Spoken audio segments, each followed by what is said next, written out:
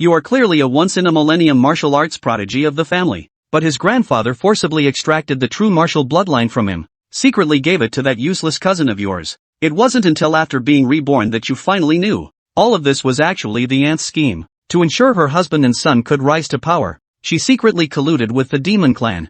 Not only did she plot to kill your parents, and even used the pretext of extracting poison, forcibly stripped away your bloodline power. The thought of being mercilessly tortured and killed by my cousin in my previous life flashed through my mind. You were trembling all over with rage. But as your thoughts swirled, you turned and ran toward the study, pulled a dagger out of the drawer, started chiseling into the wall. Before long, an ancient and mysterious cultivation manual appears in your hand. The true martial demon technique, a cultivation method that combines both orthodox and unorthodox paths. Lifespan can be consumed to obtain special abilities. You can also switch to the demonic bloodline, extending lifespan through taking lives. What a perfect blend of righteousness and evil. With a glint of amusement in the corner of your eye, since heaven's way is unjust, then the rules shall be set by me. At that moment, with a loud bang, the study door was kicked open, and Xiao Xiaobi angrily shouted, "Mei Tianhao, what are you grinning about? Don't you know shouting is in seclusion absorbing the S-grade potion? Without any brotherly loyalty at all." You forcefully suppressed the anger in your heart. A cold smirk flashed at the corner of his mouth. When did the Mei family become able to afford S-grade potions? Why didn't they send me one? Hearing this, Xiao Xiaobi's face immediately revealed a hint of smugness. This S-grade potion is the divine dew potion bestowed by the Great Xia Federation. You, this worthless trash, naturally haven't seen it before. You deliberately ask, then I must ask, Auntie, why would the Federation reward with divine dew potions? The smile on Xiao Xiaobi's face instantly froze. Her face turned green and then pale. She had just become so carried away with her excitement that she had forgotten this reward was originally meant to help you detoxify and restore your cultivation. For a moment, she was both ashamed and furious, seeing her master being cornered by the question. The guard behind Xiao Xiaobi's face changed expression. Mei Tianhao, you're already useless, I suggest you behave yourself. You glanced at him, then turned to look outside the door. Where is Mei Yoli? I want to see him. How dare you address the family head by their given name? Xiao Xiaobai seized the loophole in your words, Mai Xianhou. You're just as shameless as your mother.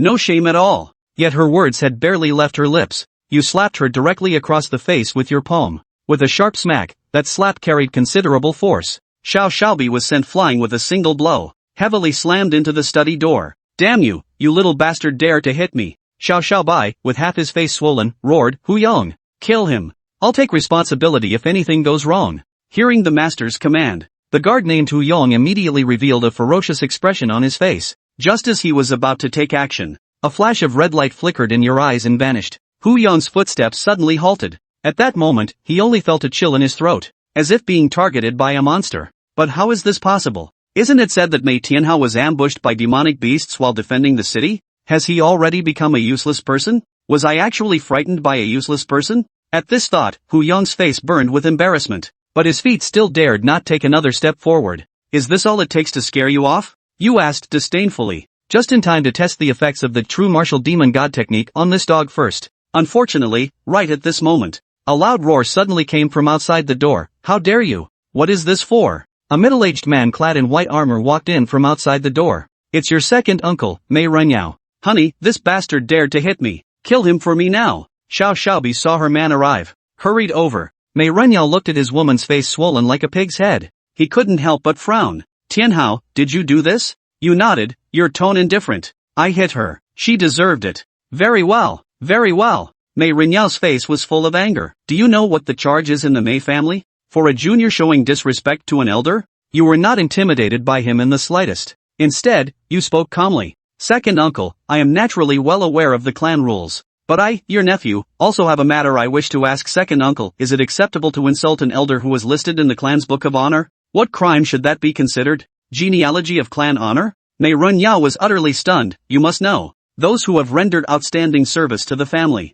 Only after death can one be listed on the clan honor roll. Who has the nerve to dare insult the elders on the clan honor roll? You ask again. My parents died fighting for the clan. Grandfather personally inscribed their names into the family's honor registry. Do you admit to this or not? Hearing this, Mei Renyao vaguely had a bad premonition. Yet I nodded and said, I must acknowledge that. No one can deny their great achievements. Great! You roared and raised your hand, pointing at Xiao Xiaobi. Ask her if she just insulted my mother. Xiao Xiaobi's face instantly turned pale, hurriedly pleaded as he looked at Mei Renyao. Honey, save me. This must never be revealed to father-in-law. Mei Renyao frowned deeply. He kicked Xiao Xiaobi flying out. He knew. It's too difficult to make you shut up about this matter. But he still forced out a faint smile. Tianhao, your aunt was indeed in the wrong this time. Do you think there's any room for compromise? Compromise? Well, it might be possible. But I need an S-grade gene potion. A flicker of mockery passes through your eyes, yet you speak calmly. S-grade potion? Mei Renyao and Xiao Xiaobi exchanged a glance.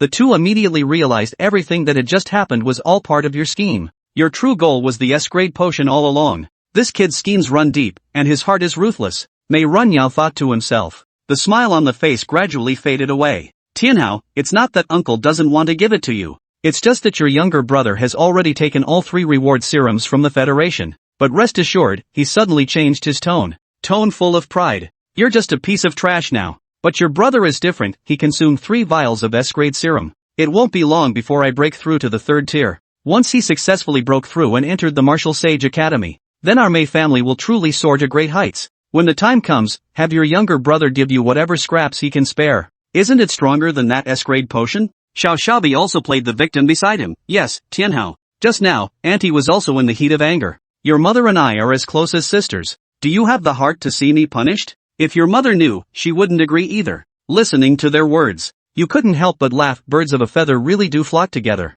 This couple has actually reached such a shameless level. But you're not planning to compromise either, since the S-grade potion is gone. Then pay with money, or use A-grade or B-grade potions, or use equivalent elixirs as compensation. As soon as you finished speaking, the faces of Mr. and Mrs. Mei Renyao darkened. They are truly wealthy. He had also embezzled quite a bit from the Mei family on a regular basis. But this money can't see the light of day. After much deliberation, Mei Renyao took out a vial of graded genetic potion from his bosom. Tianhao, you know your uncle doesn't have much money. This A-grade gene potion is for you. Let's just let this matter pass. A hint of mockery flickered in your eyes, reaching out to receive it. Just then, Wu Yong, the guard who had remained silent all along, suddenly lunged forward in a single stride, blocking the vial of medicine before Bai Ye. Bai Ye frowned slightly, about to speak, when Hu Yong whispered. Second young master, you mustn't give it. How could we give it? Even if there's only a 1% chance, once Bai Ye recovers, he'll pose a massive threat to young Master Mo. Have you considered this? His ambition is written all over his face. Bai Ye's eyes instantly turned cold as he lowered his voice, but I've already taken out. Hu Yong's jowls twitched violently as he suddenly snatched the grade S serum. Second young master, allow me to deliver the serum to young Master Bai Ye. He declared loudly, yet his hand gripping the test tube suddenly went limp. Crash! The test tube crashed to the floor and shattered instantly. The pale blue serum mixed with glass shards flew everywhere, eerily resembling the blood spilled by Bai Ye and his parents before the city gates. Oh dear! This lowly servant is cursed. My hand slipped and I couldn't hold it. My deepest apologies, young Master Bai Ye. What are we to do now? Hu Yong uttered his apologies, yet his face twisted into a savage grin. The murderous intent in Bai Ye's eyes was palpable. But Hu Yong didn't give him a second thought. Young Master Bai Ye's gaze is terrifying. But I truly meant no harm. Even if I did mean it, I'm the second young madam's person. At worst, they can dock my wages. I'll forfeit 3 years' worth of pay. Also, I was right there just now. I can testify that the second young madam never insulted the first young madam. Young Master Bai Ye must have misheard. All I saw was you hitting the second young madam. Young Master Bai Ye, I advise you to be sensible. Either let today's incident drop, or push it to the end, and you'll get those 30 lashes for insubordination. Hu Yong spoke with eyes brimming with defiance and smugness, his face practically screaming, what are you going to do about it? Bai Ye and the Hu family all gave him thumbs up. Hu Yong was right. Even if Bai Ye had a 1% chance of turning things around, they absolutely had to crush him. The graded gene serum was precious, but it was better to throw it away than let Bai Ye have it. Bai Ye clenched the dagger hidden in his sleeve, advancing step by step toward Hu Yong. Bai Ye! What are you doing? Bai Ziyu roared. At that moment, the commotion in the study finally alerted Bai Ci, the head of the Bai family. His face was ashen, 2 sky blue stone beads rolled between his fingers as he strode in. What kind of commotion is this? As an 8th-tier martial artist, Bai Ci possessed astonishing hearing. He had heard everything happening in the study long ago. He simply hadn't wished to intervene. To put it kindly, Bai Ci was a man wholly devoted to his clan. For the sake of the family's prosperity, he'd sacrifice not just his descendants, but his very life if asked. To put it bluntly, he was a man who valued face above all else. Once he made a decision, even if it proved wrong, he would never admit defeat. During Bai Ye's 3-month hospital treatment, he exhausted every possible means to save him. Yet, despite consulting numerous experts, the consensus remained grim. Even with S-grade medicinal solutions, Bai Ye's chances of full recovery were slim. Even if she recovered, she would be permanently stuck at the 5th tier. After weighing the pros and cons, Bai Ye made his decision. Abandoned Bai Ye. Support by Mo. Grandfather, second aunt insulted my mother. I can overlook this matter, but I require at least AB Great Gene Serum. Bai Ye placed his last hope in Bai Ye. Bai Ye's response would determine whether his head would end up atop the Tower of Severed Heads. His gaze, however, seemed to casually drift over the 2 stone beads in Bai Ye's hand. These 2 stone beads were discovered by his father during a training expedition in a cave. Believing them to be treasures at the time, he had brought them back as a gift for the old man. The old master invited many experts to appraise them. The final verdict, nearly 2 agate spheres of rare color, possessing some anti-aging properties. Even so, the old master cherished them dearly. But 6 months later, by a stroke of luck, the stones became stained with the blood of a royal-class demon beast. They unexpectedly transformed into 2 precious treasures. No matter how severe the injury, simply holding the spheres in one's hand could restore it in an instant. Bai Ye presented one of them to Xia Kanglin, the head of the Martial Saint Academy. Xia Kanglin was overjoyed. Not only did he take Bai Mo as his personal disciple, but he also bestowed numerous treasures upon the Bai family. Bai Ye's eyes narrowed. Given the chance, he would reclaim this item. Grade B potion?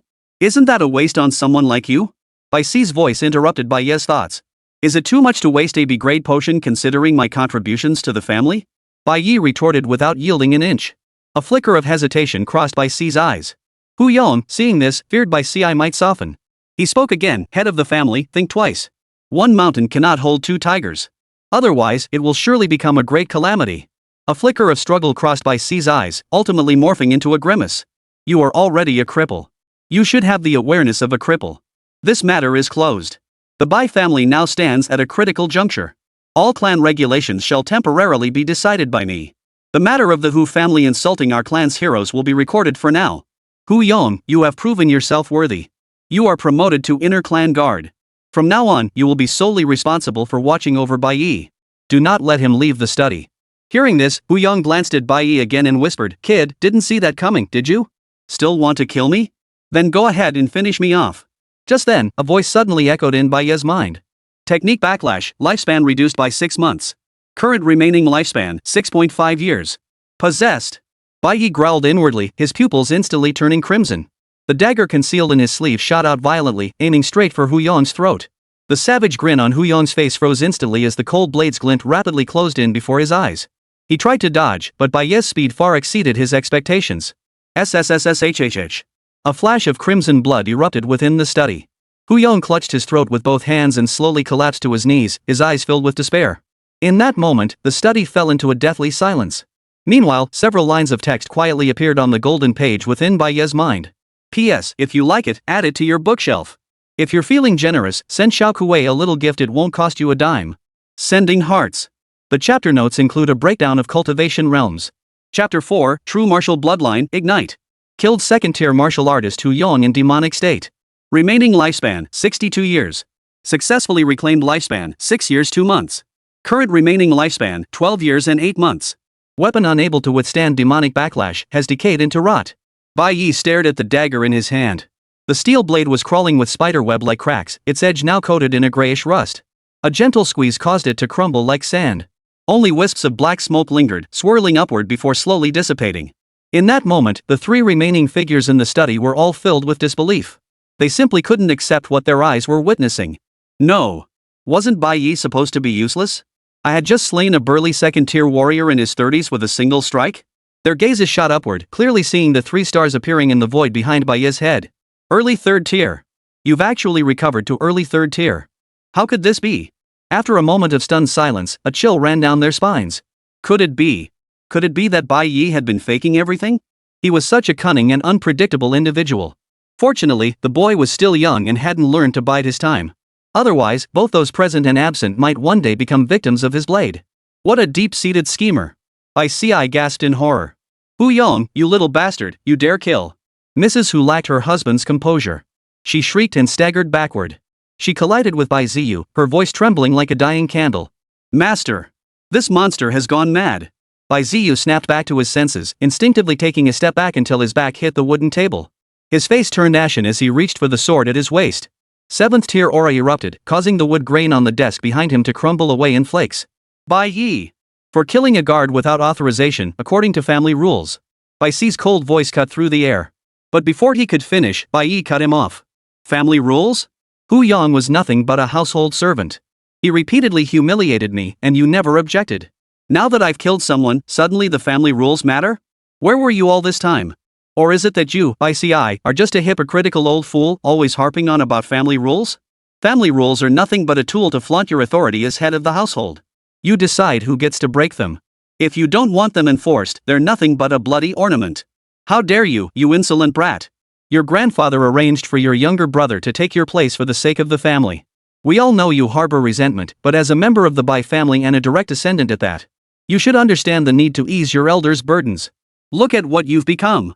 Your father and mother would be ashamed to see you like this. Bai Ziyu shouted sternly. Madam Hu chimed in immediately, you and Bai Mo are cousins are as good as brothers. What's yours is his. You should prioritize the greater good and stop dwelling on this petty grievance.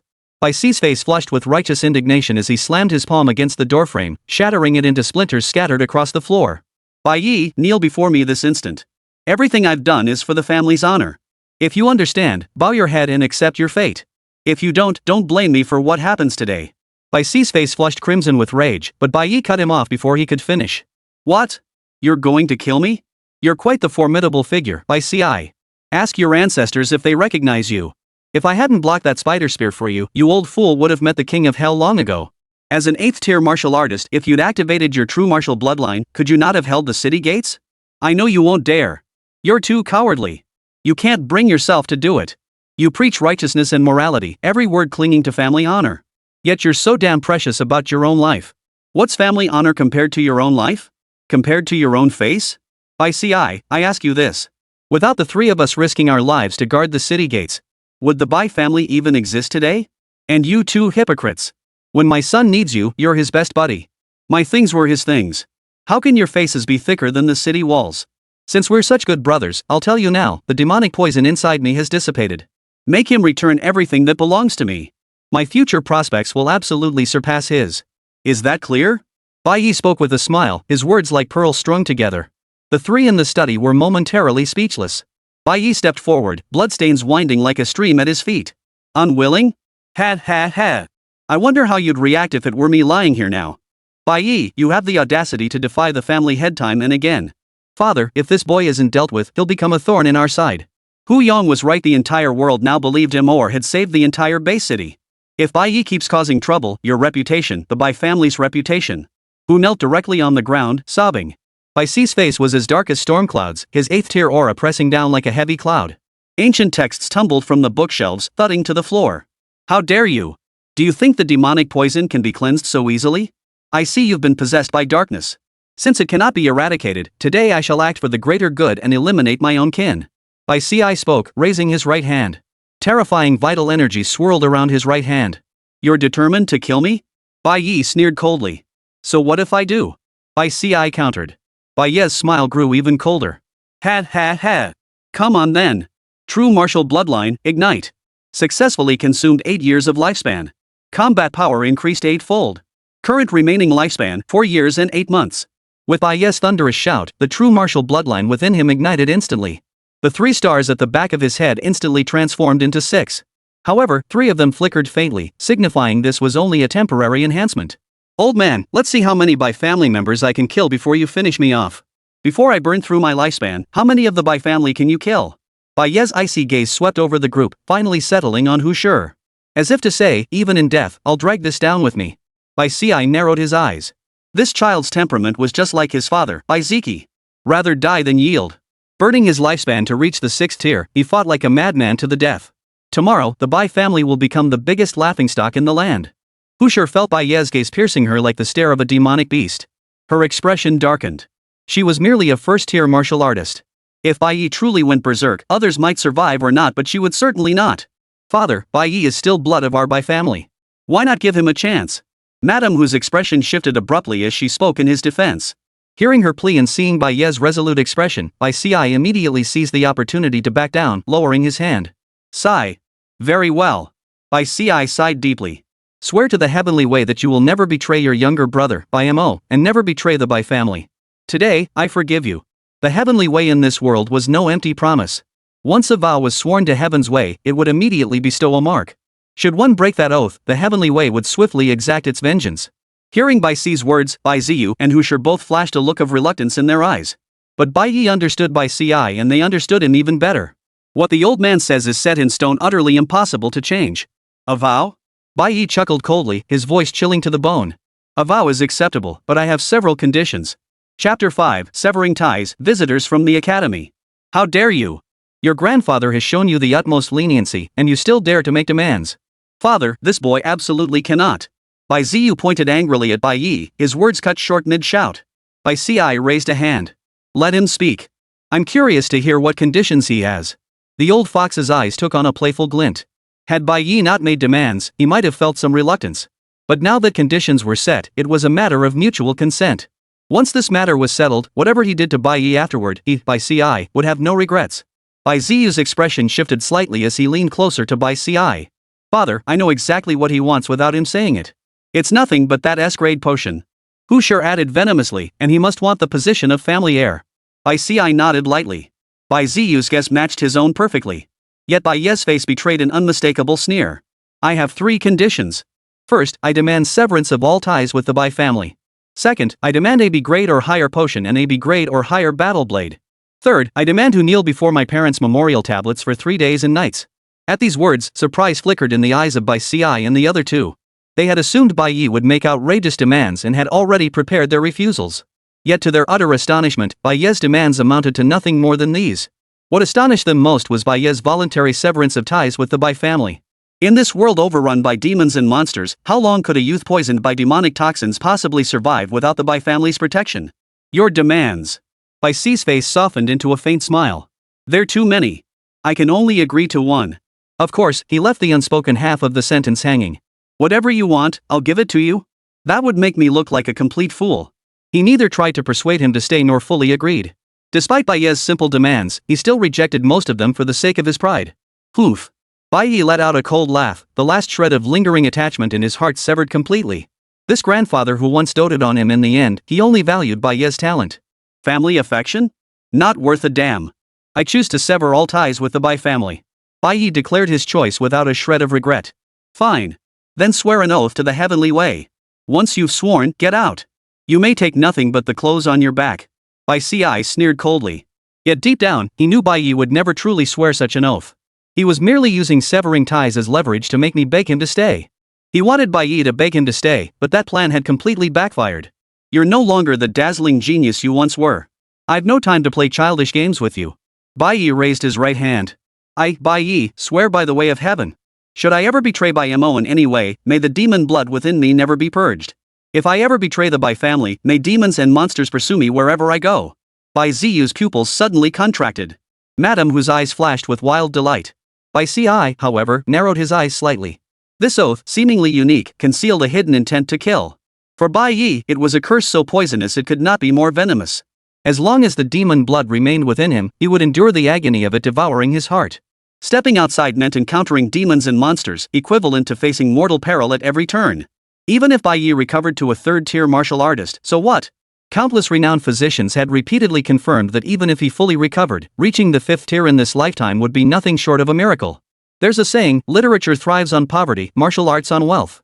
Every step in martial cultivation was built upon mountains of resources. And leaving the Bai family? He'd likely struggle to even put food on the table. Go out and starve for 3 days, and you'll come crawling back begging me, won't you? Since you've sworn it, then get out. Bai Ci said sternly. Bai Ye turned and walked toward the study exit. But just as he was about to step through the gate, he suddenly turned back to look at the 2 stone orbs in Bai Ci's hands. I'll call you grandfather one last time. From the moment I step through this door, we'll have no connection whatsoever. But since you watched me grow up, I want to ask you for. Before he could finish, hurried footsteps echoed outside. Master of the house, the scholars from the Great Xia Academy have arrived. A guard shouted into the study. The Great Xia Academy? Bai Ye, stay put for now. You others, gather your things quickly. Bai Ci frowned slightly and immediately called out.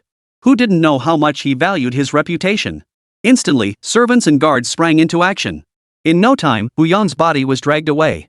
Even the bloodstains on the floor vanished within 5 seconds. No sooner had they finished than a towering middle-aged man clad in orange armor was ushered in by the guards. His hair was disheveled, his face covered in stubble. The moment he entered the room, he couldn't help but sniff sharply.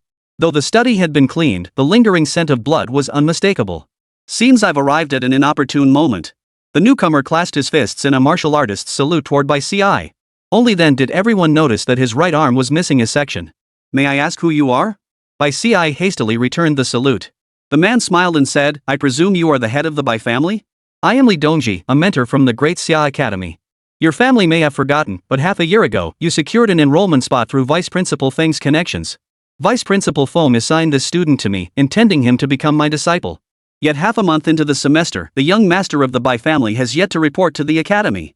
I have come today specifically to ask, does the Bai household intend to stand up our great Dasha Academy? Will he attend or not? Li Dongji's words carried a hint of reproach, clearly harboring some prejudice toward the Bai family's actions. Ever since that incident, no one has been willing to become my disciple. He had spent 15 years working in logistics at the great Dasha Academy. Now, a disciple had finally come through connections to seek him as a master, reviving his dormant passion after years of obscurity. The rewards for this freshman tournament were nothing to scoff at. The top 3 finishers would each receive a rare treasure comparable to an S-grade gene elixir. I was planning to train him for a couple of days to compete for a top 3 spot among the newcomers. And now he just doesn't show up? This is utterly outrageous. The more Li Dongji thought about it, the angrier he grew, his aura growing increasingly terrifying.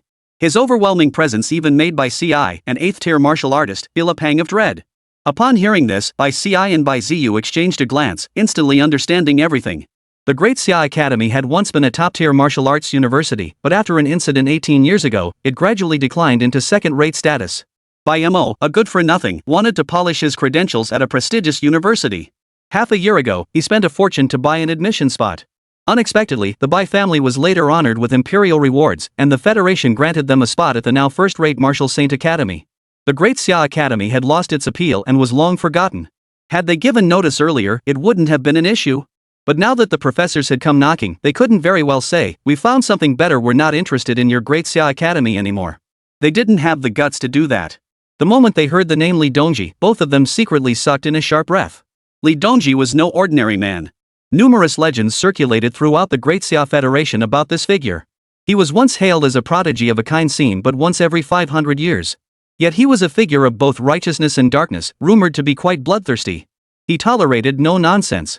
Even the Great Dasha Academy's decline from a top-tier institution to a second-rate one is said to be closely tied to him. Legend has it that 18 years ago, he could not tolerate a 12th-tier martial king indiscriminately slaughtering the innocent. With the cultivation of an 11th-tier grandmaster, he fought the martial king for a full day and night. Ultimately, he was defeated, losing an arm and his cultivation base plummeted to the 10th-tier grandmaster realm. He would never progress further in this lifetime. Such a legendary figure was far beyond what a minor family like the Whites could ever hope to provoke. Bai Ye's aged face flushed crimson as he shot Bai Ziyu a fierce glare. Father, why not let Bai Ye? Bai Ziyu's eyes lit up as he suddenly spoke. Bai Ye instantly understood. Teacher Li, we will certainly be attending. His name is Bai Ye, but he's been unwell lately, hence the delay. We hope you'll bear with us. Bai Ye pointed at Bai Ye, showing no intention of consulting him. Li Dongji looked at Bai Ye, and their gazes locked instantly. In that instant, it was as if a ferocious beast had encountered a demonic beast. Both were startled simultaneously. This kid's no ordinary kid. This old man is no ordinary man. Chapter 6, The Black and White Divine Swords, Prophecy of the Apocalypse. Oh? So it's you, boy. Come with me. Li Dongji spoke, reaching out to grab Bai Ye by the back of his neck. Bai Ye instinctively tried to dodge, but Li Dongji's hand, which didn't seem particularly fast, instantly seized the back of his neck. In that instant, Bai Ye experienced an irresistible force for the first time. His pupils contracted sharply. He had never imagined a person could be this powerful. The strongest he had ever encountered before was Zhang Ling, the city lord with 9th-tier cultivation. If Zhang Ling had seemed like a mountain in Bai Ye's eyes, then Li Dongji now felt like an ocean. Old dang, let me go. What do you mean come with me? If I go to school, I'm finished. The wilderness is my boundless ocean. Bai Ye's golden finger required bloodshed. What the hell would he kill in school? Ha! Interesting. Quite the rebel. But I like it. You've got the guts to want the wilderness, but first you're coming back to the academy with me. The reward for the newcomer tournament is an S-grade gene serum. No turning back now. Li Dongji grabbed Bai Ye by the collar and marched him toward the exit.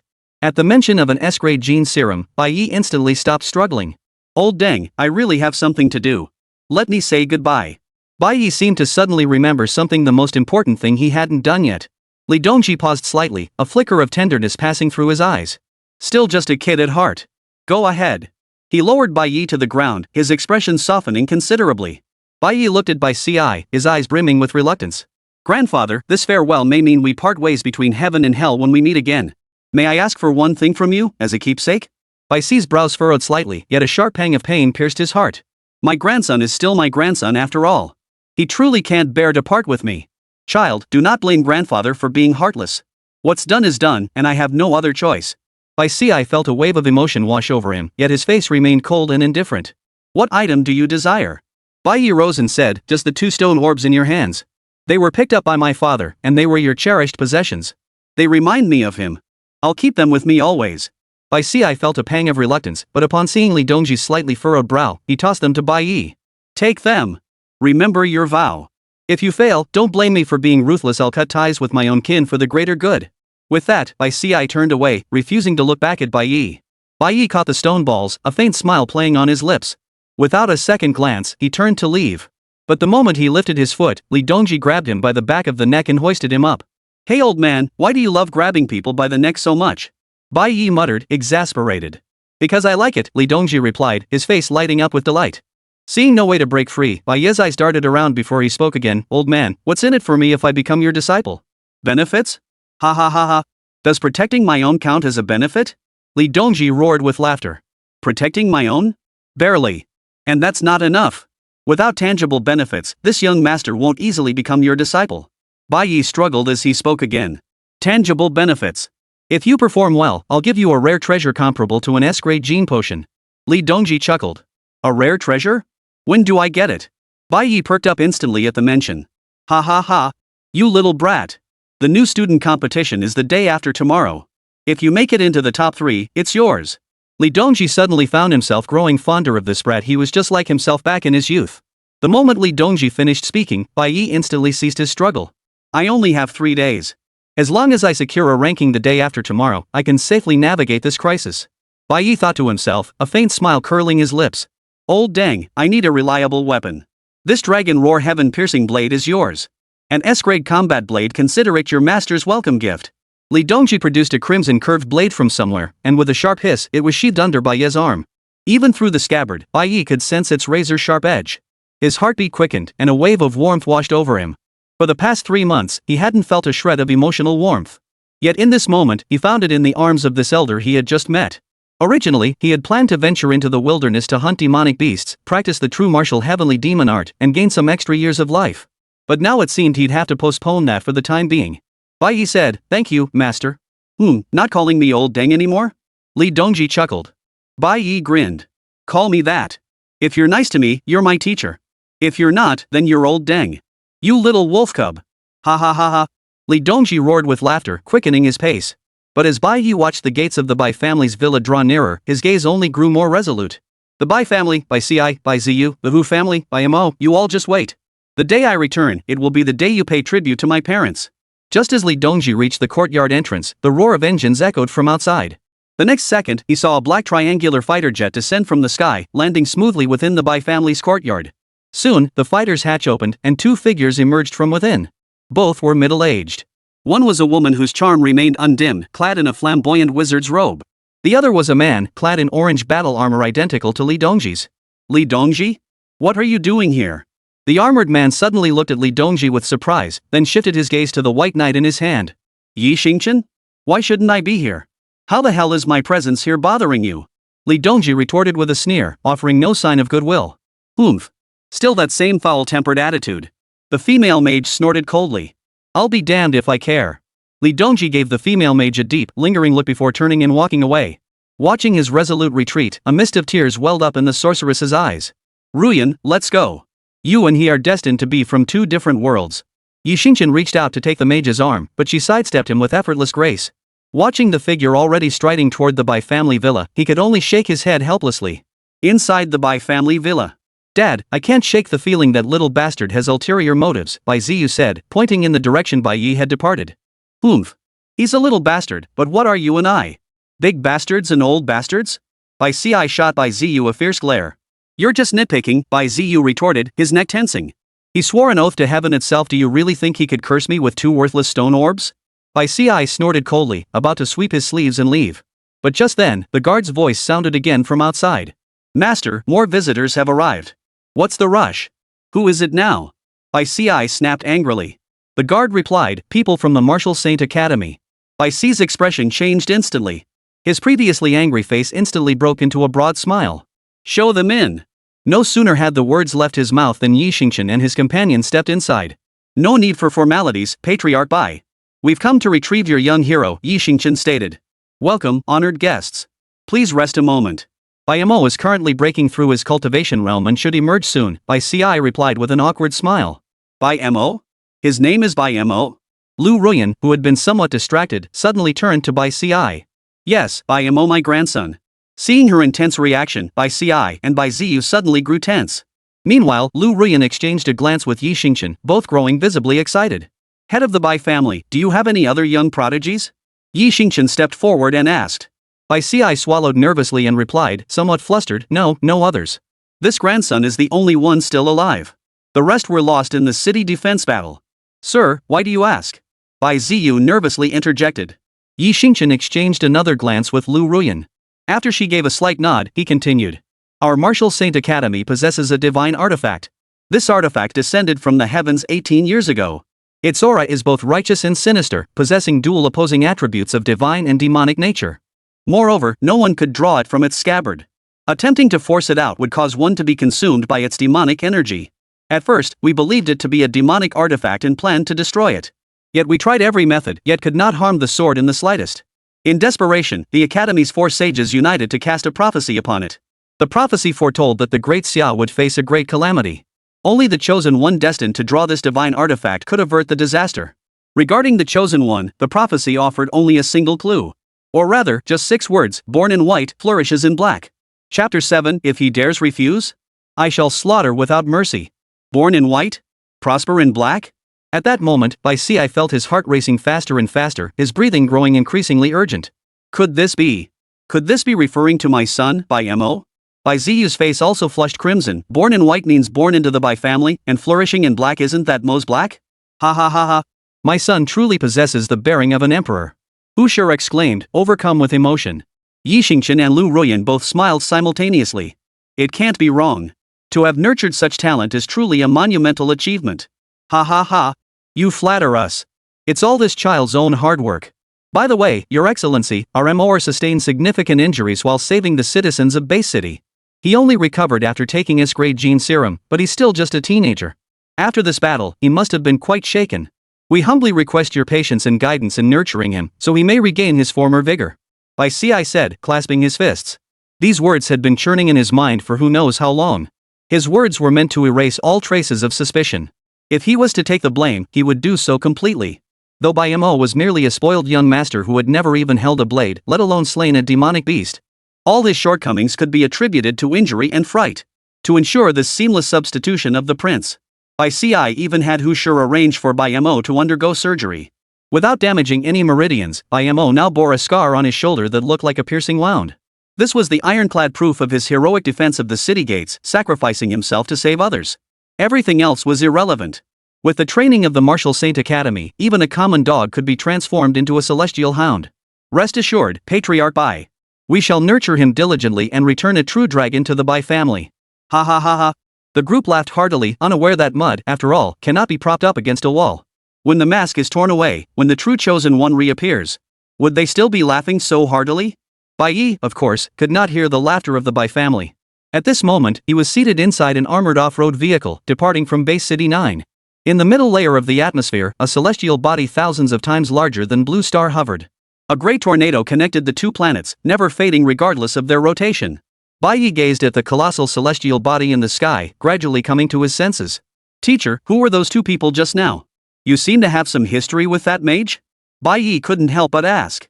Li Dongji's eyelid twitched violently several times. After a moment of silence, he finally spoke. They are teachers from the Martial Saint Academy. Bai Ye's heart skipped a beat. The name Martial Saint Academy was absolutely legendary to every citizen of the Great Xia Federation. There were only 12 saints in all of humanity. The Martial Saint Academy alone claimed 4 of them. That place essentially gathered 99% of the strongest prodigies in the entire Great Xia Federation. Just then, Li Dongji's voice sounded again. That man is Yi Xingchen, a 12th-tier martial king with dual spatial and dark elemental abilities. He was once my sworn brother, but we fell out. We fought, and he went to Martial Saint Academy while I went to the Great Xia Academy. Bai Ye pondered briefly. Over a woman? A brief silence fell over the car. If you'd rather not talk about it, you don't have to. Bai Ye crossed his arms, leaned back in his seat, and closed his eyes to rest. That's how people are. Sometimes when someone asks you something, you just don't want to talk about it. But when they suddenly stop asking, you feel uneasy about not having spoken. Li Dongji shot Bai Ye a glance, his eyes tinged with resentment. You guessed right, kid. That 12 transformation female mage is named Lu Ruyan. She was my childhood sweetheart. We were both orphans. I found her by the roadside when she was 6 and I was 11. I cared for her for 15 years, until she left with Yixingchen. Listening to his words, Bai Ye raised his hand to cover his face. Yet his voice still seeped through his fingers. You dared touch the great Empress Ruyan? You deserve what you get. You brat, what are you talking about? It's not what you think. 20 years ago, Ruyan and I had already exchanged vows. Just as we were about to consummate our marriage. Never mind, never mind. Let's talk about you instead. I heard you're a good-for-nothing, uneducated wastrel? How come you carry such heavy killing intent? Li Dongji quickly changed the subject. Whoa, whoa, whoa. Hold on, old dang, you can't just drop the ball like that. What happened? Did you suddenly discover she was your father's illegitimate daughter during the wedding night? Bai Ye sat bolt upright, his eyes brimming with curiosity. Cutting off at the crucial moment like this? That's just pure teasing. Besides, he'd once had a girl he liked too. How to put it? That girl was like his childhood sweetheart, but she was a saint body who only admired strength. After he got into trouble, she chose to leave. Her entire family relocated to base city number 1. As she put it, her man had to be a strong one. A useless loser wasn't even worthy of tying her shoes. After Bai Ye's rebirth, he lost all interest in women. Beyond seeking revenge, his sole ambition was to reach the pinnacle of martial arts. Still, he found others' gossip rather intriguing. However, Li Dongji remained adamant in his silence, leaving Bai Ye with no recourse. Want to hear the rest? If you win first place in the freshman tournament, I'll tell you, Li Dongji declared. Bai Ye perked up. Old dang, you heard him, that's your promise. You still haven't answered me. Where did a spoiled brat like you get that killing intent? Li Dongji pressed again. This time, it was Bai Ye who fell silent. After a long while, a voice echoed in his mind once more. Technique backlash, lifespan reduced by 6 months. Current remaining lifespan, 4 years and 2 months. Bai Ye furrowed his brow slightly and spoke. Teacher, if I told you I was the one who risked my life to protect Base City 9, would you believe me? Squeak. The car screeched to a halt on the road. Li Dongji whipped his head around to stare at Bai Ye. You mean, someone took credit for your battle achievements? Bai Ye said nothing, swiftly stripping off his t-shirt. When Li Dongji saw the gruesome, gaping wound on his shoulder, even with his extensive experience, his face twitched violently. Though the wound was on his shoulder, it was only a few centimeters from his heart.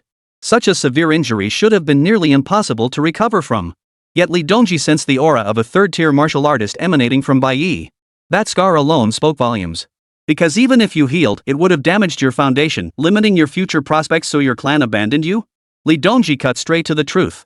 Bai Ye remained silent, a tacit acknowledgement. Li Dongji suddenly started the car and yanked the steering wheel. A 180-degree drift sent the car spinning around instantly. Teacher, what are you doing? I'm going back to kill. I'm going to the Bai family to demand justice for you.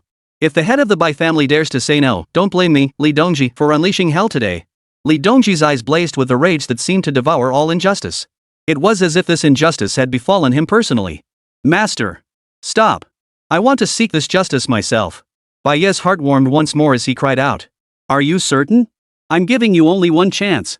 Li Dongji demanded. I'm certain. This is my own matter.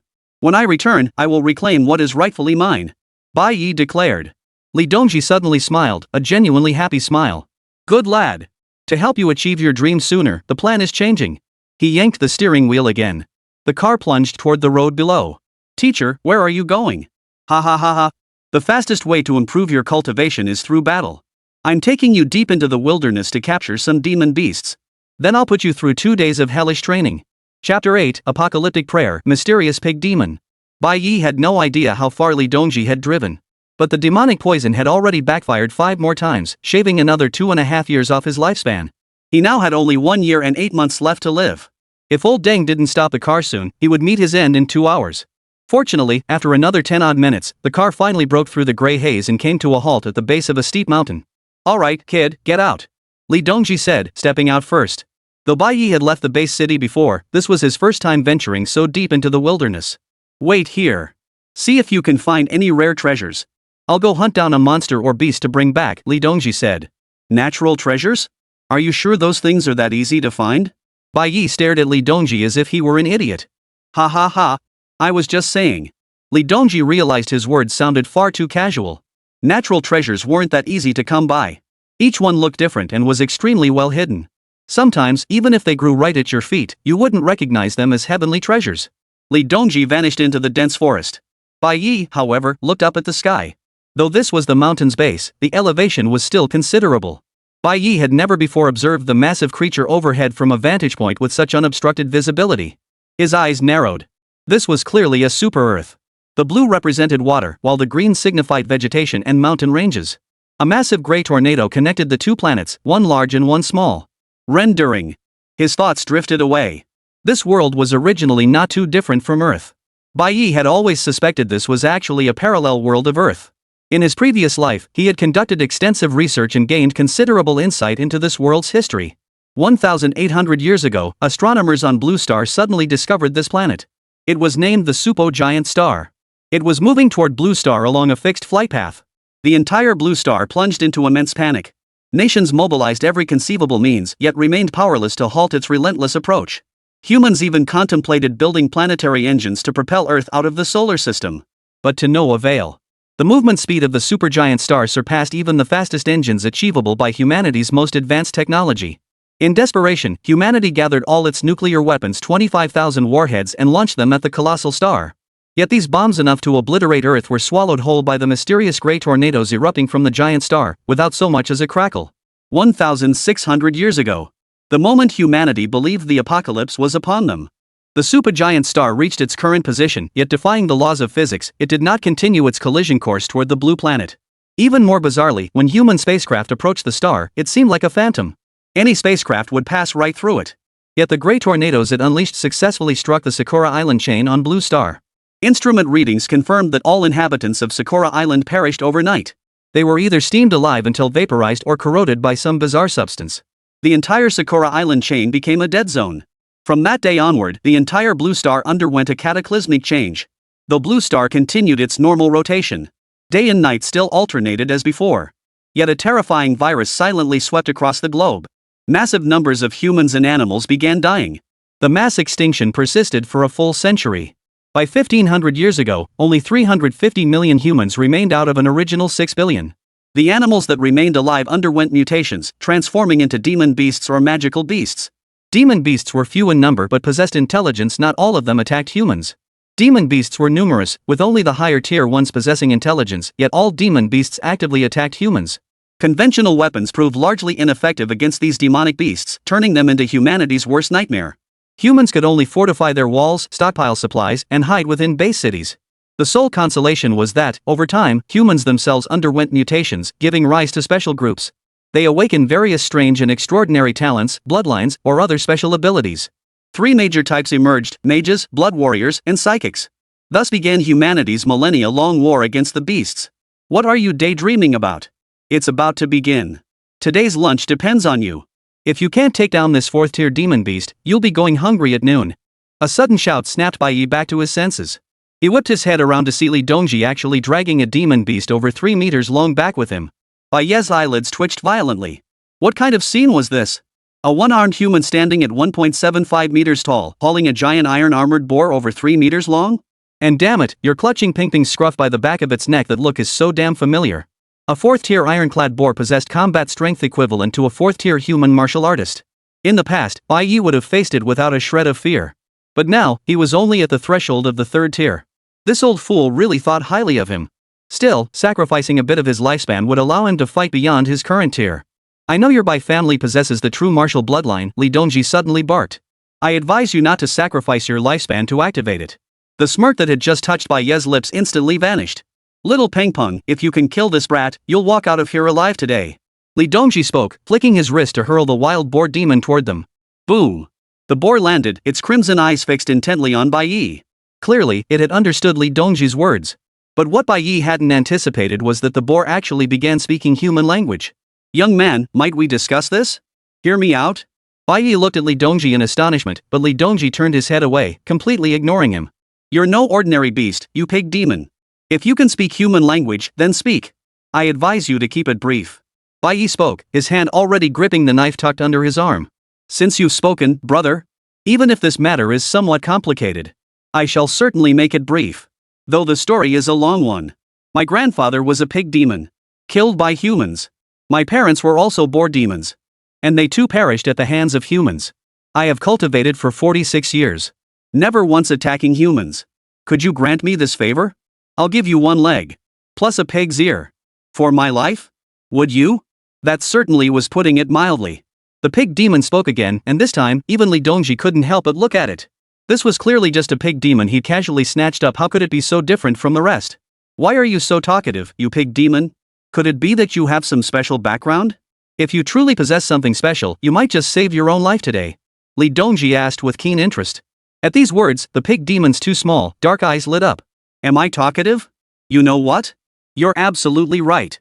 I'm usually pretty quiet. Only when I meet kind-hearted people. Does it occasionally chatter a tiny bit more? As for what makes me special, the pig demon trailed off, suddenly growing coy. It lowered its head shyly, then stole a glance at Bai Ye and the others before continuing. Does having a huge appetite count as special? Bai Ye. Li Dongji. Seeing the two of them roll their eyes, the pig demon spoke again with a hint of resentment. If I had even one special trait, I wouldn't be completely devoid of any special qualities. Oh, right, I just remembered. Even hundreds of miles away, I can still sniff out the scent of rare treasures. And whenever I catch that scent, my mouth waters. Is that a special ability? Chapter 9, The Treasure Hunting Pig Demon and the Red Monkey Legion. Hearing the pig demon's words, Li Dongji's eyes widened in astonishment. You mean you can smell the scent of rare treasures? The pig demon nodded vigorously.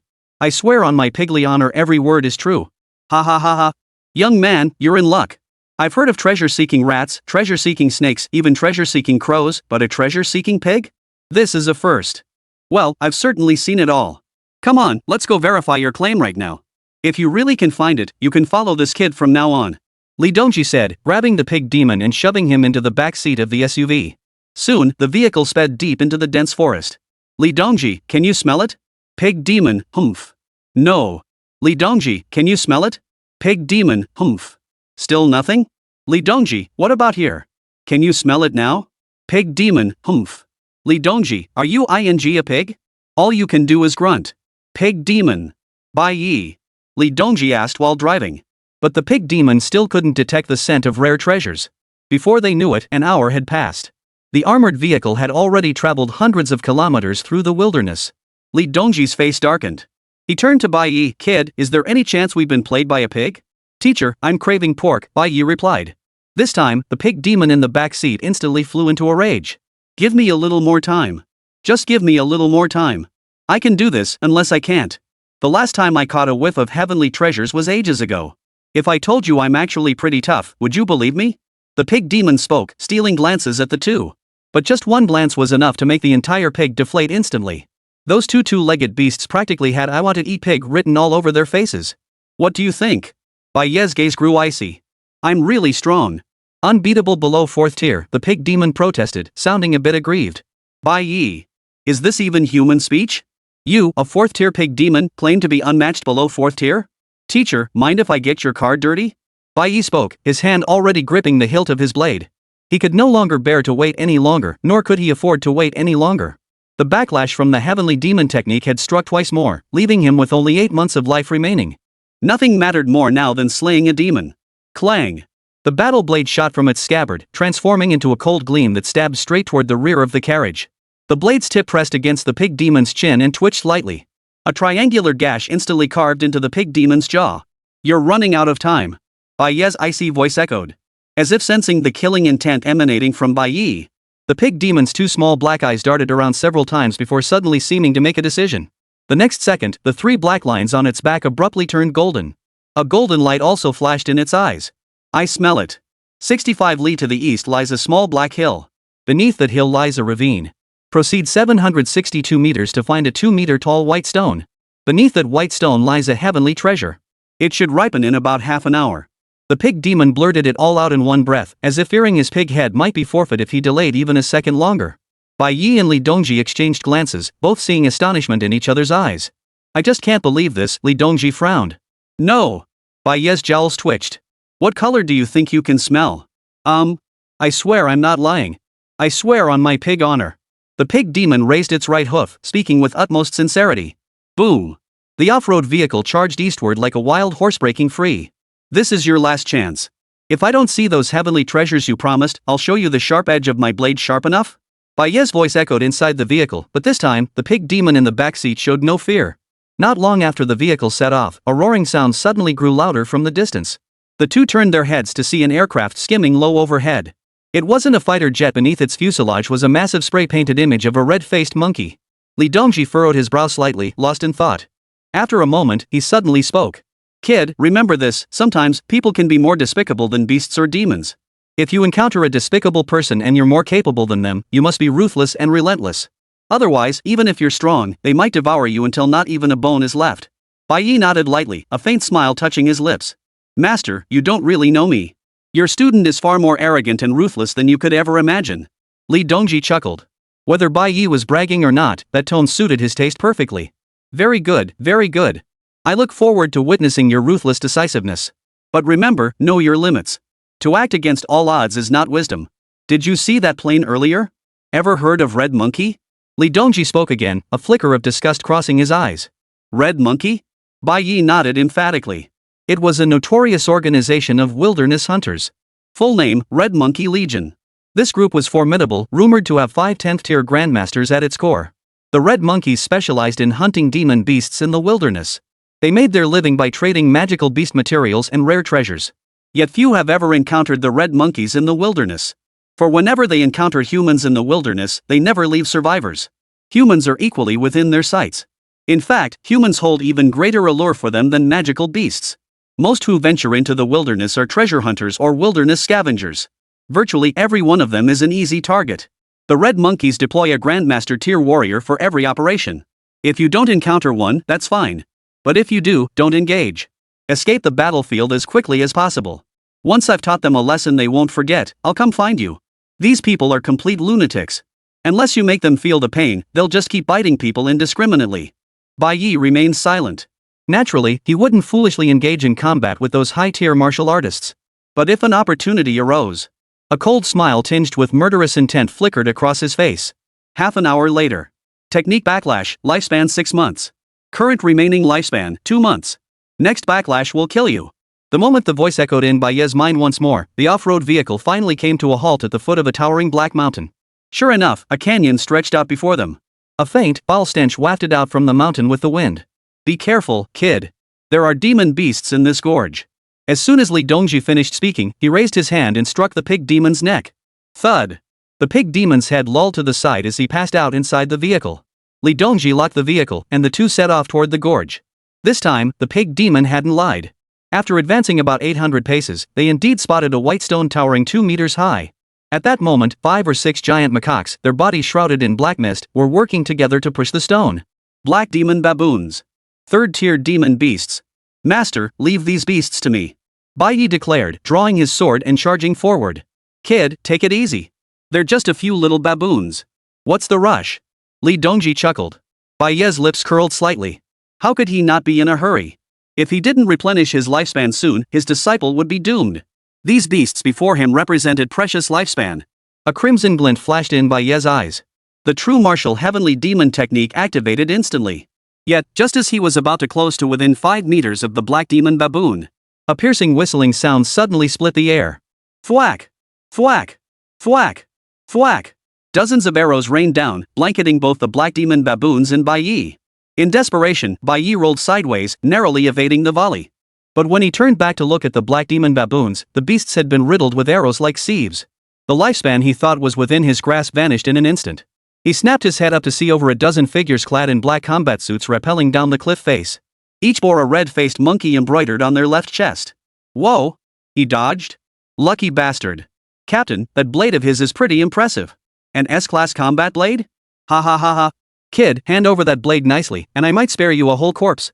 Chapter 10, Those Who Die Often Know. Ha ha ha ha. The laughter echoed through the canyon, stirring up waves of reverberation.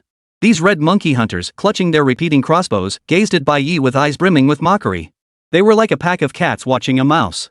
But before their laughter could subside, a thunderous roar erupted from the valley. You dare touch my disciple? Have you all grown tired of living? Old man. You know who we are. Ah. A member of the Red Monkey Legion pointed a finger at Li Dongji and bellowed an angry command. This one-armed middle-aged man was utterly disregarded by them. Yet before his words had fully faded, excruciating pain shot through his raised right arm. Whoosh! Li Dongji's blade was faster than his voice. The other red monkeys' expressions changed abruptly as they all turned to look at the man. An arm flew off, crashing onto the canyon floor. Blood spurted 3 meters, splattering against the white boulders like a basin of cinnabar had been poured. Ah! The man knelt on the ground, screaming in agony, his face flushed a shade redder than the red monkey embroidery on his chest. The remaining dozen or so red monkey members froze in place. They hadn't even seen the blades flash. Seems you've forgotten me, since I've been roaming the wilderness less these years. Li Dongji gripped a bronze sword in his left hand. In that instant, every red monkey legion hunter snapped to attention. They whipped their heads around to stare at the bronze sword in Li Dongji's hand. A legendary figure began to rapidly awaken in their memories. Bronze sword. Yang Grandmaster. Li Dongji? The red monkey captain was the first to shout his name. The expressions of every red monkey grew intensely grave. A man's reputation precedes him. Though they held repeating crossbows in their hands, not a single one dared to aim at Li Dongji. Everyone understood that Li Dongji had once been a figure standing but a step away from entering the 12th tier martial king realm. Even now, with one arm severed and his cultivation plummeted by 10 tiers, slaughtering them would still be as easy as crushing a swarm of ants. Li Dongji flicked the blood from his sword's edge, then pushed Bai Ye backward with his single arm. It's been at least 15 years since I last killed anyone. So someone still remembers me, Li Dongji? He tilted his head to regard the red monkey captain, crushing the severed arm beneath his boot. Thud. The severed limb instantly pulverized into a cloud of blood mist. Now any Tom, Dick, or Harry dares bare their teeth at Li Dongji's students? Which grandmaster is leading this pack today? Come out and show yourself. Must I slaughter every last one of you monkey cubs before you show your face?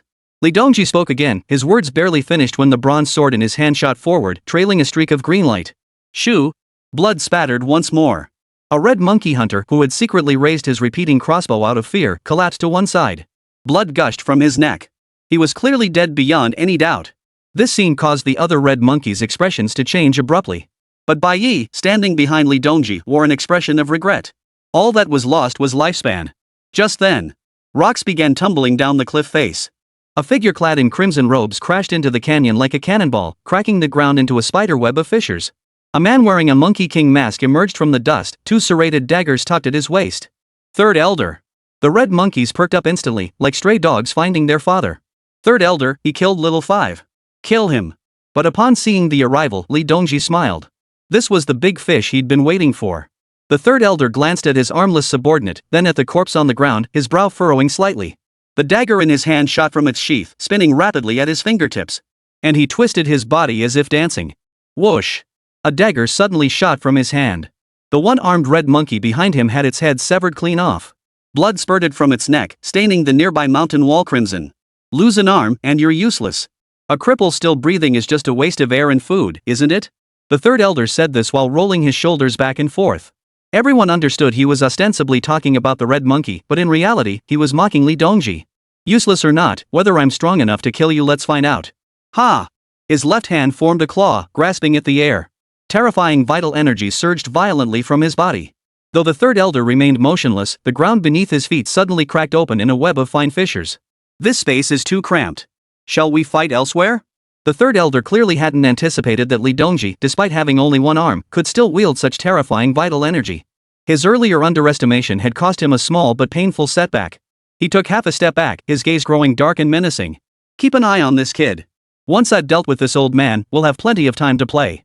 The red monkeys snapped out of their daze, raising their weapons to target Bai Ye. Li Dongji's lips curled up as he retorted, "None of you are little darlings. If I return alive and find even a single hair on my disciple's head out of place, do you think your heads will still be attached?" Before leaving, he cast one last glance at Bai Ye. His gaze held both warning and trust. "Remember what I told you, don't die. Run if you get the chance." The weakest among these dozen or so red monkeys was a 4th-tier martial artist, and several were 5th-tier elites. Li Dongji was reminding Bai Ye that these men were beyond his capabilities. Preserving himself was the wise choice. Before the words had fully faded, both figures vanished at the canyon's end. The winds suddenly stilled. Only the red monkey's heavy breathing remained. "Tie him up," the red monkey captain barked, pointing at Bai Ye. "Once the boss deals with that old man, I'll skin him alive with my own hands." Two fourth-tier martial artists advanced with savage grins. Within the Great Xia Federation, martial artists were the majority. Higher-tier martial artists could easily sense the vital energy of lower-tier practitioners. Rank essentially dictated everything. A single-tier difference felt like an insurmountable mountain. Only mages and psychics might command their respect. As for Bai Ye, they didn't give this third-tier scum a second thought. Kid, drop that knife and hand over everything of value on you. Don't make me say it twice. A burly man with a thick beard snapped impatiently. Beard, you've got that heart-devouring needle, right? Wanna give it a try on this kid? Yeah, just because Li Dongji said not to touch him, we can't touch him? That'd be a total loss of face. Li Dongji only gets to show off with us. His time is long gone. How dare a worthless piece of trash challenge the third elder? An old wreck taking in a young wreck, what a perfect match. Have you heard? Li Dongji's wife ran off with his sworn brother. Ha ha ha ha. These red monkeys showed not a shred of concern that Li Dongji might seek retribution. The teacher was right. You really are a bunch of disgusting people. A voice suddenly cut through the air. The faces of the red monkeys' elite members darkened. But soon, their expressions devolved into pure savagery. Not much to speak of in strength, but your mouth sure is big. Did I give you permission to speak? Watch me slice out your tongue, then you'll learn to be quiet forever. A fourth-tier warrior with a scarred face spoke as he strode toward Bai Ye. The mockery in the other red monkey's eyes grew more intense. The scarred man slung his crossbow over his back and drew a dagger. His face twisted into a savage grin as he reached out to grab Bai Ye's shoulder. Yet the moment his fingertips neared Bai Ye's clothing, his hand froze abruptly. He saw Bai Ye's eyes, and his pupils instantly contracted violently. Those were eyes as crimson as a demon beast's. You. Bai Ye's blade had been drawn from its sheath at some point. The blade pressed against Scarface's throat, its cold gleam reflecting in his terrified pupils. Put. A stream of blood gushed forth. Scarface clutched his neck, emitting gurgling sounds as his body slowly collapsed. The world in his vision rapidly faded to gray. The last sound he could hear echoed in his ears. Those who die often know only death can truly bring peace. Chapter 11, True Martial Bloodline, Ignite. Killed Tier 4 martial artist Taradu in demon state. Target's remaining lifespan, 80 years. Successfully reclaimed lifespan, 8 years. Current remaining lifespan, 8 years and 2 months. Bai Ye glanced at the S-grade dragon roar heaven-piercing blade in his hand. Its once gleaming blade had dimmed slightly.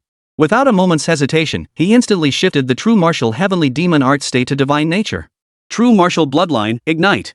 Successfully consumed 8 years of lifespan, combat power increased 8-fold. Current remaining lifespan, 2 months. A frenzied surge of power instantly coursed through every limb and bone. At that moment, the number of stars behind Bai Ye's head once again became 6. His vital energy instantly reached the 6th tier. Meanwhile, the other red monkey members remained in deep shock. They couldn't believe it that third-tier good-for-nothing brat had actually sliced down a fourth-tier Taradu with a single blow. An old saying in the martial world goes, biting above one's tier is as difficult as ascending to heaven.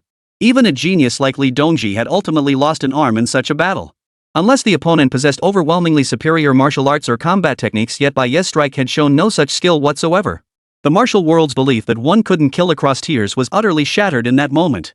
Bai Ye's 6th tier martial aura exploded outward, causing his tattered t-shirt robe to billow wildly. The red monkey's expressions changed drastically. Only now did they notice the dazzling 6 stars gleaming behind his head. 6th tier? How could he be 6th tier? It's fake. His aura was clearly 3rd tier just now. The other 4th tier martial artist who had come with Taradu nearly lost his soul. He finally understood this kid wasn't a fat lamb at all, but a wolf in sheep's clothing. Shoot. Shoot now. Kill him, he screamed, backing away. The remaining men simultaneously pulled their triggers. Crossbow bolts whistled through the air toward Bai Ye, thick as rain, obscuring the sky. Bai Ye planted his foot lightly, his form shifting like a ghost. The hail of arrows he had barely dodged before, relying on sheer luck, now seemed as slow as autumn leaves drifting in the wind. He sliced through the storm of arrows, the dragon roar blade in his hand becoming a streak of light. Whoosh! The 4th tier martial artist, who had just retreated several steps, instantly fell backward, dead. A gaping hole gushed blood from his chest. Demon state killed 4th tier martial artist Li Yao. Remaining lifespan, 55 years. Successfully reclaimed lifespan, 5 years and 6 months. Current remaining lifespan, 5 years and 8 months.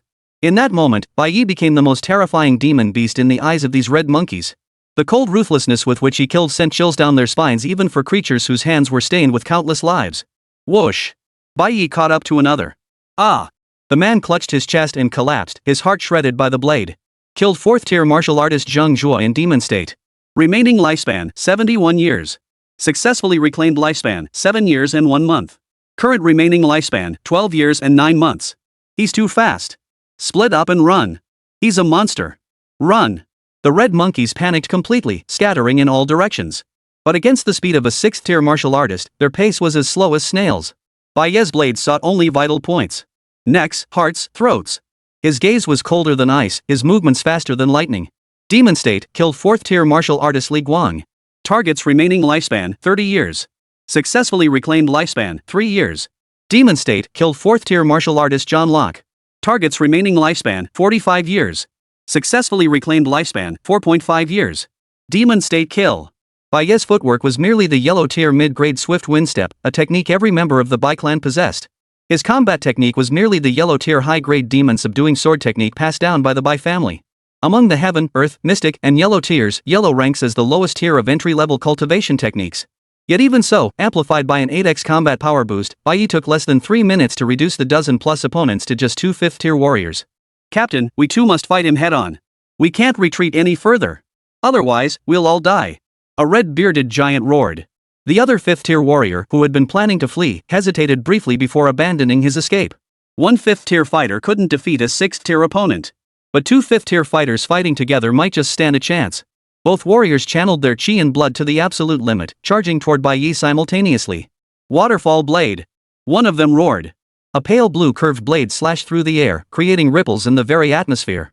A blade aura materialized out of thin air, amplifying the strike's power by several fold. The other man likewise unleashed his ultimate technique. He wielded twin hammers. Shattering earth twin dragons. He bellowed, leaping upward as both iron hammers slammed into the ground. Boom! A series of earth spikes erupted from the ground beneath his hammers, spreading toward Bai Ye's feet. At first glance, they truly resembled 2 earth dragons thrashing toward Bai Ye. Bai Ye narrowed his eyes slightly. Mystic tier combat technique. Only combat techniques of the Xian tier or higher possessed such special effects. He didn't possess such a technique, but he had something far more terrifying. Gazing at the 2 charging figures, Bai Ye let out another low shout. True martial bloodline, ignite.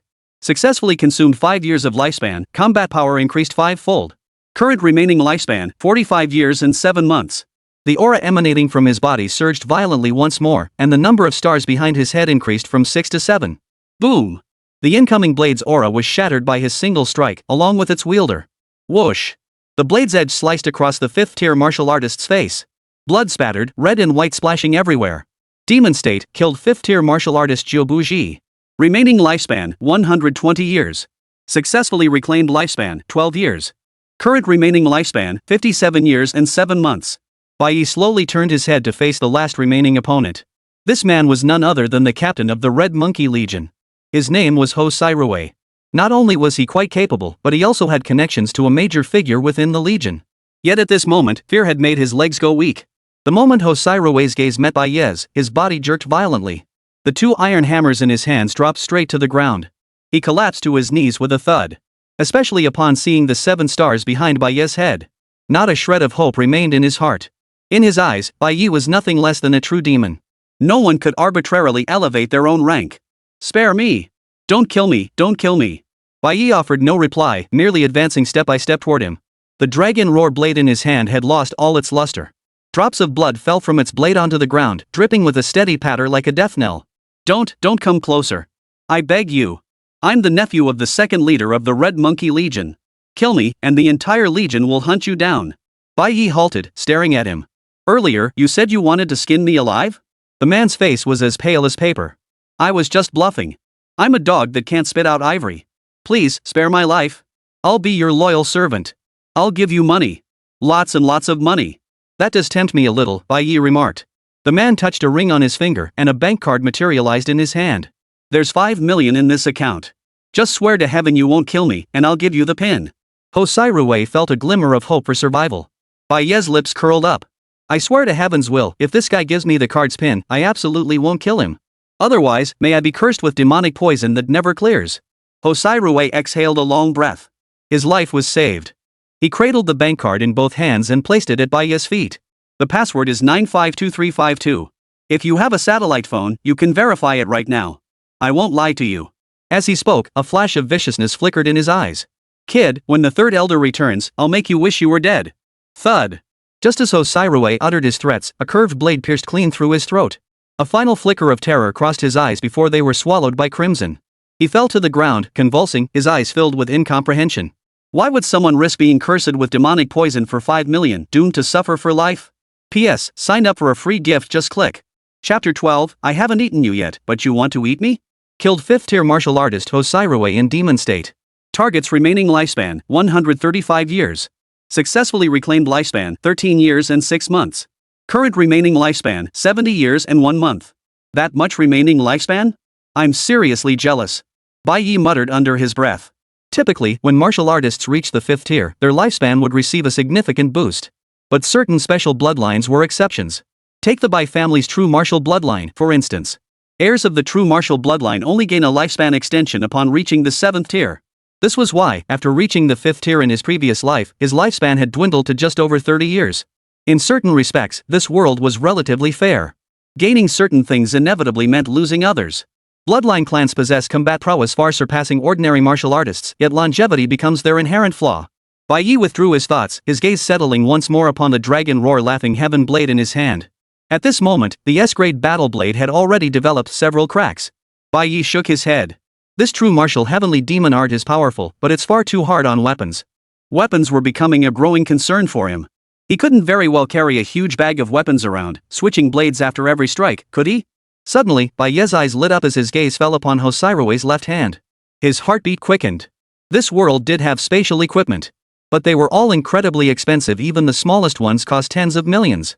Even within the Bai family, only the patriarch, Bai Ci, possessed a spatial ring with a mere 3 cubic meters of storage. Earlier, when Hosairoe retrieved his bank card, he seemed to merely touch this ring, and the card appeared in his hand out of thin air. Bai Ye stepped forward and yanked the ring off his finger. Yet the ring showed no reaction whatsoever. Hesitating slightly, he pricked his finger with the tip of his knife and let a drop of blood fall onto the ring. Sure enough, the blood was swiftly absorbed by the ring. The next instant, a space of at least 5 cubic meters appeared in his mind. Moreover, it contained numerous magical beast materials and other miscellaneous items. But what captivated Bai Ye most was a secret manual tucked away in a corner. As Bai Ye thought it, the manual materialized in his hand. Splitting Earth Twin Dragons. Xian Tier 3rd Grade Combat Technique. Learnable by 5th Tier Martial Artists. Upon successful mastery, strike the ground fiercely with dual hammers to unleash 2 earth spikes, attacking targets within a 5-meter radius. Bai Ye furrowed his brow slightly. Whether in his previous life or this one, he preferred swords and blades. The thought of wielding 2 massive iron hammers felt utterly unnatural to him. His gaze suddenly shifted to another 5th-tier warrior he had slain. That man had unleashed a blade aura rippling with water patterns. That strike looked quite powerful. Bai Ye immediately stepped forward and, sure enough, found a storage ring on the man's hand. It must be said, Red Monkey's people were truly wealthy. This ring held only 1 cubic meter of space. Inside, besides several tens of thousands in cash, there was only a book and a strange plant resembling a snake's fang. Bai Ye's eyes lit up. With a flick of his thoughts, he pulled out the book. Yet the next second, his brow furrowed. The combat techniques he had anticipated were nowhere to be found. Instead, it was an illustrated compendium, its cover bearing the golden characters, 100 Treasures Compendium. Though generally unavailable to the common folk, it was utterly useless to Bai Ye. As he flipped through the compendium, its pages were filled with every known heavenly treasure and rare artifact. Bai Ye tucked away the 100 Treasures Compendium, a hint of disappointment in his heart. Looks like I'll need to find an opportunity to sell this Xian Tier Crack Earth Twin Dragons manual, or trade it for a high-tier cultivation technique more suited to me. As Bai Ye mumbled to himself, a voice suddenly rang out.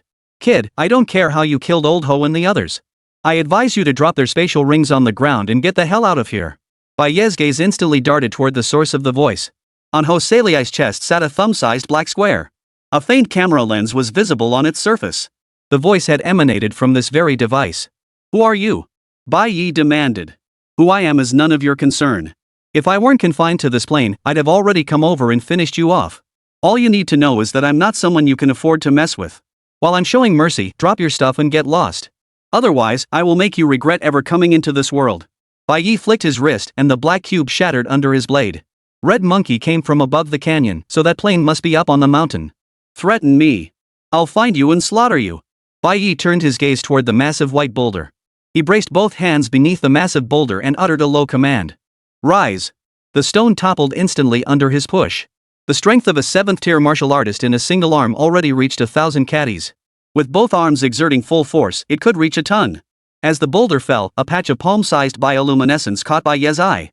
Upon closer inspection, it turned out to be a patch of moss glowing with a faint blue light. What is this? Bai Ye immediately pulled out his 100 Treasures Compendium and began flipping through it. Soon, he found the answer he sought. Ethereal blue demon moss. It thrives in perpetual darkness and withers within 30 minutes of exposure to light. This rare treasure is highly toxic, consuming just 1 gram reduces human lifespan by 10 years. It possesses strong absorptive properties, enhancing physical strength in beasts that consume it. When combined with snake toothgrass, it creates an antidote for nether snake venom. Market price, 10,000 per gram. Bai Ye furrowed his brow slightly. Though this was a rare treasure, it seemed rather useless. I wonder if consuming this might trigger some unusual transformation in me. Bold as ever, Bai Ye promptly picked up a fragment with his fingernail. The moment it touched his finger, it sprouted suction cups that began clinging to his skin. Even though it was just a tiny piece, Bai Ye felt his vital energy beginning to drain away. Well, I haven't eaten you yet, but you've already started eating me. With that, Bai Ye shoved it straight into his mouth. What Bai Ye hadn't anticipated was that this little thing actually attached itself directly to his tongue. This was unacceptable. With a forceful flick of his tongue, he tore it off. Surprisingly, the seemingly fierce little moss melted instantly in his mouth, leaving a hint of sweetness. A wave of cool energy instantly surged through Bai Ye's entire body. Carefully sensing the changes within his body, a surge of wild excitement soon filled Bai Ye's heart. Far from diminishing his lifespan, practicing the true martial heavenly demon art had actually bolstered his vital energy. A smile spread across Bai Ye's face as he swiftly devoured all the large chunk of dark blue demon moss came alive the moment it entered his mouth. They transformed into individual entities, darting wildly throughout Bai Ye's mouth. Some tried to escape through his nostrils, while others even hid between his teeth. Fortunately, the moment they touched his saliva, the dark blue moss began to melt rapidly. In an instant, all the dark blue magic moss transformed into a cool energy that Bai Ye swallowed. Bai Ye distinctly sensed an unseen transformation occurring within his physical body.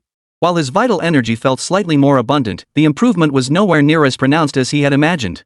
Could it be that eating too much of this stuff is useless? Bai Ye was muttering to himself. Suddenly, a golden light flared on the golden page within his mind. Immediately, a line of text appeared swiftly. Chapter 13. These days, even pigs can drive. Consuming celestial treasures purifies the demon god bloodline within the body, enhancing vital energy and blood power during demonic states. So it only activates in demonic form? Possessed! He let out a soft shout, and a crimson glow instantly flared in his eyes. In that instant, he finally sensed the transformation within his physical body. His physical strength had indeed received a significant boost. This boost was comparable to consuming a vial of C-grade gene serum. Clearly, he still had some distance to go before reaching the level required to further enhance the true martial heavenly demon art. Bai Ye wasn't greedy, having something was better than nothing. A surge of joy filled his heart as he suddenly recalled the small plant he had seen in the second ring. Could that snake tooth grass also be a heavenly treasure? He opened the 100 Treasures compendium once more.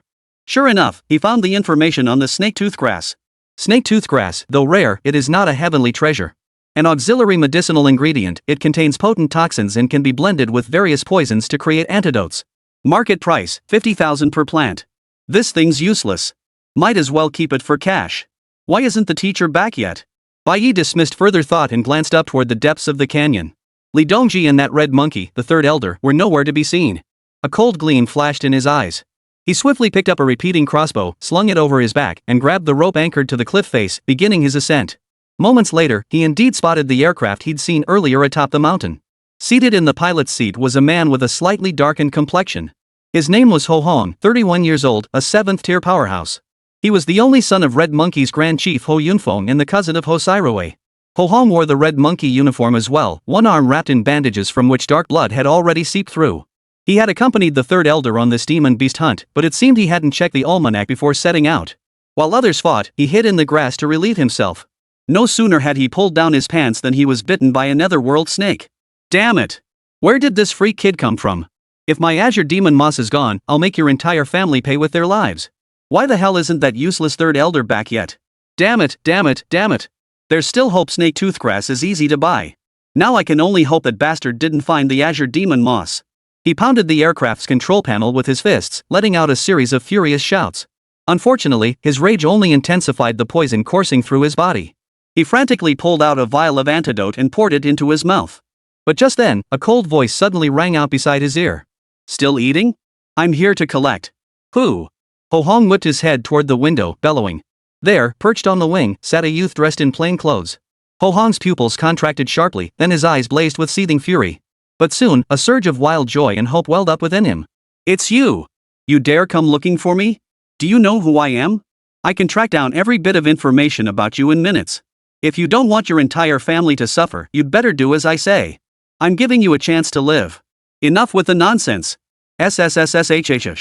A curved blade instantly pierced through the cockpit glass and through Ho Hong's neck. Killed 7th tier martial artist Ho Hong in demon state.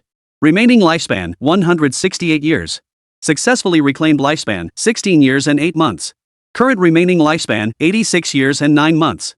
Bai Ye smashed through the glass, snatched the ring from Ho Hong's finger, and sprinted over 10 meters away. Only then did he draw the repeating crossbow from his waist and unleash a barrage of bolts into the aircraft's fuel tank. Boom! After unleashing over a dozen bolts, the aircraft instantly transformed into a massive fireball.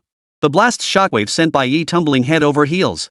Climbing to his feet, he sprinted toward the canyon's edge.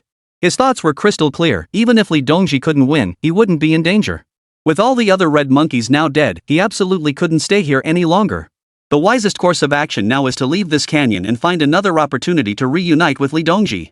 Yet as Bai Ye reached the canyon's mouth, he witnessed a scene that made him question his very existence. Their SUV had just started up and was driving away into the distance. And the driver was a pig. These days, even pigs can drive. Is this pig turning into a demon? Damn it, I forgot it was a pig demon all along. Bai Ye charged down the Black Mountain like a nimble mountain goat. The SUV was circling around Black Mountain. If he could run fast enough, he might intercept it before it left the mountain's vicinity. After 5 minutes of frantic running, he finally reached the foot of Black Mountain. The SUV driven by the pig had just reached the base of the cliff. Once it rounded this bend, the road ahead would be wide open. Catching up would become incredibly difficult. Bai Ye leapt into the air, soaring over 20 meters before landing precisely on the SUV. Li Dongji's vehicle was smashed into a large dent, startling the pig demon behind the wheel. Stop the car. Or don't blame me for being ruthless. Bai Ye crouched on the roof and bellowed.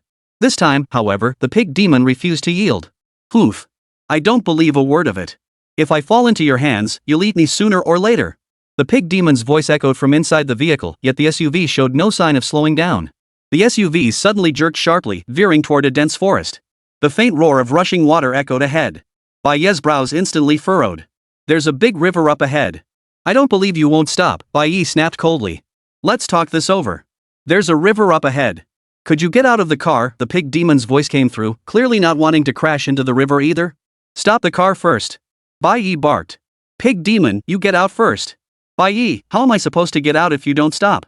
Pig demon, how can I stop if you won't get out? A cold gleam flashed in Bai Ye's eyes. You don't think I'd kill you? The moment the words left his mouth, the dragon roar blade in his hand shot forward. Whoosh. The blade pierced straight through the roof, stopping less than an inch from the pig demon's forehead. Scared the hell out of me. I knew you were up to no good. The pig's squeals echoed, yet the cart accelerated faster and faster. Bai Ye knew this was a game of cat and mouse. Killing this treasure-seeking pig wasn't something Bai Ye would do. This creature was worth its weight in divine beasts. The best outcome would be for the pig demon to stop on its own by the riverbank. Yet once again, Bai Ye misjudged the pig demon's resolve. As the river grew ever closer, the vehicle showed no sign of slowing down. 50 meters. 30 meters. 15 meters. 5 meters. Gazing at the surging river, Bai Ye narrowed his eyes slightly, gripping the roof rack tightly with both hands. Finally, the off-road vehicle reached the riverbank and slammed on the brakes. Unfortunately, it couldn't stop at all and plunged headfirst into the churning river. In that moment, Bai Ye had no time to think about the treasure-seeking pig. In desperation, he leaped high toward the shore. But just as his feet were about to touch solid ground, the riverbank suddenly collapsed. The solid ground vanished in an instant, replaced by the surging river. Oh no, I can't swim. One more chapter coming later. Chapter 14, Bai Mo emerges from seclusion, confronts his mentor. Just as Bai Ye was about to plunge into the raging river, a large hand suddenly grabbed the back of his neck. Such a familiar sensation, such a familiar strength. Without even looking up, Bai Ye knew exactly who had saved him. You little brat, you're something else. Did you single-handedly cause all that chaos in the canyon? Li Dongji barked, though Bai Ye could clearly sense the tremor in the old man's hand. It was the tremor of someone desperately trying to hide their excitement. Before Bai Ye could answer, he watched Li Dongji stride across the waves toward the opposite shore. Teacher, that pig is still in the car, Bai Ye called out. Li Dongji glanced at the surging river. There was no trace of the SUV left. Ah, it's too late to save it now. Half an hour later. 2 saber-toothed tiger carcasses lay sprawled in the dense forest. 2 tiger legs were roasting over a campfire, turning golden brown. Li Dongji stood bare-chested, a wound on his abdomen still oozing blood. Truly worthy of the true martial bloodline heir. With only 3rd-tier cultivation, you burned your lifespan to kill so many 4th and 5th-tier powerhouses. You're something else. Li Dongji spoke as he pulled a wooden stick from the fire. Sizzle. The stick pierced his wound, yet Li Dongji's expression remained utterly unchanged. It was as if that charred wound belonged to someone else entirely. Kid, how much lifespan do you have left? Li Dongji asked. The mere thought of the carnage in the canyon brought a wild thrill to his face. His greatest fear had been that his disciple might be weak-willed. Later, when Bai Ye claimed he was ruthless and reckless, Li Dongji had assumed that statement was exaggerated. Now it seemed the kid's capabilities far exceeded his imagination. Bai Ye stared at Li Dongji's now stop-bled wound, his face twitching violently. His admiration for this master reached new heights. If it had been him, he would have howled in pain at the very least. Don't mention what happened in the canyon to anyone. Our special training is no longer necessary.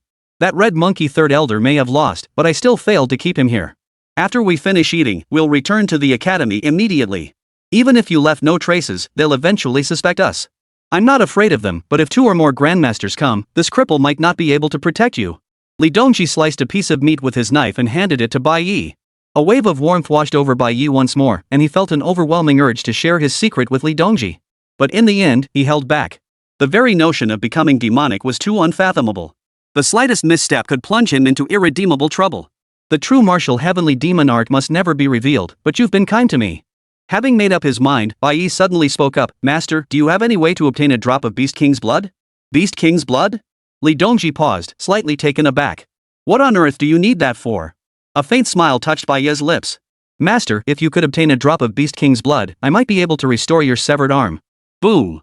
In that instant, it felt as though a thunderclap had exploded beside Li Dongji's ear. He sprang to his feet, his breathing becoming ragged. Boy, what did you say? Say it again. Master, I possess a treasure of immense significance. If you can obtain the Beast King's blood, it will activate.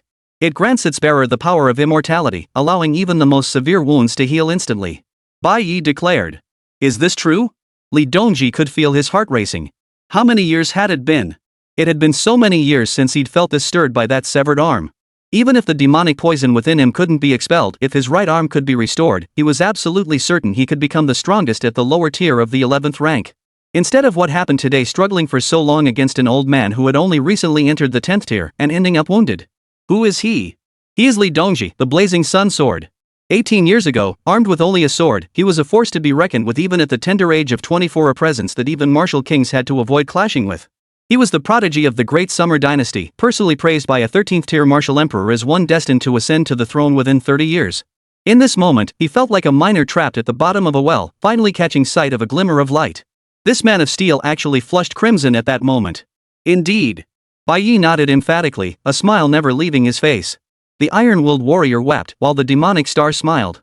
Master and disciples simply stared at each other dumbly for several minutes. Good. Once your newcomer assessment is over, I'll go out and get it.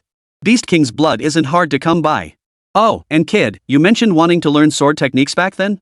Li Dongji suddenly inquired. Bai Ye's heart leapt with joy. Yes, master. My sword technique is too low tier. I'm at a disadvantage when facing skilled opponents. Li Dongji's lips curled into a smile. I have a mystic grade A technique called the Blazing Sun Subduing Demon Sword. Want to learn it? Mystic grade 8? Of course I'll learn it. Bai Ye replied with a smile. The higher the rank of a technique or combat skill, the harder it is to achieve mastery. I began training this sword technique intensely at age 9 and mastered it by 21. Though it's a sword technique, it can also be used as a blade technique. With your talent, you should achieve minor mastery in 3 years, and major mastery within a decade shouldn't be a problem. But to reach mastery?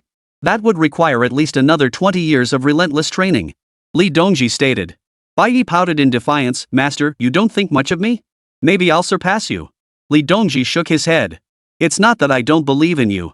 Your Bai family inherits the true martial bloodline, which specializes in combat power amplification.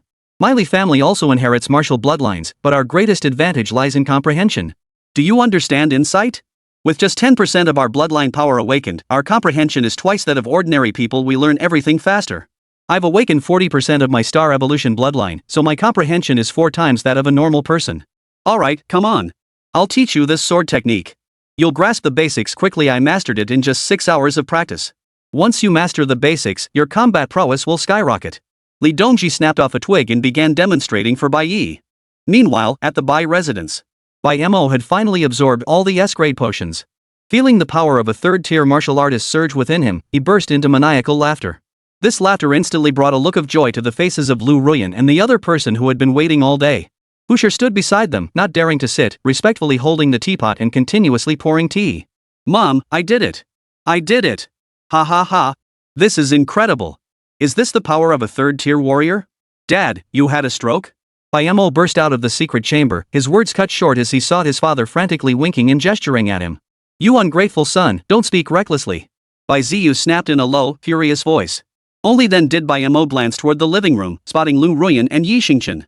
He saw his mother standing nearby holding a teapot, while these two were sitting there enjoying themselves. A surge of rage shot straight to his temples. Who the hell are you two? How dare you make my mother serve you? Tired of living? Chapter 15, is this the chosen one? How dare you? These two are. Bai Ye hadn't even finished his sentence. Bai Mo's gaze suddenly landed on Lu Ruyan's face. Her face, still radiant with timeless beauty, instantly caught his attention. His gaze immediately drifted downward, settling on Lu Ruyan's ample bosom. And this lady is? Bai Ye inquired with a smile. Smack! Bai Ye's palm smacked hard against Bai Mo's face, the sharp crack echoing through the living room. White Imo clutched his face, eyes wide with disbelief. Dad! You hit me? You ungrateful son! Has that demonic poison rotted your brain? What kind of madness is this in front of these two elders? Bai Ye raged, shooting glances at Bai Mo. Mrs. Hu's voice trembled. Kneel and pay your respects to the two instructors from the Martial Saint Academy. Bai Mo snapped back to reality, panic flashing in his eyes. What was going on? These two are instructors from the Martial Saint Academy? Why didn't you say so earlier? Mentors from the Martial Saint Academy were all powerhouses above the 10th rank. At that moment, his entire body trembled uncontrollably. Had he really just told two supreme masters he was tired of living? He shrank his neck, immediately trotting to the sofa before kneeling on both knees and clasping his fists in greeting. Greetings, sirs. Achoo. Before he could finish, a sudden sneeze erupted. A snot bubble popped with a pop, splattering onto Yi Xingqian's robe. The living room fell deathly silent. Lu Ruyan raised an eyebrow. This is the chosen one destined to turn the tide? You good for nothing. Bai Ye smacked Bai Mo across the back of the head again. The demonic poison hasn't damaged your brain enough? Now you've forgotten even basic manners? Bai Mo clutched his head, muttering in grievance, I didn't mean to. Madam Hu hastily pulled out a handkerchief. Forgive him, sir. Since that great battle, this child has. It's nothing. Yi Xingqian raised a hand to stop her, a flicker of puzzlement in his eyes. The young hero's injuries haven't fully healed. It's understandable. Suddenly, he placed a hand on Bai Mo's shoulder. I hear your left shoulder was badly injured. Has it healed? Take off your shirt so I can examine the wound. Bai Mo's shoulder jerked as his clothes slid down to one side, exposing most of his shoulder. The gruesome scar from the through-and-through wound was indeed hideous. Lu Ruyan and Yi Xingqian exchanged a glance and nodded slightly. Seeing this, Bai Mo immediately tried to stand up. Have you seen enough? I'm getting up now. Kneeling on the ground is making my legs feel really uncomfortable. Lu Ruyan's eyes narrowed slightly once more. A former 5th-tier powerhouse, a heroic youth who had fiercely defended the city gates for half an hour, would he truly fear such pain? Forgive us, your excellencies. Madam Hu lunged forward, pressing Bai Mo's head down. This child's soul was corrupted by demonic poison, he's always babbling nonsense. Kneel. Her fingernails dug viciously into the back of her son's neck. Bai Mo grimaced in agony, about to cry out, but met his mother's bloodshot eyes. It was a ferocity he had never seen before. My head hurts so much. He snapped to attention, forcing out a dry moan. Those monsters, they're terrifying. The demonic poison has damaged my mind. I'm so pitiful. Lu Ruyan suddenly smiled. But the smile sent a chill through Bai Ci standing beside her. What's your name? Lu Ruyan asked, looking at Bai Mo. Me? Bai Mo. Bai Mo. The confusion in Lu Ruyan's eyes deepened. Could someone like this truly be worthy of the title Blood Soul of Great Xia? She set down her teacup, the silver bells on her wrist jingling softly. Young hero, don't be afraid. Tell me what exactly happened that night? The Bai family hall suddenly fell deathly silent. Bai Ye's back instantly became drenched in sweat. A fine sheen of sweat broke out on Madame Hu's forehead. Only Bai Ci maintained a forced composure, her expression unchanged, though her hands behind her back were already clenched tightly. A collective thud echoed in the hearts of all three. They knew Bai Mo's unusual reaction had already raised suspicions in the minds of these two elders. If Bai Mo were to slip up, the Bai family would be finished. My lord, the situation was dire at the time, Bai Ci suddenly spoke, his voice hoarse. Mo took the demon spider's strike head on to save me. He tremblingly lifted his robe, revealing a gruesome scar across his abdomen. That bastard nearly took my life. Yi Xingqian's attention was momentarily diverted. In that situation, he was just a child. His mind would have been blank, and with such severe injuries, how could he possibly remember the details? Aren't you just making things difficult for him? Or do you think our Bai family is deceiving you, deceiving the entire Great Xia Federation? Bai Ye spoke, his aged eyes glistening with unshed tears. His face was so full of grievance that it would be a waste of talent not to make him an Oscar-winning actor. Yet Lu Ruyan paid him no mind whatsoever. Bai Mo, just tell us whatever you remember, Lu Ruyan said. Bai Mo clenched his fists tightly. I was. Madam Hu suddenly let out a sharp ah and stumbled backward. Madam! Bai Ziyu hurriedly caught her. What's wrong? My son has suffered so much, yet you still don't believe him. My heart aches. Madam Hu's face was deathly pale, her fingers clutching her chest tightly. Your Honor, my wife has heart disease. She hadn't had an episode in years, but today. Bai Ziyu's eyes reddened. Chaos erupted instantly. Lu Ruyan flipped her hand, producing a pill that landed in Lady Hu's mouth with a flick of her finger. Her complexion instantly regained its color. This time, she wasn't feigning it. Slapped by Bai Ye earlier that day, witnessing her confidant Hu Yang's murder, and now facing such peril. This had triggered a relapse of her heart condition. Never mind. I won't press you. You've just recovered, take it slow, Lu Ruyan waved dismissively. The Bai family members all breathed a long sigh of relief. Pack your things. We're heading to the Martial Saint Academy right away. After resting a few days at the academy, you can attempt to draw the demon sword. If you can draw it, the entire Martial Saint Academy will dedicate its full resources to your cultivation. What demon sword? Bai Mo looked utterly confused. The Great Xia Academy possesses a divine artifact, one that only you can draw. Hu Shi immediately excitedly told him about the prophecy. Ha. I'm the chosen one? This is incredible. No, I have to tell Sanhu and the others about this. Mentors, I got a bit carried away just now. Sanhu is my best buddy, we drink together, play cards together, and chase girls together. I'm a genuine soul, I love sharing good times with friends. Just wait here a moment while I tell my friends and say goodbye to my girlfriends. We'll head out the moment I return. Without waiting for their consent, Bai Mo dashed out like the wind. Mo. Bai Ziyu gritted his teeth in frustration, about to chase after him. Never mind. Let him go. Lu Ruyan sighed helplessly. Such a figure was a chosen one of destiny, whether it was a blessing or a curse, she couldn't say. In fact, she felt the boy accompanying Li Dongji possessed an aura more fitting of the chosen one. Lu Ruyan suddenly turned to Bai Ci, head of the Bai family, a teacher from the Great Xia Academy just took a young boy away. What is that boy's name? Chapter 16, if he dares refuse, he'll never set foot in the Bai family again. What was that boy's name? The moment those words left her lips, the hearts of the three Bai family members, which had just settled, suddenly began to race again. A collective jolt echoed through their hearts. In that instant, a thought struck them. Bai Ye seemed to fit the prophecy of born in white, flourishing in black. Could it be that the person in the prophecy was that good for nothing Bai Ye? No, absolutely not. The two elders must never learn Bai Ye's name. Bai Ci reacted fastest, speaking before anyone else could utter a word. His name is Bai Ye. Yes, Bai Ye.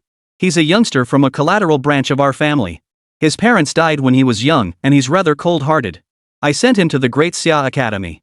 Right, Bai Ye, Bai Ziyu chimed in, giving him a thumbs up behind his back.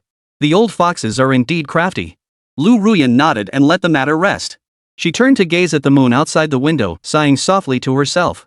I hope Mo can successfully pull out that demon sword. My lord, does this mean that once my son enters the Martial Saint Academy, he'll have an endless supply of rare treasures and genetic elixirs? Hu Shi asked softly. Lu Ruyan's brows furrowed slightly. You could say that. If he manages to draw the divine sword, resources will undoubtedly flow his way. Madam Hu's face lit up with excitement. If the academy bestows treasures upon my son, might he share them with his parents? As the saying goes, when one person succeeds, even their chickens and dogs ascend to heaven. We'd like to share in the glory too. Lu Ruyan stared at Hu Shi in utter disbelief. In all her years, she'd seen all kinds of people. But a woman this brazen? This was a first. A flicker of anger crossed her eyes, but she ultimately managed to control her temper. After completing the advancement goals set by the academy, if there's any surplus, it should be possible. Ha. That's wonderful. Did you hear that, you? Maybe we can ride our son's coattails to become high-tier martial artists someday. Why not take what the academy offers? Tell Mor to bring back as many treasures as possible. Hu Shi spoke, completely oblivious to the murderous glances from Bai Ziyu and Bai Ci. Yi Xingshan could no longer bear to watch. Clearing his throat twice, he suddenly interjected. Ahem. After he enters the academy, let him adjust first. In 7 days, there will be a Federation-wide demon hunting operation. The academy's elite disciples will lead the students from the martial arts university to launch a coordinated assault on major demon beast strongholds. If Bai Mo excels, rewards will surely follow. Rest assured Bai Mo is a young hero destined to become the brightest star. As Yi Xingchen spoke, he failed to notice the flicker of panic that once again crossed the eyes of the three Bai family members. Ha ha ha. Bai Ci gave a dry chuckle. My Amor possesses divine talent. He will undoubtedly become the most valiant leader. Gentlemen, please take a moment to rest. We'll go prepare some clothes for Amor. Bai Ci exchanged a knowing glance with Bai Ziyu. The three headed upstairs. Once they entered a soundproofed room, Bai Ci immediately shut the door. Father, what are we to do? Attacking the beasts in 7 days isn't sending Amor there a death sentence? Hu Shi immediately grew frantic. Bai Ci's brow was deeply furrowed. He knew Bai Mo's temperament all too well. He was a master at card games, drinking, and chasing women. But ask him to slay beasts? What a joke. He'd thought that with the resources pouring in at the Martial Saint Academy, Bai Mo could at least reach tier 5. With the Academy's training, he'd naturally gain combat prowess. But now? The moment he steps onto the battlefield, won't his true weakness be exposed? Suddenly, a fierce glint flashed in his eyes. Don't worry. The headmaster said the Martial Saint Academy will lead the disciples from the ordinary martial arts university to attack the beasts. We'll make arrangements to have Bai Ye and Bai Mo on the same team. I'll personally speak with Bai Ye and have him sacrifice his lifespan to clear the path for Amor. Bai Ci declared. Hu was overjoyed, but Bai Ziyu felt uneasy. Dad, will that Bai Ye kid agree? Oomph. Bai Ci snorted coldly. I'm his grandfather, and Bai Mo is his younger brother. How dare he disobey my orders? Isn't it only natural for an older brother to help his younger sibling?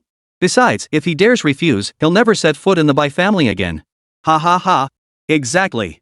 Only Dad could think of that. Brilliant, absolutely brilliant. Bai Ziyu gave him a thumbs up. Snap. A bolt of lightning suddenly cracked across the night sky. All three of them jolted simultaneously.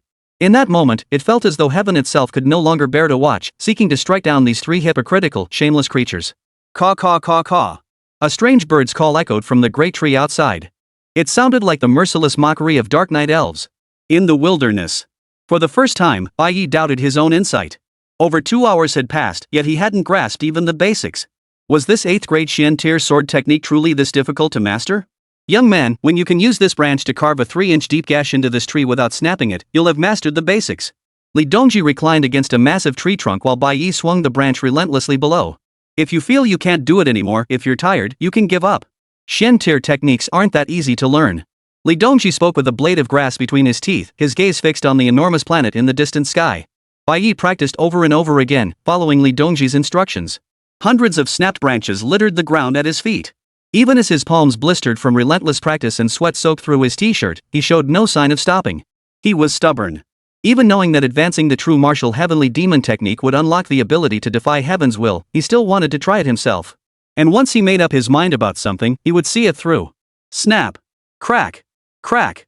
The twig struck the tree trunk, producing a series of sharp, crisp sounds. Stop. Li Dongji suddenly narrowed his eyes, uttering a sharp command. His left hand gently gripped the bronze sword, yet his gaze shifted toward the dark woods beside him. Master? Bai Ye sensed something amiss in Li Dongji's tone, though he couldn't discern what was wrong. Just then, an extremely faint rustling sound drifted from the direction Li Dongji was watching. 2 crimson eyes slowly glowed within the trees.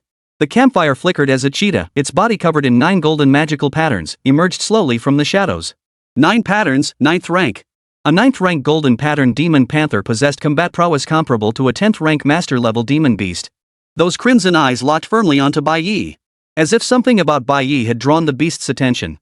So much so that even the ever-vigilant magic panther failed to notice Li Dongji perched in the tree. Against a 9th tier demon panther's speed and lethality, even with Bai Ye sacrificing his lifespan to boost his combat power tenfold, he stood no chance whatsoever. Kid, step back. Li Dongji whispered. Without hesitation, Bai Ye obeyed immediately. The demon panther advanced step by step. With a cliff face behind him, Bai Ye soon had nowhere left to retreat. A savage gleam flashed in the demon panther's eyes. Its body lowered slightly before launching itself toward Bai Ye in an instant.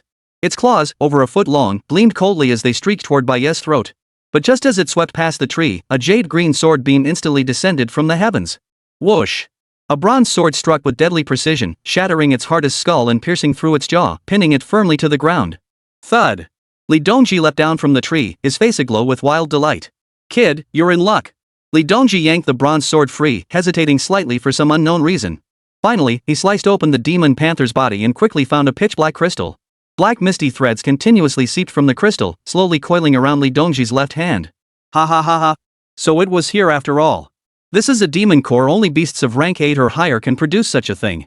Its power rivals that of a grade B gene serum. Even if you can only absorb a portion, it will still achieve the effect of a C-grade gene serum. Come, try refining it with your vital energy. Remember, you can only refine half of it. Otherwise, you'll be consumed by demonic energy. Li Dongji tossed the demon crystal to Bai Ye. Chapter 17, Mastering the Sword Technique, Breaking Through to 4th Tier. Bai Ye caught the demon core, his heart already racing with excitement. Comparable to a B-grade gene serum? Wouldn't that satisfy the requirements of the true martial heavenly demon art? Once the true martial heavenly demon art reached perfection, it would unlock new abilities. What could these new capabilities be? Bai Ye's heart was already filled with anticipation. As for whether it's demonic energy or not, would he even care? Care? No. Others didn't know why that demonic panther had targeted him, but he knew all too well. Possessing both divine and demonic bloodlines, he was an irresistible temptation to any high-tier demonic beast. Bai Ye immediately sat cross-legged on the ground, channeling the true martial heavenly demon art. Using his vital energy, he began absorbing the power within the demon core. Soon he discovered that whenever he entered his demonic state, the dark energy surged into his body at an accelerated pace. In this demonic state, absorbing the dark energy made every cell in his body quiver with excitement. For a moment, Bai Ye felt his entire being filled to the brim, every meridian swelling with tension. That sensation, perhaps only a woman could truly understand it. The absorption lasted half an hour. Bai Ye's entire body brimmed with power. After absorbing the demon core, his demon god bloodline seemed to be purified. Though still only 50% demon god bloodline, every meridian and muscle now felt as if it had been reshaped. A layer of foul-smelling grease appeared on his skin. In this moment, Bai Ye truly seemed to have transformed into a demonic beast. Watching his face gradually darken, Li Dongji could no longer hold back. Kid, don't overdo it. Bai Ye's eyes snapped open, revealing a trace of crimson in Li Dongji's gaze. This is bad. He's absorbed too much. Yet the moment he spoke, a familiar smile spread across Bai Ye's face. Teacher, I'm fine. Bai Ye spoke, yet his gaze remained fixed on the golden page in his mind.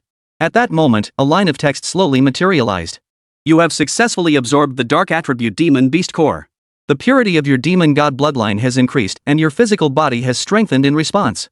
However, it remains insufficient to sustain further cultivation of the true martial heavenly demon art.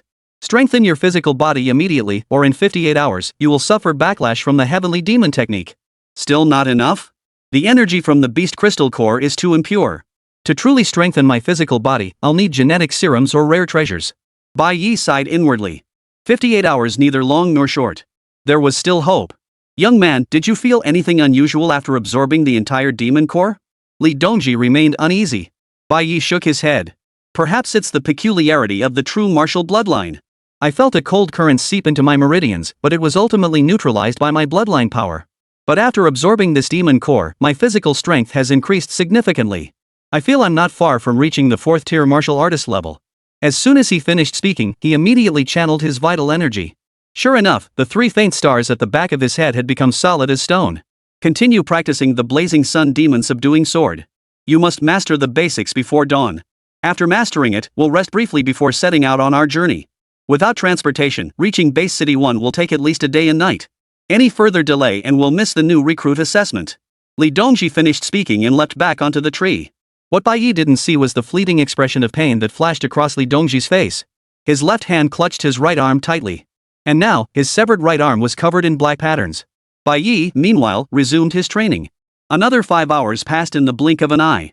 The night breeze in the forest was cool, yet Bai Ye's clothes were soaked through with sweat. The night was more than half over. Thousands of broken branches now littered the ground around Bai Ye. After practicing non-stop for over a dozen hours, the broken branches had piled up into a small mountain half a person's height. Yet no matter how high the mountain grew, it could not crush the boy's resolve. His gaze remained unwavering, though his energy had reached its limit countless times. Yet he persisted. The blisters on his hands had long since rubbed raw, the exposed wounds now dried and scabbed over. Yet he kept swinging. His perseverance paid off. The constellation of vital energy behind Bai Ye's head grew increasingly solid and brilliant.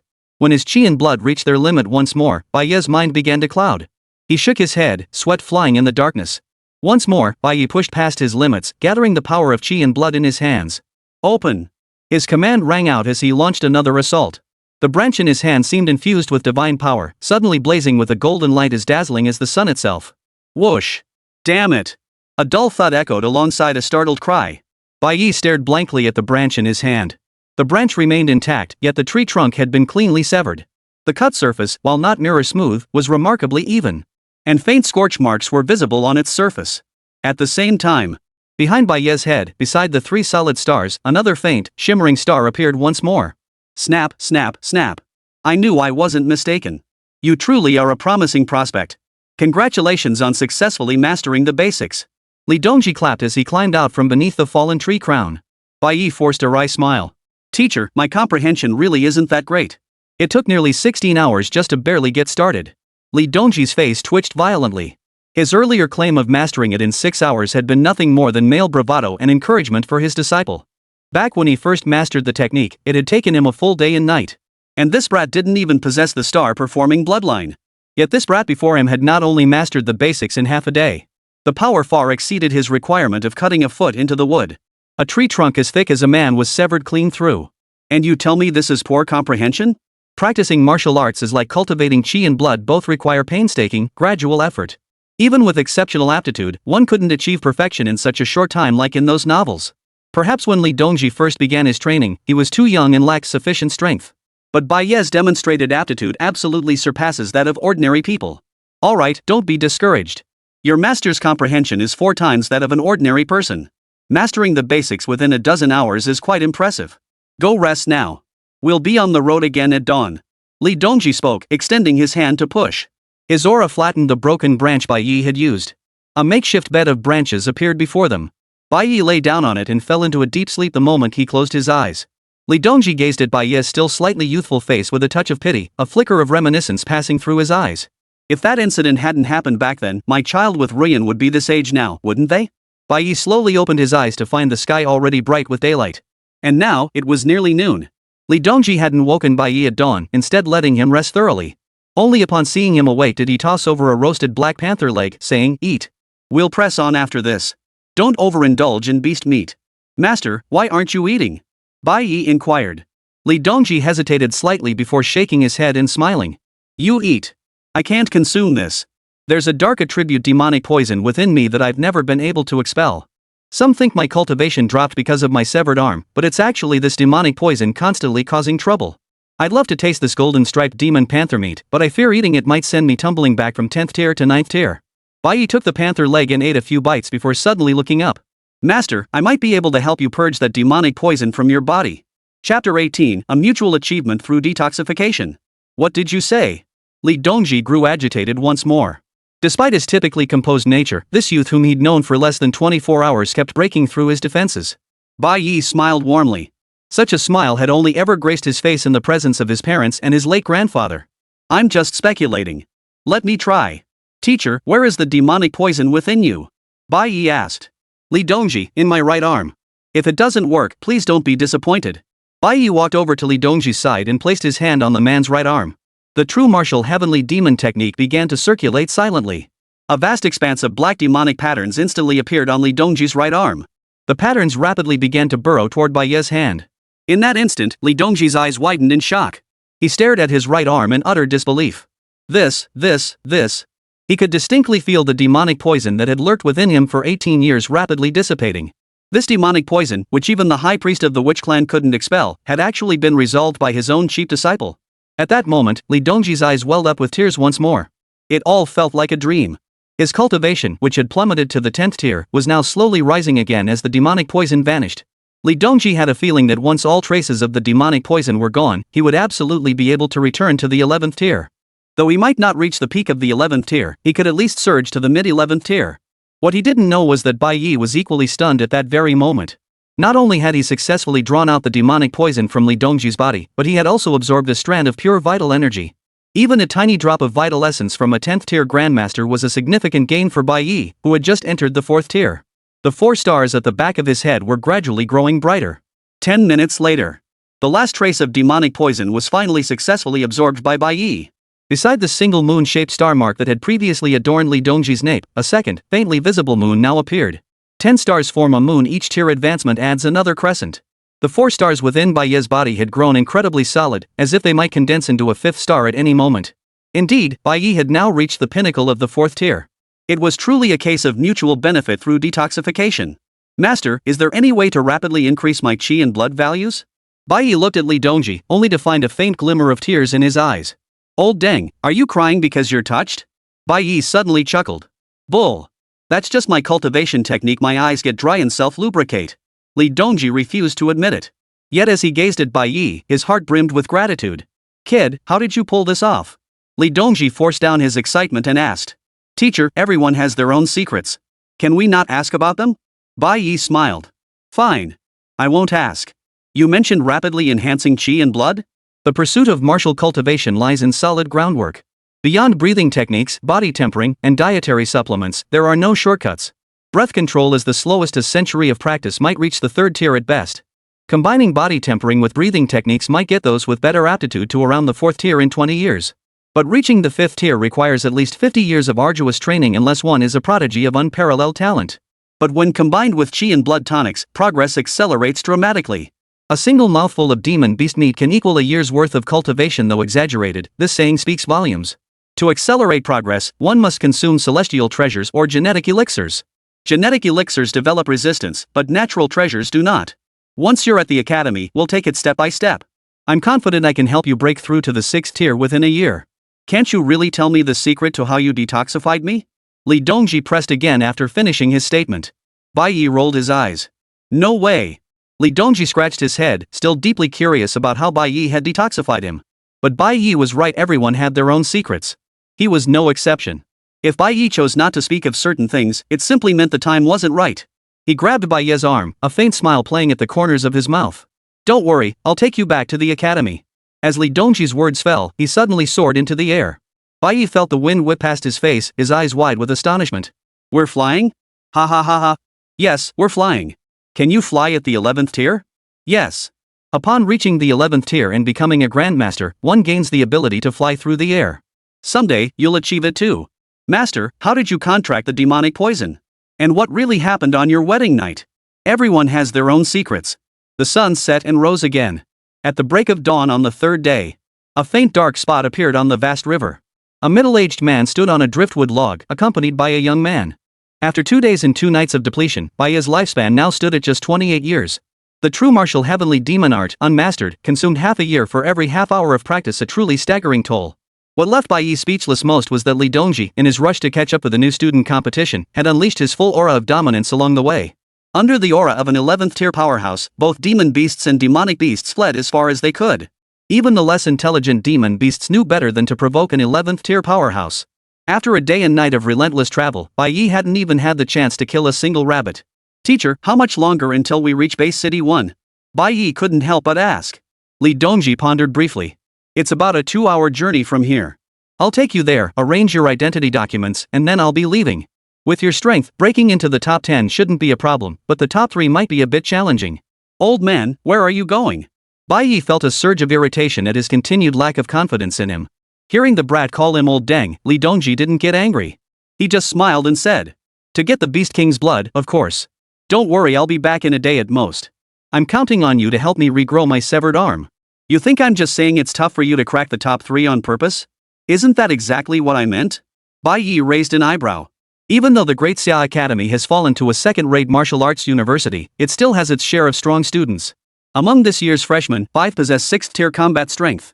One of them is nearly reaching 7th tier and already has the power to fight against 7th-tier opponents. That kid is no ordinary talent. The Martial Saint Academy even extended an invitation to him, but he turned it down. The others aren't pushovers either. In short, it never hurts to be cautious. As long as you don't get careless, a top 3 finish is still within reach. The Academy will reward you with rare treasures or S-grade gene elixirs. Li Dongji spoke, his eyes brimming with anticipation. Clearly, he yearned to surprise everyone. His physical disability and rock-bottom cultivation among all instructors had relegated him to logistical duties. Over the years, Li Dongji had endured countless cold stares. This time, he wanted his disciple to make a stunning debut. He wanted to show everyone that even though his body was crippled, he was far from useless. His disciple was still more outstanding than many others. He wanted to prove that these people were blind. Master, is it permissible to kill within the Great Xia Academy? Bai Ye suddenly asked. Chapter 19, let me handle this, watch me stick it to you. The words sent a chill down Li Dongji's spine. You brat, watch your step. Our current dean and vice dean are both 12th tier martial kings, and the team mentors are all 11th tier grandmasters. Killing is strictly forbidden during the freshman tournament. However, if irreconcilable conflicts arise, combatants may enter the life and death arena. The life and death arena settles both supremacy and life or death. Not even the heavens themselves can intervene to save anyone from it. But you'd better watch out for Bai Ye, that guy's no good. He was once a notorious bandit in Base City No. 2, his infamy matching red monkeys. His son raped a maiden from a minor clan, only to have his genitals severed by the clan chieftain. Bai Ye then slaughtered the entire clan, sparing no one from the 80-year-old elders down to the infants not yet a month old. Such a man should have been on the Great Xia Enforcement Squad's most wanted list, yet he somehow bought his freedom by donating his entire fortune, serving only 5 years in prison. When he resurfaced, he had transformed into a mentor at the Great Xia Academy. He accepted only students with tarnished pasts, and both he and his pupils became notorious throughout the Great Xia Academy for their brutality. That trash regarded bullying the weak and fearing the strong as a badge of honor. Unless you were stronger than them, they wouldn't even regard you as human. In every battle, opponents who faced his disciples invariably ended up severely injured. Bai Ye's strength had already approached the 12th tier. Once the Great Xia Academy possessed 3 martial kings, it would ascend to the ranks of a first-rate power. That's why the Academy has always turned a blind eye to him. Everyone avoids provoking him whenever possible. If you can't beat them, at least avoid them. If you ever encounter one of Bai Ye's disciples, my advice is, strike hard, aim to cripple, aim to cripple. Bai Ye looked at his teacher, his gaze growing increasingly fervent. He had expected his teacher to advise him to lie low, but instead, he was told to strike hard. Rest assured, Master, I know my limits. Oh, Master, before we head to the Academy, could you help me acquire a Shin-grade celestial treasure or AB-grade gene elixir? I'll cover the cost, money's no issue for me right now. Bai Ye said with a smile. Li Dongji pulled a phone from his pocket and glanced at the time. Suddenly, he noticed a message on the screen. Feng Baobao, Winter Solstice, the school knows you've always wanted to take on disciples as a mentor. Now another student wishes to apprentice under you. He's quite promising. Why not take him in alongside that spoiled brat from the Bai family? His name is Zhu Shaokong. Li Dongji put away his phone and looked at Bai Ye again. Is it urgent? Bai Ye nodded, a mischievous grin spreading across his face. Very urgent. Ideally, I'd like to slay a few demon beasts before we enter the base city. My bloodline has a peculiar trait: the more I kill, the stronger I become. We're already within 100 miles of Base City 1. There's nothing here. But buying gene potions in Base City 1 isn't hard. If we have enough time, we can get some. Li Dongji said. Bai Ye nodded and said nothing more. The two stood atop the withered tree trunk, drifting forward once more. 50 miles southeast of Base City 1. A youth standing 2 meters tall and a meter wide was walking at night toward the base city. His short hair was dyed brown, except for 3 strands of black left on top, a touch of individuality. At that moment, he cradled several tomatoes plucked from who knows where in his arms, popping them into his mouth as he walked. These tomatoes are good, they actually taste like tomatoes. Too bad there aren't many left. But it's okay, I should be arriving soon. This night's journey felt like I'd been rushing all night long. At least I'm finally almost there. Soon I'll be a student at the Great Xia Academy. Though I wonder if the meals there will be filling enough. The big guy muttered to himself as he hurried along. Halt! Who goes there? A sudden shout rang out ahead, and 3 burly men leaped out of the grass. 3 beams of intense light instantly converged on the fat man like searchlights. All 3 exuded formidable energy, none below the 4th tier. And in the dim night, one could faintly make out a red-faced monkey embroidered on each of their chests. Holy, we've run into robbers. What a mess, robbers up this early. The fat man immediately raised both hands and dropped to his knees with a thud. Gentlemen of the Green Forest, please don't shoot. My grandpa was a poor devil, never had enough to eat his whole life. My father was a poor devil, never had enough to eat his whole life. I'm still a poor devil who's never had a full meal. I finally saved up some money to come to college, but my older brother took it all. If you need money, go ask him. I might talk too much. But I'm actually quite concise. The last time I spoke so briefly was the last time. The 3 red monkey members' eyelids twitched violently. They stared in utter bewilderment at this chubby guy who'd dropped to his knees the moment he appeared and was now babbling non-stop. Shut the hell up. One more word and I'll rip your mouth off. Are you alone? Have you seen an old man with a severed arm and a gaunt youth? If you can give us useful intel, maybe I'll be in a generous mood today and let you off. The 3 red monkey warriors spoke in unison. But upon hearing the pair's description, the fat man's face drained of color. His expression betrayed even greater terror than when he'd first encountered the 3 of them. What's the matter? Have you seen them? One of the red monkey warriors immediately noticed the change in his expression. Sir, my life is so miserable. This is a long story. But I'll make it brief. I'm just 18 years old.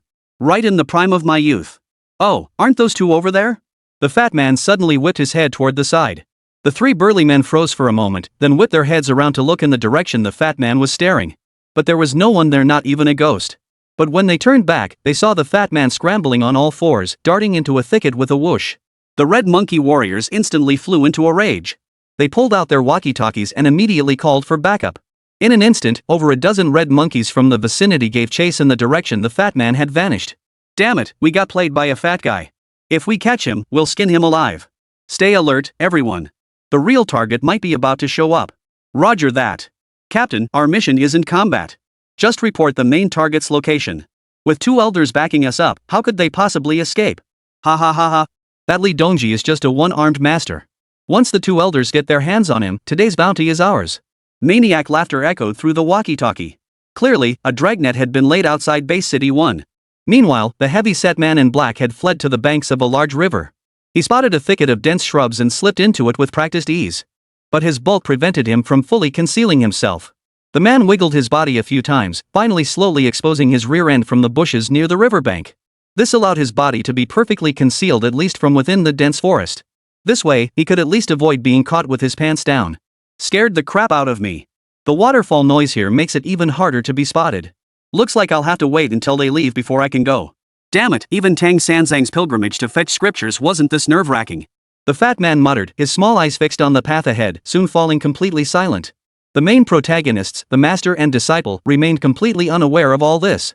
Another half-hour passed, and the eastern sky began to glow with the first light of dawn. A thunderous roar echoed from the river ahead, clearly signaling a waterfall up the river. The waterway seemed to have reached its end. But just as Li Dongji was about to lead Bai Ye ashore, he suddenly spotted something peculiar in the thicket several dozen meters ahead. The thing was hard to describe. 2 round, black semicircles, with a shallow indentation between them. This dark mass stood out starkly against the yellow-green grass. To call it a rock seemed too regular in shape, to call it debris seemed too perfectly round. In the dim morning light, it hung abruptly among the grass blades, radiating an inexplicable eeriness. Teacher, could it be a heavenly treasure? Bai Ye asked, his eyes now seeing everything as a potential treasure. Li Dongji shook his head gently. It's not a heavenly treasure. It's a living creature, most likely a demon beast. I sense vital energy within it, though not strong, probably no higher than a 5th-tier beast. Though dawn had yet to break, Li Dongji's perception still far surpassed Bai Ye's. A demon beast? At this, Bai Ye's interest was instantly piqued. Let me handle this. Watch me stab you. Chapter 20, Big Brother, there really is someone behind you. Bai Ye retrieved a dagger from his spatial ring, quietly stepping ashore and creeping forward. This section of the riverbank was covered in sand, and his footsteps made no sound. When he was about 10 meters away from the thing, Bai Ye stopped advancing. Ahead lay a gravel beach, even the lightest movement would make a sound. He narrowed his eyes slightly, and with a whizzing sound, the dagger in his hand shot forward, precisely embedding itself into the round, bulging object. Arg! A blood-curdling howl erupted instantly, startling countless birds into flight. Even the roar of the waterfall couldn't drown out that wretched, mournful cry. Bai Ye stared dumbfounded at the fat man who suddenly stood up from the bushes, clutching his butt. Wanama. What happened to the demon beast? How did it turn into just a butt?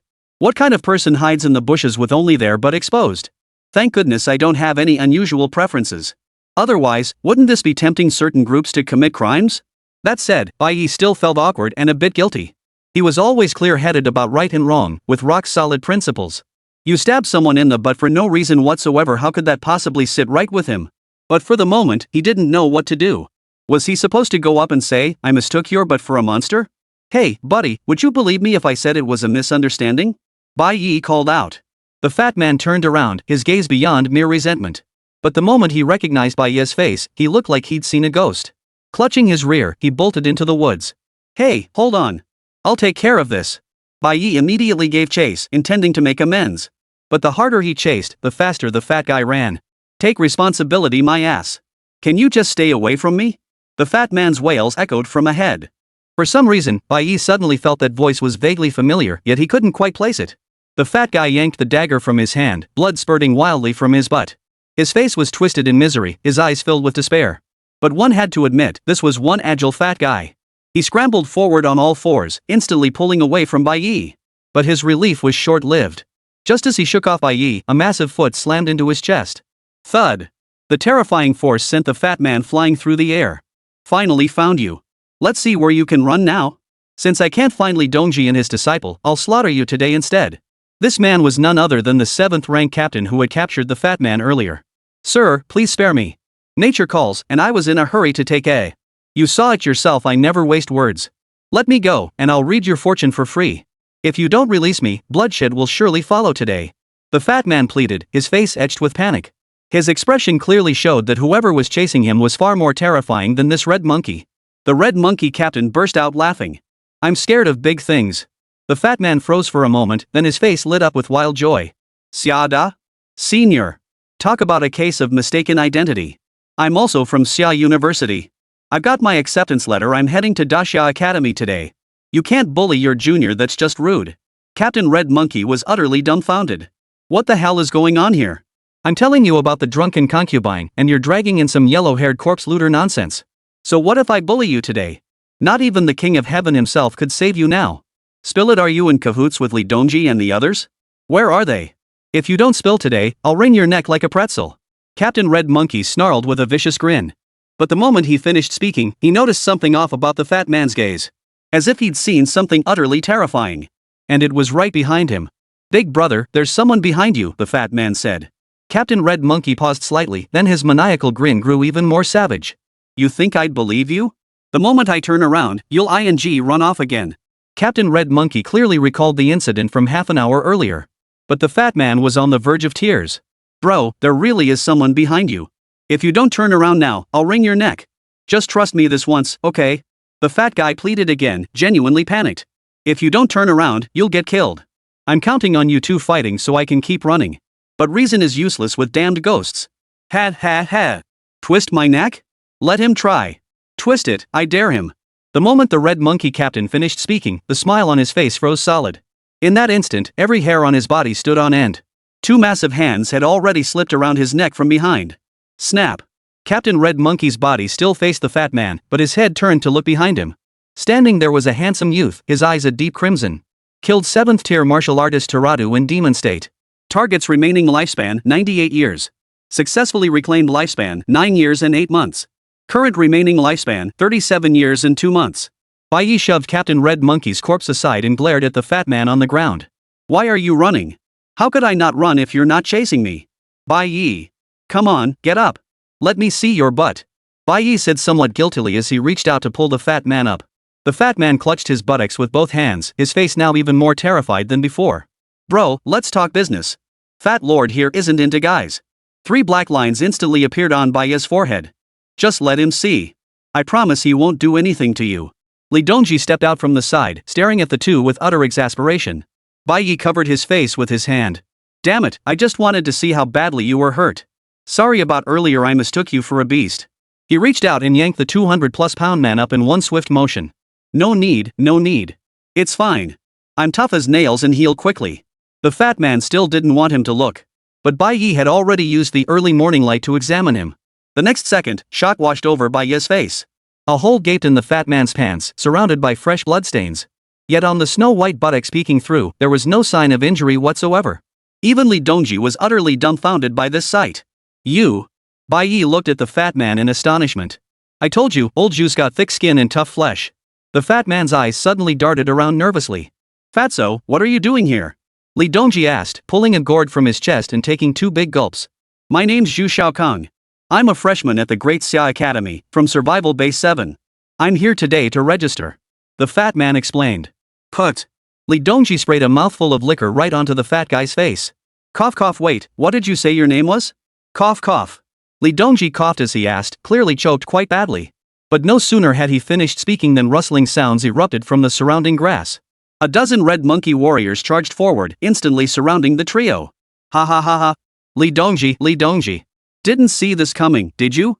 We meet again so soon. Where do you think you're running off to this time?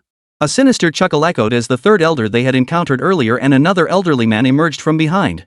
The elder also wore the red monkey warrior's uniform, yet his aura was slightly stronger than the third elder's.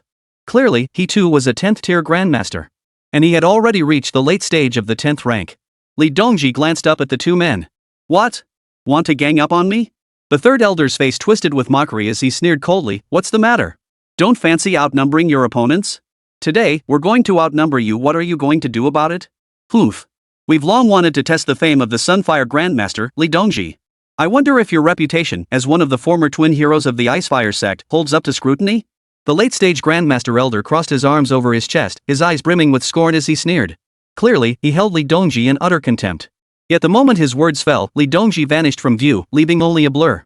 A bronze sword shot toward him like lightning, rapidly expanding in his vision. Whoosh! The old man's arms remained crossed over his chest, yet his body fell backward. His eyes were filled with despair and terror. Even in death, he never understood how Li Dongji had managed to slit his throat with a single strike.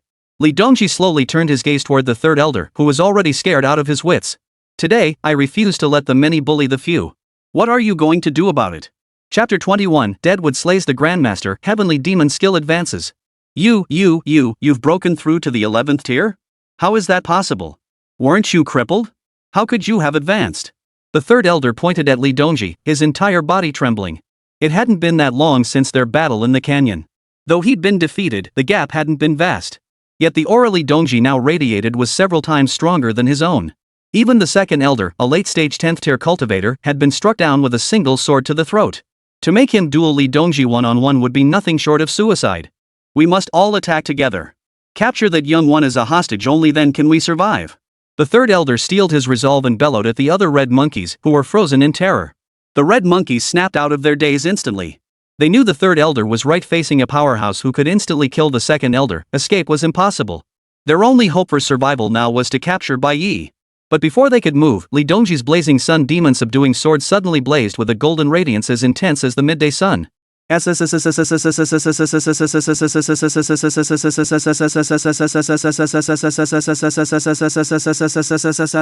Over a dozen red monkeys instantly collapsed in pools of blood. Each bore a gaping hole in the center of their foreheads. Bai Ye watched, thinking it was a waste of resources. Didn't his master realize he desperately needed these creatures to prolong his life? Third elder, it's your turn. Li Dongji glared at the third elder with utter arrogance. He too had been caught in the crossfire of that earlier strike, yet Li Dongji clearly had no intention of killing him. A slash of sword light struck his chest, landing precisely on an existing wound, a scar left from his earlier battle with Li Dongji. Now, the minor wound had become a gaping hole. Put! A mouthful of blood spurted from the third elder's mouth as he collapsed to his knees. I won't fight you. I surrender. I'll give up everything I own for a chance to live. Kill me and you gain nothing. Spare me, and you'll become instantly wealthy. Oh? Let's hear how much you're worth, Li Dongji demanded. The third elder beamed at the question. I have 120 million in my account, and I carry a bottle of premium-grade gene serum worth 20 million. You really are loaded. Fine. Hand over the card and pin, and bring the gene serum. I won't kill you. Li Dongji spoke as he sheathed the bronze sword. Hearing this, the third elder finally felt his heart settle. At their level of cultivation, swearing by heaven's will was utterly unnecessary. A powerhouse above the 10th tier, whether righteous or villainous, would never break their word lightly. The third elder produced a bank card and a bottle of bright silver test tube. The password is 517439. With that, he placed the items on the ground. May I leave now? The third elder inquired. Li Dongji glanced at the bank card on the floor and coldly ordered, get out. The third elder felt as if he'd been granted a pardon. Clutching his still bleeding wound, he turned to leave. But the instant he turned his head, he froze in terror. Behind him, a youth wielding a cracked curved blade blocked his path. Elder 3's face lit up with joy. Wasn't this Li Dongji's student? When had he slipped behind him? A thought rapidly took root in the third elder's mind. Capturing him would not only mean he wouldn't have to hand over the item, but he might even buy enough time for reinforcements to arrive. Heaven is truly on my side. Boy, come and die. But just then, a voice rang out behind him. Resist, and I'll kill you. The voice had sounded just a second ago, and now the third elder was crying. You bastards think you can bully people? As if reading the third elder's thoughts, Li Dongji's voice rang out again from behind. So what if we're bullying you? Bai Ye suddenly spoke up. Here's what we'll do. I'll strike you once with a branch. If you survive, you can leave. The third elder perked up at this. You mean it? As true as gold. Bai Ye spoke as he casually picked up a thumb-thick, withered branch from the ground. The third elder glanced at the 4 stars on Bai Ye's forehead and inwardly roared with laughter. Though bravely wounded, his combat prowess still ranked at the 7th or 8th tier. How could a 4th tier punk like you possibly beat me to death with a worthless stick? This was nothing short of a joke. Very well, this old man will endure your blow. Young brother, strike with all your might. If I so much as blink or move a muscle, I'll hand over my head on a platter. The moment these words left his lips, the third elder felt all the humiliation he'd suffered earlier wash away. See? Old man still got some backbone. Yet his resolve lasted less than 3 seconds.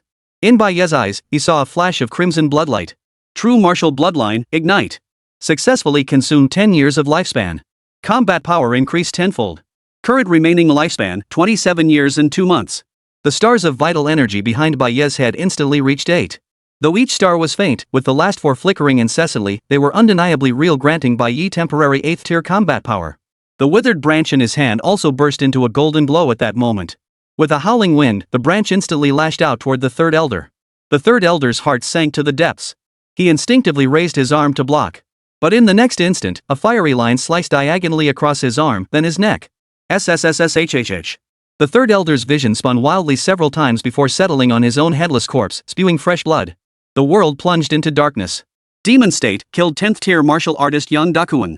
Remaining lifespan of target, 393 years. Successfully reclaimed lifespan, 39 years and 3 months. Current remaining lifespan, 66 years and 5 months. Well done, lad. You slayed a 10th tier powerhouse without batting, and I truly worthy of being my student, Li Dongji. Ha ha ha ha. Li Dongji let out a satisfied, maniacal laugh, his gaze toward Bai Ye brimming with affection. Meanwhile, the chubby guy beside him had his mouth hanging wide open. Holy! Holy! Holy! At that moment, his heart was filled with endless emotions. But what can you do? This guy's uneducated. He suddenly snapped out of it, his small eyes darting around as he prepared to make a run for it. But just then, Li Dongji grabbed him by the back of the neck. Hey, where you think you're going? Didn't you just say your name was Zhu Shaokang? Aren't you heading to the Great Xia Academy? Yeah, I'm going to the Great Xia Academy. The chubby boy shrank his neck, looking pitiful as he spoke. Ha ha ha ha. I must say, we really are meant to meet. Vice Dean Feng has already sent me a message. I'm your teacher. Come with us. Li Dongji declared with a hearty laugh. Hearing this, Bai Ye's face was filled with surprise. Kid, here you go. The gene serum you wanted is right here. Li Dongji flicked the test tube with his bronze sword, sending it flying into Bai Ye's hand. He then tucked away the bank card containing 120 million yuan. Bai Ye stared at the test tube in his hand, a weight finally lifting from his heart. Master, protect me. He uncorked the vial and poured the single silver droplet of liquid into his mouth. Come forth. True martial heavenly demon art. Advance me. Chapter 22. The blazing sun subduing demon sword reaches perfection. Boom. Terrifying energy surged instantly into Bai Ye's body. Yet it proved only marginally more potent than those inferior natural treasures. It must be said, the gene-enhanced potion developed by humans was truly a treasure. If Bai Ye had consumed natural treasures of the same grade directly, he would have either been stuffed to death or suffered severe side effects. But the impact of this gene serum was significantly milder. Within mere minutes, Bai Ye felt his physical strength surge dramatically. Simultaneously, the golden page within his mind stirred once more. Physical strength requirements met to continue cultivating the true martial heavenly demon art. The art has automatically advanced to the great mastery realm. True martial heavenly demon art unlocks new divine state function, supernatural insight. When studying or deducing techniques, one may expend corresponding lifespan to convert into research time. Simulations will now yield insights based on the most authentic perceptions achievable with ordinary human comprehension. The life extraction return rate in the demonic state of the true martial heavenly demon art has increased to 1/2. Due to insufficient physical fortitude, you cannot further advance this technique. Within 1 month, you must consume 3 heavenly tier divine treasures or 3 S-grade gene elixirs to enhance your physical constitution. From this moment onward, the backlash of the true martial heavenly demon art increases to consuming 1 year of lifespan every 30 minutes. Failure to achieve the required physical strength within 1 month will result in complete backlash from the true martial heavenly demon art. Upon mastering the true martial heavenly demon art, the combat power multiplier in divine state will reach its maximum potential in demon state. The life-draining return ratio will increase to 1:1. The golden text faded, yet Bai Ye's lips slowly curled upward. Soon, very soon, he would possess the combat prowess of an 8th rank warrior. Then, it would be time for him to return to the Bai family and reclaim everything that belonged to him. Bai Ye did not rise immediately, instead activating the new function of the true martial heavenly demon art. Genius beyond compare. Let's see just how extraordinary this is. Invest 10 years of lifespan to cultivate the blazing sun subduing demon sword. Immediately, lines of text rapidly appeared once more on the golden page within Bai Ye's mind. You spent 1 year rigorously practicing the blazing sun subduing demon sword with a tree branch. Your mastery of the sword technique has grown increasingly proficient. You can now cleave a 3-inch deep gash into rock without damaging the branch itself. You spent 3 years diligently practicing the blazing sun demon subduing sword with a twig. Your strikes now leave 3-foot-long gashes in stone, faintly touching the threshold of minor mastery, yet you cannot progress further. You have spent 7 years diligently practicing the blazing sun demon subduing sword with a branch. You have finally reached minor mastery, manifesting a sword aura. From half a meter away, you can leave a 1-inch mark on iron with a dry tree trunk. After 10 years of relentless practice with the branch, you could now carve a 2-inch deep mark into iron from a meter away on a dead tree. Yet the path to mastery remained distant. Bai Ye's eyes snapped open, his breathing growing increasingly rapid. Slowly unfolding his hands, he discovered thick calluses had formed across his palms. Though he had only practiced with the comprehension of an ordinary person, achieving minor mastery in 10 years. But for Bai Ye, it was an undeniably real decade of profound insight. And all he had sacrificed was 10 years of his life, a renewable resource, and less than a minute of time. Each swing of the branch, each moment of insight, 10 cycles of spring, summer, autumn, and winter unfolded before his eyes as if they were happening right then. Did I just age 10 years? Bai Ye's heart skipped a beat. He immediately drew the dragon roar heaven-shaking blade. Though the blade's surface was dull and gray, covered in cracks, it still reflected a young and handsome face. Seeing his youthful reflection, Bai Ye finally exhaled in relief. His actions left Li Dongji and the fat man, watching nearby, utterly perplexed. Just as they were about to ask, Bai Ye had already closed his eyes once more. Continue consuming 20 years of lifespan to cultivate the blazing sun subduing demon sword. As Bai Ye issued the command in his mind, lines of text reappeared on the golden page within his consciousness. You continue practicing the blazing sun demon subduing sword with a branch for 5 years. The sword's aura grows stronger, cutting through iron 3 inches deep at a distance of 1.5 meters. After 10 years of arduous practice, you can now unleash 2 sword beams simultaneously. From 2 meters away, the beams can pierce iron 1.5 feet deep, but each time, the branch turns to dust. After 13 years of relentless practice, you hit a bottleneck. The branch seemed to have reached its limit. Each activation caused it to spontaneously combust into ash. You resolved to switch to an iron sword for further training. After 15 years of arduous practice with the blazing sun demon subduing sword, you finally glimpsed the essence of mastery, unleashing 3 sword beams with a single strike. After 18 years of arduous practice, your sword technique reaches the great perfection stage. A single strike now unleashes 5 sword beams. The iron sword glows with blinding sunlight, capable of cleaving through a meter-thick steel plate. After 20 years of relentless practice, your progress has slowed considerably. Attaining perfection will require at least another 30 years of arduous cultivation. Bai Ye opened his eyes once more.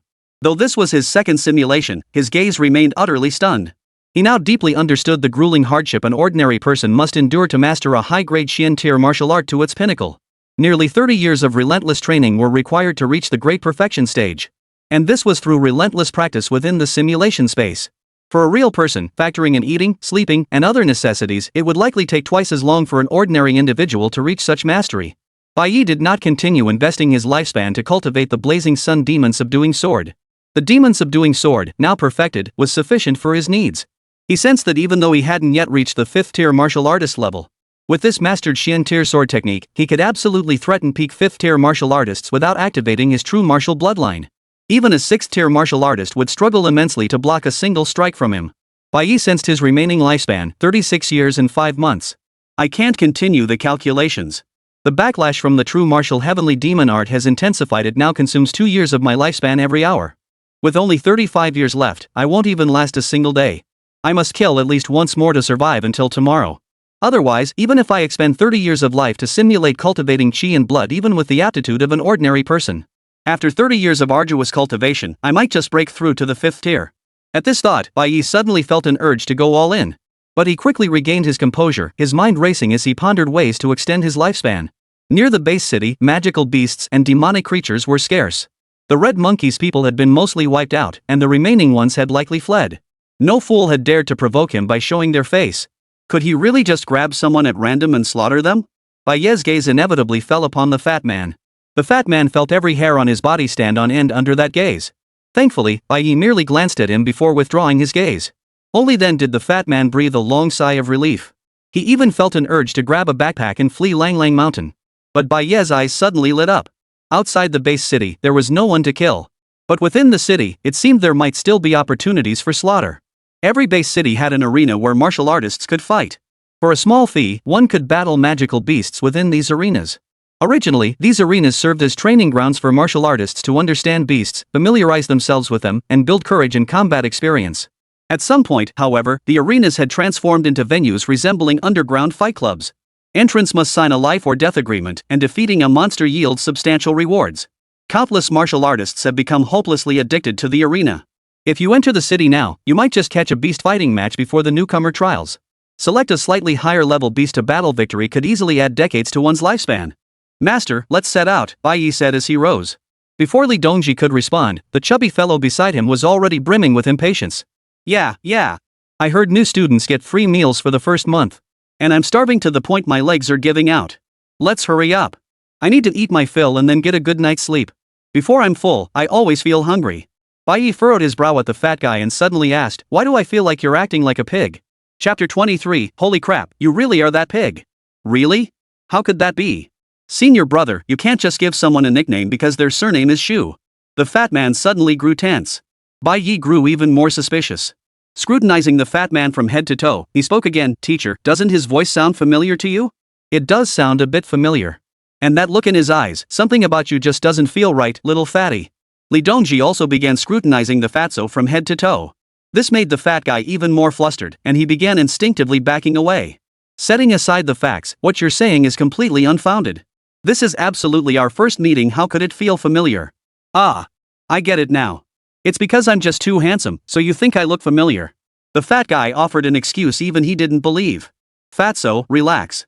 I'm just messing with you. Once we get to school, I've got your back. If anyone dares to mess with you, just drop my name. Bai Ye suddenly stepped forward and slung his arm around the fat guy's shoulders. The fat guy let out a long sigh of relief and grinned, thanks, bro. With your word, I'll be walking tall from now on. A mischievous grin spread across Bai Ye's face. Then when it comes to washing socks, chubby, I'll do it. Bai Ye chuckled again. And cleaning up after everyone. Fatso, I'll sweep. Bai Ye chuckled again, did you see the chicken drumstick I left in the car? Fatso, what chicken drumstick? You're trying to trick me. There were clearly only a few tomatoes in the car. His voice abruptly cut off, his small eyes brimming with terror. As if the Bai Ye before him had transformed into a man-eating beast. Bai Ye and Li Dongji's gazes instantly turned icy. Well, you really are that pig. Smack. Li Dongji slammed his hand onto the fat man's neck, yanking him up by the scruff of his neck with a single powerful grab. Damn it, kid, we've run into a big one, a demon that can shift into human form. At least at king level. Li Dongji's eyes gleamed, as if he could already see the moment his severed arm would be reborn. Don't kill me. I'm not a demon. I'm from the Shu family in Base City 7. The fat man raised his hands, trembling violently, his small eyes filled with desperate pleas for survival. The Zhu family? Bai Ye had never heard of any Zhu family. But a flicker of surprise crossed Li Dongji's eyes. His grip on the fat man's neck gradually loosened. Zhu Shaokang? The Zhu family? The one with the auspicious beast's bloodline? Li Dongji inquired. The moment the fat man regained his freedom, he immediately stripped off his black coat, revealing two heavily tattooed arms. His upper body bore a tattoo of a sacred beast resembling a wild boar. Brown bristles and sharp tusks stretched from his left shoulder all the way down his right arm. Teacher, what's going on? Bai Ye inquired. Li Dongji's eyes grew deep as he spoke slowly. The ancient scripture classic of mountains and seas, Eastern Mountains describes, its form resembles a boar with tusks. Its name is Dangkang. It cries out of its own accord, and its appearance heralds a year of great harvest. This refers to an auspicious beast named Dangkang, resembling a wild boar. Its appearance foretells a year of bountiful harvests. The Shu family of Base City number 7 inherited the bloodline of the Dangkang. While their combat prowess was average, they possessed unparalleled skill in treasure hunting. Nearly every treasure catalogued in the 100 Treasures Compendium was collected by the Shu family. They are the modern-day Shinnom, once a prestigious clan that flourished for centuries. Yet over the past 2 centuries, they have gradually declined, even fading from the martial arts circles. It is said that only Zhu family members with over 10% pure bloodline can sense these celestial treasures. The higher the bloodline concentration, the greater the perception range. Yet for 2 centuries now, not a single Zhu family member has been born with a bloodline purity exceeding 10%. As Li Dongji finished speaking, a flock of birds suddenly took flight in the distant sky. He furrowed his brow slightly, his ears twitching, yet he heard nothing. The fat man slowly lowered his head, his small eyes reflecting a touch of desolation. 200 years ago, our Zhu family actually produced an extraordinary ancestor. His name was Zhu Kong. At 16, he awakened 75% Dangkang bloodline. Yet the bloodline's intensity proved too great for his mortal form to bear, causing it to suffer a backlash. Our family has an ancestral decree. Should such a situation arise, the Dangkang ancestral sacrifice great technique may be performed. This ritual extracts the fortune of future descendants, concentrating their bloodline power within the fallen ancestor. Once the bloodline power surpasses 95%, the auspicious beast Dangkang will reappear in the mortal world. The human race would then inevitably shine brightly in the apocalypse, reclaiming their rightful place as masters of this world. However, the ancestral sacrifice great law carries significant risks. Should it fail, no future descendants would possess bloodline power exceeding 10%. You can probably guess the outcome. The sacrifice failed. Ancestor Zhu Kong perished, and the Zhu family's descendants bore the full brunt of the backlash. Upon learning we'd lost our treasure-seeking abilities, the Zheng family, a subordinate branch of the Zhu clan, immediately turned against us. They seized all of the Zhu family's assets and, leveraging those resources, rapidly ascended to become a first-tier family within Base City 7. Our Shu family, however, was reduced to a third-rate clan, barely surviving in Base City 7. My grandfather confronted the Zhangs, reminding them that it was my great-grandfather who had saved their patriarch in the wilderness using a Xian Great Treasure herb. He later brought him back to the Zhu household, raising him like a son, the very foundation of the Zhang family's present fortune. Yet the Zhangs broke my grandfather's legs and left him frozen to death on the street during the coldest days of winter. Fatso's eyes welled up as he spoke. Then your bloodline. Bai Ye listened to the fat man's story, seeing his own reflection in it. The fat man wiped away his tears, his expression growing increasingly agitated. Heaven smiled upon me. When my bloodline awakened at age 8, I experienced a throwback phenomenon. My Dangkong bloodline reached a staggering 50%. I gained superhuman perception, able to sense rare treasures within a 500-meter radius. Moreover, I gained 2 bloodline talents: atavism and auspiciousness. With the ancestral trait, I could transform into a wild boar. During that state, my movement speed increased 5-fold, my cultivation speed surged 5-fold, and I could sense rare treasures within a 500-mile radius. The auspiciousness talent grants me unparalleled recovery speed. Non-fatal wounds heal within 2 minutes, while fatal wounds, well, my father says ancestral teachings claim I can die 9 times. But I don't believe it, and I've never actually died. After all, if the ancestral teachings were wrong and I actually died, that wouldn't be fun at all. My bloodline and talents were concealed by my clan until my vital energy reached the 4th tier, meeting the admission standards of the Great Xia Academy. Father used his last savings to buy me a spot at the Great Xia Academy. To avoid being devoured by beasts and monsters along the way, I transformed into a wild boar and trekked 2,400 kilometers on foot to Base City number 1. Then I ran into you 2 along the way and you nearly ate me instead. Fatso held nothing back, spilling his entire story. As he finished speaking, his dark eyes fixed on Li Dongji and Bai Ye, filled with resentment. Just then, both the fat man and Li Dongji abruptly whipped their heads toward a single direction. Killing intent. Someone's coming. Chapter 24, Frostblade Fong Bao Bao. The moment their words fell, a crimson beam of light suddenly blasted forth from the distance. Silent and swift, the crimson beam incinerated all vegetation in its path. Bai Ye had never witnessed such a terrifying attack. He didn't know what it was. Some kind of thermal weapon? Or perhaps some kind of man-made supernatural power? But Bai Ye knew this much: if such a thing struck him, there would be no chance of survival. All these thoughts flashed through his mind in an instant as the crimson beam closed in. Yet at this critical moment, a hoarse shout erupted beside him. Blazing sun shine bright. Li Dongji's aura surged to its peak in an instant. In that instant, time seemed to freeze. Li Dongji raised his bronze sword high. Though it was merely the early morning. Yet now, the bronze sword in his hand seemed to transform into the blazing sun at noon. A pillar of fiery red light shot skyward in an instant, enveloping all 3 within its glow. Boom! The crimson pillar collided with the golden one, unleashing an earth-shattering roar. Hum! A terrifying wave of energy instantly radiated outward. Within a 100-meter radius centered on the trio, river water boiled, rocks shattered, and giant trees turned to ash. The dust cloud billowed out, obscuring everyone's vision. The golden pillar remained, though its glow had dimmed considerably. Li Dongji's lips were stained with blood, his gaze heavy with resolve. Bai Ye narrowed his eyes slightly, his hand gripping the hilt of the dragon roar heaven shaking blade tightly. The fat man trembled violently, his eyes bloodshot. Master, what just happened? Bai Ye asked, his voice hoarse. In his entire reborn life, he had never felt death so close. A sovereign tier demon beast, the one-eyed sovereign. Li Dongji's voice remained heavy.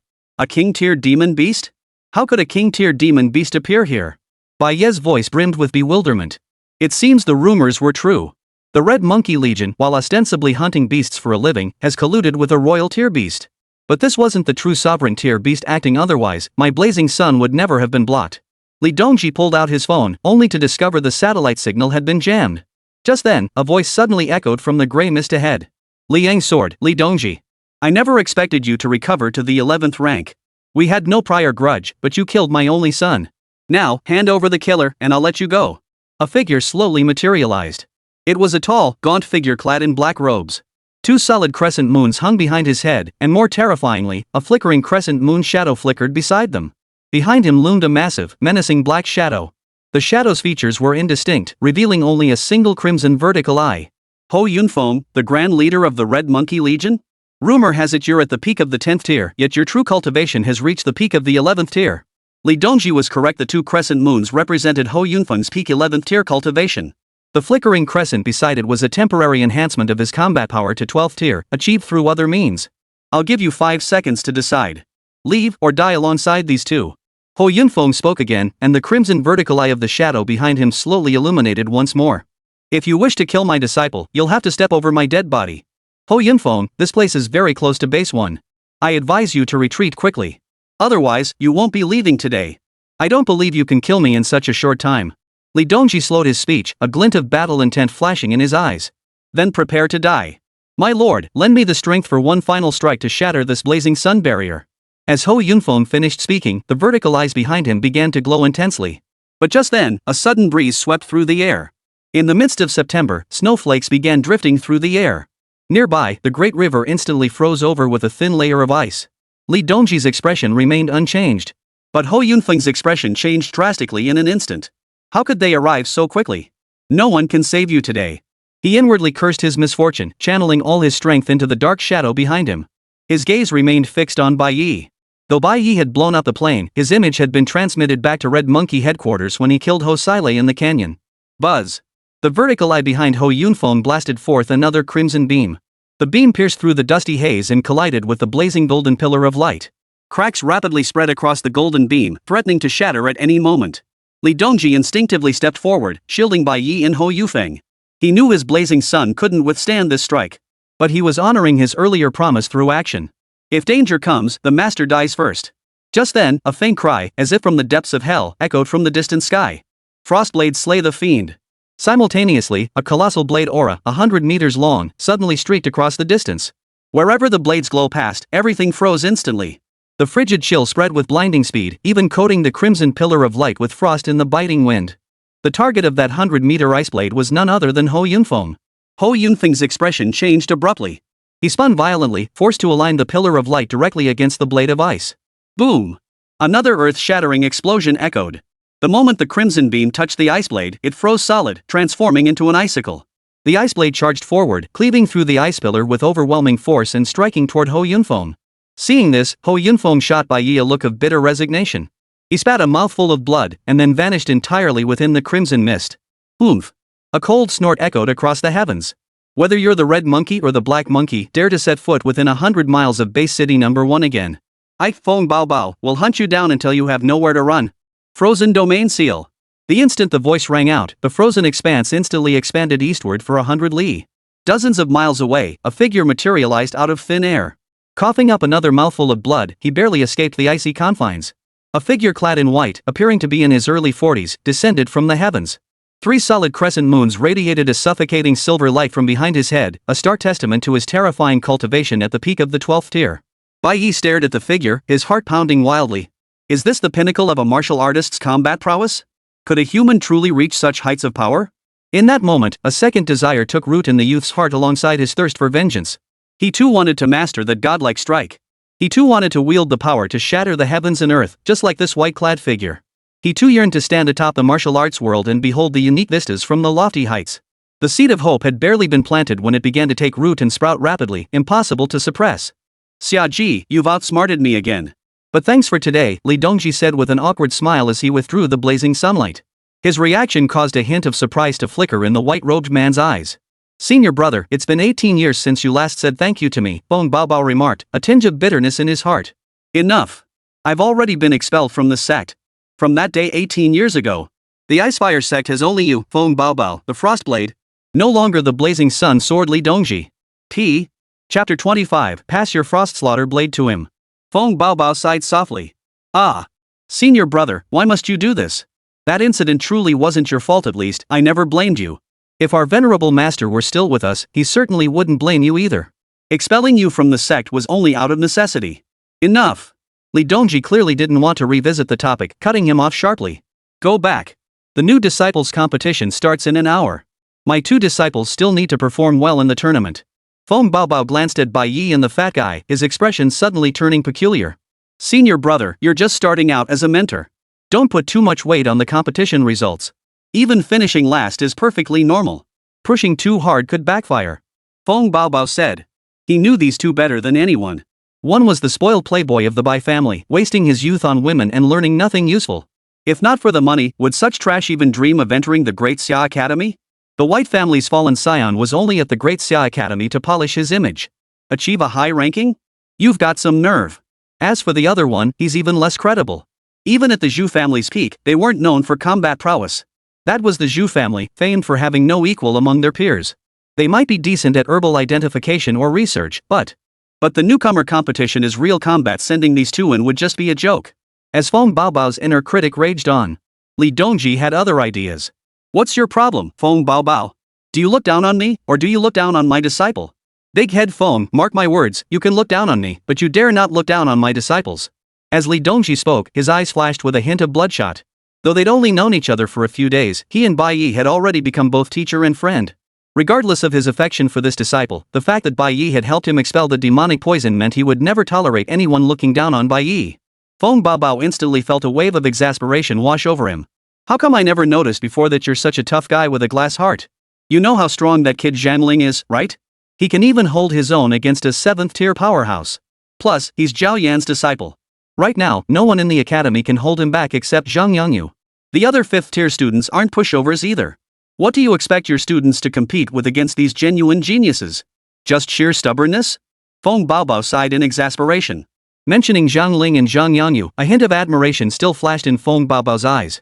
Starting in their 3rd year at the Great Xia Academy, they would cease participating in all campus activities. Their journey lay in the wilderness. Zhang Yangyu, a sophomore, was last year's rookie king in the newcomer tournament. Now at 19, he had already reached the peak of the 7th tier. He was the most gifted student to emerge from the Great Xia Academy in the past century. The Martial Saint Academy had invited him 3 times, only to be rejected each time. To retain him, the headmaster personally took him as a direct disciple. At the mid-stage of the 7th tier, he was targeted for assassination by an 8th-tier assassin. Zhang Yangyu managed to survive for a full 20 minutes before finally succumbing, but not before landing a fatal blow on his attacker. That battle catapulted Zhang Yangyu, already somewhat renowned, to instant fame. As for Zhang Ling, though his character had flaws, his innate talent was hardly inferior to Zhang Yangyu's.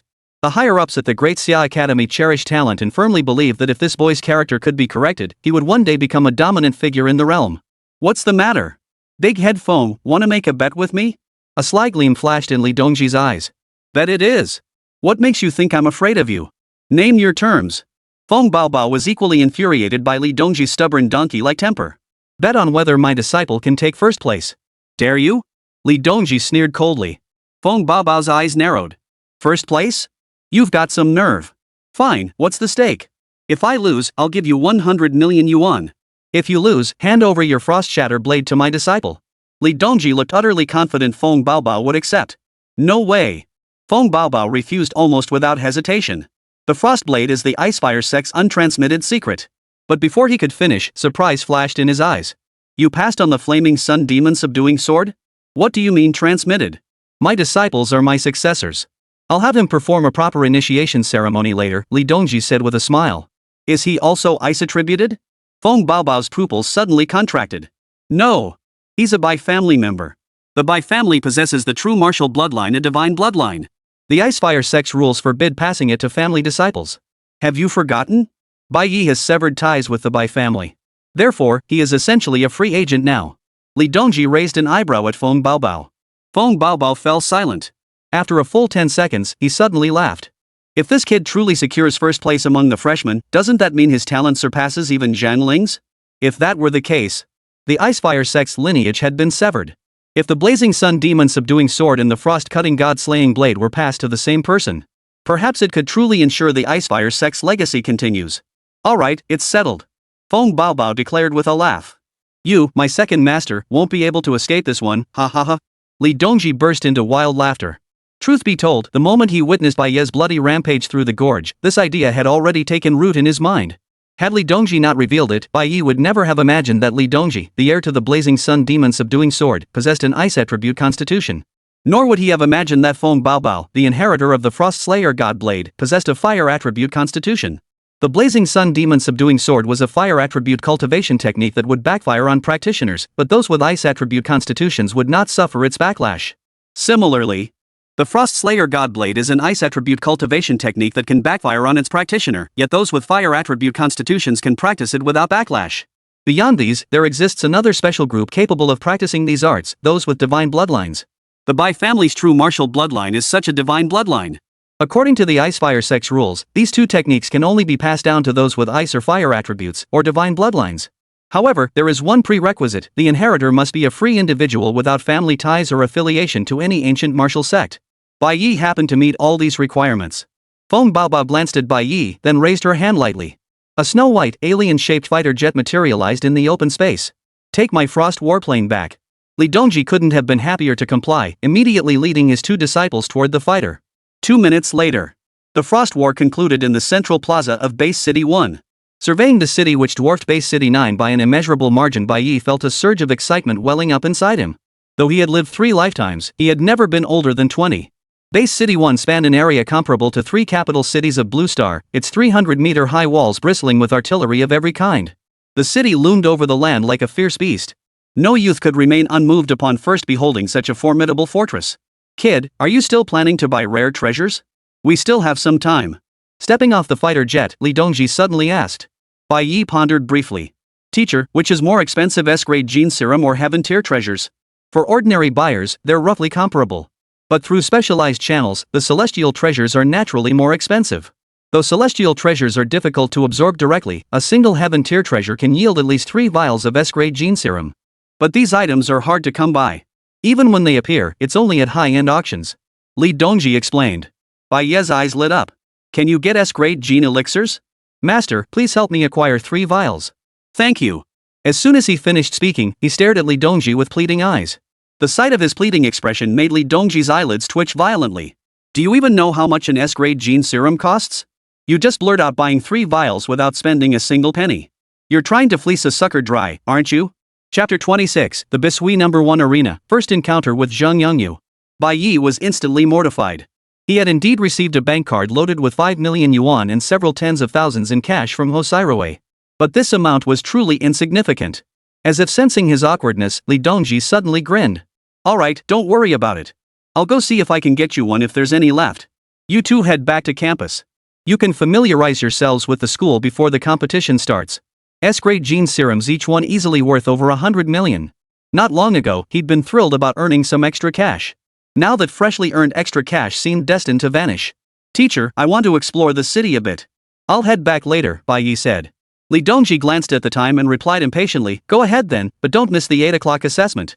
Senior brother, I'll come with you too, the fat boy suddenly interjected. Ever since entering the base city, his small eyes had been darting around, seemingly filled with curiosity and longing for this bustling metropolis. Bai Ye hesitated slightly before nodding. You can come along, but you must obey. If you disobey, I won't hesitate to discipline you. Soon, the two hailed a taxi and vanished into the street. Watching their retreating figures, Li Dongji shook his head helplessly. They're still just kids. Coming to a big city like Base City No. 1, they're bound to want to have some fun. Driver, take us to the Coliseum. Bai Ye declared the moment they got in the cab. The Coliseum? Which one? There are dozens of arenas big and small in Base City No. 1.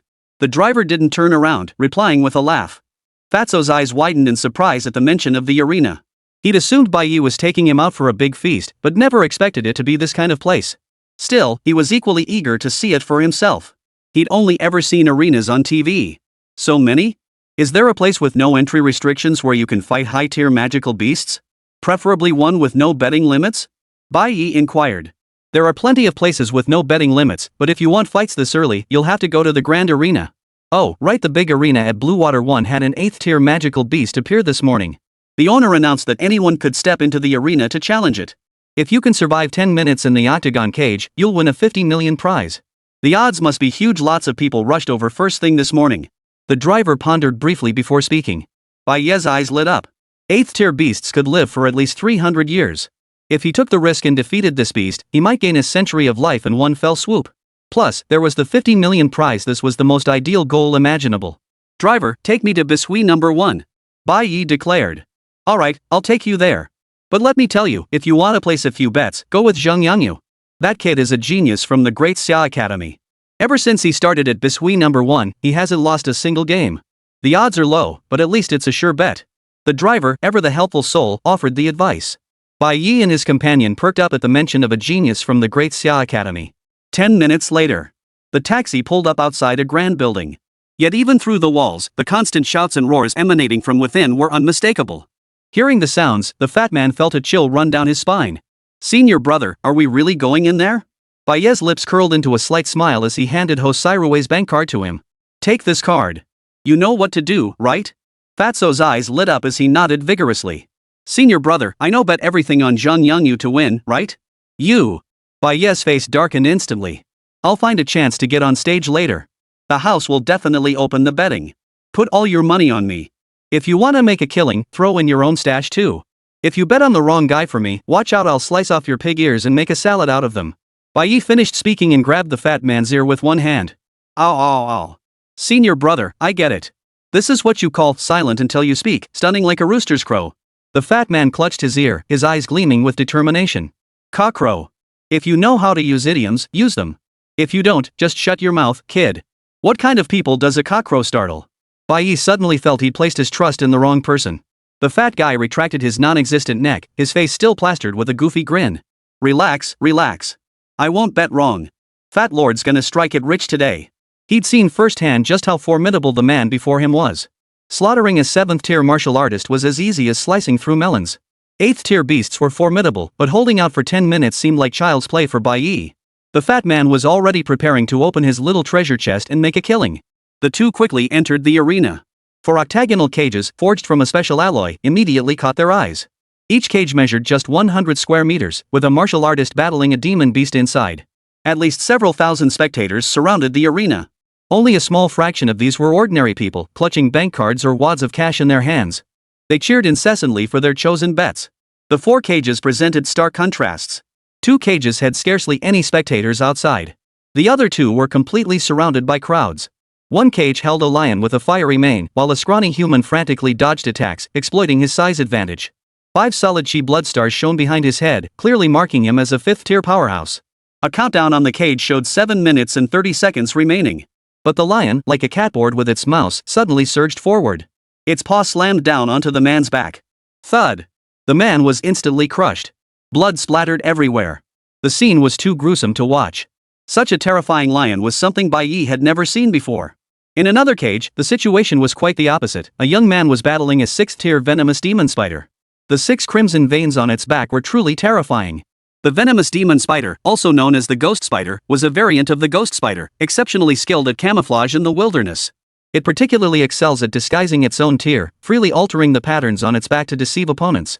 Yet now, facing this ferocious demon spider, the young man appeared remarkably at ease. He wore plain, simple training clothes. His features were delicate yet striking, with sharp eyebrows and star-like eyes. His gaze was exceptionally clear, carrying a hint of aloof pride. It seemed as though, in his eyes, he alone was the protagonist of this world. Everything else was unworthy of even a glance. It was an invincible conviction born from his very soul. Perhaps it was precisely this invincible conviction that allowed the youth to remain utterly unflinching even when facing high-tier demon beasts. Hiss! The venomous demon spider let out a roar. A strand of silk suddenly shot out from its tail. A green glow flared around Zhang Yangyu, and his entire body transformed into a blurring afterimage, gracefully evading the silk. Yet the dagger in his hand carved another deep, bloody gash into the spider's hardened carapace. Not a single drop of blood stained Zhang Yangyu's body, yet the demon beast was already covered in wounds. Zhang Yangyu! Zhang Invincible! Young Master Zhang! Kill it! Slaughter it! Tear it apart! You worthless piece of trash, can't even kill a young punk! Damn useless piece of junk! My money! Amidst the clamor, Zhang Yangyu chose to strike first. A flash of blue light still flickered across his body as the dagger in his hand plunged directly into the venomous spider's head. Get out of the way! Zhang Yangyu bellowed, yanking the dagger free with force. Whoosh! A jet of blood shot out from the octagonal cage, spraying toward the audience outside. Clearly, Zhang Yangyu had done this intentionally. He enjoyed spraying the blood of slain beasts onto the crowd. It had become a ritualistic act each time he killed one. His warning was only because the blood of the magic spider was highly toxic. Otherwise, he'd have preferred to see the beast's blood staining the spectators' clothes crimson, their frenzied expressions as they cheered and shouted. Everyone seemed prepared, swiftly retreating to the sides the moment his voice echoed. Only one gaunt figure remained frozen at the cage's edge, watching the venom-laced spider blood spray toward them. Chapter 27, Demon Blood Evolution, advancing to 5th tier. From the moment Bai Ye saw the venomous demon spider, he froze in place. He would never forget the hideous yet familiar face of that venomous demon spider. In his previous life, it was this very venomous demon spider's fangs that had pierced his shoulder. That was how he became infected with demonic poison, leading to everything that followed. It could be said that the demon blood within Bai Ye shared the same origin as the venomous demon spider's blood. And when that black demon blood flew toward him, the demon blood within Bai Ye's body stirred with a strange craving. But the demon blood splashed onto Bai Ye's face, and everyone's expressions turned utterly stunned. The surrounding area instantly fell silent. Their gazes held both pity and mockery. On the stage, Zhang Yangyu remained utterly cold. As if someone getting splattered with demon blood had absolutely nothing to do with him. Where did this little cutie come from? Doesn't even know how to dodge? This kid's done for. Even if he has no wounds, the poison will seep in through his skin. Yeah, the venom of a deadly demon spider has incredible penetrating power and clings to flesh. Once poisoned, it's nearly impossible to purge. Look at him, scared stiff. What's someone like this doing watching beast fights? He should go home and drink his milk, ha ha ha. Zhang Yangyu, in the arena, shot a glance at Bai Ye below. His eyes held nothing but cold indifference. It was as if none of this concerned him in the slightest. Even if Bai Ye died, it wouldn't stir a shred of guilt within him. Before an absolute powerhouse, the weak are but ants crawling across the ground. Crushed beneath their feet, who would care? Oomph. Useless trash. I warned you. If you couldn't dodge, it only proves you deserve to die. Zhang Yangyu said coldly. His words immediately drew a wave of laughter from the surrounding crowd. Soon, no one paid Bai Ye any mind. They resumed cheering and roaring for Zhang Yangyu, everything returning to the way it was before. Only the fat man looked at Bai Ye with concern. Senior brother, are you okay? Bai Ye slowly lifted his head to glance at the fat man but remained silent. His face, stained with demon spider blood, looked monstrous under the dim lights. The fat man shuddered and instinctively took a step back. At that moment, the demon blood within Bai Ye, upon contact with the demon spider's blood, seemed to ignite spontaneously as if stimulated. Simultaneously, the venomous demon spider on the stage crashed to the ground. Its 6 eyes fixed on Bai Ye, as if it had spotted one of its own kind.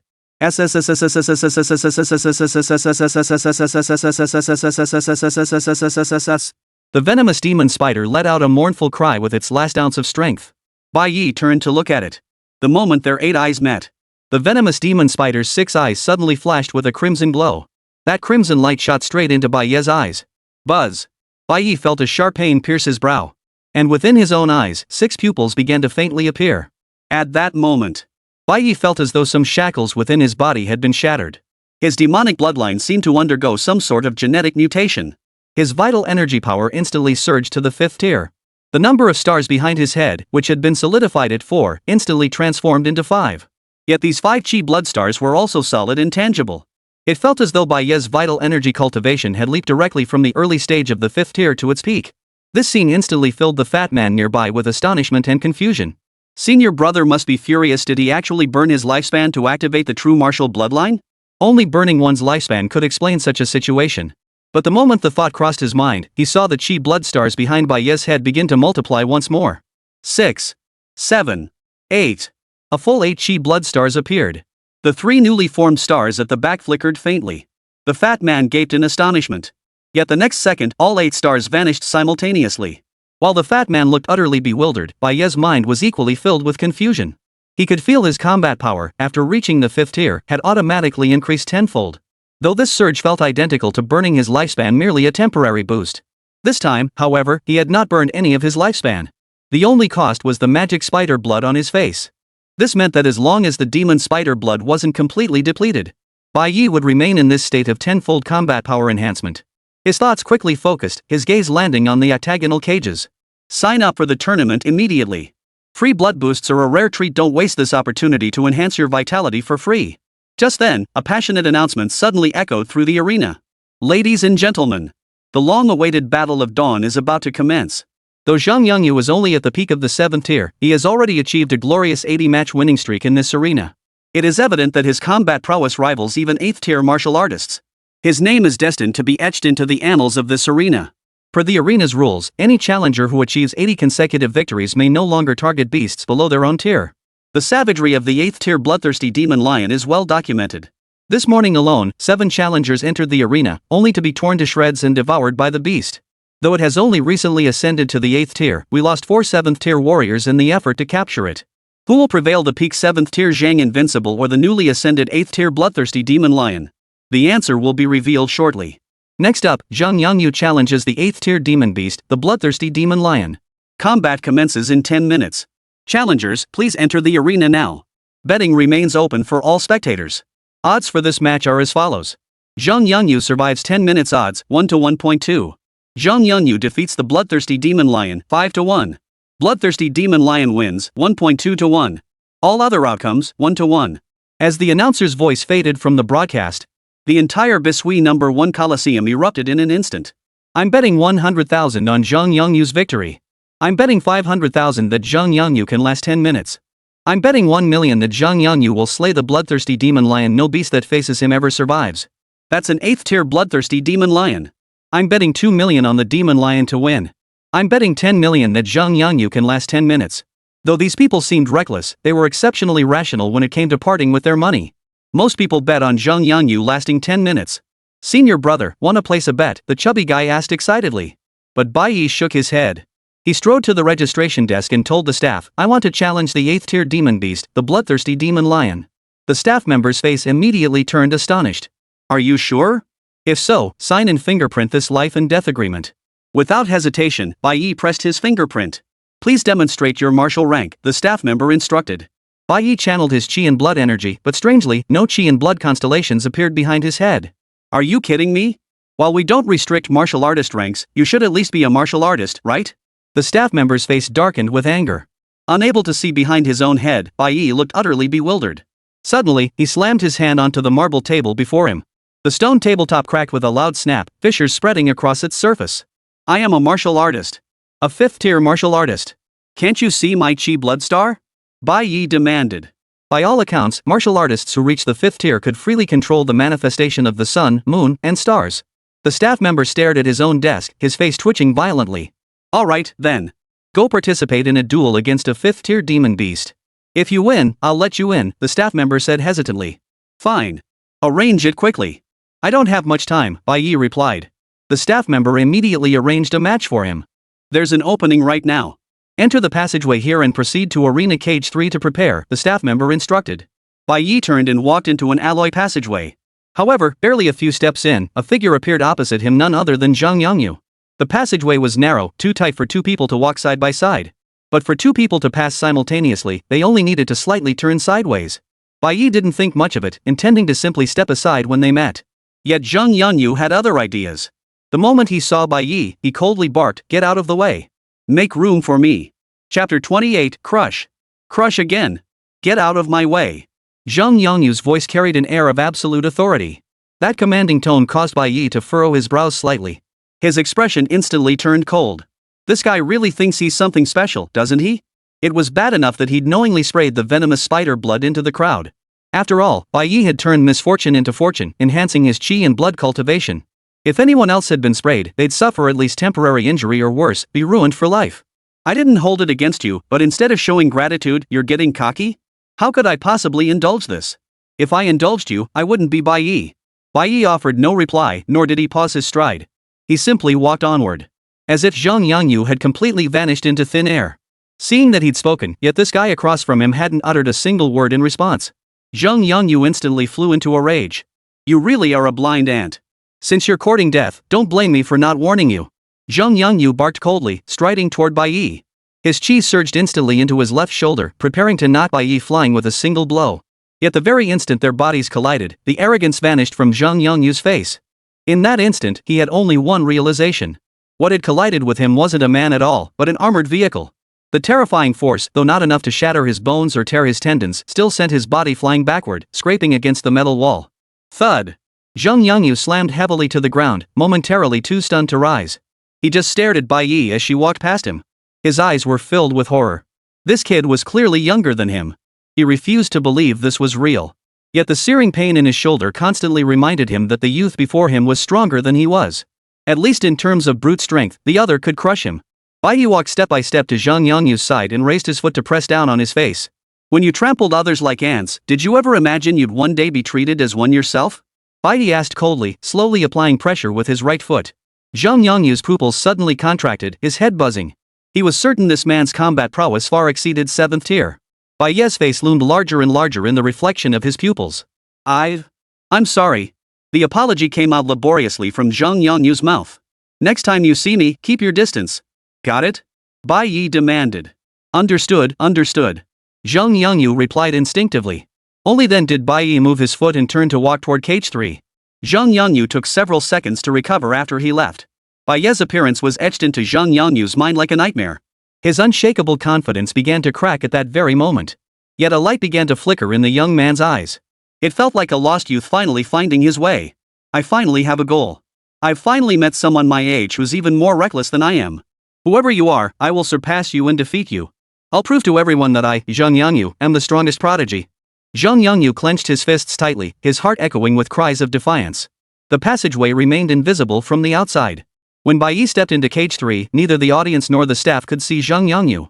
For a moment, all eyes turned curiously toward the entrance. Zhang Yangyu, please enter Cage 1 immediately. Rest assured, this battle is not to the death. You only need to endure for 10 minutes. If you cannot continue, simply shout, I surrender. We will isolate the beast immediately to ensure your safety. The announcer's voice boomed over the loudspeakers. Clearly, the host suspected Zhang Yangyu was apprehensive about the upcoming battle. Only then did Zhang Yangyu rise and hurry away. But when he appeared in Cage 1, the expressions of the spectators below grew even stranger. What's that mark on Zhang Invincible's face? Someone asked.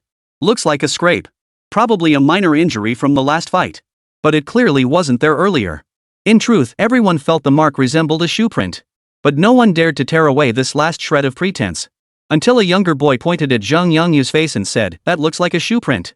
Did someone step on his face? Boom. That single remark succeeded in tearing away the last shred of decency. Whispers instantly filled the entire arena. Though they refused to believe it, the shoe print was undeniably glaring. What's going on? What happened in the passageway? Could it be that Zhang Yangyu swatted a mosquito with his shoe and hit himself in the face? Something's off. Could it be that guy in Cage 3? Zhang Yangyu raised his hand to wipe his face, seemingly trying to erase the evidence. But the more he tried, the more obvious it became. His face flushed crimson, wishing he could sink through the floor. The audience's gaze turned to Bai Ye. Isn't that the guy who just got splattered with demon blood? Damn it, this kid's a martial artist too? He looks so young. What rank is he? Why wasn't he announced? He's barely 18 at most, probably only a 4th-tier martial artist. Amidst a chorus of gasps, the demon beast passageway of Cage 3 slowly opened. A 5th-tier demon wolf, its body covered in black scales, emerged slowly. The beast opened its gaping maw, revealing a mouthful of yellowed yet razor-sharp fangs. A low, guttural growl rumbled from its throat, sounding like 2 rusty iron plates scraping together. A 5th-tier black-scaled demon wolf. The kid in that cage is in for it. He can't even manifest his chi bloodstar. Must be some greenhorn just starting out? Has the arena lost its mind? Pitting this weakling against a 5th-tier demon beast? Whispers surged like a tidal wave, punctuated by snickers of schadenfreude. The fat man below the stage stamped his feet in frustration, his bank card nearly crushed in his clenched fist. Why aren't the odds opening? The fat man shouted. The host frowned slightly and explained. This match is an impromptu contest. Betting is temporarily suspended. This individual claims to be a 5th-tier martial artist and we're merely testing his combat prowess. No sooner had the host finished speaking. The black-scaled demon wolf began closing in on Bai Ye. Senior brother, move already. The fat man's voice was drowned out by the din. The demon wolf's pupils narrowed into 2 vertical slits as its hind legs violently thrust against the ground. 2 shallow craters pockmarked the alloy floor as its form transformed into a black arrow hurtling toward Bai Ye. Its claws sliced through the air with a sharp whistling sound, coming within half a foot of Bai Ye's throat. A collective gasp rippled through the spectator stands. It's over, it's over. He's frozen in terror. This is gonna be a gruesome death. Some had already turned away, unable to watch. Just as the claws were about to pierce his skin, Bai Ye moved. Not to dodge, but to strike. His right arm shot out from his side, the fist carrying a faint whistling sound as it struck the demon wolf's jaw with pinpoint accuracy. No earth-shattering roar. Only a crisp snap, like a walnut being crushed. Snap. The black-scaled demon wolf's head snapped backward at an unnatural angle, its fangs mixed with brain matter splattering across the alloy wall. Its massive body thudded to the ground, twitching twice before falling utterly still. The entire arena fell into absolute, deathly silence. Chapter 29, Defeat in the Octagon Cage. In that moment, the arena was so quiet you could hear your own heartbeat. 3 seconds later, a deafening roar erupted. What the hell? What just happened? One punch? Just one punch? What a clean, decisive punch. The spectators who came here were all craving excitement. They immersed themselves in every fight as if they were the combatants themselves. When an unknown face knocked out a 5th-tier black-scaled demon wolf with a single punch, they wished that punch had been theirs. Some spectators even started rooting for the newcomer. All because of that clean, beautiful, yet ferocious punch. At this very moment, even the silver dragonfish in the pool at the arena's far corner stared wide-eyed in astonishment. And on platform 3 at that very moment, the demon wolf lay dead. Bai Ye shook the blood from his hands. The feedback from the true martial heavenly demon art already echoed in his ears. Demon state, slain a 5th-tier black-scaled demon wolf. Target's remaining lifespan, 98 years. Successfully reclaimed lifespan, 49 years. Current remaining lifespan, 84 years and 5 months. Getting half back is seriously awesome. Efficiency just shot up fivefold. Bai Ye's lips curved slightly upward as he lifted his gaze toward the spectator stands. His gaze was as still as deep water. He relished this feeling not because he was the center of attention, but because no one dared call him a rookie anymore. Those who had mocked him moments ago now looked like ducks with their necks squeezed, their faces flushed crimson. The feeling of being acknowledged was undeniably satisfying, even to him. Cage 3, challenger wins. The announcer's voice carried a barely perceptible hint of anticipation. Inside a private box on the second floor of the arena. See that? What realm is this kid's cultivation in? A middle-aged man in a black suit, cigar dangling from his mouth, asked coldly. Beside him stood an elderly man with snow-white hair and a youthful complexion. The elder nodded lightly. To crush the skull of a black-scaled demon wolf with a single punch requires at least 6th tier combat strength, likely already at the peak of 6th tier. The middle-aged man nodded slightly, a flash of savagery crossing his eyes. Quite right. It's just a pity. Had he not signed up for the challenge, we might have been able to cultivate him. With Zhang Yongyu dead, he could have filled the vacancy. Now it seems we can only use him for a quick profit.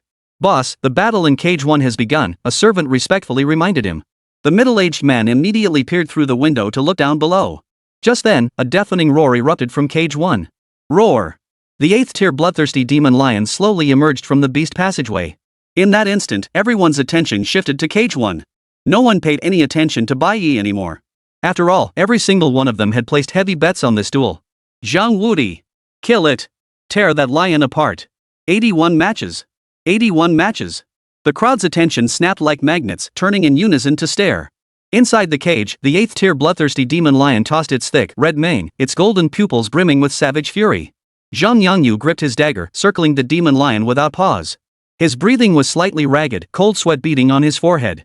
The blow he'd taken in the passageway still throbbed faintly.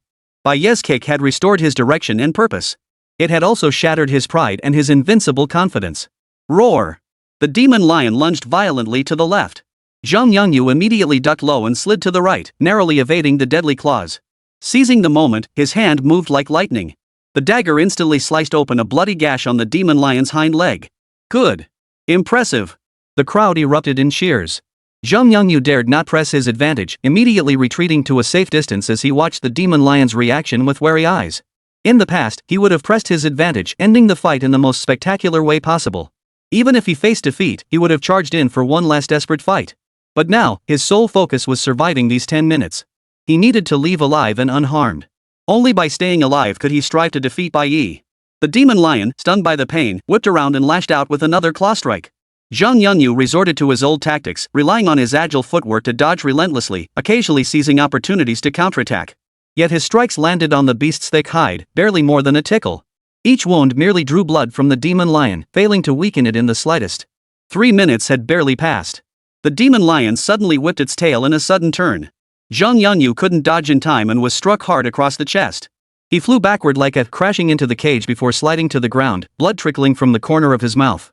Young Master Zhang! Get up! The shouts from the audience grew more urgent. Zhang Yongyu struggled to his feet, each breath tearing through his chest like swallowing razor blades. Gritting his teeth, he continued circling the ring, though his pace had visibly slowed. Another 5 minutes passed. Zhang Yongyu's left arm was torn open by the demon lion's claws, revealing bone beneath the deep gash. Blood soaked through half his shirt. His face was as pale as paper, and his right hand, gripping the dagger, trembled. 2 more minutes? He knew for certain that he was beyond saving. If he continued fighting now, he wouldn't even be able to dodge a single blow. He would surely die a miserable death in the cage. I surrender! Zhang Yongyu shouted with every ounce of strength left in him, his voice hoarse. According to the rules, the isolation net should have descended immediately. But 1 second passed, then 2, then 3. The cage remained empty except for him and the demon lion closing in step by step. Zhang Yongyu's pupils suddenly contracted as a chill surged through his heart. I surrender! Let me out! He shouted again, his voice filled with desperation. Roar! The demon lion's roar grew ever closer, its foul stench assaulting his senses. In the backstage control room, a flicker of amusement crossed the host's eyes. His face was smug, yet his voice betrayed sheer panic. Crisis! The isolation net's landing gear has malfunctioned, it won't deploy. Zhang Yongyu, hold on just a little longer. We're immediately dispatching personnel for emergency repairs. As soon as he finished speaking, he cut his mic and bowed deeply to the middle-aged man in a black suit who had just entered. Boss, everything is proceeding exactly as you instructed. Rest assured. 80 consecutive wins. That's enough. The man took a drag from his cigar and slowly exhaled a smoke ring. If we let him keep winning, how much money will we lose? Exactly. 6th tier beasts and above are too hard to capture. We don't have the resources to keep hunting high tier beasts for him. This Zhang Yangyu is asking for trouble. We made it clear, as long as he fights fake matches and makes us money, we'll find him high tier beasts. But the stubborn fool refused. If he wants to die, he has no one to blame but himself. The host sneered, his eyes returning to the screen. Watching Zhang Yangyu's expression of utter despair on the screen, the smile on his face grew more savage. At that moment, the arena spectators also sensed something was amiss. What's going on? Where's the safety net? What the hell? She's already conceded. Is the equipment broken? Fix it now. The fat man was pacing anxiously when he suddenly grabbed a nearby staff member's arm. Open the gate. Someone's going to get hurt. The staffer shook off his hand and snapped impatiently, what's the rush? I told you they're working on it. Yet they couldn't even see a single repairman. Inside the entire octagon cage number 1, only the relentlessly advancing Demon Lion and Zhang Yangyu, his face etched with utter despair, remained. Chapter 30, Does Capital give you free reign? Many had already vaguely guessed the purpose of the arena, but they wouldn't speak it aloud. Zhang Yangyu's fate meant nothing to them. They only wanted to witness the blood of these mighty warriors splatter across the sky. Some even believed that paying to witness the despair of the elite was a worthwhile expense. Zhang Yangyu leaned against the cage, watching the Demon Lion advance ever closer. His own pitiful reflection danced within the beast's golden pupils. He recalled Bai Ye's words from the passageway, spoken as she stepped on his face. When you treat others like ants, have you ever considered that you might become one yourself? It turned out he had. The Demon Lion raised its forepaw, its razor-sharp claws glinting coldly under the lights. Zhang Yangyu slowly turned his head to look outside. Bai Ye happened to be passing by at that very moment. Zhang Yangyu's face clouded over with sorrow. I'm sorry, he said. I'll never be able to surpass you in this lifetime. With that, he closed his eyes in despair. Bai Ye narrowed his eyes slightly. He looked up toward the control room on the 2nd floor. Just in time to catch the arena owner's smug expression in the window. Does capital grant you free reign? The geniuses of the great Dasha Academy are mine alone to trample. I didn't even kill him. What right do you have to control his life or death? Bai Ye snatched a grilled skewer from a spectator beside him. A golden light suddenly flared from the skewer. The next second, the golden light shot toward the top of cage 1.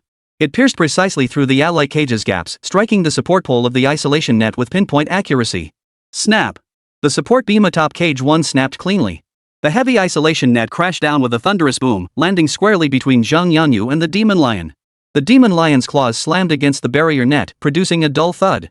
Zhang Yangyu's eyes snapped open. Staring in disbelief at the barrier before him, he burst into maniacal laughter. Ha ha ha ha! I'm alive again. But as he laughed, tears welled up in his eyes.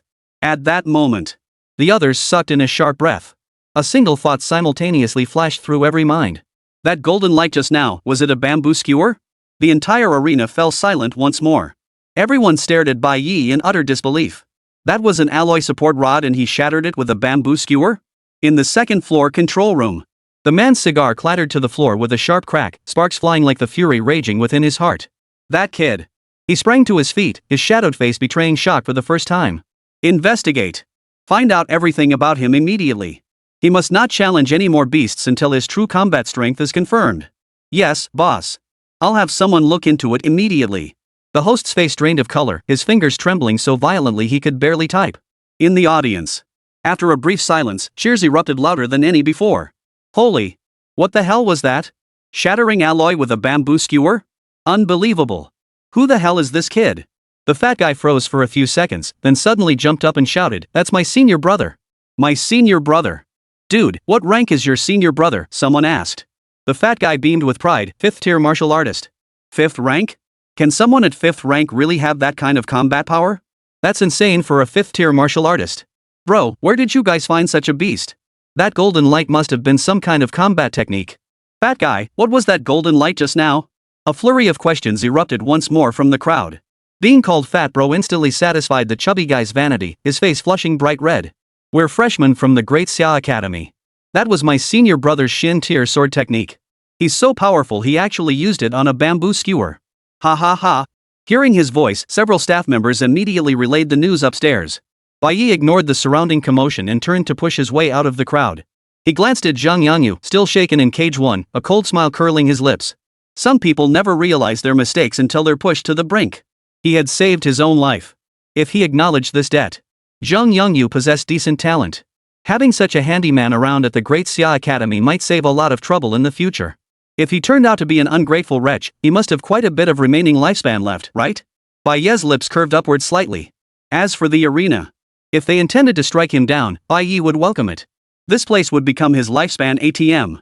Bai Ye walked toward the registration desk. May I challenge the 8th rank demon lion? Bai Ye inquired. A look of difficulty flashed across the staff member's face. Sir, our boss has stated that if you cannot manifest your Chi Bloodstar, you cannot continue the challenge. Bai Ye furrowed his brow slightly. Why had his Chi Bloodstar vanished? It had been present just moments ago. Could it be because of that venomous demon spider? The venomous demon spider is also known as the ghost spider. Could it be that I've gained the ability to conceal my Chi blood constellation? Could I release it myself? The thought barely formed in his mind. 8 Chi blood stars suddenly appeared behind his head. At that moment, the staff's eyes widened in shock. 8? You're an 8th tier martial artist? The staff member felt his brain short-circuit. How could there be such a powerful 8th tier martial artist? Suddenly, he noticed 3 stars flickering behind them. It all clicked into place. So he's using some secret technique to temporarily boost his combat power. Just then, the last trace of demon spider blood on Bai Ye's face burned away completely. The 3 stars of vital energy vanished instantly. The enhancement period ended? The staff member's eyes lit up as he immediately relayed the news to the boss. Soon, the boss's maniacal laughter echoed through his earpiece. Ha ha ha ha.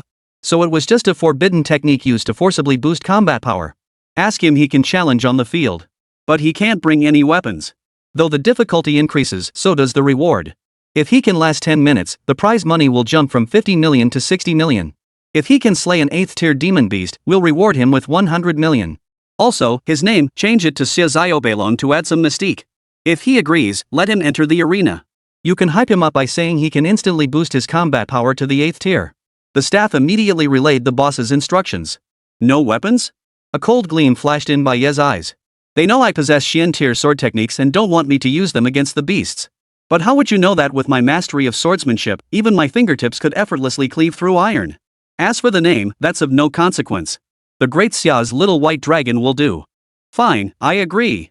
Bai Ye declared. Hearing his voice, a wave of maniacal laughter erupted from the surveillance room on the 2nd floor. Ha ha ha ha. This kid doesn't seriously think he can take on an 8th tier bloodthirsty demon lion barehanded, does he? Open the bets. Quickly raise his odds. The higher the better, get everyone to bet big on this kid losing. This time, I'm gonna make back every penny I lost before. Chapter 31, Xia Ziobelong, I'm betting 5 million. The arena erupted with the announcer's excited voice. Ladies and gentlemen, you've all witnessed the might of an 8th tier demon beast. It ended Zhang Yongyu's 80-match winning streak at the peak of the 7th tier. But you also witnessed that golden light just now. A master has arrived at our arena today, one who wields a high-grade Xian tier sword technique. His name is Xia Ziobelong.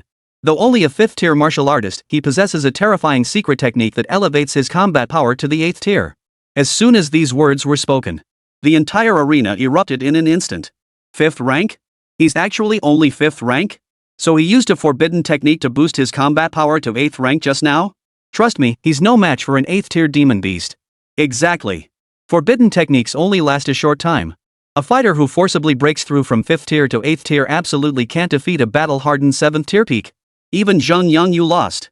What does he have to win with? A murmur of discussion arose, but it was nothing like what the arena owner had anticipated. Quiet down. Everyone, quiet down.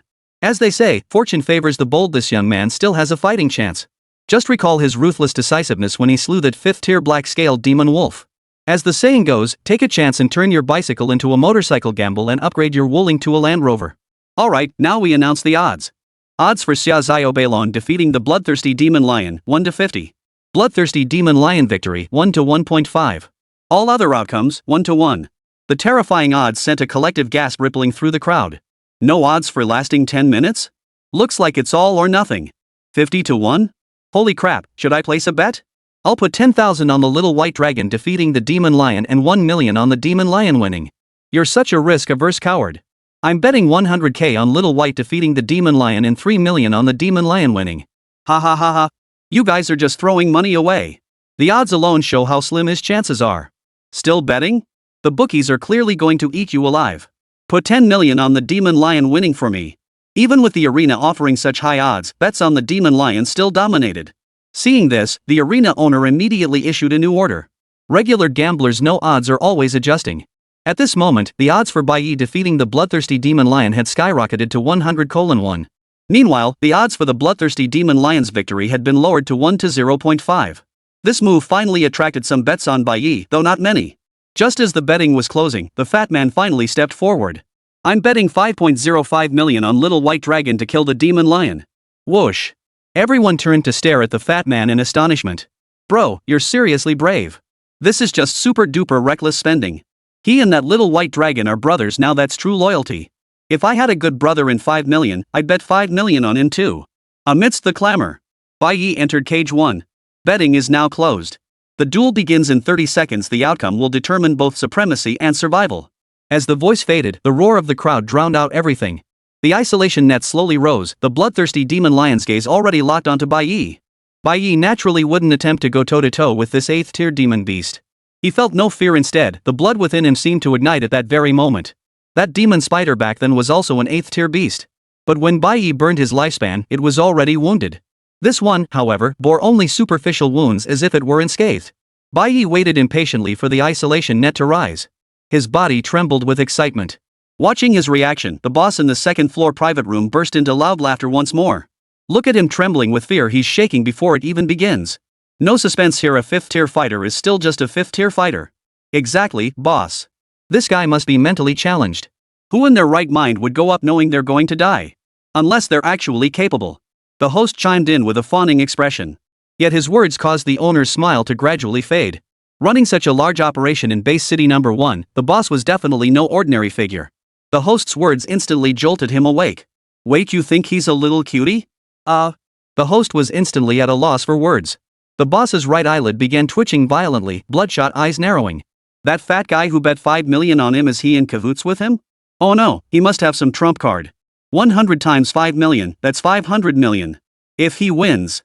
But before he could finish, his eyes, fixed on the screen, widened in shock. For at that very moment, 8 more chi blood stars appeared behind Bai Ye's head. Technique backlash, lifespan 1 year. Current remaining lifespan, 83 years and 5 months. A notification popped up before Bai Ye's eyes. He couldn't wait any longer. True martial bloodline ignite. Successfully consumed 10 years of lifespan. Combat power increased tenfold. Current remaining lifespan, 73 years and 5 months. His aura surged instantly, propelling him back into the early 8th tier. The moment the isolation net fully activated, the bloodthirsty demon lion's hind legs violently kicked the ground. The alloy floor cracked with spiderweb-like fissures as it lunged toward Bai Ye like a burning flame. The wind roared past his ears. Instead of retreating, Bai Ye advanced, clenching his fists tightly as he charged straight into the demon lion's claws. Crash! Fist and claw collided violently. Bai Ye felt a tremendous force surge through him, his arm going numb as his body involuntarily stumbled back half a step. The demon lion, however, used this recoil to twist its body abruptly. Its tail lashed out like a steel whip, tearing through the air as it struck toward Bai Ye's back. Bai Ye tried to dodge, but his body couldn't keep pace with his thoughts. Though he possessed the strength and speed of an 8th tier practitioner, close combat demanded agility and evasive maneuvers. Mastering only the yellow tier swift wind step, he was clearly at an absolute disadvantage in agility. Crack! Bai Ye took the full force of the tail strike. He stumbled forward, his knees scraping a trail of blood across the ground, a searing pain radiating from his back.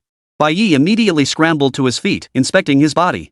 Thankfully, no bones were broken, and the injuries weren't severe. Seems I still need to step up my training. He'd intended to test the limits of an 8th tier clash, but instead, he'd been met with a masterful evasion. So be it. No more pretense. Time to lay all cards on the table. Bai Ye's gaze grew increasingly intense. But the audience erupted in an instant. Is that all?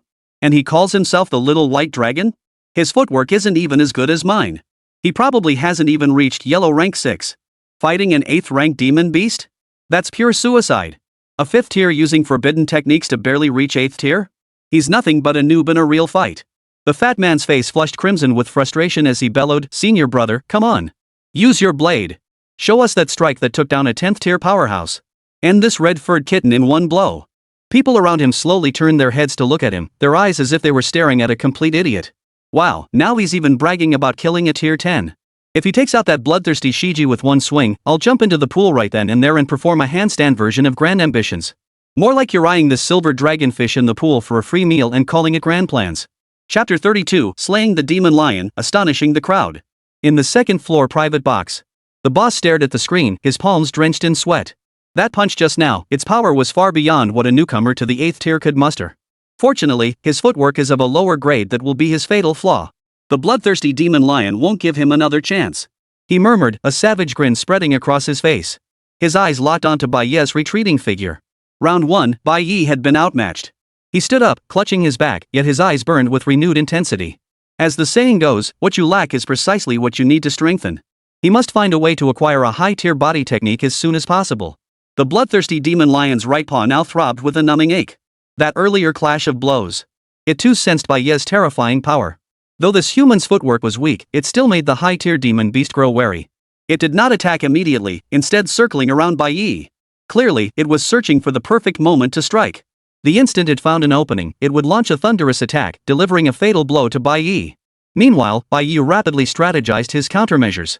This bloodthirsty demon lion was far too agile. Even if he unleashed the blazing sun demon subduing sword with his fingers, he might not be able to strike its vital points. Suddenly, a strange thought sparked in Bai Ye's mind. Could I sacrifice my lifespan to comprehend the swift wind step, thereby advancing this yellow grade, 5th rank technique? The thought took hold and refused to be suppressed. With the lion yet to launch its attack, now was the perfect moment to attempt it. Bai Ye drew a deep breath, his eyes narrowing instantly. Since there's no higher tier, then I'll comprehend a new body technique myself. Consume 30 years of lifespan to cultivate the swift wind step, striving for advancement. As Bai Ye issued the command in his mind, lines of text immediately appeared on the golden page in his consciousness. You begin arduously practicing the swift wind step under the assault of an 8th tier bloodthirsty demon lion. After 3 years of grueling practice, your mastery of the swift wind step reaches its peak. Yet you remain utterly overwhelmed by the demon lion, convinced the technique holds untapped potential. After 5 years of grueling practice, the swift wind step achieves a breakthrough, reaching yellow grade tier 6. Yet you still cannot touch the demon lion. You continued honing the swift wind step. In the 10th year, you successfully advanced it to yellow grade, 7th rank. For the first time, you managed to touch the demon lion during a clash of footwork. After 20 years of relentless training, you achieve a monumental breakthrough. The swift wind step evolves into the mystic grade 1st rank technique, swift wind dragon step. Your footwork now rivals that of the bloodthirsty demon lion. After 30 years of relentless training in the swift wind step, you achieved another major breakthrough. The swift wind dragon step advanced to the 5th rank of the mystic tier, allowing you to completely outmaneuver the bloodthirsty demon lion. A golden light flashed in Bai Ye's eyes. The memory felt incredibly vivid, as if a bloodthirsty demon lion had truly trained with him for 30 years in the swift wind step. His understanding of the swift wind step underwent a revolutionary transformation. Now, Bai Ye truly deserved the title of the Great Xia's foremost master of the swift wind step. No one would spend 30 years without sleep or rest solely practicing this yellow tier body technique. What a masterful gale dragon stride! Suppressing his excitement, Bai Ye pressed his index and middle fingers together, their tips glowing faintly golden. Blazing sun demon subduing sword rise.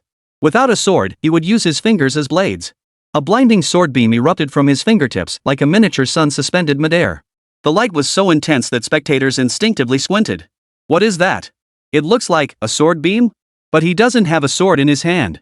Is that his Xian tier combat technique? How could he possibly wield a technique with his bare hands?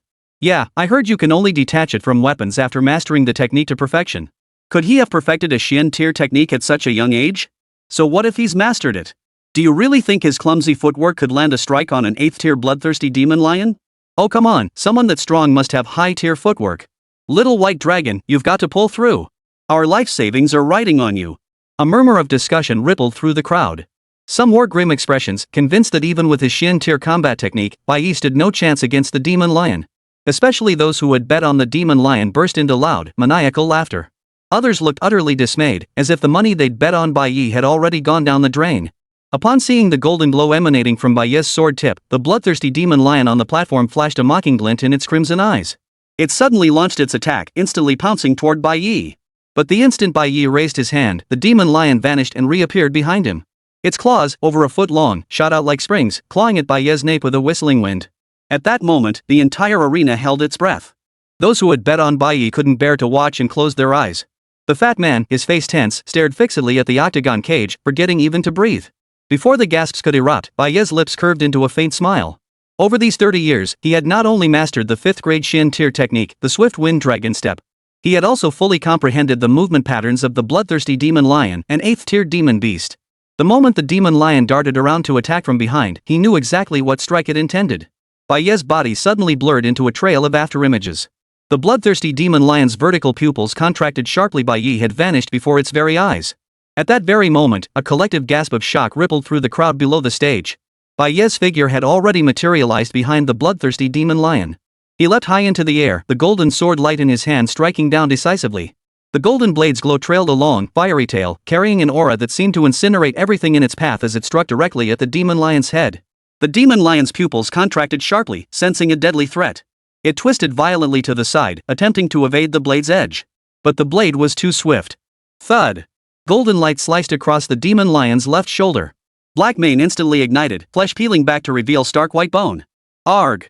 The demon lion let out a piercing howl as its massive body rolled to one side. Blood droplets splattered into a crimson mist mid-air. Had the demon lion dodged? It had, but only barely. Only half its body rolled several meters away, while the other half remained forever at Bai Ye's feet. A deathly silence fell over the entire scene. Everyone froze in place, their mouths gaping wide enough to swallow an egg. The fat guy leaped up, accidentally knocking a brother beside him flat on his back. He won. Senior brother is amazing. Little white dragon is mighty. In an instant, everyone who had bet on Bai Ye erupted in excited shouts. Little white dragon. Little white dragon. The little white dragon is mighty. In the second floor private box. The boss shot to his feet, his chair crashing to the floor. He's deliberately showing weaknesses. That movement is definitely at the Xian tier. His voice trembled. It's over. This round alone will cost me at least 10 billion, that's 3 months worth of profits. How am I supposed to explain this to the bigwigs? The host's face drained of color as the walkie-talkie in his hand clattered to the floor. Suddenly, his eyes lit up. Boss, why not have him fight every 3 days? A crowd pleaser like him could rake in money just from ticket sales, even without betting. At the same time, let's see if we can get a 9th tier demon beast or spirit beast. Then we'll have him gamble again in battle, a fight he absolutely can't win. That way, we can recoup all our losses. The only question is whether he'd agree to hunt low tier beasts like 5th or 6th tier ones? The boss's eyes lit up. We can offer him money, invite him to participate in an exhibition match. Kill one 5th tier demon beast and get 500,000. Ah, how, you go handle it. If he won't accept 500,000, offer him a 1 million appearance fee per match. If he still won't agree, then apply some pressure. Chapter 33, Bai Ye strikes it rich. Bai Mo waits in anticipation. Bai Ye stood within the cage as the golden light at his fingertips slowly faded. He watched the bloodthirsty demon lion's pupils gradually dilate, his gaze calm, yet his heart churned with turmoil. Killed an 8th tier demon beast, the bloodthirsty demon lion, in demonic state. Remaining lifespan of target, 261 years. Successfully reclaimed lifespan, 130 years and 5 months. Current remaining lifespan, 174 years. This was undoubtedly his most lucrative single harvest to date. Host, can we declare the winner now? Bai Ye asked. Originally, Bai Ye had expected the host to pull some kind of stunt. To his surprise, the host declared his victory without hesitation. In this duel, Xia Xiaobeilong of Great Xia emerges victorious. All bettors who backed Xiaobeilong will receive their rewards shortly. The gate of cage 1 slowly opened. Just as Bai Ye was about to leave, the corner of his eye caught sight of a crystal embedded in the corpse of the demon lion. His eyes narrowed instantly. But just as he reached to pick it up, a man abruptly stepped through the newly opened gate. Friend, according to the arena's rules, you only have the right to fight. The corpses of demon beasts and all other materials belong to us. The man spoke slowly, a crescent moon of vital energy and blood suddenly appearing behind his head. Bai Ye frowned slightly and slowly withdrew his hand. A Grandmaster level expert from the arena? Indeed. At the Bisui No. 1 arena, we have 1 Grandmaster and 3 Masters. I, Chen Hao, am one of those 3 Masters. However, if you desire this demon core, it's not impossible. You must agree to one condition. The man crossed his arms over his chest and smiled. What condition? Bai Ye inquired. During this battle, he had already noticed some clues. Absorbing the demon core of that 9th tier golden striped leopard had significantly enhanced his physical form while in his demonic state. Logically, this bloodthirsty demon lion should possess power far surpassing his own. Yet during their first clash, Bai Ye's strength hadn't been much weaker than his opponent's. If he absorbed this bloodthirsty demon lion's demon core, Bai Ye sensed his physical form and demonic state would gain another substantial boost. Actually, it's something you can easily manage, and you'll even make money from it. Our boss said he hopes you can participate in an exhibition match every 3 days from now on. You'll face 5th or 6th tier demon beasts. You'll receive 500,000 in appearance fees per match. All you need to do is put on a spectacular show for the audience and kill the beast. Chen Hao finished speaking and waited for Bai Ye's response. Upon hearing this, Bai Ye's expression turned peculiar. He'd been worried about not being able to kill creatures at the Great Xia Academy, which would make gaining lifespan a problem. Now not only was that problem solved, but he'd be paid for it. The owner of this arena was truly a kind soul. Bai Ye adored such kind souls, he never turned down a good deal. Yet his expression caused Chen Hao to narrow his eyes slightly. What? Think it's too little? I'll give you 1,000,000 per match, that's the absolute maximum. You'd better not get too. Before Chen Hao could finish, Bai Ye cut him off. Deal. 1,000,000 per match. Arrange one every 3 days, though more would be fine. I've known for a long time that Brother Hao is a good man. Every time I see you in the arena, it feels like a breath of fresh air. Bai Ye picked up the magic core from the ground and tucked it away, then casually slung his arm around Chen Hao's shoulder with a playful grin. This time, however, it was Chen Hao's expression that turned peculiar. Kid, I just arrived at Base City 1 last night. I joined the Bishui Arena 1 hour ago. Bai Ye. Ha ha ha. Brother Chen, you're joking. Then it's settled. I've got things to do, so I'll be heading out first. Bai Ye said awkwardly, turning to walk toward the exit. Soon, he and the fat man collected their 500.5 million yuan prize and vanished outside the arena. Senior brother, we're rich. Truly rich. You made 500 million. 500 million. My goodness, we were inside for less than an hour. Recalling just an hour ago, it felt like only 60 minutes had passed. In such a short time, we actually struck it rich. Fatso's face was flushed with excitement, his entire complexion glowing red. His little stash of 50,000 had ballooned to 5 million. You could say Bai Ye, the billionaire carrying 500 million, hadn't gotten carried away, but the fat man, now a millionaire, was already floating on air. Stop showing off. The freshman competition is about to begin. Bai Ye said, hailing a taxi. As the two climbed inside, they realized the driver was none other than the same man who had picked them up earlier. The driver instantly recognized the distinctive duo. Hey! It's you two. Out already? I heard from a passenger that a dark horse emerged today at Bishui number 1, a little white dragon named Xiaobai. So, did you two catch a glimpse of what that amazing horse looks like?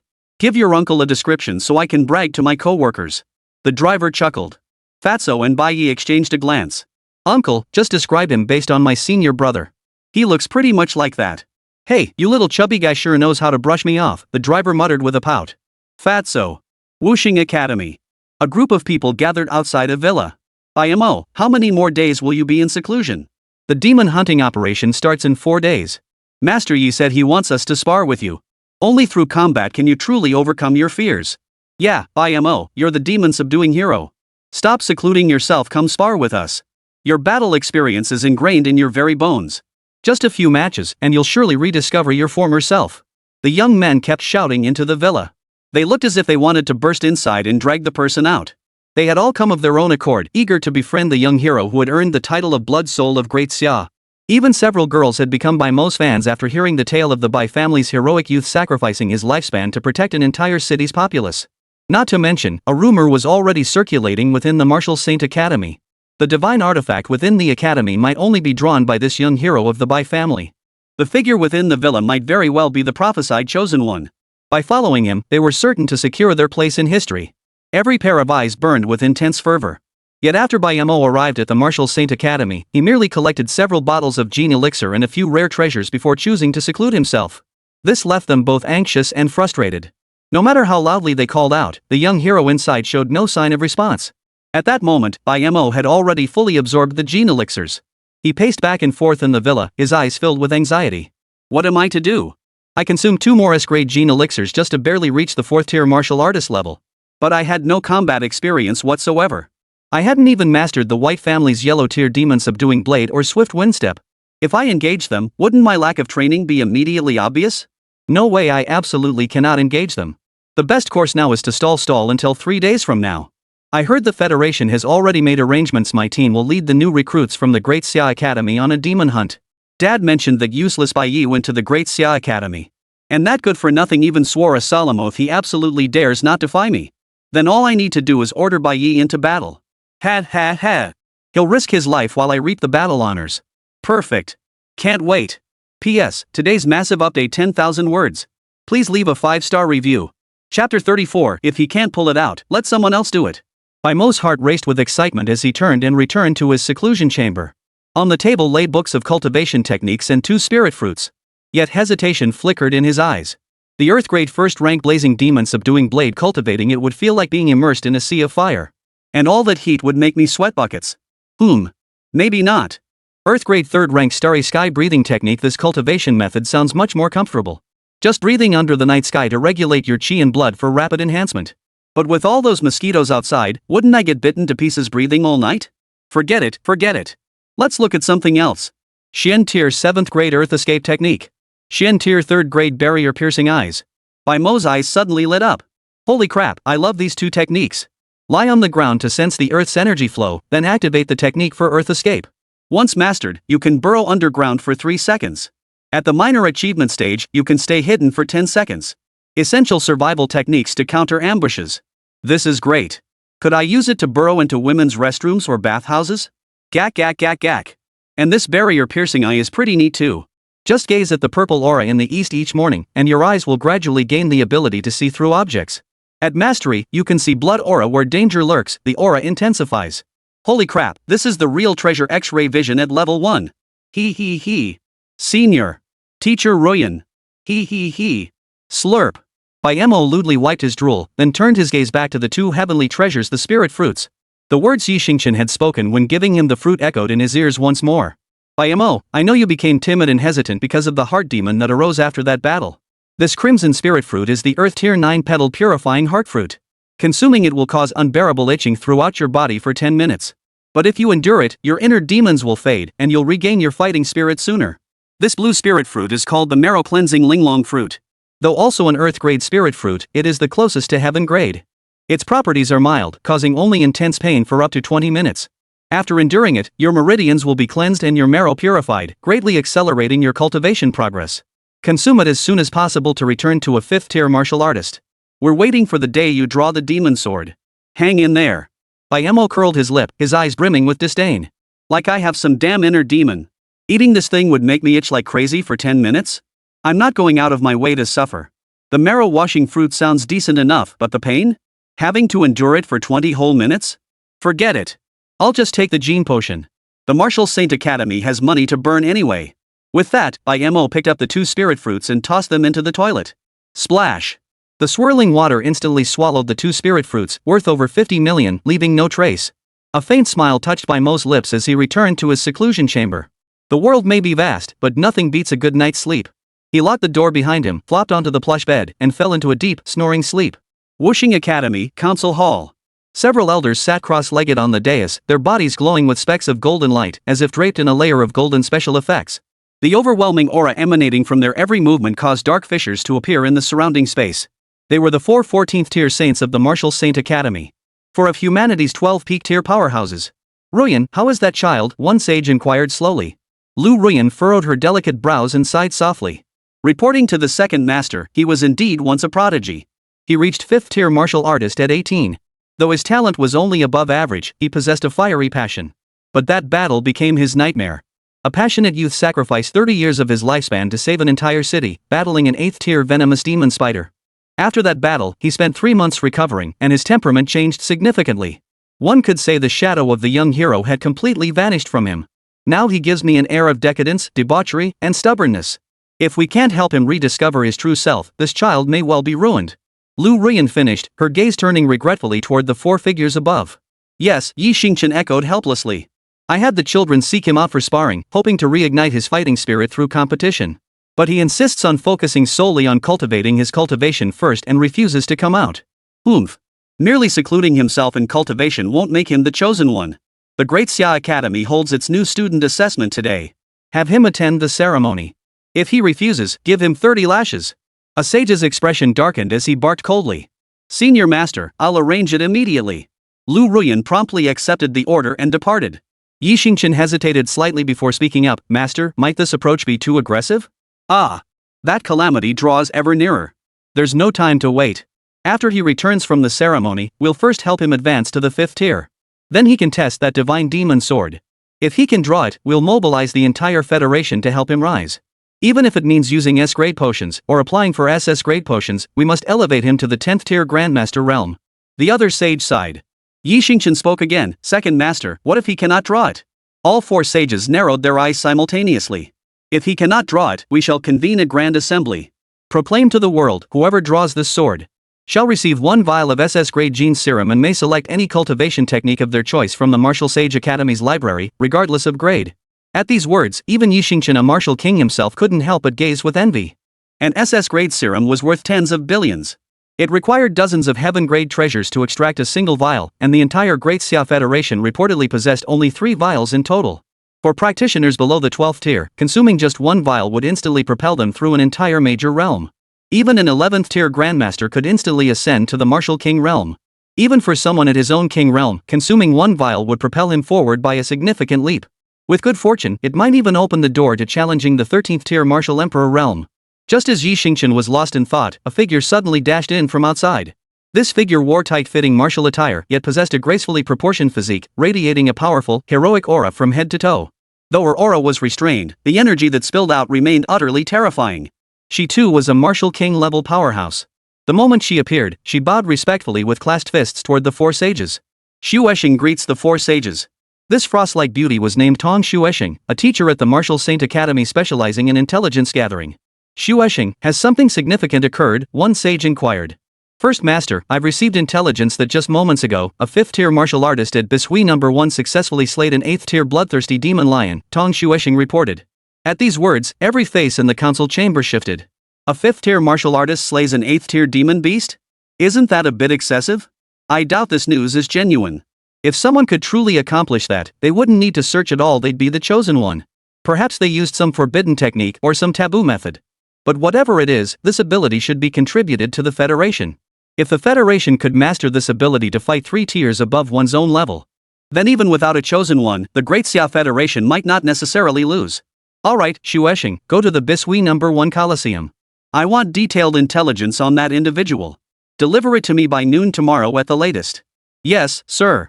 Tong Xuesheng saluted and departed, immediately heading toward the Bishui No. 1 Coliseum.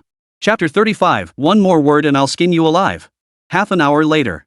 Li Dongji paced back and forth at the entrance of the Great Xia Academy. He glanced at the time on his phone every so often, then immediately looked toward the distant street. Those 2 brats. If they don't show up soon, the match will start. Just then, a distant roar suddenly echoed through the air. Li Dongji snapped his head up to see a familiar black triangular fighter jet slowly descending before the academy's gates. Though the Great Xia Academy had fallen to a second-rate martial arts university, it had once been a top-tier institution. Even the lofty Supreme Academy couldn't trespass here. Li Dongji frowned slightly as he watched Lu Ruyan emerge from the fighter jet, dragging a shifty-eyed youngster by the scruff of his neck. The way she grabbed him by the back of his neck was identical to his own style. At first glance, Li Dongji thought Lu Ruyan was dragging that kid Bai Ye. But upon closer inspection, this person's demeanor wasn't even worthy of tying Bai Ye's shoelaces. Yet, the boy's eyebrows and eyes bore a 3 or 4/10 resemblance to Bai Ye's. Li Dongji's eyelid twitched violently as he watched Lu Ruyan with a slightly evasive gaze. He intended to pretend he hadn't seen anything and slip through the school gates, but before he could take a step, Lu Ruyan called out to him.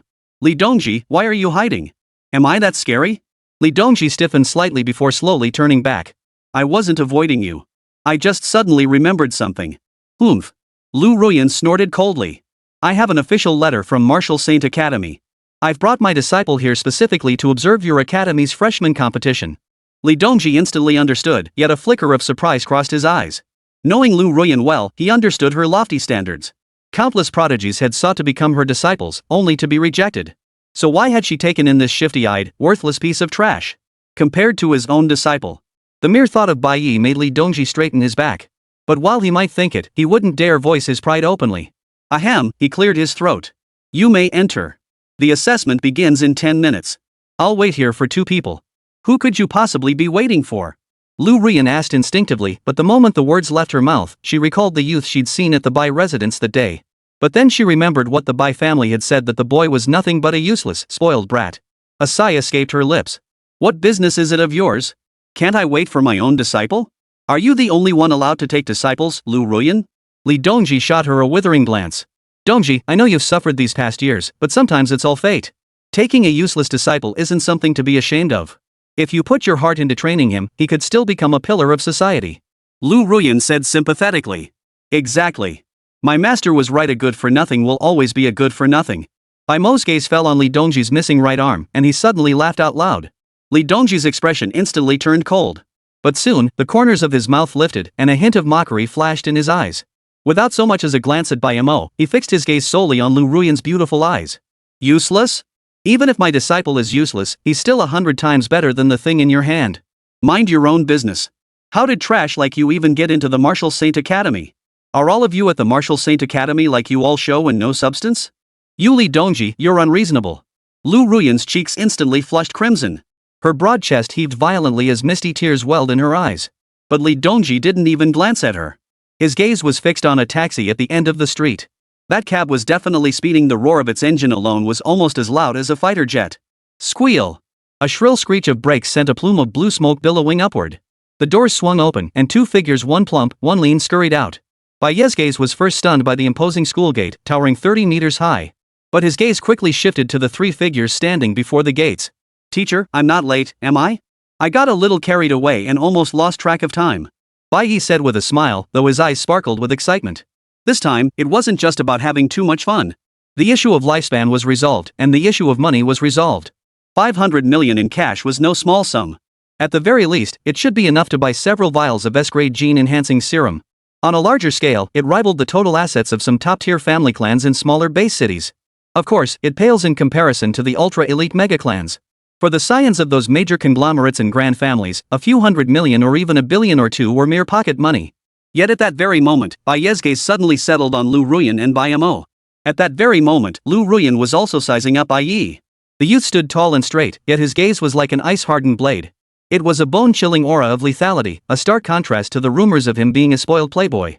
The dark crimson bloodstains on his robe resembled the spattered demon blood in an arena. Could such a person truly be the uneducated, idle playboy the Bai family spoke of? This child. Lu Ruyan's heart jolted violently. At that moment, Bai Ye's gaze swept past Lu Ruyan and landed on Bai Mo standing behind her. Their eyes met. Bai Ye's pupils contracted slightly, and the hand hidden within his sleeve tightened imperceptibly. Bai Mo felt uneasy under Bai Ye's stare, his Adam's apple involuntarily bobbed. But then, a surge of hostility quickly rose within him. A worthless piece of trash dares to look at him like that? Bai Ye! How dare you not greet me properly upon seeing this young master? Bai Mo wrenched free from Lu Ruyan's grasp and bellowed arrogantly. He lifted his chin, his face brimming with contempt. What? Entered the great Xia Academy and already forgotten the rules? Forgotten the oath you swore? Dare defy me? Don't you fear heaven's retribution? Whispers rippled through the crowd. Is this Bai Mo's cousin? Doesn't look like a useless at all. Shoo, keep it down. Didn't you hear young master Bai Mo mention the oath? As for the family affairs, you can fill in the blanks yourself. Probably some prodigy who lost in the succession battle. Li Dongji's brows furrowed, about to speak, but Bai Ye pressed his hand down. Bai Ye stepped forward. Sunlight fell upon him, yet brought not a shred of warmth. You won't live long. Cherish what time you have left. Bai Ye's voice was not loud, yet it felt like a block of ice crashing to the ground. Bai Mo froze, then erupted in fury. How dare you speak to me like that? Bai Ye's lips curled slightly as he walked right past Lu Ruyan. Smack! The sharp crack of a slap echoed through the school gates. Bai Mo flew backward like a broken sack, slamming into the fighter jet's cabin door. Teeth mixed with blood sprayed from his mouth. The entire room fell deathly silent. Everyone was stunned. Lu Ruyan's pupils suddenly contracted. She never imagined this kid would dare strike Bai Mo right in front of her. Moreover, that speed had absolutely reached the level of a 5th-tier martial artist. Could the Bai family really have an 18th-year-old 5th-rank powerhouse? You dare hit me? You're dead meat. You must be drunk, your mind clouded. Don't you fear retribution? Bai Mo clutched his cheek, his eyes filled with disbelief. He had sworn a solemn oath. How could he dare? Bai Ye brushed his hands off, his gaze even colder than before. His body flashed forward again, appearing before Bai Mo. What kind of person do you think you are? Don't you have any self-awareness? Thud. His foot slammed down hard on Bai Mo's face. And starting now, keep your mouth shut. If I hear another sound from you, I'll skin you alive on the spot. P.S. The trial promotion has begun. Everyone, please hold off on bookmarking for now. Help me chase it for a week. Once it officially enters the debut phase, you can bookmark it then. If the debut flops, I won't be able to continue writing. Love you all, Xiaokue, 3. Chapter 36, Within my age group, I'm unbeatable. Others? Whatever. Bai Mo instantly fell silent. He felt like he'd already stepped halfway into the gates of hell. He couldn't fathom why that good-for-nothing Bai Ye dared treat him this way. Did he truly fear no backlash from his oath, no dread of being cursed by demonic poison for eternity? And what's more? If Bai Ye's demonic poison was truly incurable, how could he possess such formidable strength? He truly couldn't fathom it. Just then, a furious shout rang out nearby. Stop! Let go of Bai Mo. A handsome youth brought by Lu Ruyan was already seething with rage. Bai Ye shot him a cold glance. You think I'll just let go? Who the hell do you think you are? You! The youth's gaze turned icy, and a terrifying aura of vital energy rippled out from his body. 7 solid stars of vital energy appeared behind his head. Yet Bai Ye stood unflinching. What? Thinking of sticking up for my dear little brother? The youth turned to Lu Ruyan. Teacher Ruyan, please allow me to teach this arrogant brat a lesson. Lu Ruyan shook her head at him. Xing, it's fine. This is their family matter. Her words fell as she turned her gaze back to Bai Ye. Boy, you truly hold no regard for me. Though her words carried a hint of irritation, the look in her eyes was pure admiration. Teacher Lu, you jest. As an elder, I naturally hold you in high regard. Bai Ye slowly moved his foot away, leaving a parting remark as he walked toward Li Dongji. Li Dongji kicked Bai Ye's backside. You brat! That's Teacher Lu, here to observe our freshman competition. Show some manners. Ha ha ha. Teacher Lu, it's just kids sparring. Don't take it to heart. You two should head inside now. I still need to register my 2 disciples. With that, Li Dongji turned away from Lu Ruyan, pulling the fat boy and Bai Ye toward the school gates. Watching their receding figures, Lu Ruyan frowned. Get up already. Haven't you embarrassed yourself enough? I really don't know, are you the young hero of the Bai family, or is that guy? Bai Mo jolted awake, his face turning pale. If it was discovered he'd impersonated Bai Ye, the punishment would likely be execution by firing squad. He scrambled to his feet, his face twisted in grievance as he cried out to Lu Ruyan, Teacher, you have to stand up for me. My injuries weren't even fully healed. That Bai Ye is the worst of our family's brothers. He has some talent, but during the battle at the city gates, he refused to lift a finger. All he cared about was grabbing the position of family heir. After I got injured, he only got worse, humiliating me repeatedly while I was down. He even stole 2 of the 3 S-grade gene potions the Federation awarded me. Because of this, my treatment was delayed. Too much demonic poison entered my body, and I'd been unable to fully recover. Don't let him deceive you. Some people, no matter how powerful they are useless if their character is flawed. Let me tell you a secret, when he was 16, he raped a 12-year-old girl from our neighbor's house. My grandfather spent a fortune to cover it up. Bai Mo, tears and snot streaming down his face, pinned all his misdeeds squarely on Bai Ye. Watching my most tearful outburst, Lu Ruyan clenched her delicate fists. No wonder he reached 5th tier strength at 18, he stole your rewards. Oomph, rest assured I won't let that bastard get away with this. Get up. Take these great recovery potions.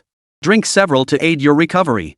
Several potions materialized in Lu Ruyan's hand and were thrust into Bai Mo's grasp.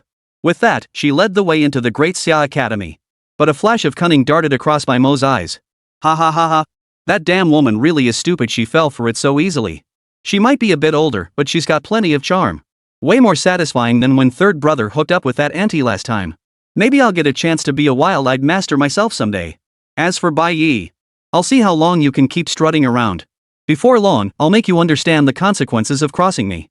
Kid, was it that good for nothing who took credit for your battle achievements? Once they were alone, Li Dongji's expression instantly turned icy. Bai Ye gave a slight nod, saying nothing more. How utterly ironic. The Bai family must be blind to choose that thing over a genius like you. A thick layer of scorn flashed in Li Dongji's eyes. Master, if I hadn't insisted on severing ties with them, they'd have already drained my true martial bloodline under the pretext of exorcising the demonic poison. Bai Ye's voice was icy, the hatred in his eyes palpable. How dare they? They're truly FING audacious. When do you plan to act? Just say the word if you need me to intervene. I'll personally rip off Bai C's dog head. If you're still tormented, we can go cut off Bai Mo's head right now to vent your anger. I'll take full responsibility for any consequences. Li Dongji declared. Bai Ye looked at Li Dongji with surprise, as if seeing his own father once more. Once, his father had spoken similar words. Yea, a true man lives for swift justice and clear-headed resolve. If injustice befalls you, vent your anger freely. Should the heavens fall, I'll bear them for you. Bai Ye suddenly smiled. He felt truly fortunate to have met Li Dongji. Master, now is not the time to kill him. Bai Mo is currently the Federation's recognized young hero and a core disciple of the Martial Saint Academy. To avoid exposure, Bai Ci and his people have made thorough preparations. If I kill him now, not only will I fail to reclaim what's rightfully mine, but I'll also be branded with the crime of murdering the great Xia Blood Soul youth. I've heard there's a demon hunting operation coming up in a few days. By then, the truth about Bai Mo's true nature will be laid bare. Li Dongji's expression gradually softened. If you can think that way, it couldn't be better. In today's new student competition, you needn't conceal anything. Use this chance to make a name for yourself and draw everyone's attention. This will be invaluable when you eventually take down Bai Mo. Rest assured, Master. I have absolute confidence. Among my peers, I am unmatched. The rest are no match for me. Bai Ye suddenly flashed a smile at Li Dongji. Ha ha ha ha. You sure know how to put on a show. You've got me fooled, but I like it. Li Dongji's booming laughter drew the attention of many students and teachers. The three finally shut up and hurried toward the academic affairs office. With Li Dongji personally leading the way, all enrollment procedures were completed in under 5 minutes. Meanwhile, Lu Ruyan had already arrived at the Dasha Academy gymnasium with several students. Seated on the gymnasium's main platform were the high-ranking officials of the Great Xia Academy. Feng Baobao and a ruddy-faced bald old man occupied the center seats. 7 or 8 middle-aged men gathered around them. "What did you say? Is the information reliable?" The bald old man shot up from his chair. "Absolutely reliable.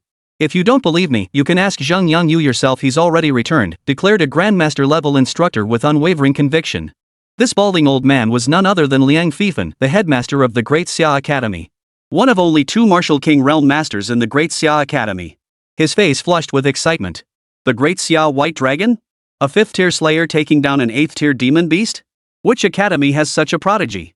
Damn it, which bastard recruited this genius? Chapter 37, Lu Ruyan wants to poach talent. As they spoke, Lu Ruyan walked in. "Hey! Isn't this Magister Lu from the Martial Saint Academy? What brings you here today?" Liang Fifan called out cheerfully to Lu Ruyan as she approached. Among the awakened individuals of Great Xia, martial artists were the most numerous. Individuals like Lu Ruyan possessing Great Xia blood yet becoming mages were already exceedingly rare. Much less one who had attained the rank of Archmage. Archmages possessed combat prowess on par with Martial Kings, a rank many present faculty and students had never even witnessed. The mention of an Archmage by their own principal instantly drew everyone's attention. "Principal Liang, it's been a long time," Lu Ruyan said, bowing slightly. Only then did she step aside to make room, pulling Bai Ye forward from behind her. "This is Bai Ye, the heroic youth revered by the Great Xia Federation as the blood soul of Great Xia. I'm sure you've heard of him. To save an entire city's population, Bai Ye burned 30 years of his lifespan, boosting his combat power to the 8th tier to defend the city gates for 30 minutes. That battle left him with severe physical injuries and deep psychological scars. To help our young hero overcome these shadows and rekindle his fighting spirit, our Martial Saint Academy has specially dispatched me to bring him to observe your academy's freshman competition. We apologize for any inconvenience this may cause and hope for your understanding." Listening to Lu Ruyan's speech-like words, the eyes of the teachers and students of the Great Xia Academy grew moist. Their gazes toward Bai Ye brimmed with profound respect. Truly a noble spirit, how could this be considered an imposition? Ha ha ha. Assisting a heroic youth is the duty and obligation of every citizen of Great Xia. Come, bring all the promising talents of this year's class to get acquainted with our heroic youth. Liang Fifan addressed the mentor beside him. Several mentors immediately waved toward the youths in the distance. A group of young men and women immediately rushed over. "Let me introduce you to this year's 3 prodigies. This is Yun Yi, one of the 3 top talents in our school this year. Last night, he successfully broke through to the 1st tier of the 6th stage and awakened his ice elemental talent. This is Zhang Chang, a stage 5, level 9.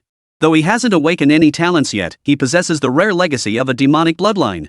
15% of Zhang Cheng's bloodline has mutated, granting him beneficial demonic transformation. His combat prowess already rivals that of early stage 6 powerhouses." Liang Fifan finished speaking and looked at Lu Ruyan with a smug expression. He knew the might of the Martial Saint Academy. But even if placed within the academy, these promising recruits would undoubtedly be highly valued. Sure enough, upon hearing this, a hint of surprise flashed in Lu Ruyan's eyes. Especially when she looked at Zhang Chang, she couldn't help but give him a second, lingering glance. A martial artist who awakened demonic bloodlines? It must be remembered that humanity's greatest enemy is demonic beasts. Many demonic beasts carry demonic toxins, and these toxins are humanity's greatest nemesis. To overcome demonic toxins, major federations worldwide were intensely researching solutions. This has even given rise to a specialized profession, the demon tamer.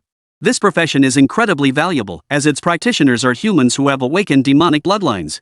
These individuals possess innate resistance to demonic toxins, and the most exceptional among them can even tame demonic beasts for humanity's use. But awakening demonic blood is no easy feat. Not even 1 in 10 million ordinary martial artists might achieve it. The entire Great Xia Federation boasts only 4 demon tamers, and the global total does not exceed 30. And the nation with the highest concentration of demonic bloodlines is the United States. That legendary figure is said to possess only 16% demonic blood. Yet this child before us possesses a staggering 15% demonic bloodline. Not a single one of the Great Xia Federation's 4 demon tamer masters exceeds 12%. Doesn't this mean that once he reaches the Grandmaster realm, he stands a chance of entering the deeply infested zone?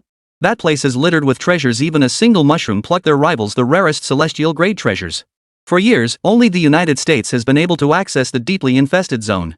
Other nations could only watch helplessly. It could be said that this child's future prospects were truly immeasurable. Lu Ruyan's phoenix-like eyes narrowed slightly. No, we must find a way to recruit such a prodigy to the Martial Saint Academy. Seeing Lu Ruyan's expression, Liang Fifan's face lit up with a smug smile. What do you think of these two students, Teacher Lu? Excellent. Lost in thought, Lu Ruyan answered instinctively. Ha ha ha. Come, let me introduce you to another. This young man is the strongest in our Great Xia Academy's current class. Zhang Ling, come over here. Meet Teacher Lu. Liang Fifan beckoned to a youth standing behind them. The crowd parted automatically as a youth with a center-parted hairstyle and clad in a black shirt walked forward slowly. My name is Zhang Ling, 6th tier, 8th rank. No special bloodline. My innate talent is Weapon Master. Nothing special, really just quick at learning any weapon technique. I've mastered a Xian tier sword technique, reaching the minor achievement stage. I've also mastered a Xian tier sword technique, reaching the minor accomplishment stage. Zhang Ling spoke coldly, his expression seemingly calm, yet the pride in his eyes was utterly unmasked. To Lu Ruyan's ears, these words struck like a thunderclap. It was common knowledge that Xian tier techniques were exceptionally difficult to master. For ordinary practitioners, achieving even a modest level of mastery in a single combat technique required at least a decade of arduous training. Even a prodigy would need at least 5 or 6 years to reach that level. This Zhang Ling was a freshman. Could he be only 18? For an 18-year-old to master even one Xian tier technique to a basic level was already astonishing. And this boy has mastered two? Zhang Ling? Zhang Ling? So you're Zhang Ling? The one who rejected the Martial Saint Academy? Though astonished by Zhang Ling's cultivation talent, Lu Ruyan felt no regret whatsoever. Rumors were swirling outside that Zhang Ling had rejected the Martial Saint Academy's offer. In truth, it wasn't an acceptance letter at all, it was a rejection letter. Zhang Ling had long anticipated the outcome, so he didn't even bother reading it, he simply rejected the letter outright. This boy had poor character. During high school, he bullied a classmate to death. Although the victim's family had issued a letter of forgiveness and the Zhang family had paid a substantial bail bond. But no matter how gifted such a person might be, Wuxing Academy would never admit them. On the other hand, that Zhang Chang. Lu Ruyan's eyes suddenly lit up. Principal Liang, I have an idea. Would your academy be interested? Oh? Liang Fifan turned to Lu Ruyan. Teacher Lu, please speak freely. After all, regarding your school's new student assessment, once you've completed your evaluations, I'd like to arrange a friendly sparring match with you. I'll field one of our freshmen to challenge your top 3 performers. You may choose to fight one at a time or all together. If you defeat our student, I will personally grant Dasha Academy a spot in the Martial Saint Baptism. Lu Ruyan spoke, her eyes glinting with confidence, as if she had already counted on Liang Fifan's victory. Sure enough. Upon hearing the words Martial Saint Baptism, Liang Fifan's eyes instantly flashed with a golden light. That was an opportunity powerful enough to catapult martial artists below the 8th tier up an entire realm. It was said that the Martial Saint Academy granted only 3 such spots annually to the most gifted freshmen. Even if it cost 10 billion, countless would vie for it. I wonder what we'd have to give up if we lose. Liang Fifan suddenly asked. Lu Ruyan smiled faintly. I will select one of your 3 most outstanding students to take with me. Impossible. Liang Fifan immediately refused. A vague suspicion began to form in his mind. Could this new student Lu Ruyan mentioned be that little white dragon of Great Xia? Chapter 38, the first round, the courage test. Teacher Lu, you wouldn't be referring to that little white dragon from Great Xia as the new student, would you? I already know he joined the Martial Saint Academy. You're trying to sabotage me. Liang Fifan asked cautiously. The Great Xia White Dragon? Lu Ruyan looked utterly bewildered. I've never heard of a Great Xia little white dragon at the Martial Saint Academy. He's not one of yours? Are you sure? Liang Fifan remained skeptical. Of course I'm certain. Our teachers have already investigated his background, Lu Ruyan replied, frowning. Very well. A friendly spar isn't out of the question. But if we lose, you can't forcibly take anyone away. I'll give you a chance to discuss it with my students. If they choose to leave after talking it over, I won't stand in their way. Liang Fifan stated. The old fox had already planned it out. Then he'd have all 3 of them attack together. Zhang Ling, though only at the 8th tier of the 6th rank, possessed combat prowess comparable to the early 7th rank. With Yun Yi and Zheng Cheng joining in, they might just take down the opponent. A new recruit, no matter how strong, could only reach the peak of 7th tier at best. Even if they lost, he was confident that after all he'd done for these kids, they'd never agree to go with Lu Ruyan. Alright, it's settled. Deal. The 2 immediately sealed the deal. Not far away, Zhang Ling's expression had grown peculiar. In terms of cultivation and combat prowess, he was undoubtedly the strongest among all the newcomers. His chance had arrived. As long as he performed well enough, he was certain to be selected. Then, he would finally fulfill his dream of entering the Martial Saint Academy. Though the Great Xia Academy had treated him well, it remained a second-rate institution. They only distribute 1 A-grade gene elixir per month. He'd long heard that Martial Saint Academy students received 1 A-grade gene elixir every week. Zhang Ling's heart raced with excitement as he immediately approached Bai Ye. Brother, we might be classmates someday. I'd appreciate your guidance. After our sparring session, if you could put in a good word for me should I gain admission to Martial Saint Academy, I'll dedicate myself wholeheartedly to the cause. Whatever you need, just say the word Zhang Ling, will see it done. Zhang Ling whispered with a fawning expression. He could tell that although Bai Mo's cultivation wasn't high, his status at the Martial Saint Academy far surpassed that of ordinary students. Currying favor with this man would surely pay off in the future. Watching his 6th tier, 8th rank expert grovel like a dog, Bai Mo's vanity exploded. In that case, a flash of ruthlessness flickered in his eyes. Zhang Ling, right? Since you know your place, I'll give you a chance. Consider this a great gene serum a welcome gift. During the new student competition later, if you encounter someone named Bai Ye, disable him. Use whatever force is necessary. I don't want to see him walk away. Bai Ye? Understood, boss. I won't let you down. Zhang Ling replied. No sooner had he finished speaking than a broadcast echoed through the stadium. All new students assemble. The new student assessment will begin in 5 minutes. Soon, all the new students had returned to the center of the stadium. Is anyone still missing? Once everyone is present, I'll explain today's assessment rules. A principal teacher in charge of overseeing the assessment shouted to the crowd. Teacher Li doesn't seem to be here yet, a female teacher pointed out. The other teachers frowned. Li Dongji? Whether he shows up or not makes no difference. There are only 2 students anyway, and they're both just going through the motions.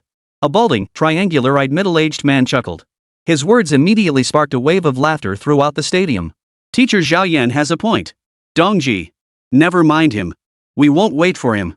I'll explain the rules. The head instructor began to speak. But no sooner had he finished speaking than 3 figures appeared at the stadium entrance. One resembled a meatball, another was missing an arm.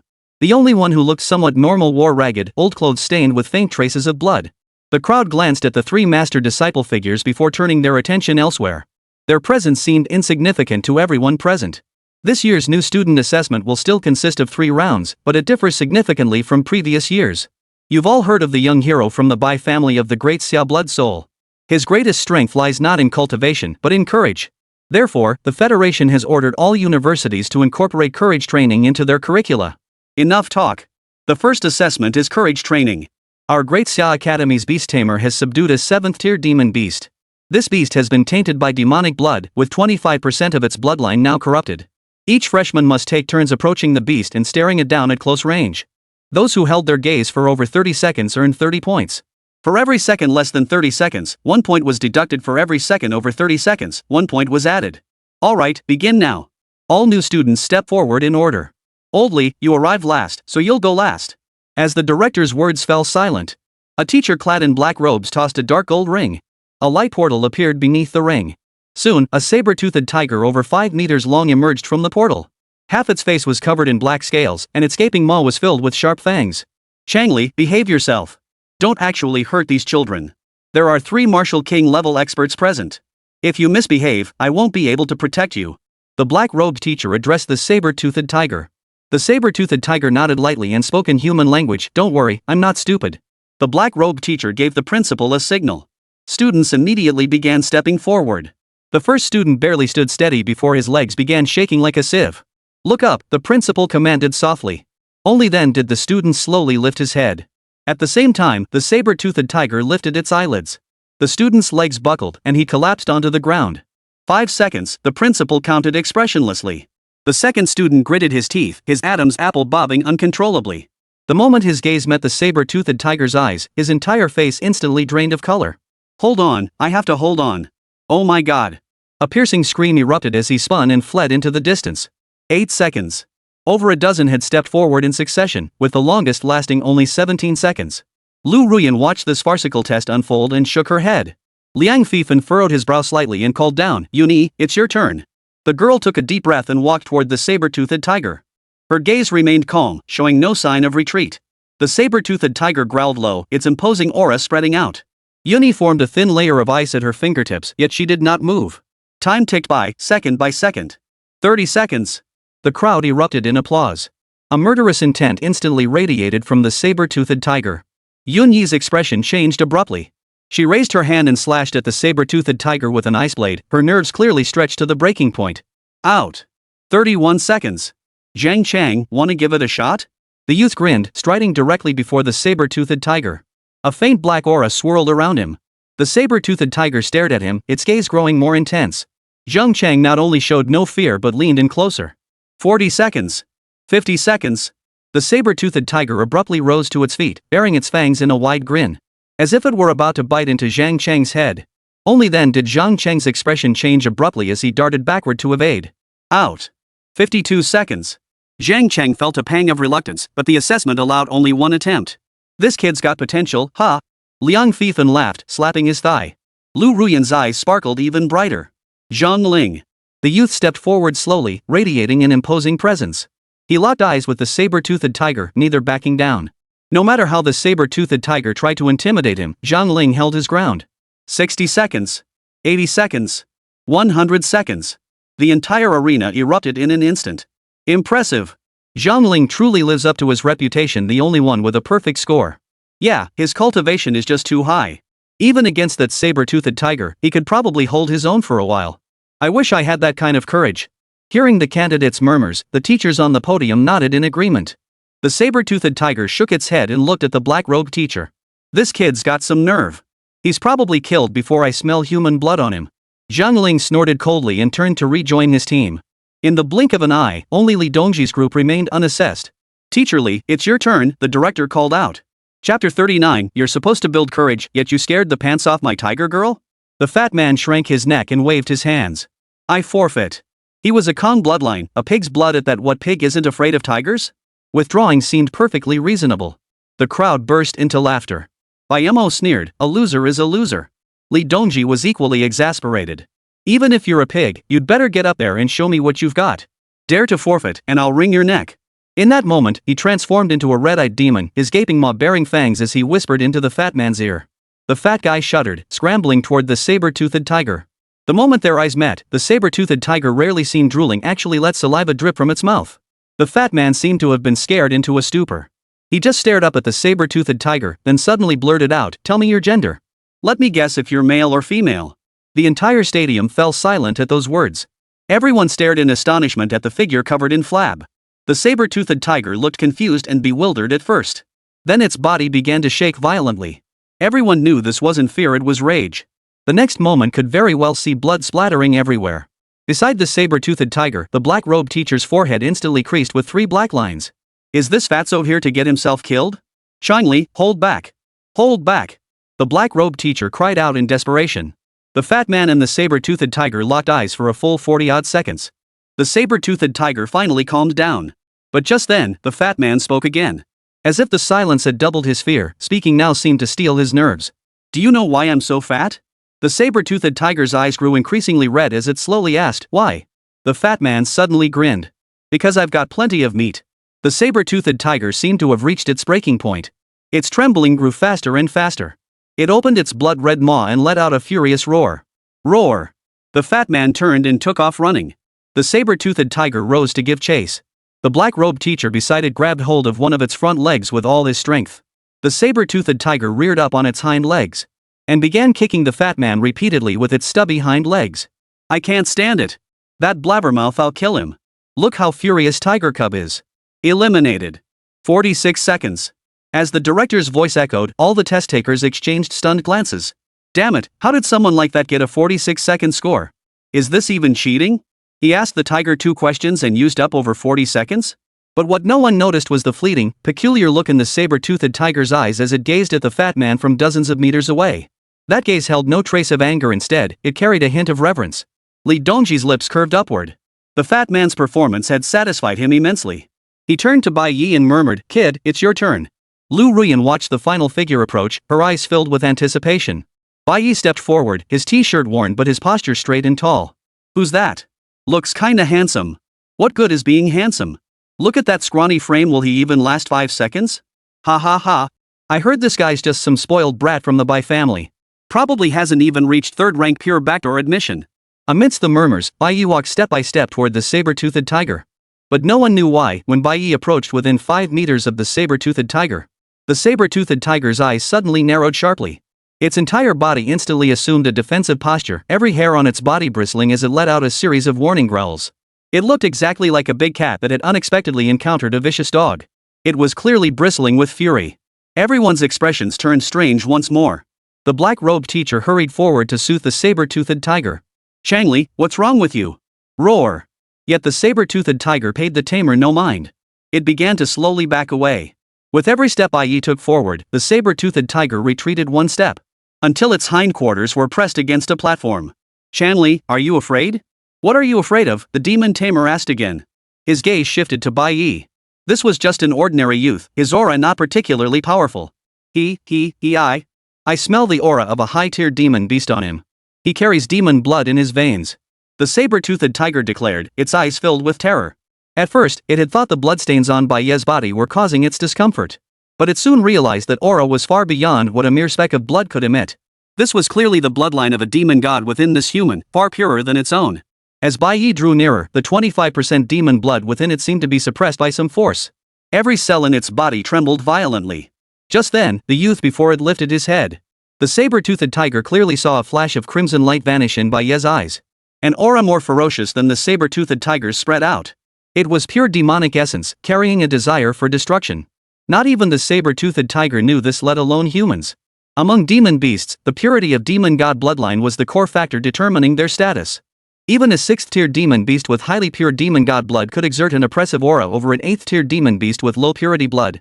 In that instant, the youth before them seemed to transform into a colossal, venomous demon spider. The saber-toothed tiger instinctively let out a mournful roar. Roar! As if provoked, or perhaps driven by fear, it turned and charged toward the light gate. The black-robed teacher failed to stop it, stumbling backward several steps. The light gate closed, leaving only stunned onlookers behind. A deathly silence fell over the entire scene.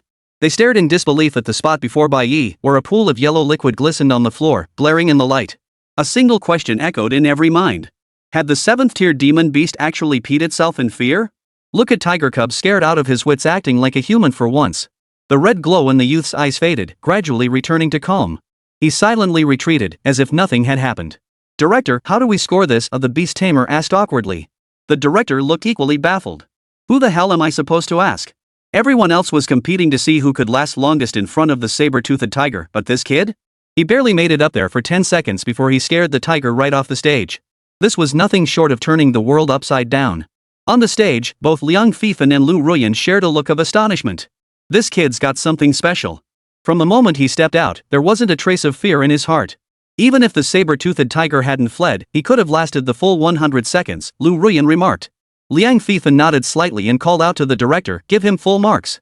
Bai Ye, 100 points, the director announced, glancing at the name on the roster. Li Dongji's face was already beaming with joy. Ha ha ha ha. See that? 100 points. I've got 2 students, one scored 46, the other 100. That's what you call real strength. He shouted toward the teachers on stage, exemplifying the saying, the student hasn't gotten cocky yet, but the teacher is already celebrating. However, Lu Ruyan suddenly turned to look at Liang Fifan. Principal Liang, what did Director Su say this child's name was? Did he call it wrong? Liang Fifan glanced at the list before him with a look of surprise. Why do you ask, Teacher Lu? Lu Ruyan smiled faintly. That child should be called Bai Ye, but Director Huang announced the results as Bai Ye. Chapter 40, do you dare admit you stole my military merit? Bai Ye? Liang Fifan double-checked the list. That's Bai Ye. We scanned IDs during enrollment, how could there be a mistake? No mistake? Lu Ruyan's phoenix-like eyes narrowed slightly. Bai Ye, born in white, flourishing in black. Could it be? Lu Ruyan murmured, a bold notion suddenly taking root in her mind. Her voice was soft, yet every syllable reached Bai Mo standing behind her. Bai Mo instantly broke out in a cold sweat. Master, you must understand his name is Bai Ye. If you doubt it, ask any member of the Bai family. He must have heard the Academy's rumors about the Divine Sword and deliberately changed his name to Bai Ye. This scoundrel not only stole my S-grade gene serum but also intends to usurp my place as the chosen one. Please don't fall for his tricks. I suspect he cheated his way through this entire assessment. That demon beast was clearly frightened. How could a useless fool like Bai Ye possibly scare it? If I'm not mistaken, only a higher tier beast could frighten a 7th tier beast. I suspect his so-called teacher got advanced knowledge of the test and smeared high tier beast blood on him. Bai Mo explained. Back in the day, he and his rowdy friends used to climb walls to peek at people bathing. They'd smear themselves with 2nd tier beast blood bought on the black market. The scent carried far, and even the guard dogs in the courtyard dared not bark. At first, Lu Ruyan didn't quite believe Bai Mo's words. Knowing Li Dongji as she did, she couldn't imagine him resorting to such tactics. Yet as she listened further, the theory began to make sense. High-tier beast blood could indeed suppress Earth-tier beasts. As a mage, her vision far surpassed that of ordinary people. She immediately spotted the splotches of blood on Bai Ye's body. "Mr. Bai Ye," Lu Ruyan said abruptly, "I have a question for you." Bai Ye looked up. "Teacher, please ask whatever you wish." Lu Ruyan nodded lightly. "Whose blood is that on your body?" Bai Ye had no intention of concealing anything and answered frankly, "The blood of an 8th-tier demon beast, the bloodthirsty demon lion." "You certainly don't hide anything. Where did you get the blood of an 8th-tier magical beast?" "Did you?" Lu Ruyan pressed further. At that moment, she felt a sudden wave of disappointment toward Li Dongji. She absolutely refused to believe that a good-for-nothing scion, one whom the family had never held in high regard, could have obtained such a thing. Bai Ye was probably right, someone must be helping Bai Ye cheat. Li Dongji's gaze grew icy as he snapped, "Lu Ruyan, are you questioning my student?" "Li Dongji, I truly never imagined you would become this person." Seeing his anger, Lu Ruyan felt her own rage flare even brighter. "Teacher Lu from Wuxing Academy, since you're curious, I might as well tell you. I was a bit short on cash, so I went to the Bisui #1 arena this morning. I got a bit carried away and didn't dodge in time. So the killer's blood splattered on me. If you don't believe me, go ask at the arena, plenty of people can vouch for it." Bai Ye tugged at his tattered t-shirt as he spoke slowly, muttering to himself, "I'm rich now, time to get some proper training gear." His words once again sent ripples of astonishment through the crowd. No wonder. It was definitely the blood of a high-tier magical beast on him that scared the saber-toothed tiger. Protest. His results should be invalidated. Exactly. Everyone else relied on real skill, he just cheated. Bai Ye shouted from within the crowd, already laughing wildly inside. Meanwhile, Liang Fifan's face was flushed with excitement. That kid's actually at Bisui #1 too? He thought to himself, immediately leaping to his feet and shouting at Bai Ye. "Bai Ye, were you present when that 8th-tier demon beast was slain?" Bai Ye paused slightly before replying, "Yes, I was very close." "Then you witnessed the entire process of its demise?" Liang Fifan pressed. This time, even Lu Ruyan perked up her ears. Bai Ye was increasingly baffled. Not only had he witnessed it, he participated in the entire process. But what did that have to do with the current assessment? "I saw it. Is there a problem with that?" Then describe the appearance of the youth who slew that 8th-tier demon beast, Liang Fifan pressed. Bai Ye was growing irritated. "He looked just like me, give or take a few details." Liang Fifan. "Ah. Never mind. Forget I asked. Continue the assessment. Give Bai Ye a score of 60. The chief examiner glanced at Li Dongji but couldn't bring himself to invalidate Bai Ye's score. This score should satisfy everyone. After all, everyone had witnessed it firsthand when Bai Ye entered the arena. His demeanor showed not a shred of fear. That presence alone should have kept him standing for at least 60 seconds before the saber-toothed tiger. Yet, to his surprise, the moment he finished speaking, Bai Ye's expression darkened. "Why should I get 60 points? Bai Ye, you should be grateful for even 60 points. How dare you defy your school's principal? Don't you realize you're slapping the principal in the face? Take my advice, just accept it. I know you're vain and love to play up the superficial and fake. But this isn't the Bai family estate, best keep your little tricks to yourself." Bai Ye seized the moment to heap a load of accusations on Bai Ye. His words were like ripping off the principal's fig leaf. In an instant, the director's temper flared, and he felt Bai Ye was truly an ungrateful child. "I gave you face, and you still won't take it, huh?" Smack! The director slammed his hand on the table and roared, "Because I'm the director. So what if you're the director?" Bai Ye refused to back down. "I earned these grades with my own skills. You just decide to dock me 40 points? If you can't handle being director, find someone else to do it. How dare you? Do you want to be expelled from Dasha Academy?" the director roared. Even Li Dongji was momentarily at a loss. He admired Bai Ye's spirit, but it was fragile. "Now that you're tainted with the blood of an 8th-tier demon beast, you do look like you're cheating. 60 points isn't bad at all. Why are you confronting the director?" This director, Huang Yuanqiu, was a close confidant of Principal Liang Fifan. Even Feng Baobao would have to give him some face. Yet facing the furious stares of everyone present, Bai Ye didn't flinch or look away. "In that case, I request to summon that saber-toothed tiger once more. I'll remove my blood-stained shirt and retake the exam," Bai Ye declared. At these words, the teachers and students present nodded in agreement. "This kid's got guts, he's got the nerve to confront the principal. A saber-toothed tiger should be no big deal, right?" "Exactly. Let him try again. We'll know immediately if it's real or fake. I also think this kid might just have the courage to pull it off." Many murmured in agreement. Bai Ye's actions were beyond what they could ever imagine. He's just wasting everyone's time. What courage does he have? He's merely using offense as a defense. A spoiled brat from the Bai family, thinking he can make a name for himself just by coming to the Great Xia Academy? Doesn't he even know what he is? Bai Ye sneered again, his voice dripping with sarcasm as he shouted down at the crowd. But the moment his words fell, Bai Ye's gaze locked onto him. Bai Ye, if I strip naked and face that saber-toothed tiger again to earn 100 points. Would you dare admit you stole my battle credit? Would you dare admit you stole everything that rightfully belonged to me? Bai Ye suddenly sneered. Originally, he had planned to expose Bai Mo's true colors at the Demon Hunters Assembly. But this bastard kept pushing his luck. Bai Ye felt an overwhelming urge to go all out and take Bai Mo's head first. The moment the words left his mouth, Bai Mo's expression changed drastically. The others stared at Bai Ye in stunned silence. Especially Lu Ruyan, who had already harbored some doubts. Now, her gaze cut like a sharp blade, fixing itself on Bai Mo's face. Chapter 41, Stripping Off Clothes, Covered in Merits. Holy crap, is this some earth-shattering scandal? Wow, what kind of grand drama is the Bai family putting on? I always thought Bai Ye seemed more like a young hero than Bai Ye. Bai Ye, on the other hand, seems more like an uneducated, spoiled brat. The freshmen of the great Dasha Academy present had none of such reservations. Young people, after all, speak their minds without reservation. Yet their words stirred up a storm in the minds of the teachers. If this rumor were true, it would be an absolute laughingstock. The Great Xia Federation had already elevated Bai Ye as a national symbol. His portrait was plastered across posters in every base city. Interview videos featuring Bai Ye have even spread across the globe. The Great Xia sought to establish the image of a young hero, showcasing the passion of its people to the world. If Bai Ye is a fraud, doesn't that mean everyone has been deceived? Wouldn't that imply that everyone involved in verifying this matter is guilty of dereliction of duty? The cost of promoting this teenage hero, combined with compensating Bai Ye for the rare treasures and gene-enhancing agents he provided. The total cost has likely reached astronomical figures, probably amounting to billions. If this turned out to be true, it would be an international embarrassment. These teachers were sharp as tacks. They immediately considered numerous implications. The Great Xia Federation absolutely did not want to see any reversal in this ironclad case. They preferred to believe Bai Ye was merely lashing out in desperation. Bai Ye, you can eat whatever you want, but you can't just say whatever you want. You're an adult now, take responsibility for your words. Feng Baobao's voice shattered the deathly silence in the stadium. Bai Ye, you really have no shame. I know you envy everything I've achieved, but every single thing I have, I earned with my life. I know you want to compete with me for the position of family heir. That's why these past 2 years, you've trained like a madman, pushing yourself to the limit, desperate to shed your playboy image. You've betrayed me time and again, yet the family forgave you. Now you dare to slander me, accusing me of stealing your battle honors. Esteemed masters and seniors, do not believe his slander. If you harbor any doubts, you may investigate the Bai family yourselves. Even the dogs of the Bai family know it was me, Bai Ye, who defended the city gates, not him, Bai Ye.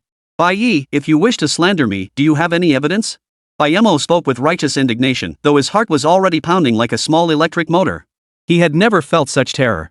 Had he not spent years as a scoundrel, honing his ability to lie effortlessly in front of women, he would have been finished today.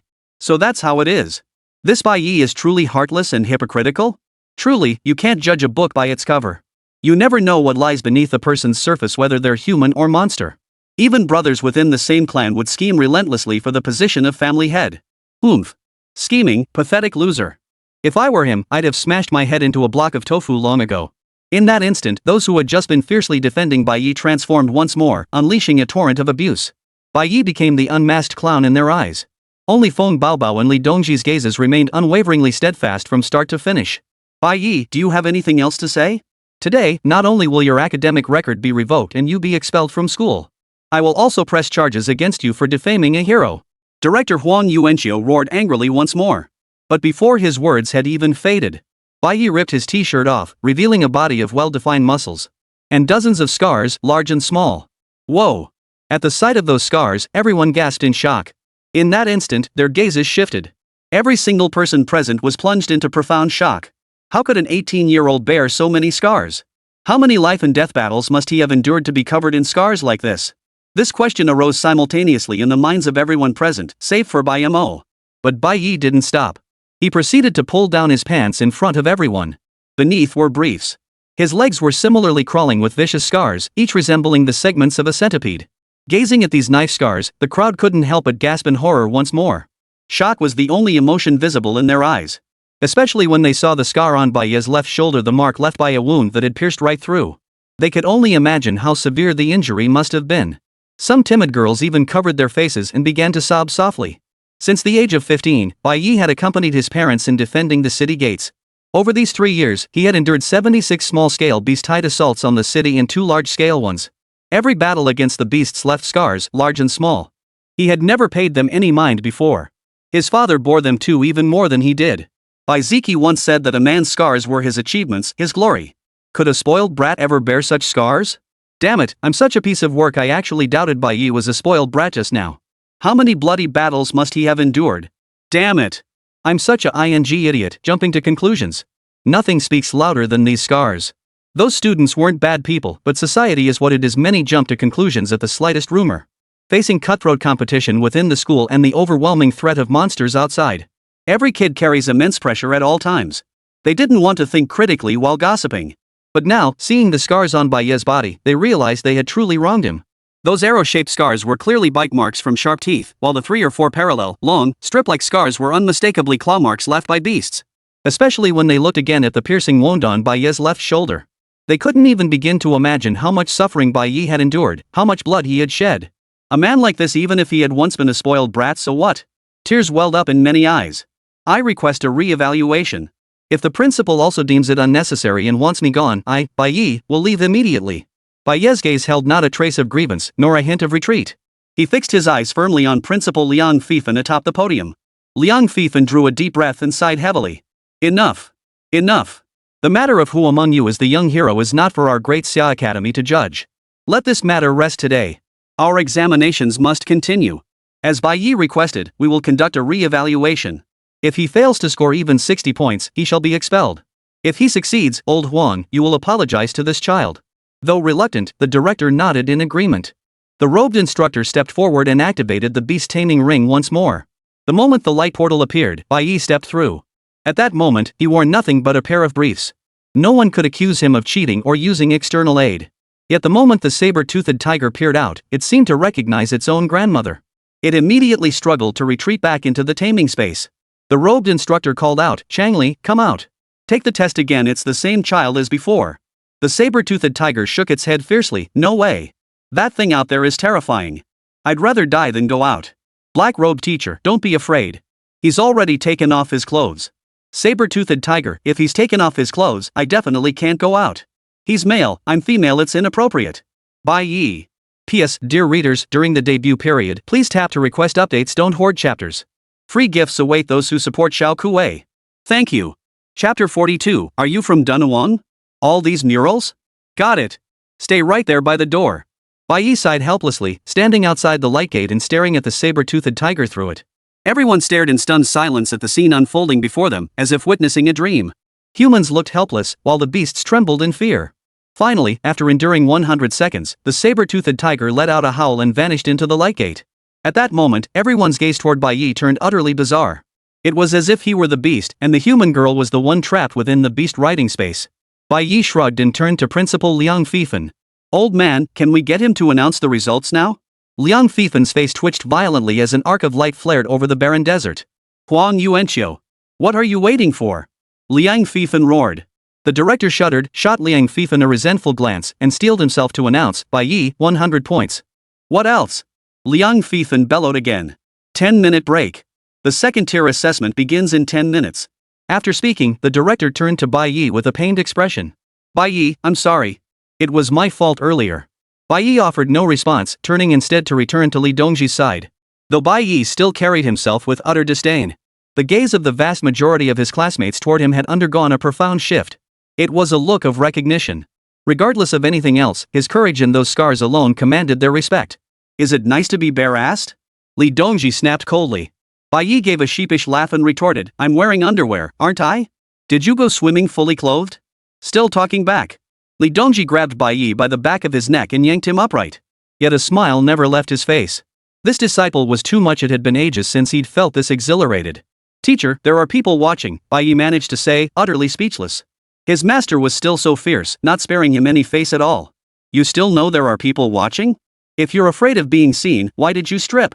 Old Zhao, you two continue with the second match. I'll take him to change clothes." Amidst the stunned stares of everyone present, Li Dongji simply grabbed Bai Ye and walked him out of the stadium. "Teacher, do you know what the next 2 rounds will test?" Bai Ye asked. "I don't know either, but the third match will definitely be a real fight. I'd forgotten until you mentioned it. Try not to use the Blazing Sun Demon Subduing Sword in actual combat. The Blazing Sun Demon Subduing Sword is decent for killing enemies, but it's hard to control the force during sparring. Especially since you wield sword techniques like a blade, it's even harder to control. The broadsword reigns supreme among weapons, embodying raw ferocity and relentless charge. The sword, however, is the gentleman among weapons. It can advance to attack and retreat to defend, yet it is the most difficult to master. A sword is a double-edged blade. It can slay foes but also wound its wielder. If you're accustomed to wielding a blade, find an opportunity to learn a proper sword technique, Li Dongji advised. Bai Ye had been thinking along the same lines. After several encounters using the Blazing Sun Demon Subduing Sword, he too had felt the distinct differences between sword and blade techniques. Continuing to use sword techniques as if they were broadsword techniques was not a sustainable approach. Master, are there any good knife techniques taught at our school? I'm willing to pay to learn them, Bai Ye inquired. Oomph. Li Dongji snorted coldly. Are you that rich? A little bit, Bai Ye replied with an awkward smile. But it should be enough to buy a knife technique to learn. I'll look into it for you. Our academy does offer advanced techniques for a fee. Not too pricey either. Want to learn a Earth Tier, Grade 4 sword technique? Just 1.5 billion. The headmaster will personally teach you, guaranteed to get you started. Li Dongji said without a care. Bai Ye nearly choked on his own blood. What? 15 billion? Forget it, forget it. I'll just get a yellow grade 1 and upgrade it to Earth grade myself, Bai Ye muttered under his breath. But no matter how low his voice was, Li Dongji caught every word. Level it up yourself? Look at you, acting all high and mighty. If you can turn yellow tier into Earth tier, I'll go beat up Liang Fifan. Why Principal Liang? Because I've got dirt on him. He wouldn't dare fight back if I beat him up. Wow, you're brave. As the two were chatting, a group of students suddenly emerged from around the corner. Bai Ye, clad only in a pair of briefs, instantly widened his eyes. Especially since Bai Ye was being held by the neck by Li Dongji, which only fueled the second-year students' curiosity. Holy, what's going on? Did someone get caught acting like a thug during this year's freshman competition? He's got some nerve, pulling this stunt at Dasha Academy. This little pervert's got a pretty decent build, huh? Check out those pecs and abs. Makes this sister kinda hungry, though his face is a bit dirty. Junior, what did you do to get caught by the teacher? The crowd of seniors immediately chimed in. One after another, they howled with excitement, eager for the juicy details. Especially the senior female students, they practically looked like they wanted to be the ones in the middle of it. You lot are the real hooligans. Your whole family are hooligans. Bai Ye's face darkened as he roared at the crowd.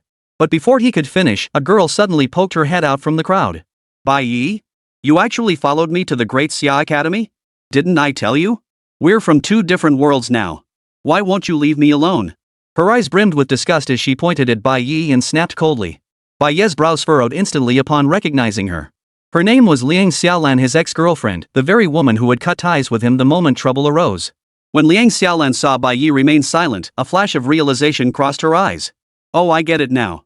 You must have thought I was a freshman, so you snuck into the freshman competition with ulterior motives toward me. A gossipy girl immediately leaned in. Xiaolan, what's going on? Who is this guy? Could it be your ex-boyfriend? You bet it is. That guy's a total loser now. Back in the day. Just as Liang Xiaolan was about to recount Bai Ye's past, she suddenly remembered the call she received yesterday from Bai Ziyu. The Bai family had paid her 5 million yuan to keep quiet. What happened before? The gossip girl pressed. Nothing much. He used to give me a lot of cultivation resources. Truth is, he was just my lapdog, did whatever I told him to. You know me, Liang Xiaolan's man has to be better than me. But he was a useless piece of trash, so of course I dumped him. Her gaze shifted back to Bai Ye. You'd never guess I skipped a year to jump straight into sophomore year, would you? Let me tell you, you can forget about it. I'm already a 6th-tier martial artist and I've got a new boyfriend now. His name is Zhang Ling, the strongest fighter in this year's class. Once he wins first place in the freshman tournament, the academy will reward him with an S+ grade gene serum. Its potency rivals that of 3 S grade gene elixirs. Then he'll break through to the 7th tier in one go. We're destined to be the ones you'll spend your entire life looking up to. So, you better get the hell out of here. Liang Xiaolan spat out the last sentence, enunciating each word deliberately. As her voice trailed off, her chin lifted slightly, her eyes brimming with undisguised contempt. Li Dongji sensibly released Bai Ye. Bai Ye gave a cold smile. Finished? Liang Xiaolan paused, seemingly unsure of Bai Ye's meaning, and replied instinctively, yes, I'm done. Smack. A sharp slap echoed through the campus. Liang Xiaolan was knocked flat onto the ground. Did you come from Dunhuan? How come you have so many murals? Chapter 43, Dare You Step Onto the Life and Death Arena? Insight Assessment? At that moment, everyone's faces froze in utter shock. They stared in disbelief at this unfamiliar student. Several sophomore boys immediately wanted to strike out. But as they closed in, they finally saw the countless scars covering Bai Ye's body. In that instant, everyone froze, daring not to make another move. Only Liang Xiaolan, after scrambling to her feet, charged at Bai Ye once more. Bai Ye, you dare hit me? Do you know who backs me? The principal is my grandfather's cousin, the strongest senior in the second year, Zhang Yangyu, is my senior brother, and the strongest freshman is my boyfriend. Today you're dead meat, not even the heavens themselves could save you. Her speed was fast, but Bai Ye was faster. All they saw was a flash of blue light before Bai Ye stood before Liang Xiaolan. Smack! Another slap sent Liang Xiaolan flying once more. True to her reputation as a 6th-tier martial artist, both cheeks swollen like buttocks, she still managed to scramble back to her feet. Bai Ye, I'll kill you. Bai Ye stared at her coldly. Dare you step onto the life and death arena? Liang Xiaolan's footsteps halted abruptly. Her expression was as if she'd seen a ghost. You lunatic! Just you wait. Trespassing into the Great Xia Academy and attacking students, you're dead meat. Liang Xiaolan gritted her teeth. Xiaolan, I'm formally informing you that Bai Ye is a freshman this term and scored a perfect 100 in the first assessment of the freshman grand competition. Li Dongji said with a smile. 100 points? Him? Wasn't he a? Bai Ye, have you regained your cultivation? Liang Xiaolan's expression abruptly changed. Though she refused to admit it, none of the boys she'd met treated her as well as Bai Ye did. Whether I've recovered or not, what business is that of yours? Bai Ye replied coldly, then turned to look at Li Dongji. Teacher, let's go. The assessment is about to begin. Li Dongji nodded lightly, leading Bai Ye toward his faculty villa. Watching their receding figures, Liang Xiaolan's gaze turned cold once more. So what if you regain your cultivation? You might be a genius in Base City 9. This is the Great Xia Academy, you're not even fit to tie Zhangling's shoelaces. Liang Xiaolan shouted at Bai Ye. Come on, Sister Feifei, let's head to the stadium. I want to see Bai Ye's look of utter despair when he faces Zhangling. He's nothing but a frog in a well, thinking he's all that with his 5th-tier status. In truth, he's nothing but a clown. I heard from senior brother Zhang that he fought an 8th-tier demon beast at Bisui number 1 this morning. That's what a true prodigy looks like, that's the real deal. The group chatted as they made their way toward the stadium. Meanwhile, inside the stadium, students were still buzzing about Bai Ye scoring 100 points. This made Zhangling extremely annoyed. Oomph. It's all because the blood of an 8th-tier magical beast on his clothes left the saber-toothed tiger with a psychological shadow. Look at him gloating like a petty victor. Let him keep bragging after the next 2 matches. Zhangling's voice rang out coldly. All eyes turned to him. He was the strongest cultivator in this session, and the first assessment should have allowed him to pull far ahead of the others. But the sudden appearance of Bai Ye had turned everything into an unknown. Yet a faint glimmer of anticipation flickered in the students' hearts. What would the next assessment entail? Could Bai Ye still go head-to-head with Zhangling? The director glanced at the time and announced to everyone. Next up is the second round, the inside assessment. You're in luck this time. Our Great Xia Academy possesses 3 Earth-tier cultivation techniques. According to Academy regulations, one must accumulate 1 million contribution points to study an Earth-tier cultivation technique. This time, the Academy will provide one of them free of charge, granting each of you 3 hours to comprehend its essence. How much you can learn depends entirely on your own abilities.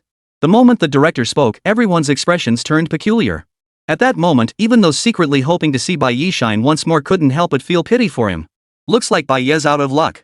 This second round is practically tailor-made for Zhangling. Not necessarily. Zhangling's talent lies in mastering weapons. He doesn't grasp every technique quickly. If it's fist techniques or footwork, he's about the same level as us. Exactly. That's why Bai Ye still has a chance. Whispers rose as all eyes turned to the director. They looked as if they wanted to punch the director a few times to get him to reveal the type of martial art quickly. As if sensing those murderous stares, the director grinned. The technique the school has brought forth this time is a ground-tier 4th-grade sword art, the 9-9 Return to Origin sword. All the freshmen's expressions turned peculiar. Those unfamiliar with the technique looked utterly bewildered. Those who had heard of it flushed crimson. 9-9 Return to Origin sword? Is it that powerful? More than just powerful? Holy crap, they're actually bringing out the 9-9 Return to Origin sword technique? Isn't that the headmaster's signature technique? The pinnacle of combat cultivation, battle-forged mastery. Yeah, I heard it's incredibly difficult to master, but even a rudimentary grasp allows one to fight opponents several tiers above. 9-9 Return to Origin. Each strike boosts vital energy by 10%. Beginners can unleash 9 consecutive strikes.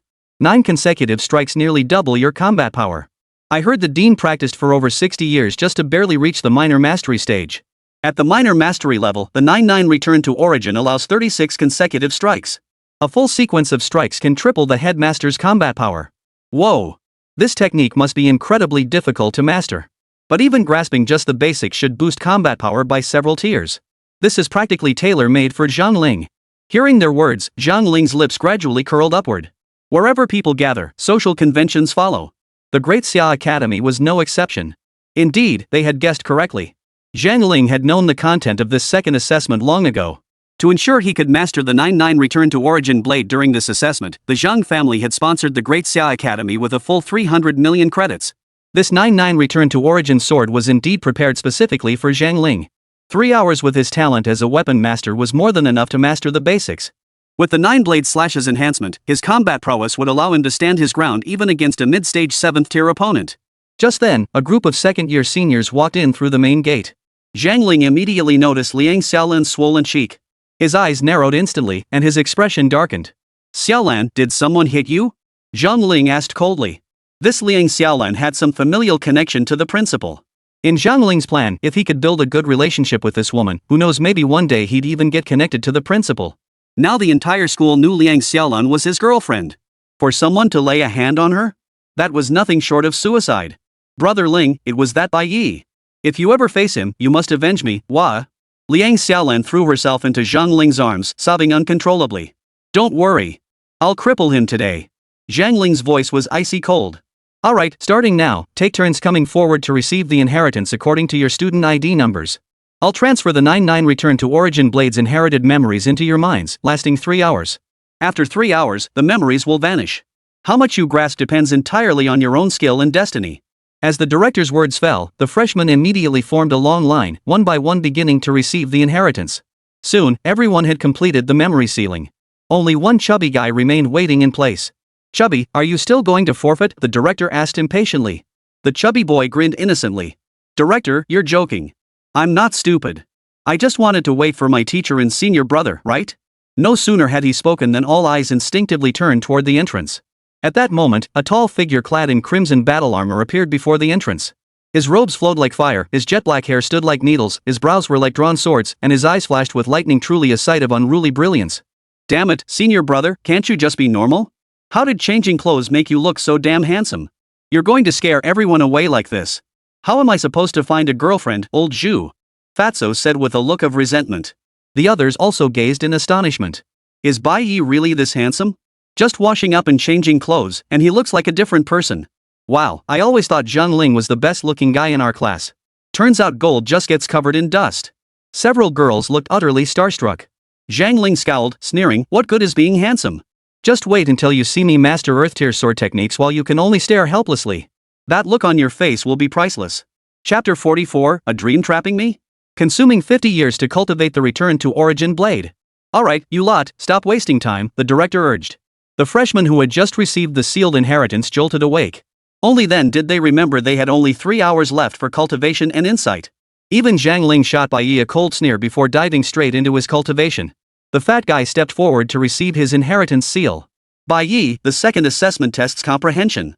You have 3 hours to grasp the Earth tier sword technique. Do your best to comprehend as much as you can," the director said before performing the inheritance seal on Bai Ye. Upon hearing that the inheritance was the Earth tier 4th grade 9-9 Return to Origin blade, both Bai Ye and Li Dongji wore expressions of astonishment. "Teacher, could this be the technique you mentioned worth 1.5 billion? Bai Ye looked at Li Dongji. "That's right, that's the one. You're a quick learner, kid. Make the most of these 3 hours, and you might just get the hang of it." Li Dongji chuckled, though he knew deep down that mastering it in 3 hours was practically impossible. Even with 4 times the average person's aptitude, he wouldn't dare claim he could master an Earth tier cultivation technique in a few hours. The school's willingness to offer Earth tier techniques was likely meant to give these kids hope. Afterward, they'd diligently cultivate, complete tasks, accumulate points, and exchange them for cultivation techniques. If anyone could possibly accomplish it within 3 hours. Li Dongji's gaze settled on Zhang Ling. The weapon master talent, though only effective for weapon cultivation techniques. The terrifying tenfold boost to comprehension might just make it possible. "Alright, make the most of your time. Every second counts in these 3 hours," Li Dongji said. Bai Ye nodded lightly. He casually found an open patch of ground and sat cross-legged. At that moment, a bald man on the podium slowly rose to his feet. A savage glint flashed in his eyes as he descended the steps. This man was Zhao Yan, the villain whose son raped a young girl and was castrated, who exterminated entire families. At the Great Xia Academy, new students who reached the 6th cultivation tier could skip a grade and advance directly to sophomore year. Everyone assumed Zhang Ling had skipped the jump to focus on the newcomer competition rewards and push for the 7th tier. In truth, it was Zhao Yan who coveted that S+ potion. The S+ gene serum not only boosted cultivation but also enabled human bodily regeneration as long as one hadn't been poisoned by demonic toxins, even severed limbs could regrow. Unfortunately, potions above S grade were impossible to purchase with money outside the academy.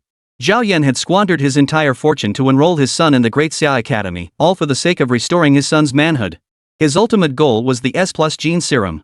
He had prepared for this moment for far too long. He had long since learned of Zhang Ling. His decision to only accept students with blemishes in recent years was all groundwork for securing Zhang Ling.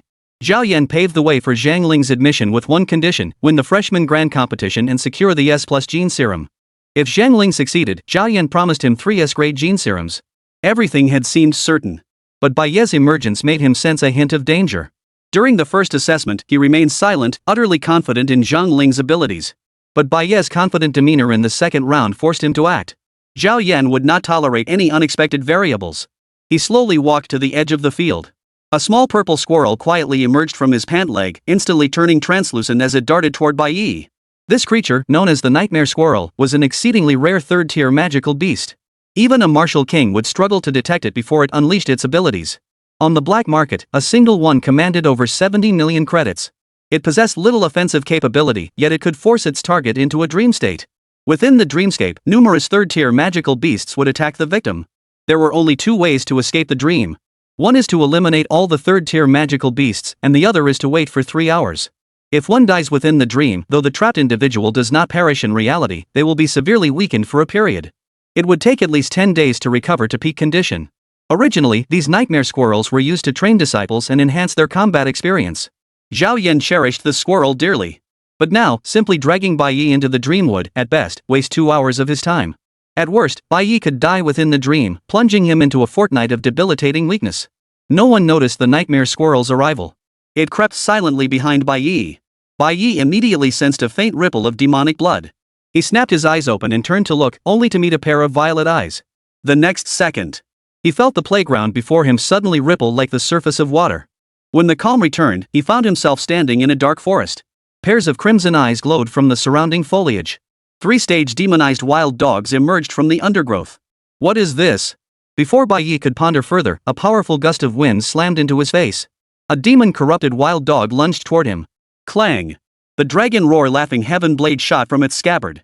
With a casual slash, Bai Ye sent the demon-possessed wild dog flying. Bai Ye furrowed his brow slightly. The golden page in his mind showed no reaction whatsoever. He raised the dragon roar sky-shouting blade in his hand. Though he had wielded it in his demonic state, the blade showed no trace of corruption. No life force return, no weapon corrosion. All this points to one thing: what I'm experiencing isn't real. Looks like an illusion. Earlier, it seemed like a squirrel. I know now it was a nightmare squirrel. Someone is using this dream to delay my training in the 9-9 return to origin blade. Since it's a dream, there must be a way to break it. Once I slaughter these wild dogs, we'll see if your illusion holds. Bai Ye's mind cleared instantly as he charged toward the wild dogs. Blazing Sun subdues demons.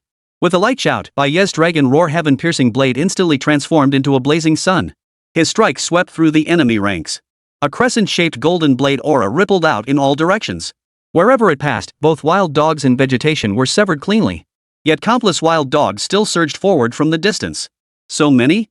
I'll see just how many there are. This will also let me familiarize myself with the now fully mastered blazing sun demon subduing sword. As Bai Ye slaughtered wildly within the dreamscape. Outside, murmurs of discussion gradually began to rise. The reason was simple. A snoring sound echoed across the quiet playground. When the crowd traced the sound to its source, they discovered Bai Ye sound asleep with his head bowed. The entire playground erupted in an instant. Holy, what the hell kind of bull is this? Everyone else is struggling to comprehend, and you're snoring away? Ha ha ha ha. I told you so. My cousin's always been a good for nothing. What did you expect from a bum?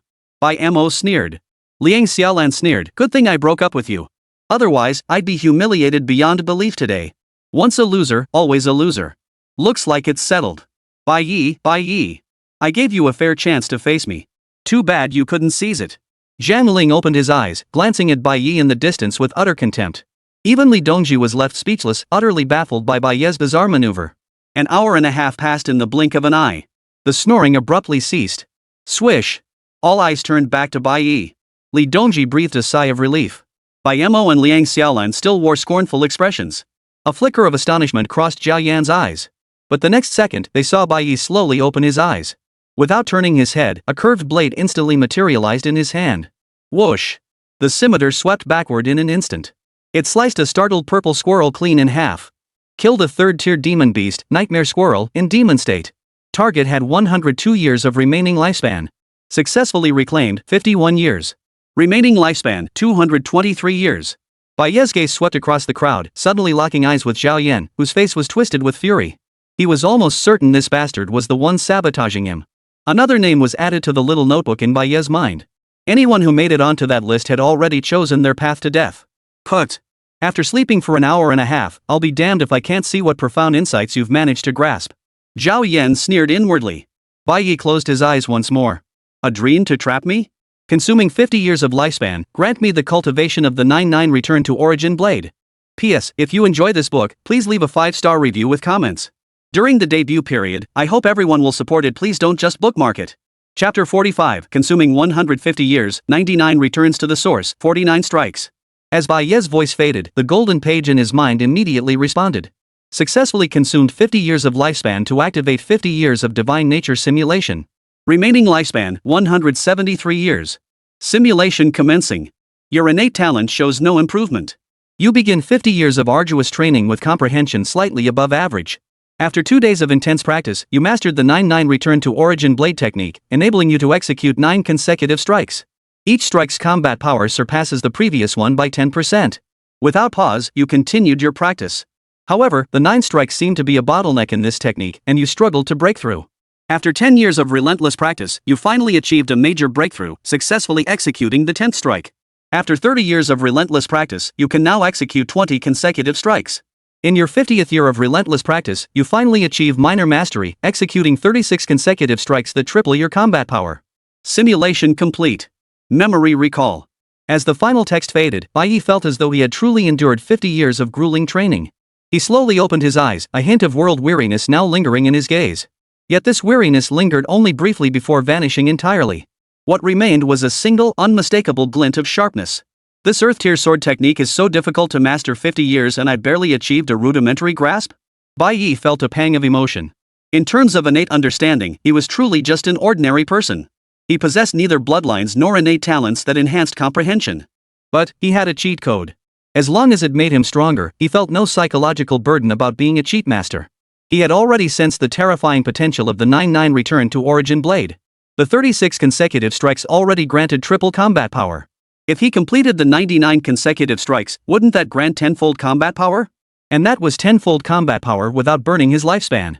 By then, even without burning his lifespan, could he stand against an 8th tier powerhouse solely with the 9-9 Return to Origin Blade?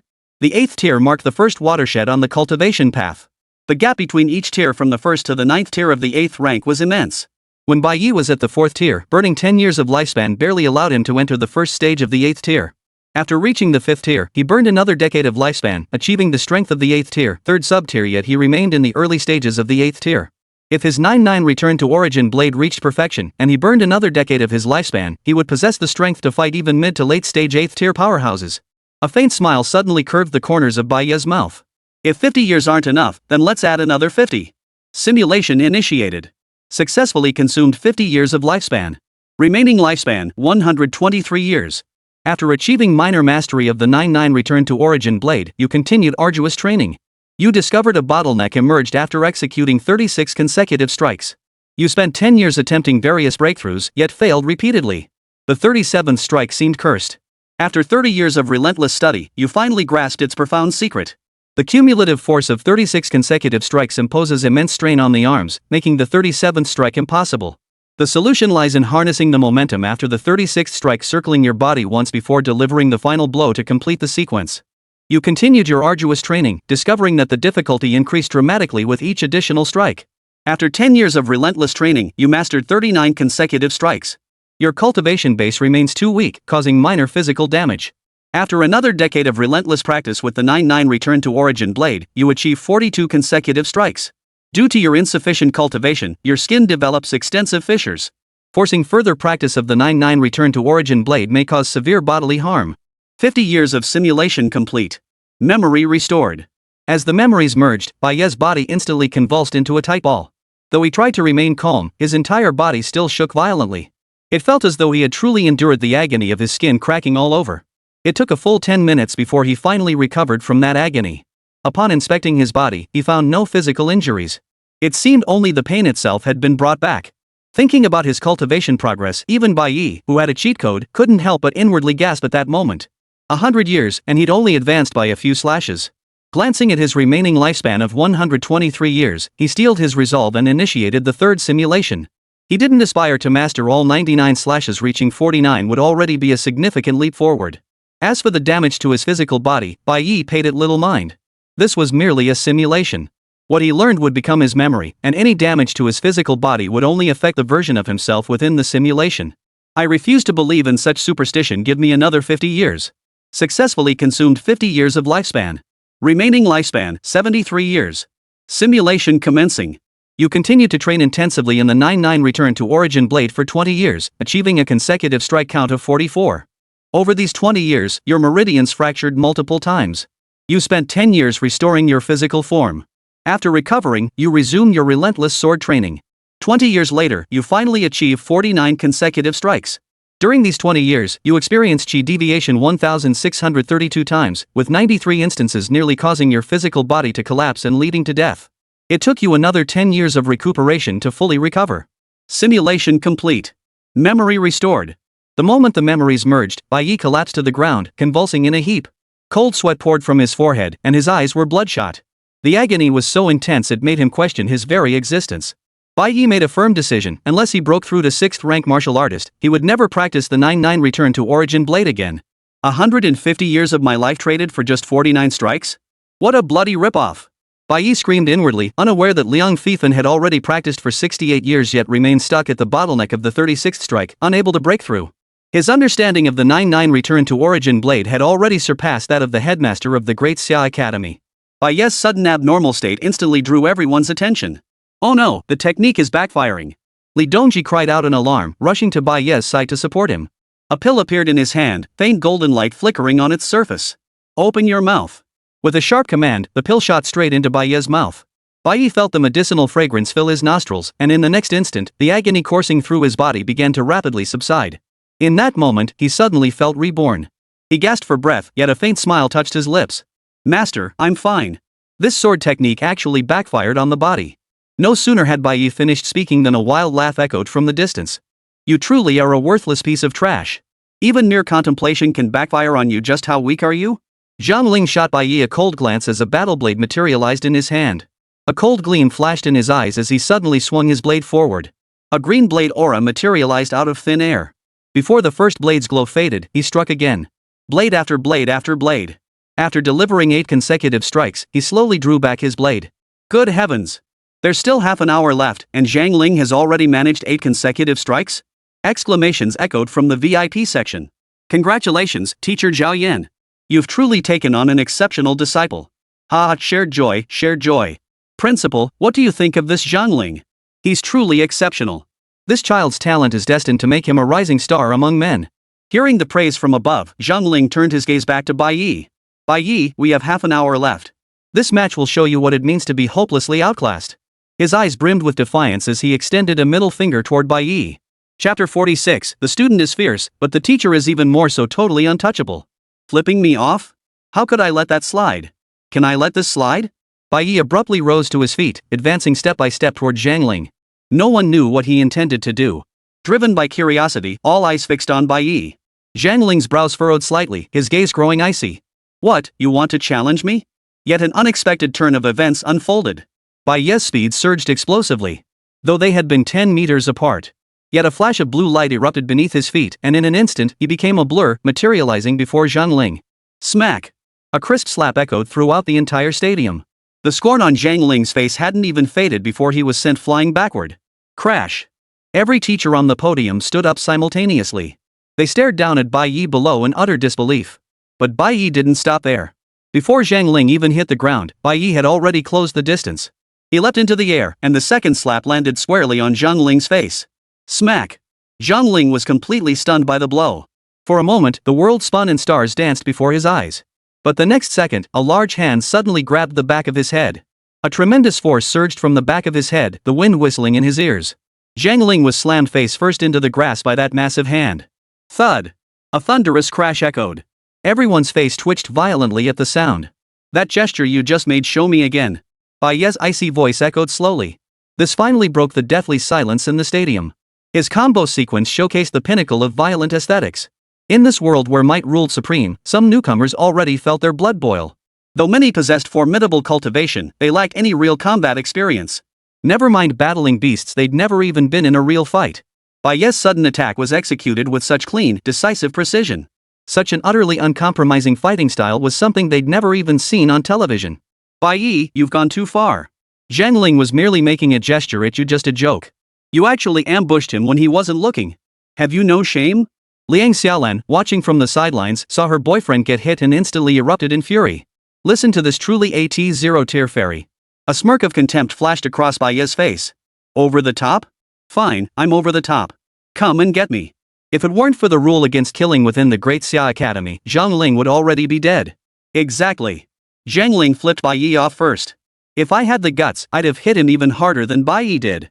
T0 tier fairy? Just joking around, not on purpose? You have no shame yet you criticize others. Yeah, right. Accusing our Bai Ye of ambushing? Clearly Zhang Ling couldn't even fight back in front of her. With skills like that, he still walks around with his chin in the air, calling himself the top freshman. What a joke. These freshmen had all suffered Zhang Ling's arrogance to varying degrees. Now, seeing Zhang Ling get taken down and witnessing Bai Ye's ruthlessness, they all howled with envy, wishing they were the ones who dealt the blows. You bunch of losers, just you wait. When Zhang Ling comes to settle the score with each of you, I hope you still have the guts you're showing now. Liang Xiaolan's chest heaved with fury as she pointed at the students and shouted.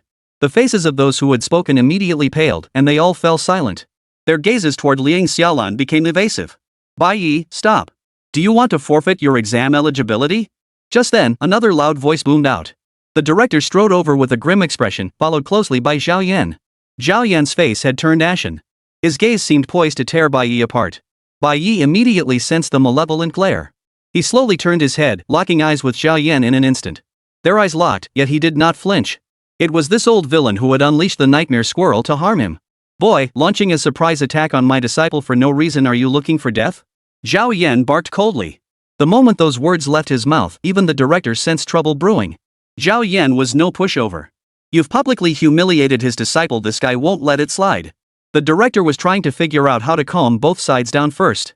But before he could come up with a solution, Bai Ye's voice rang out again. Out of nowhere? Old man, if you think this gesture isn't provocative or insulting, I'd be happy to send you 365 of them a year.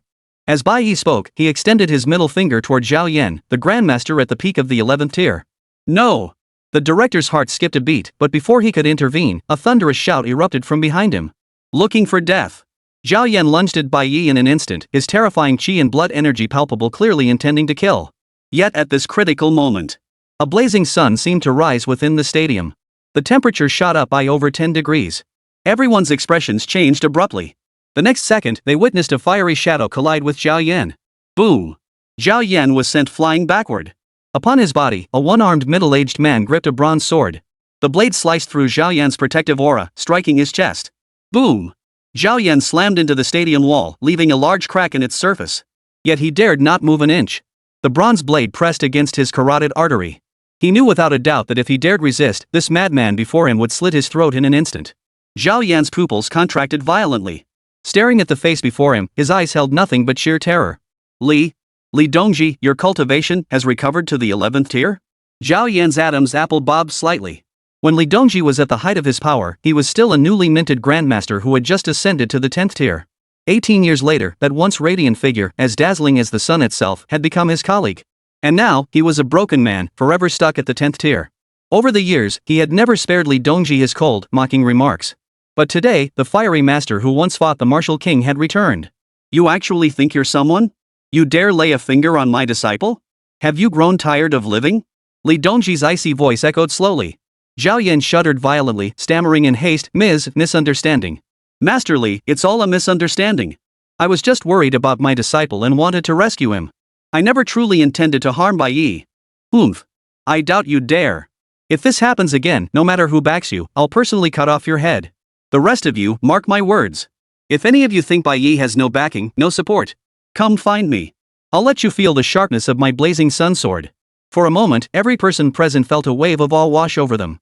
Damn, the student's fierce, but the teacher's even fiercer, totally untouchable. P.S. Sorry for the late update today.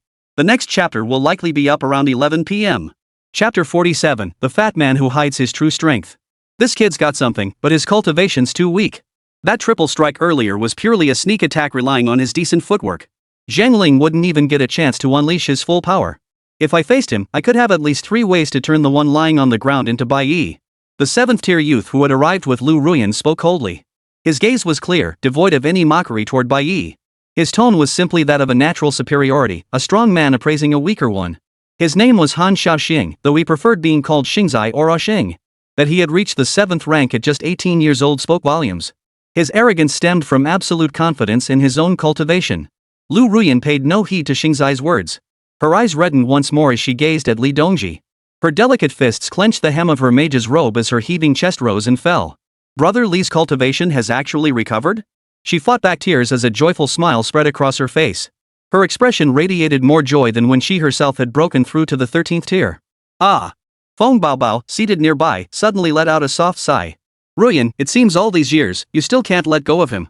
Lu Ruyan's expression shifted slightly, her gaze shifting abruptly from Li Dongji to Bai Ye. Not at all. Senior brother Feng, don't say such things. It's over between us. Feng Baobao shook his head and said no more. That calamity years ago had destroyed far more than just one pair of lovebirds. His peripheral vision suddenly caught sight of Bai Mo. Bai Mo was trembling all over, his eyes fixed intently on Bai Ye, who stood like a war god. He couldn't understand why Bai Ye was so powerful. How could he defeat a peak 6th tier martial artist? Why did he have such audacity? Why did he have such incredible luck? Why? Why? His mind was filled with too many unanswered questions. Fear began to take root in Bai Mo's heart, and once it sprouted, it could never be suppressed again. He had a feeling that sooner or later, Bai Ye would kill him. This was absolutely not what he wanted to see.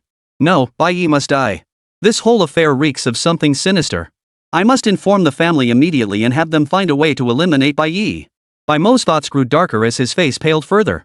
Every flicker of his reaction was caught by Feng Baobao's eyes. How ironic. I'm starting to wonder who the real young hero is here. This so-called young hero seems like he can't hold a candle to that kid Bai Ye. Feng Baobao was deep in thought when a soft cough broke the dead silence. Ahem. Ahem. Alright. Dongji, they both of you, master and disciple, release your opponents. Zhangling provoked him first, and Bai Ye hitting him was just him being true to himself. Let's leave it at that. The assessment must continue. With outsiders present, let's not make fools of ourselves. Liang Fifan said awkwardly. Only then did Bai Ye and Li Dongji release Zhangling and Zhao Yan. After this commotion, another 10+ minutes passed. Zhangling knew his time was running out. He shot Bai Ye a cold glare before resuming his study of the sword technique.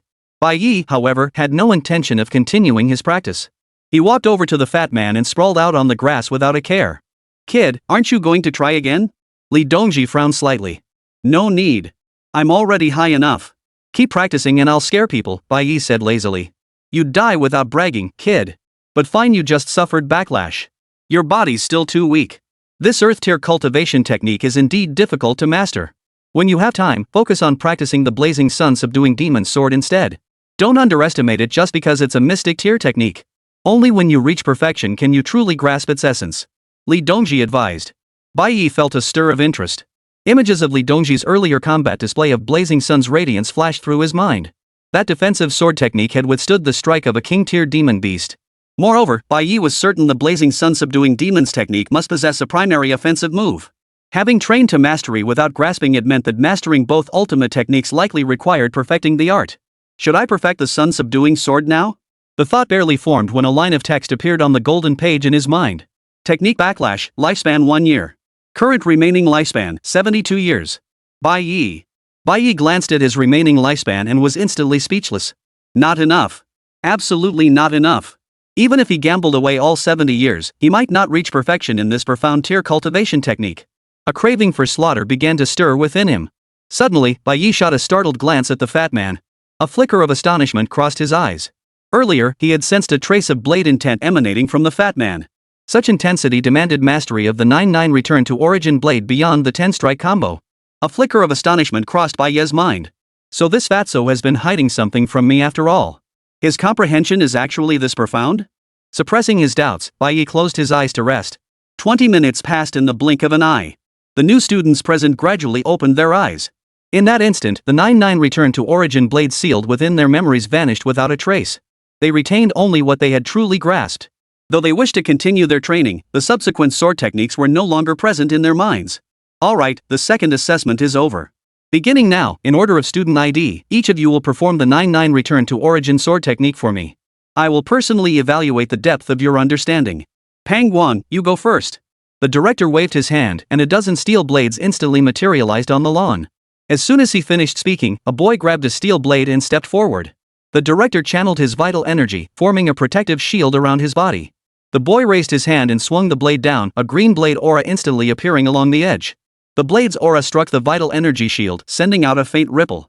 He immediately followed with a second strike, then a third. Though slightly more powerful, that was all. Director, I can only strike 3 times, Pang Guang said sheepishly.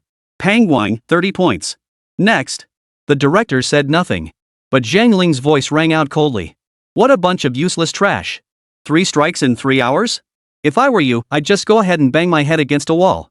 At these words, most students clenched their fists tightly, yet they dared not speak their anger. A girl stepped forward, having also only managed 3 strikes. Du Qian, 30 points. Next. Zhang Chang, 40 points. Next. Fan Jian, 30 points. Next. One after another passed by, and the director grew weary. Yet even the strongest contestant, Yun Yi, managed only 6 strikes. Finally, it was Zhang Ling's turn. Amidst gasps of astonishment, he successfully delivered the 9th strike. The blade's aura sent massive ripples across the director's protective shield. Even as an 11th tier grandmaster, the director's body swayed slightly. At that moment, Zhang Ling had long forgotten the humiliation Bai Ye had inflicted upon him. He tossed aside his steel blade, clenched his fists high above his head, and sprinted a lap around the field. He let out a series of roars as he ran. Ah! Ah! Ah! Who else is there? In that moment, he felt like a superstar. But soon, a wave of gasps drowned out his roar. Holy, look at that fat guy, he just landed his 9th strike. Holy crap, you really can't judge a book by its cover. Zhang Ling whipped his head around just in time to see the fat guy swing his blade once more. Another blade of light appeared, slashing heavily before the director. But it wasn't over. 11 strikes. 12 slashes. 13 slashes. Boom! Everyone stared at the fat man as if he were a monster. A wave of cheers erupted. No one paid any attention to Zhang Ling, whose face had turned ashen. Director, that's all, I've got 13 cuts, the fat man said sheepishly. The director nodded with satisfaction. Zhu Shaokan, 130 points. Next. Chapter 48, Fancy a Little Scam? The director's making a bet. At this moment, only Bai Ye remained unchallenged. Bai Ye. It's your turn. Let's see how many cuts you've mastered. You haven't even passed 3, have you? Zhang Ling's cold laughter rang out. When Bai Ye's name was called, the entire stadium seemed to hit pause. Every pair of eyes converged on the red-clad youth. His astonishing move from moments ago was still vivid in everyone's memory. The student was fierce, but the master was fiercer. This master-disciple duo had already left an indelible impression on everyone. Now, they were even more eager to see just how sharp the mind of this formidable figure truly was, the one who had scared off a saber-toothed tiger, publicly beaten Zhang Ling, and even dared to flip off an 11th tier grandmaster. Finally this worthless trash gets his turn. I'll see just how many slashes this garbage someone who can't even master a cultivation technique without backfiring can actually land. Zhang Ling's voice rang out coldly, its mockery and venom unmasked. Having just been upstaged by the fat man, he now saw Bai Ye as the perfect opportunity to reclaim his pride. In his eyes, Bai Ye's earlier success was purely due to a sneaky ambush using bizarre footwork. In terms of true strength, he wasn't even worthy of tying his shoelaces. Liang Xiaolan chimed in immediately, exactly. A shameless sneak attacker who probably can't even land 3 strikes.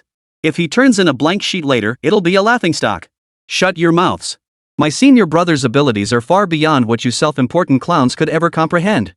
The fat man turned beet red with rage at the accusation, pointing an accusing finger at Zhang Ling and his companion as he bellowed. Ha ha ha. Capabilities?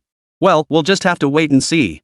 Zhao Yan crossed his arms, a cold smirk playing at the corners of his mouth. He didn't believe Bai Ye could pull off anything spectacular either. Li Dongji walked over to Bai Ye, patted his shoulder, and said in a deep voice. Kid, no pressure. Just do your best. Remember, your body just endured backlash, don't push yourself too hard. His words were filled with genuine concern, clearly still worried about Bai Ye's recent backlash. Bai Ye gave him a reassuring look before slowly rising from the grass. Ignoring the surrounding clamor, he stretched lazily, his joints popping with a crisp crackle. Then, he walked slowly to the pile of steel knives, casually picked one up, and weighed it in his hand. On the podium, a flicker of anticipation crossed Lu Ruyan's beautiful eyes as she asked softly. Senior brother Feng, how many cuts do you think Bai Ye can make? Feng Baobao stroked his chin, replying with interest. Hard to say. That kid has an unnerving aura about him, completely unpredictable. But, he might just surprise us. Beside him, Han Shaoxing sneered disdainfully. Surprise? More like a scare, if you ask me. A fourth-tier martial artist has limited physical strength and vitality. Even with exceptional aptitude, how well could he possibly master earth-tier sword techniques? In my opinion, if he can land 9 strikes and match Zhang Ling, that alone would prove his extraordinary talent. His tone was flat, as if stating the most obvious fact. Xing, don't be rude. Lu Ruyan snapped sharply. Han Shaoxing fell silent at the rebuke, yet his gaze drifted back toward the training ground. The director watched Bai Ye approach him, his expression turning serious. He spoke in a deep voice. Bai Ye, I know you suffered backlash from your cultivation technique earlier. But this is an assessment. Show me your full strength. Let me see where your limits lie. Give it your all. Bai Ye didn't move immediately upon hearing this. Instead, he studied the director's Qi Blood Gang's shield with keen interest. Suddenly, he asked, Director, this Gale shield of yours, is it sturdy? The question sent shockwaves through the crowd. How utterly audacious. Where the fat man had merely kept his head down and swung his blade, this Bai Ye dared publicly question the chief examiner's defenses? The director froze for a moment, then burst into laughter, his voice booming. Haha, you're an interesting young man. Rest assured, though I've only channeled 30% of my vital energy into this protective shield, its defense is sufficient to withstand any attack below the 8th tier. Forget you, even a peak 7th tier martial artist couldn't budge it an inch. His words brimmed with absolute confidence. As the head of the academy and an 11th tier grandmaster, he had every reason to be so. However, upon hearing this, a hint of cunning suddenly flashed in Bai Ye's eyes. Since you're so confident, why not let me take advantage of this? He shook his head earnestly and addressed the director. Director, I'm not joking. I'd advise you to beef up your defenses a bit, at least by another 10 to 20%. Otherwise, if something unexpected happens later, you'll make a fool of yourself in front of all these people. Silence. Dead silence. If his earlier words were mere arrogance, this was outright provocation. A 5th tier freshman actually advising an 11th tier grandmaster to strengthen his defenses? This was utterly preposterous. The director's smile froze instantly, replaced by a flicker of anger. He felt his authority challenged like never before. He fixed Bai Ye with a piercing stare, enunciating each word with deliberate force. Kid, you're getting a bit cocky. Your silver tongue sure is sharper than your cultivation. But if you think you can shake this old man with just your mouth, you're sorely mistaken. Bai Ye's lips curled slightly. Director, how about we make a bet? Oomph. The director snorted coldly. Bet it is. I'll stake my words right here today. Go ahead and give it your all. If you can make me budge even an inch, I'll give you an S-grade gene serum. If you fail to budge me, you'll scrub toilets for an entire semester. What do you say? Bai Ye's eyes lit up. Deal. It's a bargain. Young man, get ready to scrub this old man's toilets, the director chuckled smugly. Can't handle you? I've seen every kind of genius under the sun. I specialize in crushing defiance.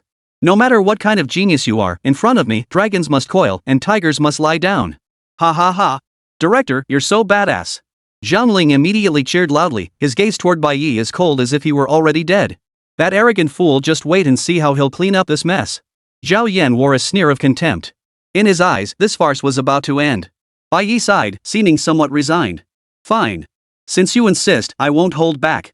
The moment the words left his mouth, his entire aura shifted abruptly. The previous languid, carefree demeanor vanished without a trace, replaced by a piercing, sky-piercing sharpness. At that moment, Bai Ye resembled a legendary sword drawn from its scabbard, so fierce it was almost blinding. Ignite the true martial bloodline. Successfully consumed 5 years of lifespan. Combat power increased 5-fold. Current remaining lifespan, 67 years. 7 stars instantly appeared behind Bai Ye's head. A 5-fold combat power boost could propel him from the 5th tier to the 7th tier, but reaching the initial stage of the 8th tier would require another 5-fold increase. Still, 5-fold power would suffice against an 8th tier shield. Bai Ye wanted to test the power of the 9-9 return to origin blade. Seeing his surging vitality, surprise flashed in many eyes. Especially by Mo, who burst into a loud, maniacal laugh. Ha ha ha ha. Bai Ye, you'll stop at nothing to get that S-grade gene serum, will you? Your lifespan must be running out, right? You haven't burned away all your lifespan, have you? Pity it still only gets you to mid-tier 8th rank. Do you really think this will win the wager? You're nothing but a clown. Hearing his words, the others shook their heads helplessly. The Bai family's true martial bloodline was indeed powerful, but its drawbacks were immense. Exhausting your lifespan to obtain an S-grade gene serum, only to replenish it with that very serum? The idea was sound. But reality was far harsher than the ideal. Even after burning years off your lifespan, you'd only reach around the 5th tier of the 7th rank. What would you possibly have to win with? Still too young. Your thinking is too naive. More setbacks will bring maturity. Bai Ye was doomed from the start. This wager was never in doubt. Several teachers shook their heads in unison. But at that very moment, the red-clad youth in their sights suddenly moved. Chapter 49, Teach me, I'll do anything. Without any unnecessary movements, he simply raised his hand and swung his blade. Swish! A streak of azure blade light erupted, swift as lightning, fierce as thunder. Bai Ye's figure seemed to transform into a phantom, his steel blade trailing an endless cascade of slashing light. Wave upon wave of blade light piled up like a raging storm, violently crashing against the director's chi blood shield. Clang! Clang! Clang! Clang! Clang! The dense, drum-like clangs echoed throughout the arena. 3 strikes. 5 strikes. 10 strikes. As the 10th strike landed, the disdain on the director's face vanished, replaced by a look of grave seriousness. Ripple after ripple spread frantically across the gang shield as he felt the immense impact force. Zhang Ling's eyes widened in shock. The teachers who had been shaking their heads earlier sat up straight. Regardless of whether Bai Ye could win, landing 10 consecutive strikes was already a rare feat. But what they hadn't anticipated was that Bai Ye's blade hadn't stopped at all. 15 strikes. 20 strikes. By the time the 20th strike landed, the principal's expression had changed. The chi and blood within him surged, frantically fortifying his gale shield. This power far exceeded his expectations. How is this possible? Zhang Ling's eyes nearly popped out of his head, his face already deathly pale. The cold smirk on Zhao Yan's face froze completely, replaced by utter horror. 30 strikes. 33 strikes. 36 strikes. The moment the 36th blade struck, Liang Fifan on the podium leapt to his feet, gasping in shock. Minor achievement. He's actually reached the minor achievement realm. How is this possible? How could this be? His voice cracked, filled with utter disbelief. The entire crowd was left speechless, gaping in stunned silence. 36 cuts. This was the realm where even Liang Fifan, after 68 years of grueling training, had remained stuck. Yet, it wasn't over. Just when everyone thought it was over, Bai Ye's movements showed no pause whatsoever. His gaze remained as still as an ancient well, and the blade in his hand traced a circle in the air before striking out once more. The 37th strike. As if breaking through some invisible shackles, the blade's momentum became smoother and more fluid, its power not diminished but amplified. 38th strike. Everyone held their breath, eyes fixed on the red-clad youth and the azure blade's glow. 40 strikes. Fine cracks began to appear on the director's protective shield. His body trembled slightly under the intense impact. This attack power is likely already on par with peak 7th tier, the director thought in shock. 42 strikes. 45 strikes. Crack. A sharp crack echoed as the fissures on the gale shield suddenly spread like a spider web. Yet it still did not shatter. And it certainly wasn't something a stage 8 or below could break through. Cold sweat already beaded on the director's forehead. He began to consider strengthening his defenses, only to find Bai Ye's blade momentum surging like a mighty river. Each wave surged higher than the last, leaving him no breathing room whatsoever. 46 strikes. 47 strikes. Everyone's faces flushed crimson from holding their breath. 48 strikes. By the time the 48th strike landed, the turf beneath the director's feet had cracked inch by inch. Everyone's heart skipped a beat. Time seemed to freeze in that moment. Even the cicadas chirping in the trees outside the stadium fell silent. Finally, Bai Ye swung the final stroke. The 49th strike. This strike channeled the full force and momentum of the previous 48. The blade's edge blazed with an intense blue light, as if it could tear the sky itself apart. Break! Bai Ye roared, and the blade's radiance crashed down. Boom! A deafening roar echoed through the air. Before the horrified stares of all present, the director's chi blood barrier, reputed to withstand attacks from 9th-tier powerhouses, shattered instantly like glass struck by a sledgehammer, scattering into a sky of sparkling fragments. The director had long been stunned by this dazzling 49-strike combo. He forgot everything, even summoning more vital energy for defense. The terrifying momentum of the blade struck his chest with unabated force. Boom! The director's burly frame was struck head-on as if colliding with a raging primordial beast. His entire body was violently sent flying backward. He traced a clumsy arc through the air, tumbling over a dozen meters. Finally crashing heavily onto the lawn, he plowed a long furrow into the grass. This was utterly humiliating. A formidable 11th-tier powerhouse knocked flying by a mere 5th-tier upstart? The director wasn't injured at all, but there was no way he could face getting back up now. Faced with such a scene, he simply closed his eyes and chose to play dead. Let the world go to hell. Worst case, he'd just feign amnesia later. Bai Ye slowly sheathed his blade, twirling it in a flourish before plunging the steel sword back into the ground. He exhaled a breath of stale air, as if he'd merely completed some trivial task. Yet time itself seemed to be forcibly paused in that moment. The entire stadium fell deathly silent, so quiet you could hear a pin drop. Every face seemed frozen in place, as if struck by a petrification spell. It was a mixture of utter shock, bewilderment, and a numbness that completely shattered their understanding. The teachers who had been shaking their heads in dismay moments before now stood like ducks with their necks wrenched. Their mouths hung open, eyes bulging, yet not a sound escaped them. This can't be. Zhao Yan's lips trembled, the mocking sneer on his face long since frozen into a deathly pale plaster mask. He stared fixedly at the red-clad youth slowly sheathing his blade. His eyes held not just shock, but a deep, soul-shaking dread. 49 slashes? What did 49 slashes even mean? And this kid had slept for an hour and a half. He'd been contemplating it for an hour? To grasp 49 cuts in 1 hour? You're telling me you didn't cheat? Liang Xiaolan's face drained of color. She covered her mouth with both hands, barely suppressing a shriek. The look in her eyes as she gazed at Bai Ye held none of the previous contempt or anger, only deep, profound regret. Bai Ye, I was wrong. Can we go back to how things were? Zhang Ling and I are nothing, we're truly just friends. You still love me, right? This became her sole thought now. As for Bai Mo, the so-called young hero, his face was paler than a corpse's at that moment. His entire body trembled uncontrollably, not from anger, but from the most primal fear. Just then, Bai Ye suddenly turned and looked at him. Their eyes locked, and Bai Mo felt as if he were being stared at by the Grim Reaper. The Bai Ye he saw was no longer the worthless fool he could bully at will. Instead, he saw a demon god slowly emerging from the abyss. That thought surged madly once more: he must kill him. At any cost. Otherwise, it would be his own death. No! The entire Bai family. He would slaughter every last member of the Bai family. Just then, a figure suddenly flew off the podium with a thud. He was charging straight toward Bai Ye below. The figure moved so swiftly that others could only catch a blurred afterimage. Li Dongji instinctively drew his bronze sword, while Bai Ye's expression instantly turned grave. Yet just as they braced for the worst, a figure landed before Bai Ye. He. Young Bai Ye, I'd like to discuss something with you. How did you manage to execute those 37 strikes? Could you teach me? Please, teach me. I'll do anything you ask, woo. Bai Ye. Li Dongji. Chapter 50, Accept the challenge without burning lifespan. Bai Ye felt a slight pang of bitterness. A mighty 12th-tier martial king was actually groveling to him like this. With his power, there were countless ways to extract those insights from Bai Ye. Yet he chose the most undignified, most direct method of all. Tell me now. Seeing Bai Ye's silence, Liang Fifan seized his shoulders. His usually refined face was now consumed by fervor and urgency. After the 36th strike, that circular, effortless arc of the blade. How did you achieve that? That wasn't a technique within the sword form, it was a momentum.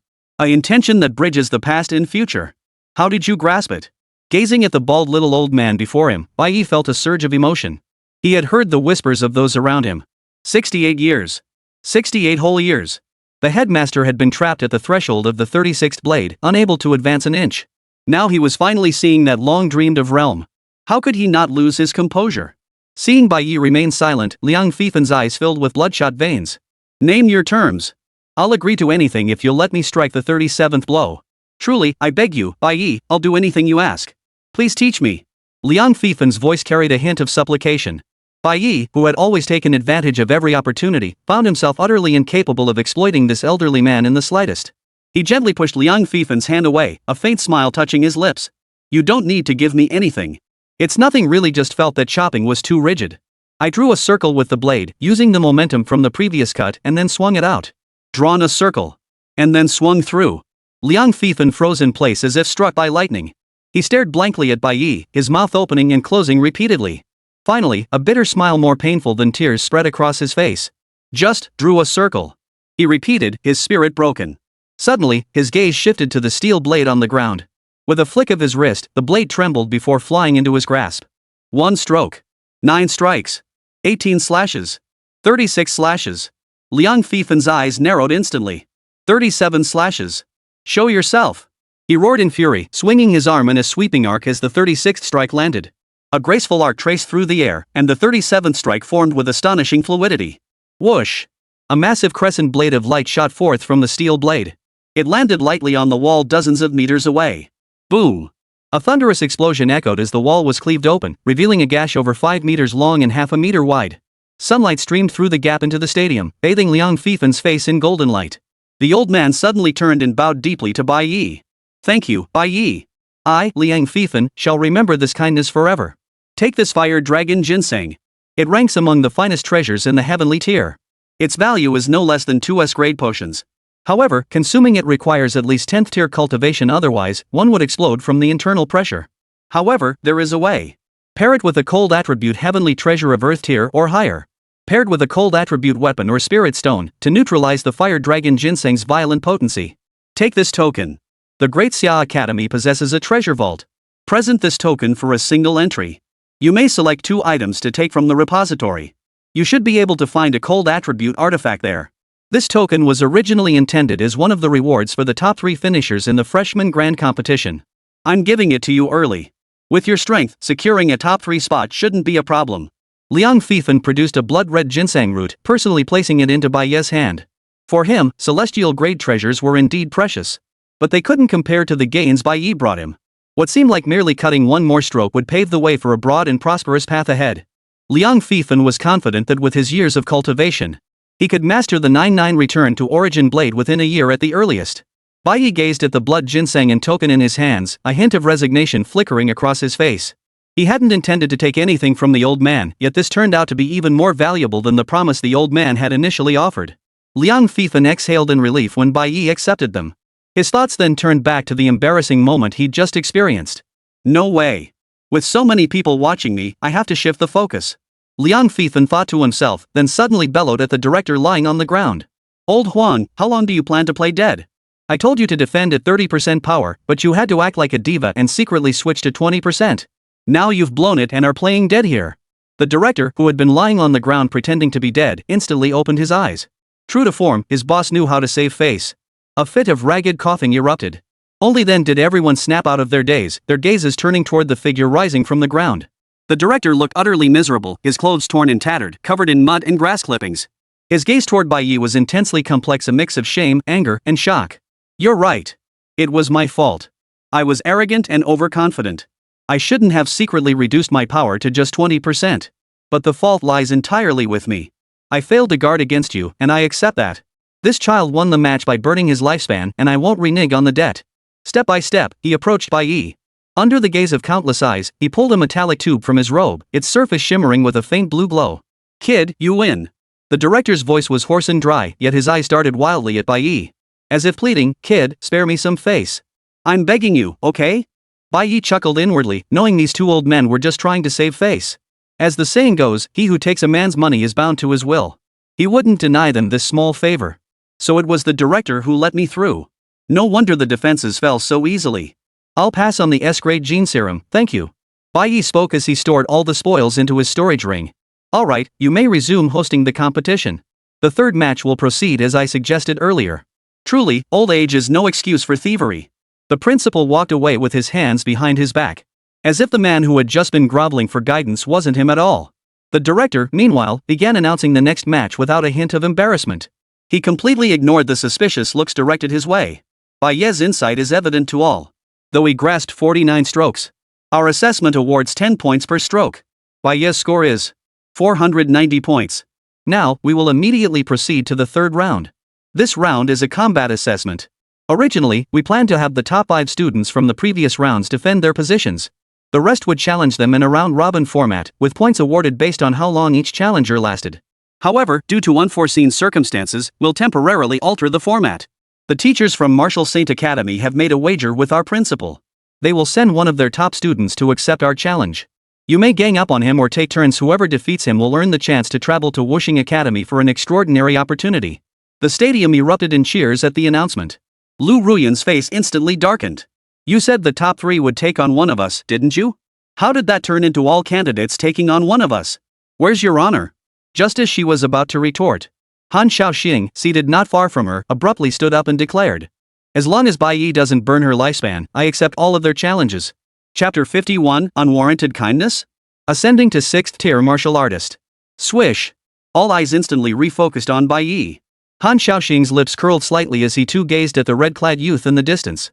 His blood began to boil. He hadn't felt this way in a long time. From the day he began martial training, no peer had ever stood a chance against him. Han Shaoxing yearned to meet a true rival. He had believed joining the Supreme Academy would fulfill this wish. Yet even among the prodigies of that academy, teeming with formidable talent, none had caught his eye. He had never admired anyone until he heard the tale of the young hero from the Bai family defending the city gates to the death. Only then did a ripple finally stir within his heart. He knew deep down he couldn't match that by family youth. Even he couldn't have achieved the feat of holding the city gates for 30 minutes with only a 5th tier cultivation. Yet the moment he laid eyes on Bai Ye, all hope vanished. But witnessing Bai Ye's repeated strikes finally reignited the vitality within Han Shaoxing's invincible yet lonely heart. His perception was keen. Bai Ye's displayed combat prowess was certainly not his full potential. Han Shaoxing yearned for a true, all-out battle with Bai Ye. But absolutely not one where the other party burned away their lifespan to become invincible. Bai Ye shrugged indifferently. Each time I burn my lifespan, I gain 30 minutes. Right now, I have 26 minutes left before the boost wears off. How about this? Let's skip the formalities. A one-on-one duel while my bloodline enhancement is active. What do you say? Han Shaoxing's eyes narrowed slightly. The battle fervor within him ignited. Just as he was about to accept, Director Huang's voice cut in. That won't do, Bai Ye. This isn't just a sparring match, it's an assessment. You have to give the other students a chance to show what they can do. Bai Ye glanced apologetically at the others. Alright, I forgot about them. Let's do a round robin. I'll step back once my bloodline enhancement wears off. With that, he dismissed all other matters, sitting cross-legged beside Li Dongji. In his hand appeared the S-grade gene serum. You said nothing about burning lifespan, but you never said I couldn't pop pills. I'll chug one of these and break through to the 6th tier. You can't argue with that, right? Tilting his head back, Bai Ye downed the entire S-grade gene serum in one gulp. A colossal surge of energy instantly rippled through his body. Bai Ye's genes rapidly strengthened, his vital energy surging with increasing intensity. The potency of the S-grade gene serum was undeniable, yet this immense energy felt infinitely gentler than any heavenly treasure. In the distance, the arena rose from the ground. The battle had commenced. But Bai Ye didn't even glance in that direction. His vital energy surged rapidly, shattering the 5th tier bottleneck within minutes to ascend into the 6th tier. 6th tier, first sub-tier. 6th tier, second layer. The growth only halted at the 3rd tier of the 6th stage. Bai Ye slowly opened his eyes, a faint crimson glow flickering within his gaze. I'm about to reach the mid-stage of the 6th tier. With the 99 return to origin blade's 49 consecutive strikes, I should be able to fight against a peak 6th tier or even early 7th tier opponent without burning my lifespan. But defeating Han Shaoxing? That might still be a challenge. He retrieved the fire dragon ginseng, sensing the terrifying energy fluctuations within it. Bai Ye felt a surge of temptation. But the headmaster had warned that consuming this before reaching tier 10 would cause one's body to explode. Unless he could find a cold attribute treasure to suppress the fire poison. Just as he was pondering whether to break off a route to test it, Zhao Yan, standing in the distance, suddenly curled the corner of his mouth upward. Zhangling, you're up. Zhang Ling's spirits were low. Bai Ye's overwhelming display of power had gradually eroded his confidence in the upcoming freshman competition. Master, do you want to be the top newcomer in the competition? Of course I do, but with Bai Ye around, I have no hope. I have a ground tier heavenly treasure here, the ice vermilion fruit. Go give it to Bai Ye. Tell him it's your apology, hoping to resolve any past misunderstandings. From now on, we're classmates who should help each other. Zhao Yan whispered into his ear, a hint of ferocity flickering in his eyes. Zhang Ling's eyes flashed with a fierce glint upon hearing this. Won't it be discovered? Zhao Yan shook his head lightly. Rest assured, the teacher knows what he's doing. This is both a covert and overt scheme. If it succeeds, it's our achievement. If it fails, well, the teacher is truly brilliant. Zhang Ling nodded firmly and immediately strode toward Bai Ye. Seeing him approach, Li Dongji couldn't help but furrow his brows slightly. Bai Ye also turned his gaze toward Zhang Ling. This man filled him with profound loathing. What do you want? Bai Ye asked coldly.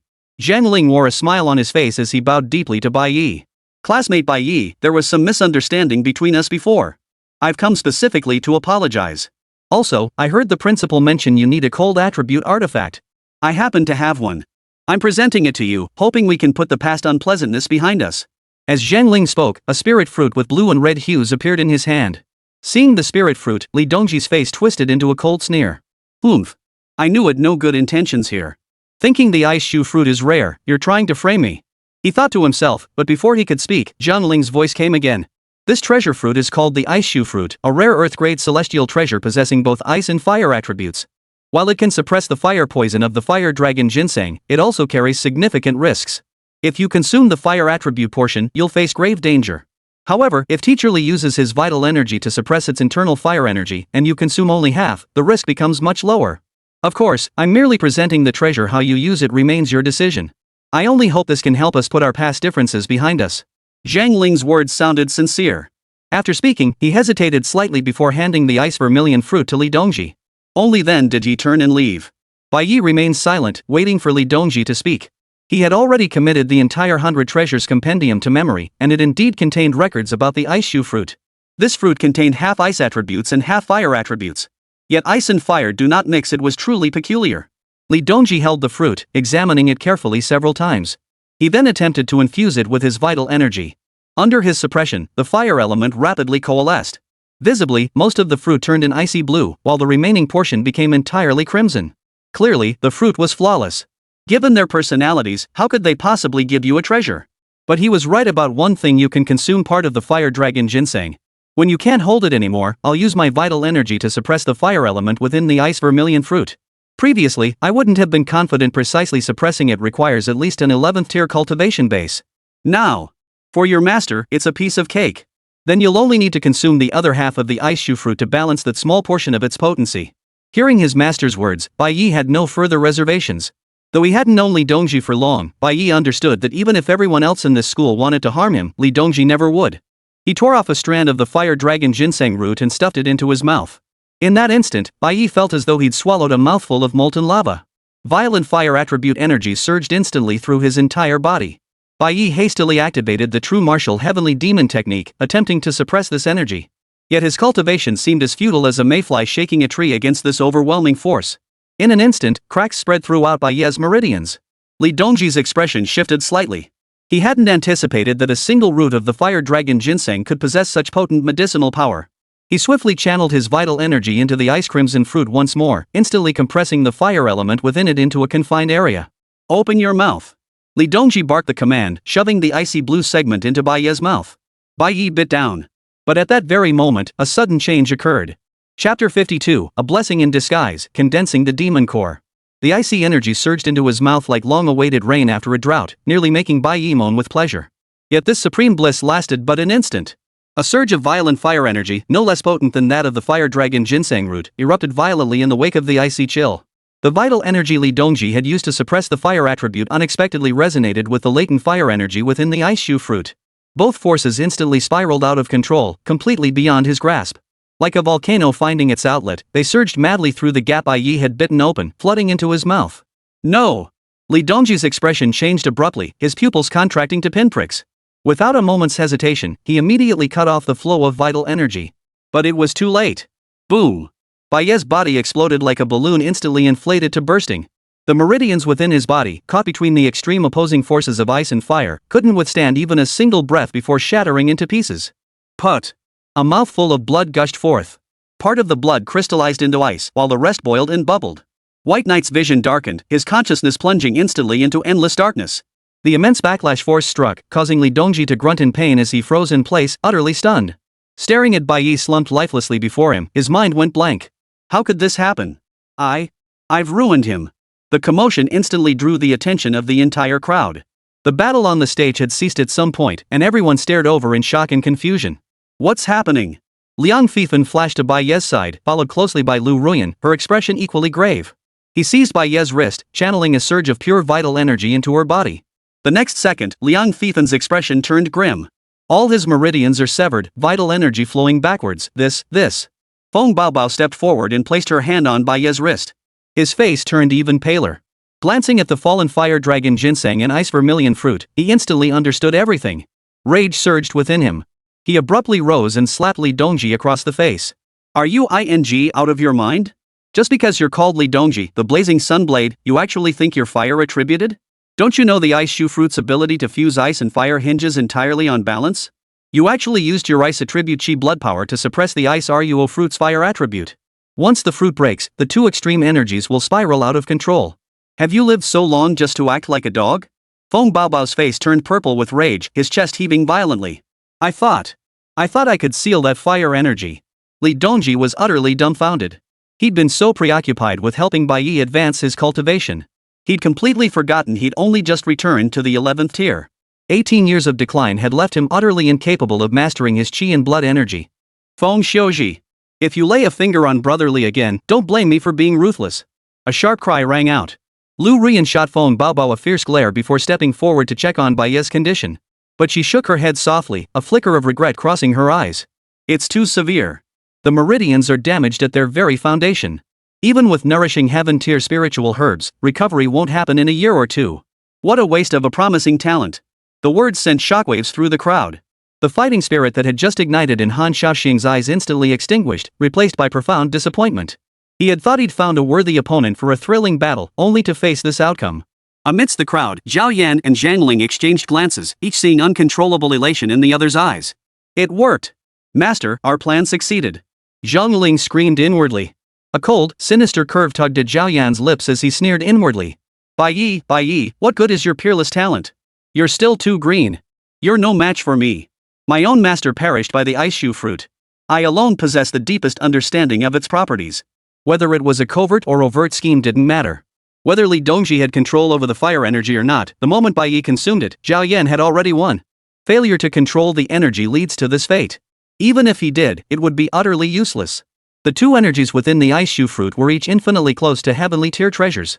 Only through mutual suppression do they manifest the energy fluctuations of an earth tier spirit fruit. Only by swallowing the entire fruit in one bite could the two energies remain perpetually balanced. If bitten open, the leakage of either energy would be devastating to a fifth-tier martial artist. And he, Zhang Ling, would be left with a reputation for forgiving past grievances and repaying hatred with kindness. As long as Zhang Ling secured first place in the S+ gene serum, the fate of others was none of Zhao Yan's damn business. On the other side, Bai Mo's expression shifted from initial shock to utter ecstasy. His entire body trembled not from fear, but from exhilaration. A loser remains a loser. Even a fleeting moment of brilliance can't alter their doomed fate. He discreetly pulled out his phone and swiftly sent a message to his father, Bai Ziyu. Dad, Bai Ye is finished. His meridians are severed. Dispatch men immediately. As soon as he leaves the Great Xia Academy, find a way to eliminate him. He must never be given a chance to recover. After completing these actions, the look he cast upon Bai Ye was as though he were gazing upon a corpse. Thud. A dull thud echoed as Li Dongji dropped to his knees, his face contorted with agony and self-reproach. It's my fault, all my fault. I shouldn't have been so reckless. Usually composed, his fervent desire to nurture talent had clouded his judgment, leading him to commit an unforgivable error. Old Li, don't be like this. It's not your fault. Liang Fifan sighed, reaching out to help him up. But Li Dongji shook his head. He sprang to his feet, a resolute gleam flashing in his eyes. Uncle Liang, I'm entrusting Bai Ye to you, an old Feng. I have a way to cure Bai Ye. I will return within 3 days. He cast one last, lingering look at the unconscious Bai Ye before transforming into a streak of light. Soaring skyward, he vanished in an instant. I must find the Beast King's blood as soon as possible. Whether my arm heals or not doesn't matter. But Bai Ye absolutely cannot come to harm. Li Dongji thought fiercely, clenching his fist so tightly his nails dug into his flesh without him noticing. Watching him depart, then turning to Bai Ye's pitiful state, everyone fell silent. A rising star had dimmed. The rest of the competition and its rewards seemed utterly disconnected from that red-clad youth. Sigh, let's continue the competition, Liang Fifan waved his hand listlessly. Everyone began moving back to their respective positions. The fat man suddenly threw himself onto Bai Ye and began wailing. But unseen by anyone, a single drop of blood slipped silently from his fingertip. It fell precisely into Bai Ye's slightly parted lips. Alright, hurry up and get ready to go up there. Even if you can't win, you have to land a few hits. Feng Baobao said impatiently. Only then did the fat man rise and head toward the stage. At that moment, though Bai Ye's consciousness was sinking, a cataclysmic transformation was occurring within his body. The divine and demonic bloodlines, inherently interdependent yet mutually counteracting, were both manifestations of supreme existence. The seemingly violent ice and fire energies had begun to slowly fuse with Bai Ye's bloodline. The fire element merged with the divine bloodline, while the ice element merged with the demonic bloodline. At this moment, the two opposing bloodlines underwent a peculiar transformation. Far from destroying his vitality, the raging fire energy acted like a key, unlocking a deep-seated genetic shackle within him. Under the icy stimulus, the demon god bloodline underwent an unprecedented metamorphosis. At the point of his lower abdomen, where his dantian lay, all the raging energy was being voraciously devoured by a black vortex that had materialized out of thin air. With the sudden emergence of the third energy surge, a demonic core jet black as ink yet streaked with faint crimson patterns quietly coalesced into form. The demon core trembled lightly, radiating an extremely pure energy back into his body. This energy began rapidly repairing Bai Ye's severed meridians. Not only that, but his qi and blood, which had been stagnant at the 6th tier, 3rd level, began to surge upward again. 6th tier, 4th layer. 6th tier, 5th layer. Chapter 53, We Surrender? I haven't even entered the ring yet. The tournament had reached its most intense phase. Yet the contest was a one-sided rout. I concede. The fat guy raised his hands the moment he stepped onto the stage, drawing a chorus of boos. Even if others didn't surrender, they couldn't withstand a single casual strike from Han Shaoxing. No one could withstand even a single move from Han Shaoxing. It could be said that every student who stepped up to challenge him suffered a humiliating defeat. It wasn't until a youth named Zhang Chang stepped forward that they managed to salvage a shred of dignity. Though Zhang Chang was only at the peak of the 5th tier, the enhancement from his demonic bloodline made his physique comparable to that of an early 6th tier practitioner. Though he never landed a blow on Han Shaoxing, he managed to withstand 3 strikes before finally succumbing. When Yuni took the stage, a glimmer of hope finally flickered among the silent spectators. Her awakened ice-based ability caused Han Shaoxing some trouble. Yuni wielded a sword, its blade radiating an icy aura. Not only did it possess freezing effects, but it also offered formidable defensive capabilities. She was also the first student to successfully close in on Han Shaoxing. Her sword was both swift and icy. She actually executed the 9-9 return to origin blade in the form of an icy frost sword strike. 6 consecutive strikes, one blade following the next. Unfortunately, after unleashing her 6-strike combo, she was still sent crashing off the stage by Han Shaoxing's palm strike. Finally, it was Zhang Ling's turn. As the undisputed strongest new recruit at the Great Xia Academy, second only to Bai Ye, he carried everyone's hopes. The moment he stepped onto the stage, he launched a fierce assault against Han Shaoxing. A blade in his left hand, a sword in his right. He had mastered 2 profound tier martial arts to perfection. For a moment, he actually managed to overpower Han Shaoxing. This instantly drew cheers from the crowd at the Great Xia Academy. A flicker of interest appeared in Han Shaoxing's eyes. "If you can draw my sword from its scabbard, I'll concede defeat today." His words seemed to ignite Zhang Ling. A wild gleam of excitement flashed across Zhang Ling's face as he lunged at Han Shaoxing with frenzied abandon. Yet Han Shaoxing merely raised the sword scabbard in his hand, made a charging motion, and thrust forward. A massive sword beam erupted from the air, hurtling toward Zhang Ling. Zhang Ling's pupils contracted sharply, a chill running down his spine as he simultaneously blocked with both his sword and dagger. Yet he still failed to block the strike. Zhang Ling's body was cleaved clean off the stage. Reality was brutal. Even the strongest Zhang Ling hadn't lasted 7 moves. The entire arena fell into a deathly silence. The faces of the teachers and students from the Great Xia Academy were etched with disappointment and helplessness. Too powerful. This guy from the Martial Saint Academy was simply outrageously powerful. Liang Feifan looked as dejected as a frostbitten eggplant. According to the wager, one of their top students would be taken by the Martial Saint Academy. "We concede defeat," Director Huang sighed, preparing to announce the result. Just then, a slightly weak yet crystal clear voice rang out. "Hold on." All eyes turned in unison. There, the red-clad youth who should have been unconscious with severed meridians had slowly risen to his feet. Wiping the blood from the corner of his mouth, he wore a faint, calm smile. "How about letting me try? I've recovered most of my strength. I should be able to fight." The moment Bai Ye's voice, slightly weak yet crystal clear, echoed through the arena. The entire stadium fell into an eerie, deathly silence. As if time had frozen, the air solidified into ice. Every pair of eyes, like iron filings drawn to a magnet, fixed unblinkingly on the red-clad youth slowly rising to his feet. He got up? Wasn't he supposed to be crippled, his meridians severed? How could this be possible? "Bai Ye, you."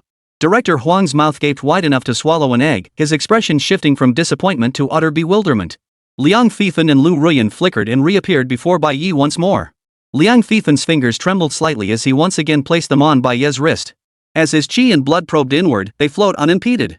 Not only was it unimpeded, but the resilience of his meridians and the potency of his qi and blood had surged to several times their previous strength. This is impossible. It defies all logic." Liang Feifan gasped in shock. The worldview he had spent decades building was violently shattered in that instant. Lu Ruyan's beautiful eyes widened as she conducted her own examination. She sucked in a sharp breath, her gaze toward Bai Ye now fixed on him as if he were a monstrous creature. Amidst the crowd, Zhao Yan's cold, sinister smile froze completely on his face before shattering into countless fragments, replaced by boundless horror and dread. "Impossible. Impossible. My plan was flawless. How could he have recovered?" Beside him, Zhang Ling's face turned ashen. His legs buckled, and he nearly collapsed to the ground. It's over. Everything was over. Not only had they failed to cripple Bai Ye, but they might have inadvertently given him a new lease on life. The mere thought of Bai Ye's vindictive nature sent a chill racing from Zhang Ling's feet straight to the crown of his head. In the corner, Bai Mo's face had long since shed its wild glee, replaced by sheer terror. He had just sent his father a message, ordering men to ambush and kill Bai Ye. But now, this so-called useless waste stood unscathed, his aura seemingly more terrifying than ever. In that moment, the thought began to grow wildly within him once more. He must kill him. He must kill him. Otherwise, the entire Bai family would be doomed beyond redemption. Unlike the shock and fear gripping everyone else, Han Shaoxing atop the stage felt the battle intent that had flickered out in his eyes reignite at that very instant. Good. Good. Good. He uttered 3 resounding goods, his handsome face brimming with unrestrained elation. I knew it. Someone capable of wielding 49 strikes would never fall so easily. Bai Ye ignored the horrified stares around him, offering Han Shaoxing only a calm smile. Sorry to keep you waiting. As he spoke, he began walking toward the stage, step by step, steady and powerful. With each step, his aura grew more formidable. That colossal vitality, forged from misfortune into a breakthrough to the 7th tier of the 6th stage, now flowed without restraint. In this moment, Bai Ye resembled a primordial beast awakening from slumber, radiating terrifying, intangible pressure in every direction. Under the weight of this overwhelming pressure, the entire student body instinctively stepped back, their faces etched with awe. A prodigy. A true prodigy. Liang Fifan murmured to himself, his eyes sparkling with admiration. Bai Ye stepped onto the stage, standing 10 meters apart from Han Shaoxing. Their gazes locked, and the air seemed to crackle with electricity. One was a prodigy unseen in his century at Martial Saint Academy, his invincible spirit already forged. The other, a reborn being bearing the bloodline of gods and demons, who had turned the tide in the face of utter despair. This battle was destined to captivate all eyes. Enough talk. Han Shaoxing slowly raised his sword scabbard, his aura surging with each passing moment. Let me see just how strong you truly are now that you've recovered. Before the words had fully left his mouth, he stomped his foot down with a thunderous crash. Boom! The hard alloy platform cracked beneath his foot, forming a shallow crater. His entire body launched like a cannonball, tearing through the air with a sonic boom as he instantly closed in on Bai Ye. Chapter 54, a single slash sends him flying, astonishing the entire arena. The ancient sword scabbard in Han Shaoxing's hand seemed sharper than any unsheathed blade. No flashy techniques. No dazzling special abilities. Only the purest, most direct thrust aimed straight for Bai Ye's heart. So fast. Han Shaoxing still hasn't drawn his sword, yet his momentum has surged dramatically. How will Bai Ye block this? The gap in cultivation is too vast. Han Shaoxing may be a 7th tier, but he possesses the combat prowess of an 8th tier. This strike will likely decide the outcome. After all, Bai Ye is only... Isn't Bai Ye a 5th tier? That aura. He must be mid-6th tier now? How could he not only avoid regression after being injured, but actually advance? But he's still a full tier below. There's absolutely no chance of victory. The air in the entire training ground seemed to freeze solid at that moment. Every student watching instinctively held their breath. Eyes widened, fearing they might miss a single moment. Time itself seemed to slow down in that moment. For the power Han Shaoxing displayed far exceeded everyone's expectations. He was, after all, the top prodigy of the 2nd year at Martial Saint Academy. Facing a freshman who had just enrolled and was rumored to possess only a 1st-tier cultivation level. To anyone watching, this strike alone should have ended the match. Yet Han Shaoxing listened to the murmurs around him, his expression remaining utterly serene.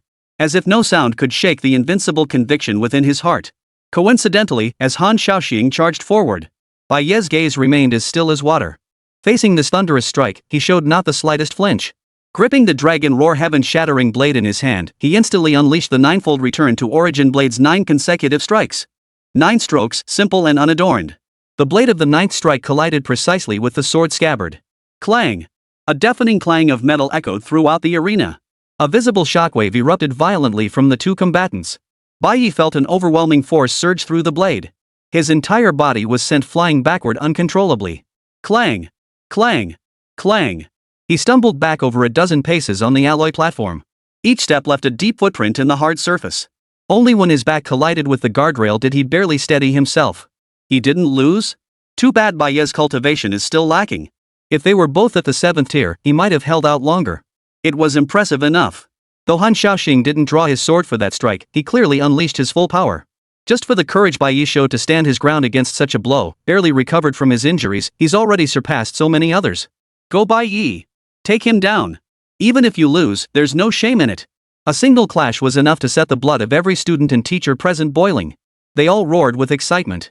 It felt as though this single clash had restored the great Xia Academy's honor. Even Zhang Ling felt his blood surge through his veins. And all this was sparked by Bai Ye actually forcing Han Shaoxing to retreat half a step. These great Xia students felt like children in front of Han Shaoxing. Each of them yearned for someone to turn the tide. Even if it meant forcing him to retreat by a mere, insignificant half-step. Han Shaoxing's gaze remained utterly impassive. Clearly, he was thoroughly dissatisfied with Bai Ye's performance. Such meager skill was utterly unworthy of being his opponent. Alright, now it's your turn to attack. Let's see if you can force me to draw my sword. As Han Shaoxing finished speaking, he gave Bai Ye a slight nod of his chin. His eyes held nothing but confidence. Bai Ye shook his slightly numb hand. That earlier clash had indeed put him under considerable pressure. But his true edge was only just beginning to show. Then you'd better watch out, my blade boasts a full 49 strikes. As Bai Ye's words fell, his gaze instantly turned icy. In that instant, he seemed to transform into a silver crescent blade. The dragon roar heaven-shattering blade slashed forth, its 9-9 return to origin technique rippling like concentric waves as it surged toward Han Shaoxing. Han Shaoxing's lips curled slightly as he casually waved his sword scabbard, effortlessly parrying each strike. 1 strike. 9 strikes. 19 strikes. Each strike grew stronger than the last. The might of the 9-9 return to origin blade is gradually revealing itself. Truly worthy of an earth-tier sword technique. This is truly thrilling. I wonder if it can force that formidable, boasting fellow to draw his sword. Look, Han Shaoxing's expression has changed, he's getting serious. Holy crap, 36 strikes already, and Han Shaoxing still hasn't drawn his sword. On the stage, the blade's glint coalesced into a silver cascade. The clanging of steel grew ever more urgent and deafening. Like the frantic drums of war, it pounded against everyone's heart. The murmurs in the stands gradually faded as all spectators were stunned by this storm of relentless attacks. For Bai Ye's momentum surged with every strike of his blade. He seemed like a perpetual motion machine, tireless. The layers of his blade momentum piled up, distorting the very air itself. Mountainous pressure piled entirely onto Han Shaoxing alone. The ease and contentment that had graced Han Shaoxing's face vanished without a trace. In its place was a look of grave determination. His arm gripping the sword hilt was already throbbing with numbness. He was forced to retreat step by step. The man who had always been so self-assured now felt a flicker of dread in his heart. This youngster's physical prowess far surpassed his cultivation level, otherwise, how could he wield such overwhelming power? Could he have also cultivated a powerful body forging technique? Bai Ye's gaze was cold and focused. In his world, only the opponent before him and the blade in his hand remained. 45. 48. The 48th strike came crashing down, accompanied by a dragon-like roar from the blade. Han Shaoxing grunted, forced back 2 more steps. Bai Ye roared with fury, his momentum surging to its peak. The final strike. The 49th strike. As the blade struck out, the entire world seemed to hold only this dazzling blade light. The blade's glow transformed into a massive silver crescent, tearing through the air with unstoppable momentum as it came crashing down. Han Shaoxing's pupils suddenly contracted. He knew the scabbard alone could never withstand this strike. Come on then! He roared, thrusting his right thumb forward with brutal force. Clang! A clear, piercing sword cry echoed through the heavens. A sword as clear as autumn water finally drew from its scabbard, tracing a brilliant arc through the air as it met the silver moon. Boom! The clash of blade and sword erupted in a blinding white light. A terrifying shockwave swept out, causing the entire arena to tremble violently. A figure flew backward through the blinding light, tracing a parabolic arc through the air before crashing heavily beyond the arena's edge. On the elevated platform, Lu Ruyan abruptly stood up, her face etched with disbelief. Silence.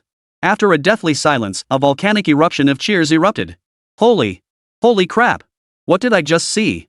Han Shaoxing got knocked flying? He drew his sword. And still got knocked flying head-on. Bai Ye! Bai Ye! Bai Ye! The entire training ground erupted in chaos. Every student of the great Dasha Academy rose to their feet. They roared and cheered wildly, hurling everything in their hands into the air. Bai Ye's name thundered like a bolt of lightning, echoing across the heavens. Chapter 55, I have a sword, do you dare to meet it? For the mythical figure they once deemed invincible. That genius Han Shaoxing from the Martial Saint Academy. After drawing his sword, he was still cleaved clean through by Bai Ye's blade. This finally restored a shred of dignity to all the freshmen of the great Dasha Academy. The prodigy of the Martial Saint Academy was not invincible. Han Shaoxing executed a graceful somersault in midair, landing steadily below the stage. A trickle of blood slowly seeped from the corner of his mouth. He wiped it away with his thumb.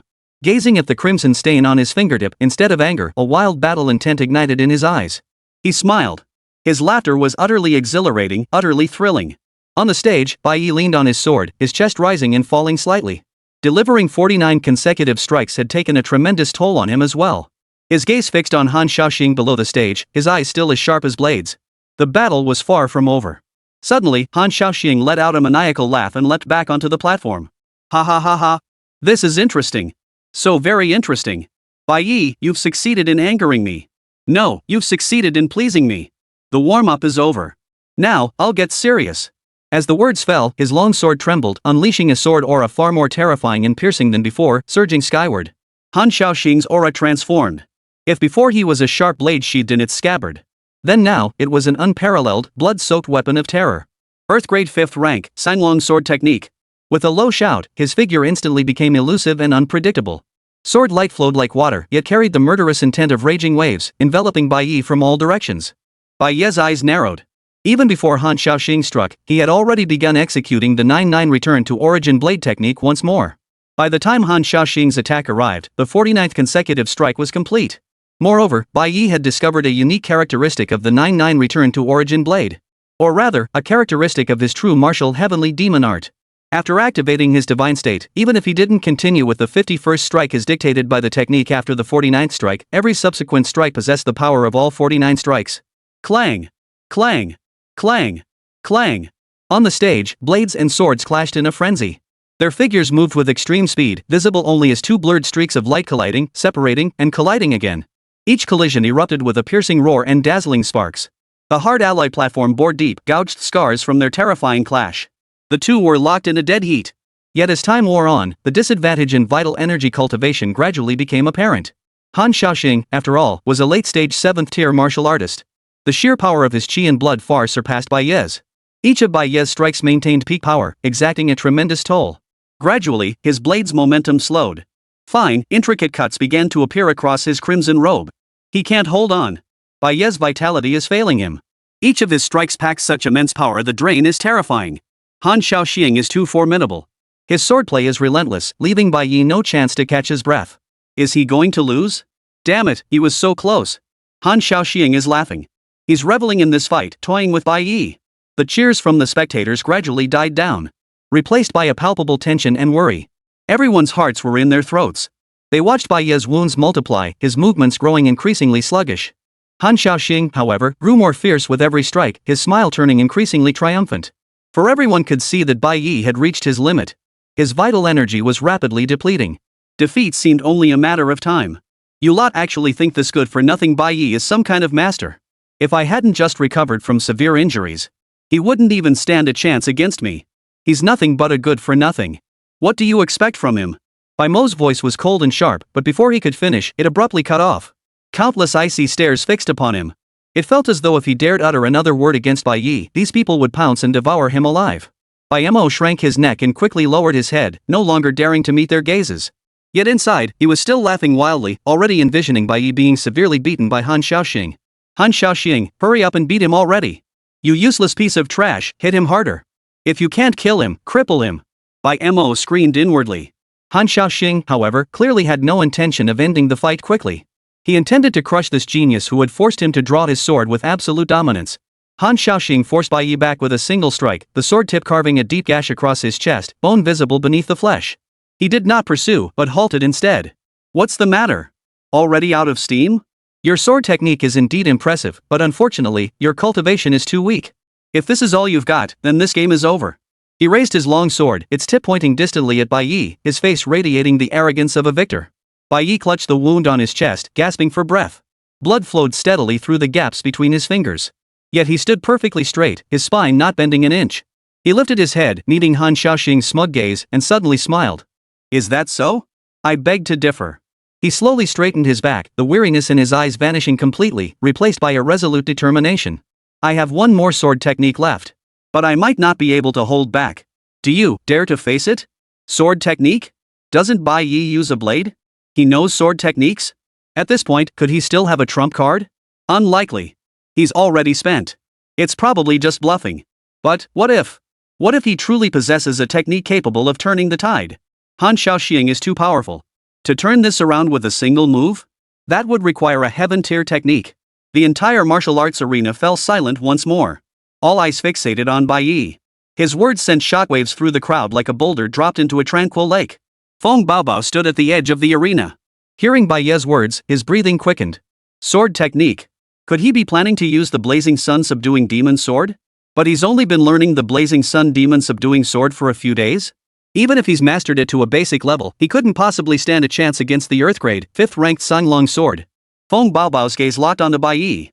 At this moment, doubt, anticipation, and tension rippled through the crowd. Even the few big shots on the high platform showed signs of interest. For Bai Ye's words were utterly unexpected. A swordsman claiming his ultimate secret technique was swordplay?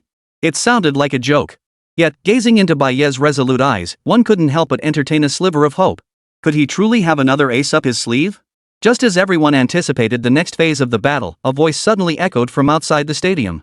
All eyes turned toward the entrance. A slightly overweight middle-aged man entered, surrounded by several elderly figures. At that moment, both Liang Fifan and Lu Ruyan rose simultaneously. Chairman Hu? What brings you here? Liang Fifan asked, clearly surprised. What?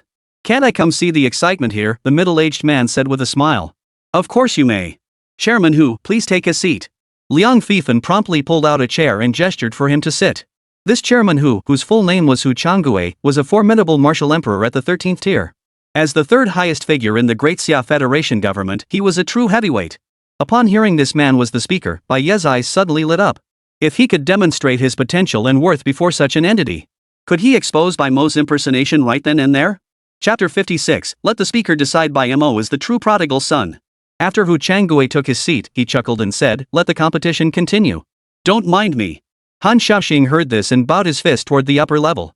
He turned to Bai Ye and burst into a wild, maniacal laugh. Ha ha ha ha. You just claimed to use sword techniques? You intend to confront me with swordplay? He doubled over in laughter, as if hearing the most hilarious joke in the world. Fine. Fine. Fine. Today I'll see just what kind of earth-shattering sword technique a mere swordsman like you can pull off. He sheathed his long sword, stood with hands behind his back, his face brimming with contempt and disdain. Come on then. Bring whatever moves you've got. If I, Han Shaoxing, even flinch once, I'll admit defeat. Bai Ye watched the arrogant Han Shaoxing, finding himself somewhat intrigued by this opponent. This man was the most gifted peer he had ever encountered in his 2 lifetimes. Yet despite this, the curve of Bai Ye's lips grew increasingly icy. Then you'd better be careful. He murmured softly, his gaze shifting completely. A sinister, brutal aura slowly rose from his body. His pupils were instantly replaced by a sea of crimson. Enter the demonic state. He roared inwardly, activating the true martial heavenly demon art's demonic state. Simultaneously, he held the dragon roar heaven-shaking blade horizontally before his chest, using the blade as a sword. The moment Bai Ye's eyes turned blood red, the temperature of the entire martial arts arena seemed to plummet. A heart-stopping aura of savage brutality radiated from him, engulfing the entire arena. What is that? What a terrifying aura. He seems like a completely different person. Hu Changue's eyes blazed with intensity. This kid actually possesses such power? Is this the blood energy of a demon beast? Bai Ye paid no heed to the gasps around him. He raised the dragon roar heaven-shattering blade high in his hand. The great perfection realm blazing sun subduing demon's sword. Using the blade as a sword, he struck down with a single slash. Hum! The very heavens and earth shifted in fury. A golden sun suddenly appeared above the martial arts arena, radiating boundless light and heat. Immediately after, a 30-meter-long golden giant sword materialized beneath the blazing sun. Runes swirled upon the great sword, radiating a resplendent divine might, as if capable of purifying all demons and evils in the world. As Bai Ye's blade descended, the golden sword, with a might capable of scorching the heavens and boiling the seas, came crashing down upon Han Shaoxing. What kind of technique is this? Sword chi manifestation. A 30-meter-long sword chi. How is this possible? Good heavens! Is this really a technique a freshman could unleash? What is Han Shaoxing doing? Why isn't he dodging? Has he lost his mind? No, it's not that he won't dodge, that overwhelming pressure has pinned him down. He can't move at all. The entire crowd fell silent. Everyone was utterly stunned by this miraculous scene unfolding before their eyes. Mouths gaped open, minds blank. The golden greatsword descending from the heavens reflected in every pupil, etched itself deep into their souls. This strike transcended their very understanding of martial arts. For the might of this strike was utterly terrifying. Few could master a technique above the mystic tier to its pinnacle. Not just a freshman, even the instructors of the Great Xia Academy couldn't claim to have mastered a technique above the Xian tier to its fullest extent. Across the entire Great Xia Academy, only 2 individuals achieved this feat. One was Feng Baobao, the vice principal who was always hustling for money. The other was Li Dongji, the janitor from the logistics department. Yet now, a technique of such mastery was being wielded by an 18-year-old youth. How could this not shock them? In that instant, everyone was convinced Han Shaoxing was as good as dead. The arrogance and contempt that had once graced Han Shaoxing's face had vanished without a trace. Instead, an unprecedented sense of dread and terror washed over him. He sensed the breath of death. No! This can't be. How could you possibly wield such a technique? He roared madly, channeling every ounce of his chi and blood into the long sword in his grasp. Sunlong sword art, raging sea's fierce tide. He raised the sword above his head, layering blue barriers of sword energy before him in a desperate attempt to block this world-shattering strike. On the high platform, Lu Ruyan's face drained of color. She let out a piercing scream. Shaoxing, surrender now. You can't block this.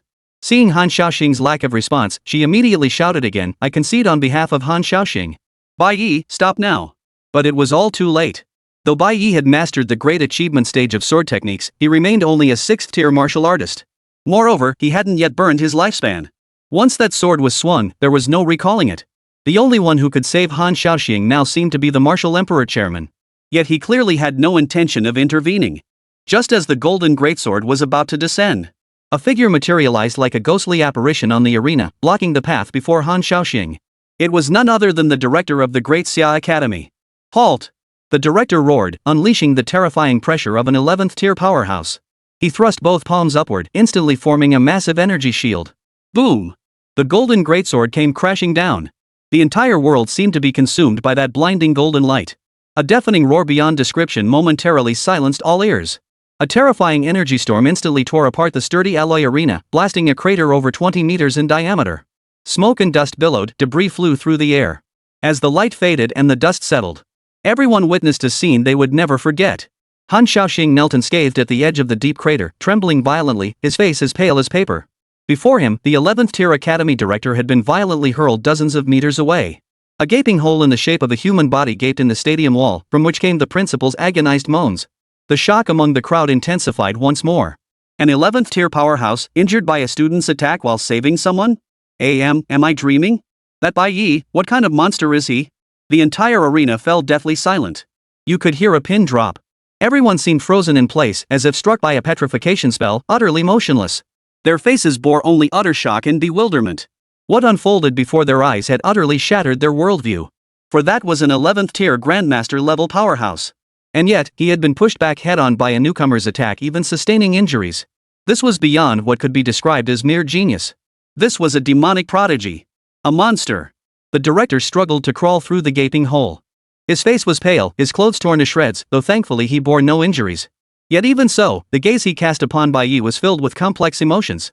Shock, admiration, and a hint of deep resentment. With his strength, even if Bai Ye had unleashed a peak-level Xian-tier sword technique, it wouldn't have been enough to knock him back. His disheveled state stemmed from channeling all his vital energy into a protective shield to shield Han Shaoxing. The director had taken Bai Ye's strike entirely with his own 11th-tier physical body. Drawing a deep breath, he mustered every ounce of strength to announce the outcome of the battle. This battle. Bai Ye wins. Upon hearing the verdict, the demonic aura surging from Bai Ye receded like a tide. An overwhelming wave of exhaustion washed over him, and darkness clouded his vision. Yet he stubbornly refused to collapse. He glanced at the dragon roar heaven-shattering blade in his hand, now nothing but a hilt, and shook his head helplessly. Clap, clap, clap, clap. Applause erupted from the podium, instantly igniting the entire arena. Young man, you've done remarkably well. It is a blessing for our Great Xia Federation to have such a prodigy as you. I am the speaker of the Great Xia Federation. Is there anything you desire? If it's within my power, I shall grant it without fail. Hu Changgui rose, his face radiating warmth as he addressed Bai Ye.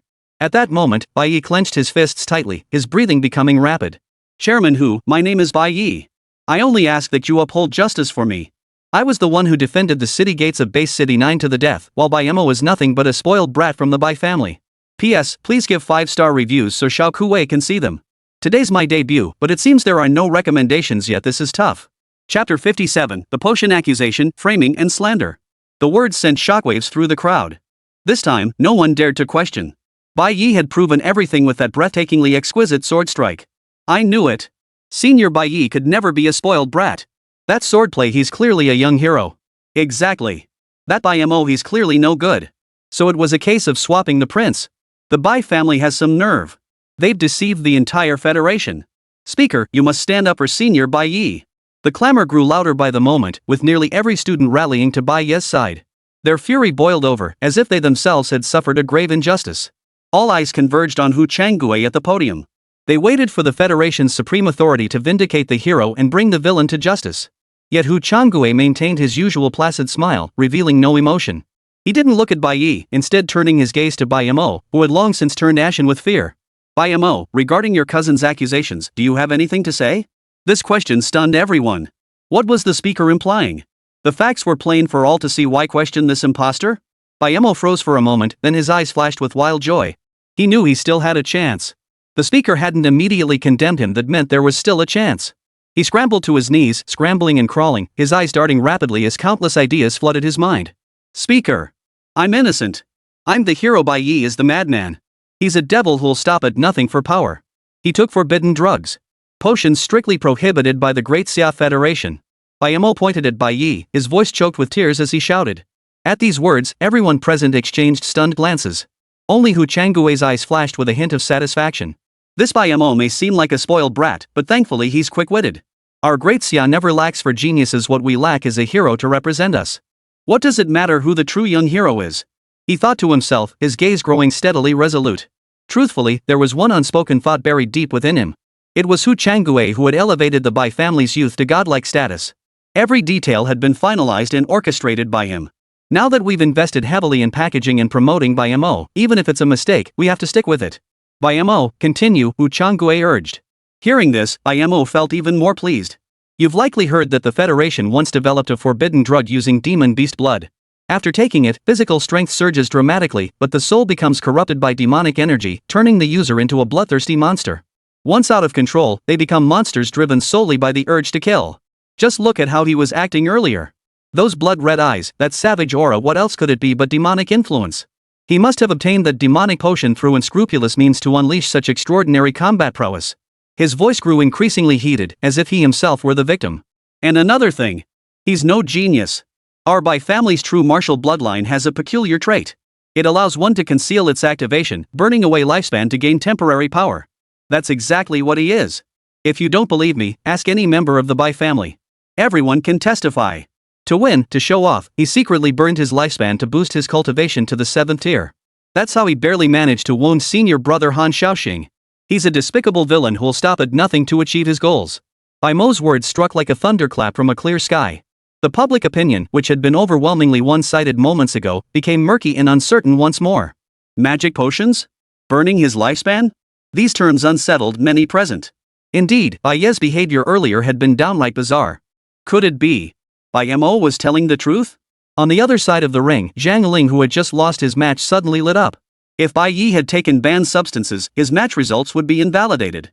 Then wouldn't first place still be his? He immediately jumped up and shouted in agreement, I support Bai Ye. I've always felt something was off about Bai Ye. How could a spoiled brat suddenly become this strong? He must have resorted to underhanded methods. Zhang Ling's teacher, Jia Yan, immediately chimed in, exactly. This boy's character is corrupt, his aura unnatural, he's no righteous practitioner. He'll stop at nothing for victory, this behavior must not be tolerated. I propose his competition results be immediately invalidated and he undergo rigorous investigation. At that moment, a striking figure emerged from the crowd, none other than Bai Ye's ex-girlfriend, Liang Xiaolan. Her eyes were filled with contempt and disgust as she looked at Bai Ye. I can testify. Bai Ye is nothing but a good-for-nothing playboy. All he knows is carousing and debauchery. Now that he sees young Master Mo becoming a hero, basking in glory, he's consumed by jealousy. That's why his mind twisted into this state. Not a single word he says can be trusted. In an instant, the tide turned. A cousin, a rival, and an ex-girlfriend, the three people who knew Bai Ye best, all came forward to accuse him simultaneously. This caused many fence-sitters to waver once more. Could it be we really did misjudge Bai Ye? Yeah, if even his ex-girlfriend says so, his character must be seriously flawed. Taking banned substances to win, then slandering his own cousin, how utterly shameless. Slanderous words began to quietly spread through the crowd. Wu Changgui watched the scene unfold, his smile growing broader. He spoke slowly, his voice not loud but clear enough to carry across the entire venue. Everyone, please quiet down. Most of the support for Bai Ye stems from assumptions about his abilities. Now, the ones coming forward to accuse him are his cousin, whose background he knows inside out, and his former lover, once his closest confidant. Though he didn't state it explicitly, the implication was crystal clear. He placed greater faith in Bai Ye's words. The advantage Bai Ye had just established vanished in an instant. At that moment, Han Shaoxing, who had remained silent, suddenly let out a cold laugh. How laughable. He stepped forward, his gaze sharp as blades, sweeping over Bai Ye, Zhang Ling, and Liang Xiaolan, even Hu Changgui. A spoiled good-for-nothing can master a profound tier cultivation technique to perfection? Does that make us, who call ourselves geniuses and train day and night, not even fit to be called wastrels? The words rang out like thunder, deafening and startling. The entire crowd fell instantly silent. Indeed. Power can be enhanced through potions and secret arts, but the realm of a cultivation technique is built solely on innate insight. No external force can ever replace that. If Bai Ye were truly a worthless, how could he have unleashed that earth-shattering, masterful sword technique? All eyes once again pierced Bai Ye like sharp blades. A fine sheen of cold sweat instantly beaded on Bai Ye's forehead. Even with his wild imagination and knack for fabricating excuses, he couldn't conjure a single plausible explanation for this dilemma. Just as he was on the verge of collapse, outside the stadium, a sudden commotion erupted. A loud, mournful voice echoed from afar, drawing nearer. Red Monkey Legion, Ho Yunfeng. Seeking an audience with Principal Liang of the Great Xia Academy. Before the words had fully faded, a towering figure strode in with purposeful strides. The man was bare-chested, his muscles bulging, and his back was crisscrossed with thorn-covered branches. He had come to bear the thorns in penance. Even more shocking was the gruesome wound on his left chest, a mangled mass of flesh and bone, the stark white bone visible beneath. This sudden spectacle left everyone stunned. The Red Monkey Legion's chieftain? What on earth was he doing here? Chapter 58, A Penance of Thorns? Or a reversal of blame? Ho Yunfeng's appearance was like a spark thrown into boiling oil, instantly igniting the entire crowd. The Red Monkey Legion. This notorious wilderness hunting organization, a thorn in the side of even the Federation. Their grand leader had actually appeared at the Great Xia Academy in this manner. What was he up to? Everyone's minds were filled with questions and wariness. Ho Yunfeng ignored all the stares around him, stepping steadily toward the center of the arena. His knees buckled, and he knelt heavily toward the direction of the podium. A dull thud echoed, causing the ground itself to tremble. Ho Yunfeng, the sinner, knows his crimes are grave. I come here today not to plead for myself. He raised his head, his fierce eyes brimming with tears, his voice hoarse with grief. I seek only justice for my child, who died so tragically. He pointed sharply at Bai Ye, who stood at the edge of the stage, his face equally pale. I pledge to donate all the wealth of the Red Monkey Legion, decades of accumulated riches worth no less than 10 billion. Entirely to the Great Xia Academy. I ask for only one thing. Let the murderer, Bai Ye, pay with his life for my son. The words sent shockwaves through the entire arena. 10 billion in wealth. All to take Bai Ye's life? What an immense grudge this must be. Seizing the moment, Zhao Yan leapt forward and shouted harshly. Bai Ye! What do you have to say for yourself? Not only are you morally corrupt, but you've also slaughtered the innocent. Bai Mo seized this lifeline, bellowing. I told you he was a monster. He consumed demonic potions and can't control his bloodlust. Chief Ho's son must have been brutally murdered by him. Ho Yunfeng listened to these accusations, a cold smile playing on his lips, yet his face grew even more sorrowful. My son Ho Hong is pure-hearted by nature and has never been involved in any of the Legion's sordid affairs. Recently, I engaged in combat with a high-tier demon beast and was poisoned by its venom. Facing certain death within a year, my son, driven by filial devotion, heard of a miraculous herb emerging deep in the wilderness. For the first time, he accompanied the third elder on an expedition, solely to gather herbs for my cure. Yet before obtaining the elixir, he was tragically mauled by a demon beast, poisoned beyond hope, and could only await rescue aboard the aircraft. Yet this completely harmless child was brutally murdered by that demon Bai Ye, who stormed the plane. He even attempted to destroy the evidence and steal my son's spatial ring. His words were half-truth, half-lie, woven into a seamless fabrication. Yet his true thoughts were elsewhere. Once this brat loses the protection of the Great Xia Academy, he's nothing but a wet-beard kid. I can crush him however I please. As for the wealth? Oomph. Just stolen goods. Kill the brat, and I'll just take it back. Ho Yunfeng wept bitterly. In an instant, Bai Ye was painted as a jealous, drug-addled monster who slaughtered innocents. Yet no sooner had the words left his mouth than a cold snort echoed through the stadium. You, Ho Yunfeng, have no self-awareness? Do you really think anyone here believes a word you say? Swish. All eyes turned to Han Shaoxing. This man's temperament was as sharp as his sword. How many people have you killed? How many families have you shattered? When you were committing those unspeakable deeds in the wilderness, did you ever think your own son would be murdered? Han Shaoxing spoke again, shattering the tense atmosphere Ho Yunfeng had painstakingly built.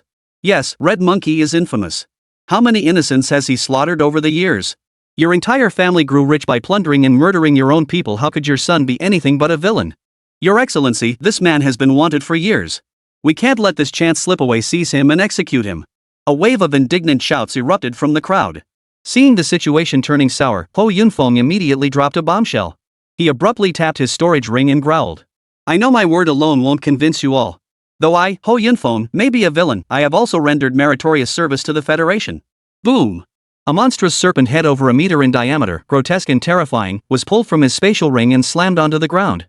The head was pitch black, its scales shimmering with an eerie glow, even in death. The murderous aura of a top predator still made many students' legs go weak and their faces pale. Wu Changgui, Liang Feithan, and the other powerful figures present all saw their pupils contract simultaneously. An 11th-tier demon beast, the nether prison black-scaled python. Ho Yunfeng declared proudly, the Great Xia Federation decrees, hunting beasts of tier 10 or higher shall earn special rewards. Hunting beasts of tier 11 or higher can even reduce one's crimes. Today, I, Ho Yunfeng, seek neither reward nor pardon. He pointed sharply at Bai Ye, issuing his final ultimatum. I demand that the Great Xia Academy expel Bai Ye. Hand this murderer over to me for punishment. Once this traitor is executed, I, Ho Yunfeng, will surrender myself without delay. Whoever kills me will earn a great merit. If no one will stand for me, don't underestimate me just because I'm wounded. I still possess peak 9th tier combat strength. Slaughtering dozens of students in this academy before you finish me off seems hardly difficult. But I refuse to do so. I only demand justice. Ho Yunfeng's gaze locked onto Bai Ye, his eyes burning with hatred as if he could devour him alive. The entire stadium fell into complete silence. This demand was utterly ruthless. His words cut straight to the heart of the matter, laying bare all the stakes. He was forcing their hand. Agree to my terms, and you'll reap a fortune of 10 billion and 2 major achievements. Refuse, and we all go down together.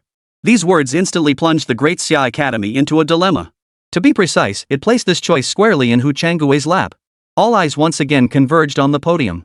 Hu Changgui rose slowly to his feet. First, he glanced at the enormous serpent head, a hint of approval flickering in his eyes. Then, his gaze shifted to Bai Ye, now tinged with impatience and resolve. Bai Ye, you have disappointed us. While talent is undoubtedly important, character is the foundation of everything. Compared to your dazzling sword skills, I place more faith in my Mo's words. Your power comes from an unorthodox source, and your character is deeply flawed. These words effectively sealed Bai Ye's fate. He refused to admit he had misjudged the man, and he certainly wouldn't let the heroic deeds he'd spent vast resources promoting become a laughingstock. Therefore, he chose to sacrifice Bai Ye, the more dangerous and uncontrollable one. A tainted genius was far less useful than an obedient hero. Finally, he turned his gaze to Liang Fifan, whose face was equally grim. Principal Liang, what are your thoughts on this matter? He shifted all the pressure onto the headmaster of the Great Xia Academy. Liang Fifan's heart sank to the depths. He knew Hu Changgui was forcing him to take a stand. Standing by Bai Ye meant antagonizing the federal speaker, rejecting an immense opportunity for merit. It would even brand him with the shame of harboring a criminal. Not protecting Bai Ye would damage his own moral integrity. The debt of gratitude he owed Bai Ye for enabling his breakthrough would haunt him for the rest of his life. This was a dead end. Hu Changgui's voice turned cold as he watched Liang Fifan's hesitation. Principal Liang, the Great Xia Academy needs a decisive leader. If you find this position too burdensome, you may retire early. The Federation will appoint a more suitable candidate. A blatant threat. Cold sweat beaded on Liang Fifan's forehead as he clenched his fists tightly.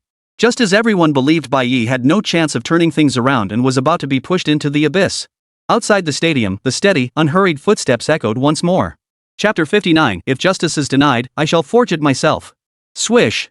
All eyes turned toward the entrance. The newcomer was Tong Shueshing, a teacher from the Martial Saint Academy. Accompanying her were two others, Shen Hao, Grandmaster of the Bisui No. 1 Arena, and the very same taxi driver who had picked up Bai Ye and the Fat Man that morning. Teacher Tong? What brings you to the Great Xia Academy? Lu Ruyan spoke first. What's going on? Why is it so lively today? This is Teacher Tong Shueshing from the Martial Saint Academy. I've seen some incredibly powerful ice-type psychics. Other teachers from the Great Xia Academy chimed in. Everyone was filled with confusion. Tong Shuesheng, who had just arrived, was equally clueless about what was happening. She glanced at Lu Ruyan, then congratulated Liang Fifan. Principal Liang, you're truly fortunate. No one understood what she meant. They all waited with puzzled looks for her to continue. Hu Changgui frowned slightly. If there was one person he feared most within the Great Xia Federation, it was the Federation chairman, the peerless powerhouse at the peak of the Martial Saint realm. The force he feared most was the Martial Saint Academy. With two teachers from the Martial Saint Academy already present, he must swiftly eliminate the trouble of Bai Ye. Teacher Tong, why did you just offer congratulations to Principal Liang? Hu Changgui asked with a smile. Tong Shueshing clasped his fists in salute. Greetings, Your Excellency the Speaker. I was sent by the Masters of the Martial Saint Academy to investigate the identity of Xia Dynasty's little white dragon. After thorough investigation, I discovered this child is actually a student of the Great Xia Academy. Thus, I came to offer congratulations and, incidentally, to meet such a prodigy. Her words sent a ripple of astonishment through the crowd. Good heavens! Did I hear that correctly? That much talked about little white dragon of Great Xia is from our academy? Who is it? Who possesses such prowess slaying an 8th tier demon beast at the 5th tier? What about Zhang Yangyu? Could it be a freshman? Quick, bring Zhang Yangyu over to identify who it is. Everyone spoke up, their faces flushed with excitement. This was undoubtedly a tremendous honor for the Great Xia Academy. Especially the teachers, they were itching to drag this little white dragon out and get acquainted. But soon, they seemed to realize something. All eyes suddenly fell upon Bai Ye. Who else could possibly slay an 8th tier demon beast? If the Great Xia Academy had such a person, who else could it be but Bai Ye? You two, please identify who the Great Xia White Dragon truly is, Tong Shueshing urged impatiently. The two nodded and scanned the surroundings, quickly spotting the Fat Man. That's him. No doubt about it. The taxi driver pointed at the fat man and shouted. For a moment, everyone's expressions turned to utter astonishment. But the driver added, and his companion. As he spoke, he suddenly spotted Bai Ye on the stage. Ah, it's this young man. So you were here. Zheng Chang, the Grandmaster of the Blue Water Arena #1, also recognized Bai Ye. Yes, that's right. This young man here. As their words fell, the atmosphere in the arena grew strangely tense. Our great Xia Academy has finally found a glimmer of hope for revival. Are we really going to abandon it just like that? Principle, protect Bai Ye. Let's all protect Bai Ye. Exactly. Bai Ye is Old Li's student. If we don't protect him, how can we face Old Li? One teacher after another spoke up. They absolutely could not allow such an outstanding student to be expelled. They absolutely refused to let such a promising talent be stifled. Hu Changgui's smile gradually faded as he turned to look at Liang Fifan. Have you thought this through? Have you all thought this through? If you stand by Bai Ye, Ho Yunfeng will fight to the bitter end. Then these children could suffer heavy casualties. Can you bear that responsibility? Can you face their parents? Can you justify betraying the trust the Great Xia Federation has placed in you? At these words, no one could muster a rebuttal. Ha ha ha ha. The speaker is absolutely right. Abandon him. Just abandon him, and all the glory and riches will be yours. Ho Yunfeng cackled maniacally. In that instant, the stadium fell into a deathly silence. It seemed as though Bai Ye's fate had already been sealed. No one could stand up for Bai Ye anymore. No one could help him turn the tide. Zhang Ling slowly walked to the edge of the ring, glancing closely at Bai Ye. Teachers, Bai Ye is no good. Abandon him. I, Zhang Ling, assure you that I will become the pride of the Great Xia Academy. Zhang Ling declared loudly. Hu Changgui nodded slightly, turning his gaze to Bai Ye. Bai Ye, do you admit your guilt? Bai Ye knelt halfway on the edge of the platform, his head slightly bowed. A faint smile played at the corners of his mouth, and a chilling chuckle escaped his throat. Ha ha ha ha ha. Plead guilty? He slowly raised his head, his gaze locking with Hu Changgui's across the space. Old man, tell me, what crime have I committed? The moment these words left his mouth, every face in the arena turned pale. Bai Ye, don't be insolent. Liang Fifan roared. Your Excellency, please calm your anger. Bai Ye did not mean to offend you. Feng Baobao clasped his fists and hurriedly interceded on Bai Ye's behalf. Hu Changgui maintained a seemingly gentle smile on his face. Look at yourselves. How could I possibly take offense at a child? He spoke slowly, his smile never fading, yet a flash of ferocity flickered in his eyes. Hearing his words, Feng Baobao and the others instantly breathed a sigh of relief. But Zhang Ling caught the ferocity in Hu Changgui's eyes. He turned his head slowly, leaned close to Bai Ye, and whispered. Bai Ye, prepare to meet your end.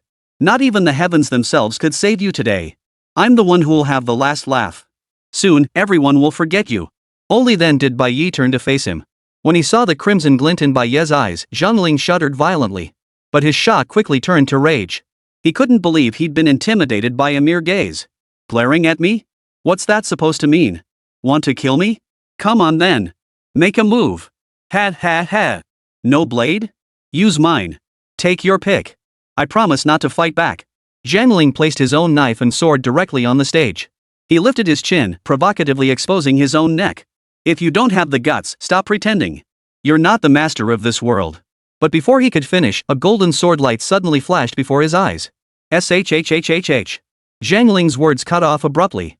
His neck instantly turned crimson with blood. Despair and disbelief filled Zhang Ling's face. His eyes brimmed with lingering attachment. Yet he could not stop his pupils from slowly dilating. He never imagined he would be the first to die. He never imagined Bai Ye would actually dare to kill him here. Thud. Zhang Ling crashed to the ground, blood slithering like small snakes toward the side. Bai Ye slowly withdrew his fingers. For the past half day, he had appeared to be silently observing this farce. In truth, he hadn't ceased for a single moment. From the moment Hu Changgui first spoke, Bai Ye knew the man would never stand up for him. Moreover, this gentleman would likely become a roadblock on his path forward. Against a 13th-tier martial emperor, he had no hope. Yet he never considered giving up. The moment he was reborn, he made a vow. If men are unjust, he would kill them.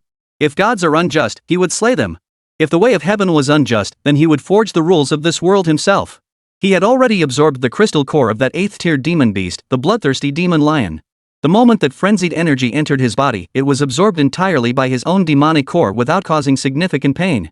Not only was his physical body now fortified, but his cultivation had surged to the 8th stage of the 6th rank. You scoundrel! How dare you commit murder in broad daylight and strike down a fellow student? Zhao Yan's furious shout shattered the deathly silence in the stadium. Hu Changgui's smile finally faded. After all, he was still young. What had been difficult before was now much easier. None of you can resolve today's matter. So I'll be the bad guy. Since Bai Ye possesses the skill to slay an 8th tier demon beast, I'll offer you a relatively fair solution. Ho Yunfeng, you go. Face Bai Ye in a fair duel. If you win, I'll count it as you turning yourself in. If Bai Ye prevails, I will grant his request and investigate the matter of the stolen battle credit. Thank you, Chairman. Your wisdom is unmatched. Ho Yunfeng said with a savage grin. His gaze instantly locked onto Bai Ye.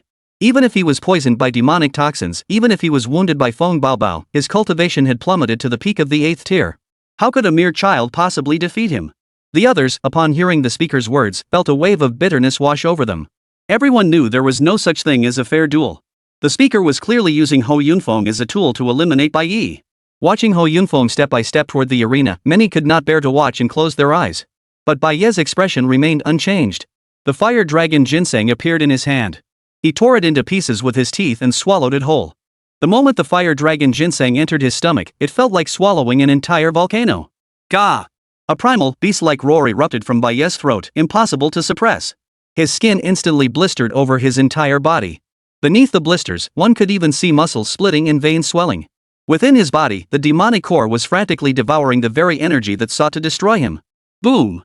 An invisible explosion erupted within him, shattering the barriers of the 6th tier. 7th tier, 1st level. Yet this ascent showed no sign of halting. The colossal potency of the fire dragon ginseng continued to pour in unceasingly. 7th tier, 2nd layer. 7th tier, 3rd layer. Only now did that scorching, boiling momentum finally begin to ease slightly. Yet black flames continued to rise from his body.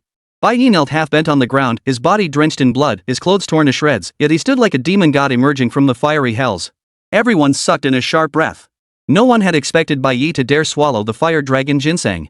Meanwhile, Ho Yunfeng's footsteps grew faster and faster. The murderous intent on his face seemed tangible. Bai Ye slowly rose from the ground, lifting those eyes that burned with golden flames and crimson murderous intent. His gaze swept over Ho Yunfeng, over Zhao Yan, over Liang Xiaolan, and finally settled on Bai Ye. Since justice is denied, I shall carve it out with my own hands. True martial bloodline, ignite for me. Chapter 60, Slaying Ho Yunfeng, Demon Arts Perfected. Successfully reached Tier 7. Lifespan plus 50 years. Current remaining lifespan, 117 years. Successfully consumed 10 years of lifespan, combat power increased tenfold. Current remaining lifespan, 107 years. In an instant, a violent surge of vital energy erupted within him. Boom! Behind Bai Ye's head, the 8th star of vital energy quietly appeared. The vital energy patterns on this 8th star numbered as many as 8. 8th tier, 8th layer. His aura erupted like a volcano, surging upward relentlessly, stirring the surrounding air into a deafening roar. Sand, stones, and wood chips on the stage were swept up by invisible shockwaves, swirling rapidly around him. He didn't glance at the others' expressions of utter disbelief. He merely bent down, picking up the sword and dagger Zhang Ling had left on the ground. Sword in his left hand, blade in his right. Ho Yunfeng's pupils contracted sharply. He sensed the scent of death emanating from Bai Ye. This madman. He actually dared to burn his lifespan for a fleeting surge of power? You little bastard. Even if you forcefully enhance yourself, it's nothing but a desperate last gasp. You're dead today. Ho Yunfeng roared fiercely, forcing down the unease in his heart. His hands swept wide, channeling every ounce of his chi and blood. A purple arc of lightning coalesced around his right fist. He would never give Bai Ye any chance to strike back. Ho Yunfeng possessed absolute confidence that he could kill Bai Ye with a single strike. Yet what he hadn't anticipated was that Bai Ye's movements were even faster than his own. Great achievement, Realm Blazing Sun Demon Subduing Sword. Without a moment's hesitation, Bai Ye's right-hand sword suddenly blazed with dazzling golden light. He raised the golden blade high. As if a golden sun had risen in the heavens. A colossal golden sword, 10 zhang in length, materialized from thin air. Ancient runes flowed across its blade like molten lava, radiating a divine might powerful enough to incinerate the entire world. The power of this strike had long surpassed the bounds of the 8th tier, firmly stepping into the realm of the 9th tier. Impossible. The savage expression on Ho Yunfeng's face was instantly replaced by boundless terror the moment he beheld that golden sword. He tried to flee, but the world-shattering sword intent had already locked him in place. He could only watch helplessly as the blade of death grew larger and larger within his own pupils. I refuse to believe you can kill me. Shatter. Ho Yunfeng forced himself to overcome his terror, and his fist, wrapped in lightning bolts, slammed violently against the giant sword. Boom! The golden greatsword came crashing down. Ho Yunfeng's fist, along with the blinding lightning, exploded into a cloud of blood mist. No screams. No struggle. Ho Yunfeng himself, along with the very ground beneath his feet, was utterly obliterated from existence by that single strike. Dust billowed as a deep gash, several meters long, gouged into the stadium floor. At its edges, the earth had been scorched into charred, glass-like fragments. Only a ring of unknown material lay outside the gash, emitting a faint glow. Silence. Dead silence. Everyone seemed frozen in place, as if under a spell, their minds blank. One strike. Just one strike. An 8th tier powerhouse, gone like that? No. Ho Yunfeng was a peak 11th tier powerhouse. Even with injuries that drastically weakened his cultivation, he still possessed peak 8th rank strength. Yet this bandit chieftain, who had long terrorized the Great Xia Federation and caused law enforcement endless headaches, had fallen at the hands of a mere youth. This was nothing short of a fairy tale. Am I dreaming? My god. He killed Ho Yunfeng? Terrifying. Is this the true power of the Bai family? Can burning one's lifespan really achieve such feats? Poor Bai Ye. He's thrown caution to the wind.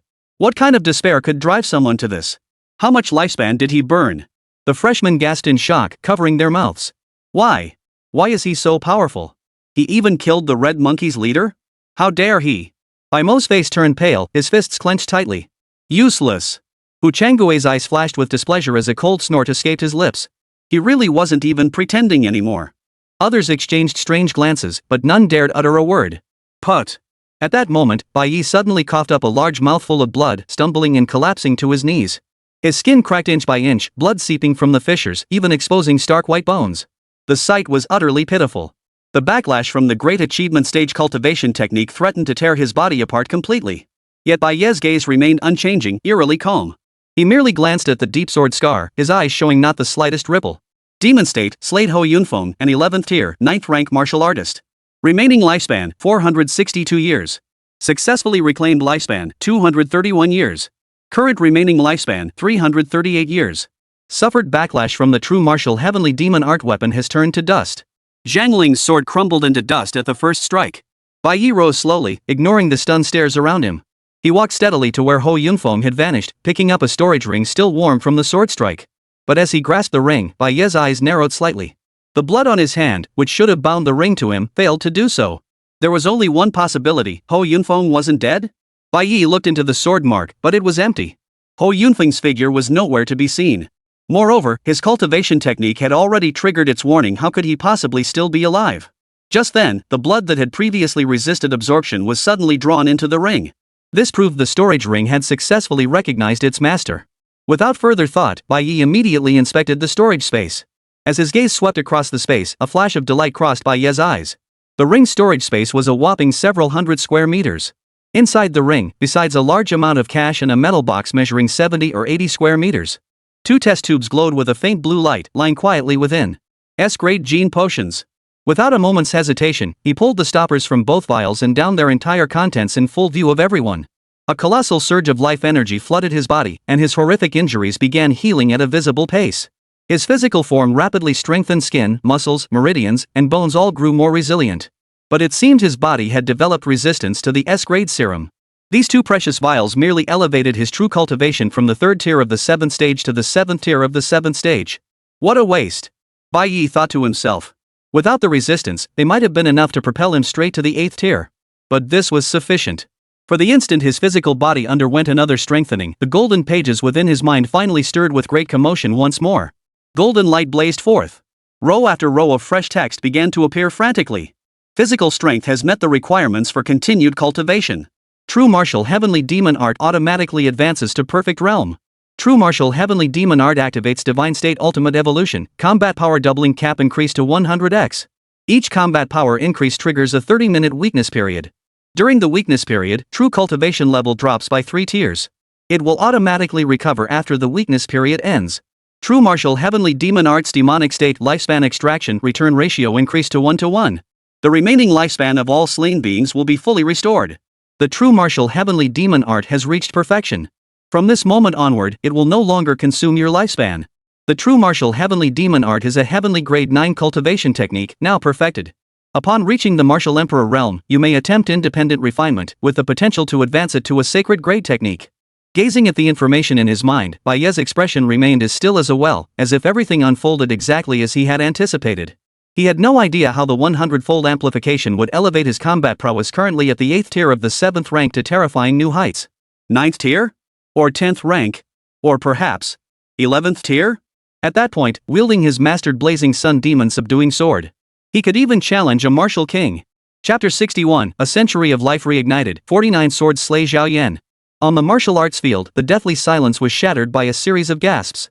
All eyes fixated on the blood-soaked youth standing there. Shock, fear, awe, a tangled web of emotions twisted their expressions. Bai Ye's gaze, however, slowly shifted away from where Ho Yunfeng had vanished, settling on Zhao Yan not far away. His gaze was cold, devoid of any emotion.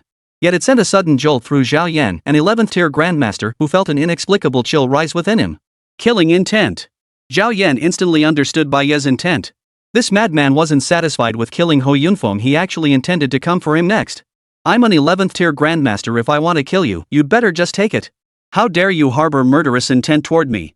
This is nothing short of defying the heavens. You brat! You've gone mad! A flash of ruthlessness flickered in Zhao Yan's eyes as he resolved to play the victim first. He roared like thunder. This boy has burned away his lifespan and slaughtered innocents, he's already fallen to darkness. If we don't subdue him today, he'll become a great menace in the future. Before the words had even faded, he shot forward like an arrow released from its string.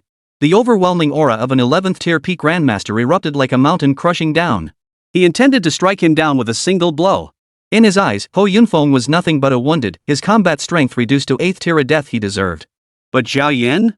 He was the genuine article, a true 11th tier peak grandmaster. Never mind that Bai Ye had only forcibly boosted himself to the 8th tier by burning his lifespan. Even if he were a genuine 9th or 10th tier cultivator, in Zhao Yan's eyes, he would still be trash. On the podium, Bai Mo's eyes flickered with a glimmer of hope as his fists clenched tighter. Hu Changue reverted to his usual impassive expression, as if none of this concerned him.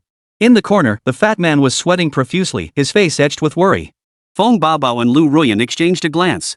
They had already decided they must stop Zhao Yan immediately. They already felt guilty for not intervening when Ho Yunfeng had attacked earlier. After all, this boy was Li Dongji's disciple. If they didn't act now, they would never be able to face Li Dongji again. Yet, just as they were about to intervene, an invisible pressure suddenly descended, pinning them firmly to the spot. Both men narrowed their eyes slightly. They could confirm this pressure emanated from Hu Changue. Only he, the martial emperor, possessed the power to suppress two 12th tier sovereigns like them. It's over. Those two words echoed in everyone's mind. Faced with such an overwhelming disparity in power, Bai Ye was as good as dead. Yet, just as Zhao Yan charged toward Bai Ye, poised to strike, a grim smile curled at the corner of Bai Ye's lips. For the first time, he tapped into the ultimate power granted by the perfected cultivation technique. True martial bloodline. Ignite once more.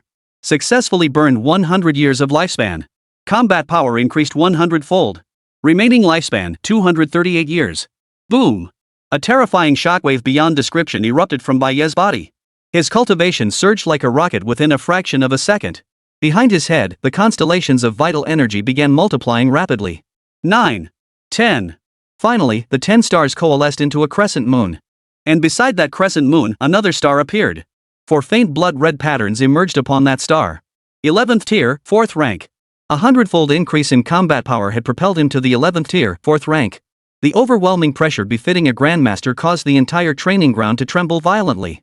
What? The savage grin on Zhao Yan's face froze instantly, replaced by boundless horror. This boy must not be spared. If we fail to kill him today, won't he easily slay me in time? Isn't it extremely difficult for the Bai family to extend their lifespan?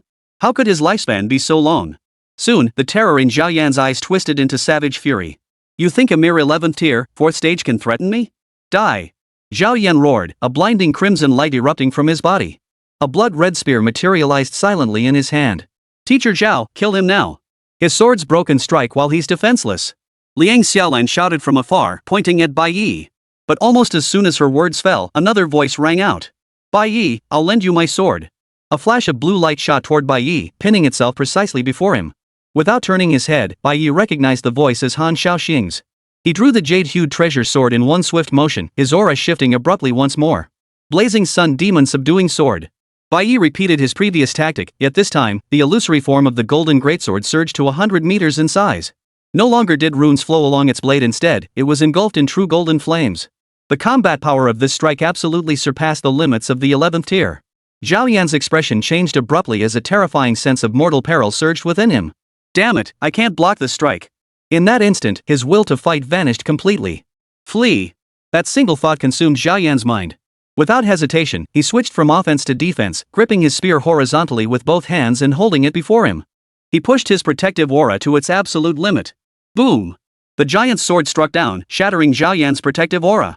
The immense force slammed him violently into the ground, burying him knee-deep and leaving him immobilized. The two were locked in a stalemate for a moment. Zhao Yan was pinned down by that golden greatsword, the color draining from his face. At that very moment, Bai Ye's left hand moved. The blade in his left hand slid silently from its sheath. 9-9 returned to the source. Swish. Swish. Swish. A series of azure blade flashes, swift as lightning, came in rapid succession. Each strike landed with deadly precision on Zhao Yan's immobilized body. 1 slash, 2 slashes, 10 slashes, 30 slashes. Zhao Yan's clothes had long since been reduced to dust, and deep, bone-exposing wounds kept appearing on his body. No! Stop! Several of Zhao Yan's students in the distance let out horrified screams. They were all troubled youths taken in by Zhao Yan.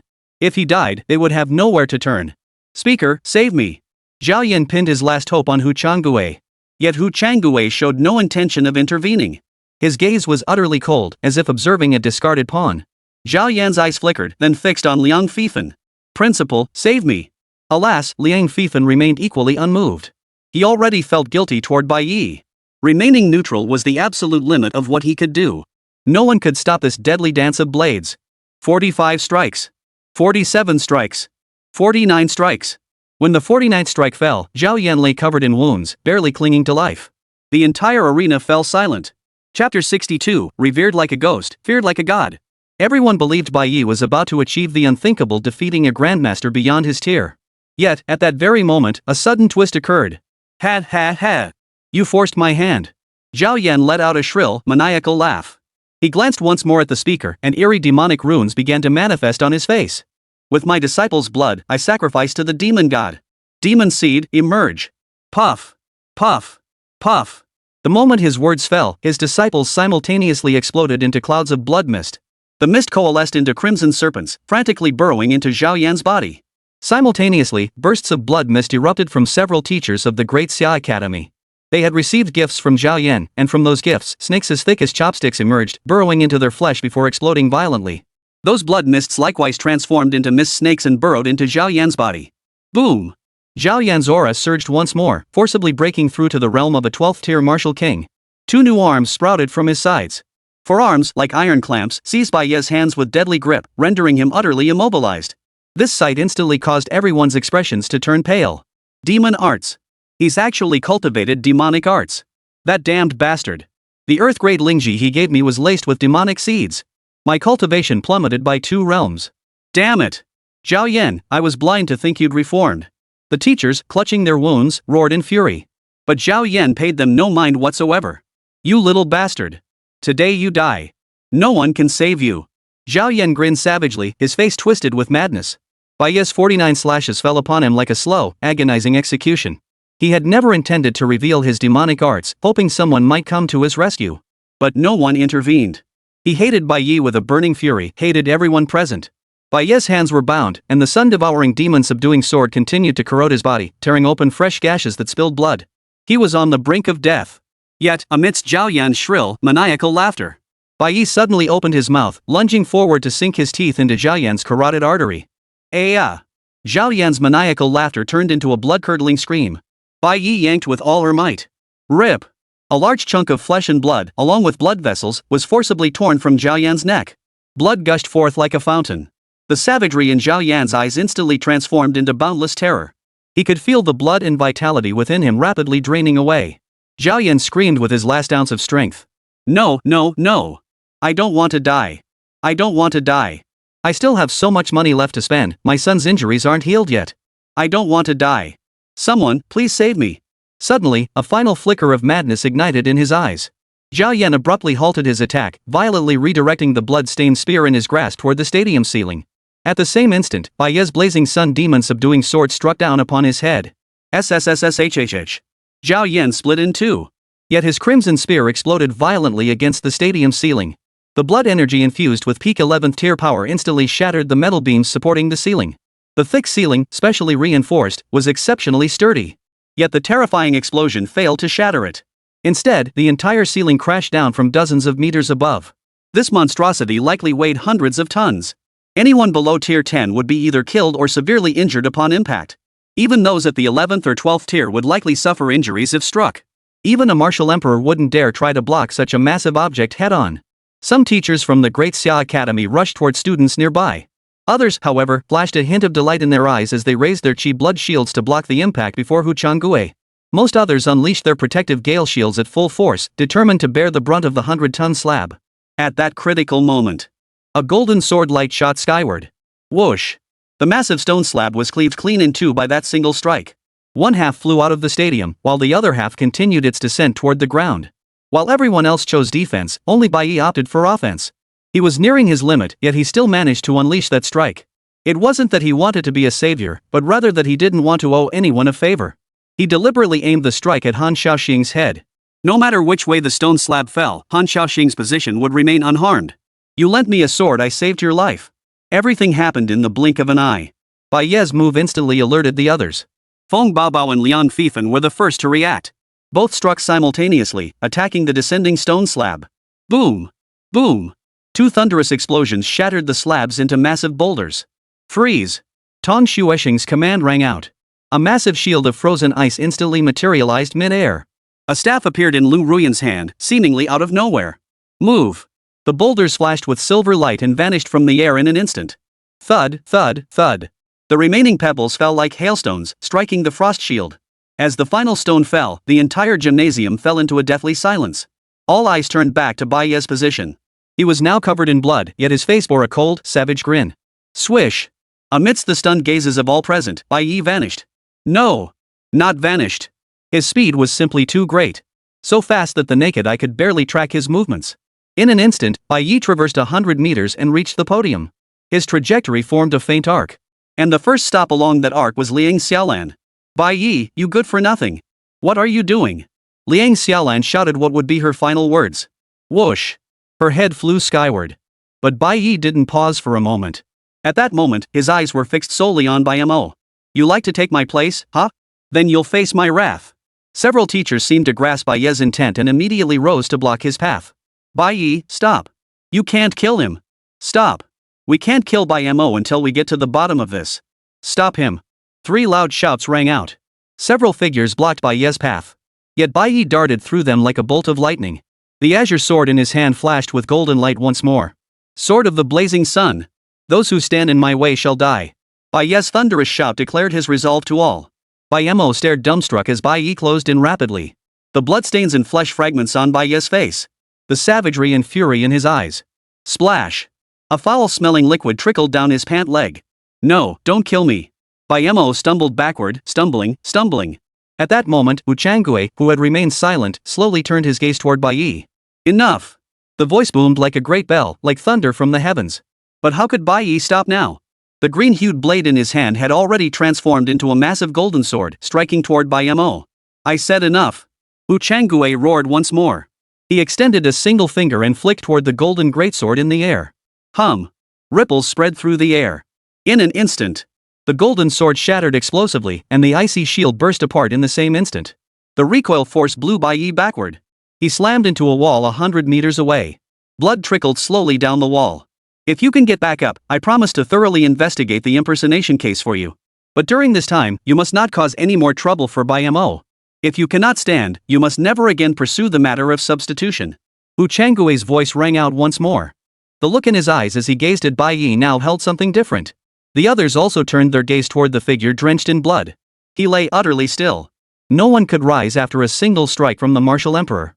Yet Bai Ye, once again, proved his resilience and stubbornness to all. He braced himself against the wall, attempting to rise. But countless bones within his body lay shattered. Every movement only worsened his injuries. Yet he persisted in his struggle to rise. Thud! Bai Ye collapsed, broken bones piercing through his shoulder. He kept crawling. With his hands severed, he used his head to push against the wall and slowly rise. His eyes locked onto Bai Mo. As if telling everyone, Bai Ye would not fall, would not retreat. Get up! Bai Ye, give up! A female student cried out. Bai Ye, listen to me. You've already proven yourself. We all believe what you said. Don't get up again. Han Shaoxing's eyes were red with emotion. Senior brother, this will damage your core essence. The chubby boy was already tear-streaked.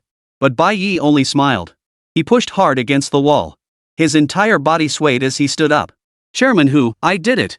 A hoarse yet defiant voice rang out. At that moment, even Hu Changgui's gaze shifted. The gazes the others cast upon Bai Ye now carried an indescribable emotion. They no longer saw a prodigy, but rather a demon god risen from the depths of hell. Within his small frame resided a soul that no heaven could crush. At that moment, everyone revered him as if he were a specter, feared him as if he were a god. Chapter 63, Ugly Faces, Difficult Level Task. On the martial arts field, the deathly silence was shattered by a series of gasps. All eyes were fixed upon the youth standing there, blood-soaked and radiating a demonic aura. Shock, fear, reverence, a tangled web of emotions twisted across their faces. Bai Ye slowly raised his head, his eyes burning with golden flames and crimson killing intent sweeping across the entire arena. Finally, they settled upon the figure on the podium, Hu Changgui, the Federation chairman, his expression as dark and still as water. "Chairman," he said, "I expect you to honor your promise." His voice was hoarse, yet thunderous, reverberating in everyone's ears. Hu Changgui gave him a deep, piercing look, his expression as inscrutable as the depths of an abyss. After a long moment, the gloom slowly faded from his face, replaced by his usual affable smile, as if nothing had ever happened. A complex, indecipherable emotion flickered across Hu Changgui's usually impassive face.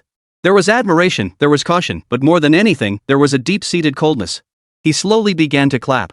"Excellent! Excellent, Bai Ye! Truly the prodigy of the Great Xia Academy. Truly the Great Xia's little white dragon." Hu Changgui's booming voice echoed throughout the hall. "Your character, talent, and combat prowess are all of the highest caliber. With you in our ranks, how could the future of Great Xia not flourish? On behalf of the Great Xia Federation, I hereby acknowledge your worth. Whether or not Bai Mo took your place, you shall become the pillar of our federation." These words were spoken with lofty grandeur and resounding conviction. Yet Liang Fifan, Feng Baobao, and the others on the podium showed no trace of joy. They were seasoned veterans. How could they fail to detect the cold detachment in Hu Changgui's words? They had initially believed Hu Changgui would genuinely bestow honors upon Bai Ye and immediately advocate for him. Now it seemed they had overestimated him. How could Hu Changgui possibly risk tarnishing his own reputation for the sake of some future powerhouse? But at that very moment, ignoring the expressions on everyone's faces, Hu Changgui waved his hand and commanded, "Attendants! Bring forth my class a medical pod and administer treatment to student Bai Ye. He is a treasure of our Great Xia, we cannot afford to lose him." Staff immediately rushed over, carrying a sleek, silver-white medical pod brimming with cutting-edge technology. Liang Fifan and Feng Baobao exchanged glances, both seeing astonishment in each other's eyes. Had they misjudged him? Had they misjudged the situation? Seeing this, the fat man rushed forward to support Bai Ye, only to be stopped by Hu Changgui's bodyguard. Under the gaze of the entire crowd, Bai Ye was carefully lifted into the medical pod. The hatch closed, and a soft green glow enveloped his entire body. Witnessing this, many students unaware of the truth breathed a sigh of relief, some even showing expressions of gratitude. And a class medical pod that's top-tier healing equipment reserved only for king-level powerhouses. The speaker truly cherishes talent like his own child. Yet Liang Fifan's brow furrowed even deeper. A trace of scorn flashed in his eyes. "I really did overestimate you for a second." He keenly noticed that after activating the medical pod, the staff failed to inject the accompanying Life 1 repair solution. And a class medical pod without the repair solution was like a top-tier sports car without gasoline. It looked impressive, but its effectiveness was severely compromised. At best, it could mend superficial wounds, making Bai Ye appear less pitiful. But for internal organ concussions, shattered bones, and especially the fundamental depletion caused by burning his lifespan, it was utterly useless. Liang Fifan's lips twitched, about to speak up. But at that very moment, Hu Changgui's seemingly casual gaze landed precisely on him. The gaze was calm, yet carried an unmistakable warning. Liang Fifan's heart sank instantly. He understood. Hu Changgui hadn't forgotten he'd done it deliberately. From the very beginning, this lofty speaker had never intended to let Bai Ye truly recover. All he wanted was the appearance of cherishing a prodigy, a mere spectacle to silence the murmurs of the masses. Realizing this, Liang Fifan felt a chill run from the soles of his feet straight to the crown of his head. Rumor had it this man might be the next heir to the presidency of the Great Xia Federation. If Great Xia truly fell under the control of such a man, its future would be. Today's proceedings end here. Hu Changgui's voice rang out again, carrying an authority that brooked no argument. This incident involves demonic arts and carries severe repercussions. It must not be disclosed externally. To the outside world, it shall be declared that Ho Yunfeng, a remnant of the demonic path, trespassed into the Great Xia Academy with ill intent and was slain on the spot by this speaker. 8 members of the Great Xia Academy's faculty and students were tragically killed in this incident, with several others seriously injured. A chill settled over the crowd.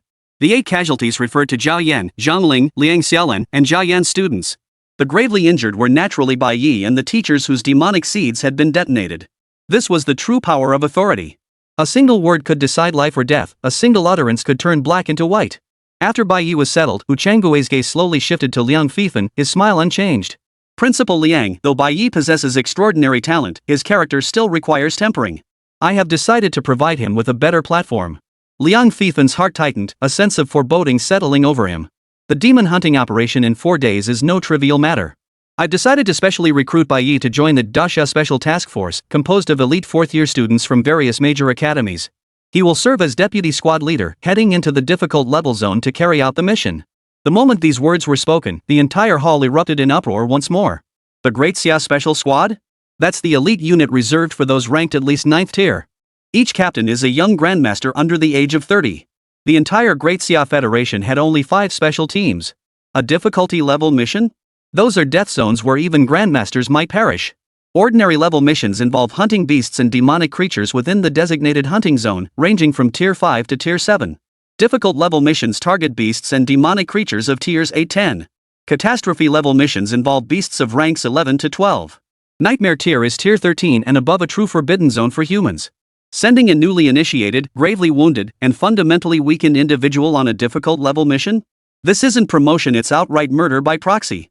His intentions were as obvious as Sima Zhao's ambition. Everyone sensed the lethal intent behind this favor, yet no one dared to speak out against it. Because this was the decision of the Federation chairman. What? Do you think I'm making things difficult for Bai Ye? Bai Ye, speak for yourself. Are you willing to go? If you lack even this much resolve, you're unworthy of being called a young hero. Wu Changgui suddenly turned his gaze toward Bai Ye in the treatment pod. He was certain Bai Ye, desperate to prove he hadn't been replaced, would never back down. He intended to exploit Bai Ye's stubborn nature, pushing the boy into the hands of death. With injuries this severe, Bai Ye had no chance of recovering within 4 days. After 4 days, when they entered the wilderness, he would arrange for someone to abandon Bai Ye deep in the wilds, leaving him to fend for himself. The wilderness teemed with beasts. Even if Bai Ye burned his lifespan to slay them, how much life could he possibly expend? What Wu Changgui hadn't anticipated in all his calculations was that Bai Ye could plunder lifespan through slaughter. Bai Ye had long since realized Wu Changgui would never aid him. Wu Changgui's malice toward him ran even deeper than that of Zhao Yan and Zhang Ling, the master and disciple. Hunting beasts of the 8th tier and above? A maniacal laugh echoed in Bai Ye's mind. This was precisely what he craved most now. With sufficient lifespan, he could rapidly enhance his combat prowess. He believed that with enough kills, it wouldn't be long before he'd be able to say, "I don't care if you're the speaker or the president. I'll still slice off your head to sacrifice to the heavens." Chapter 64, The Chaos Lotus Platform, Memories from 18 years ago. I agree. Let's proceed as speaker who arranged, Bai Ye declared. Hearing this, the fat man grew frantic. But a wave of overwhelming pressure descended upon him, silencing him completely. Good, good, good. You truly are a good boy. Ha ha ha ha. Wu Changgui finished speaking and turned to leave. As he passed by Bai Mo, his footsteps halted momentarily. Bai Mo's face was now as pale as paper, his body shaking like a sieve. The foul stench wafting from his crotch caused those nearby to instinctively step back. The moment he saw Wu Changgui, he recoiled like a mouse encountering a cat, nearly dropping to his knees. Useless. Get out of here with me first. Wu Changgui muttered under his breath, his voice dripping with undisguised contempt. Bai Mo shuddered violently, his eyes instantly filling with despair. Once they were outside the Great Xia Academy, Wu Changgui pulled a jade bottle from his robe and tossed it into Bai Mo's arms. This contains a 7 transformation dragon tiger pill. Consuming it will grant you 7th tier combat strength for a short time. Remember, I personally bestowed upon you the title of young hero. You are the face of Great Xia. No one can take that identity away from you. Bai Mo froze for a moment, then his eyes blazed with wild joy. He clutched the jade bottle tightly, as if grasping a lifeline, nodding repeatedly. Thank you, Chairman. Thank you, Chairman. Wu Changgui snorted coldly, turning his gaze away from Bai Mo to focus on Lu Ruyan, Han Xiaoxing, and the others following behind. You lot friends of Bai Ye? Remember what I said today, and keep your mouths shut. Some things are better left unsaid. For everyone's sake. Otherwise. He didn't finish, but the faint yet palpable killing intent sent a chill through Lu Ruyan and the others, as if they'd fallen into an ice cave. A threat. A blatant threat. With that, Wu Changgui led his men out of the gymnasium without a backward glance. Only when his figure vanished completely did the oppressive terror weighing on everyone's hearts slowly dissipate. Teacher, does he think he can control everything just because he's a martial emperor? Han Xiaoxing snapped angrily. Shut up. Watch your words. Chairman who has a martial saint backing him. This isn't something we can meddle in. Lu Ruyan said, her expression deeply complex. Night fell, deep as ink. Within the finest student dormitory of the Great Xia Academy. At that moment, Bai Ye lay still on the hospital bed. The A-grade healing pod had already healed most of the wounds on his skin. His eyes were closed, seemingly asleep. Liang Fifan and Feng Baobao stood by the bedside, gazing at him with expressions of guilt and helplessness. Old Liang, the speaker's move was too vicious, Feng Baobao sighed. He's pushing Bai Ye toward a dead end. Liang Fifan clenched his fist so tightly his knuckles turned white. I owe this boy an enormous debt of gratitude. And today, I failed to protect him. I am unworthy of being the headmaster. A resolute glint flashed in his eyes. Old Feng, how are preparations for the Chaos Lotus platform coming along? Feng Baobao froze, then realized something, shock flashing in his eyes. You want to give him this opportunity? Exactly. Liang Fifan declared with unwavering resolve. I'd been stuck at this bottleneck for decades.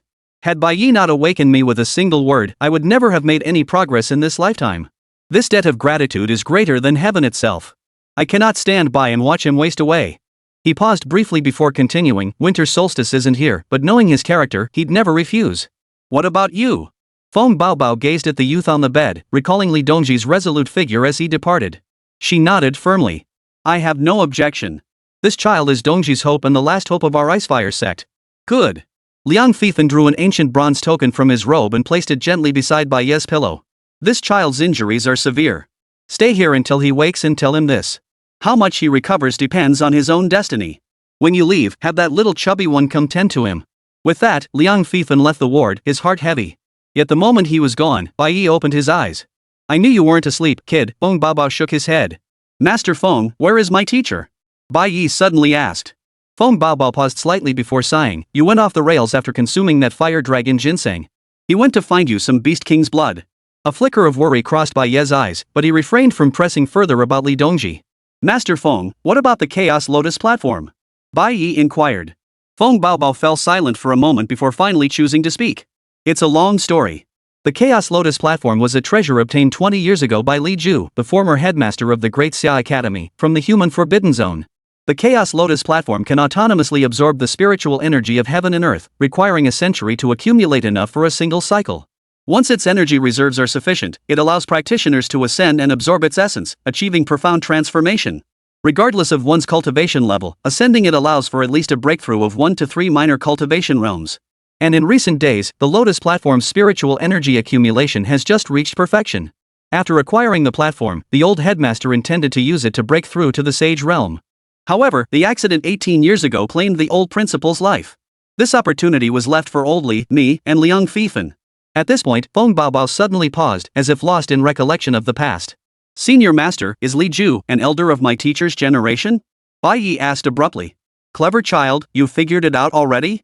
Li Ju also holds another title. He is the master of the Icefire sect. Li Dongji is his only son, and I was a disciple he took in later, Feng Baobao explained. Bai Ye furrowed his brow slightly. He vaguely recalled his master mentioning he was an orphan. Just as he was about to ask, Feng Baobao continued. Old Li had a hard life too. His mother fell gravely ill when he was very young.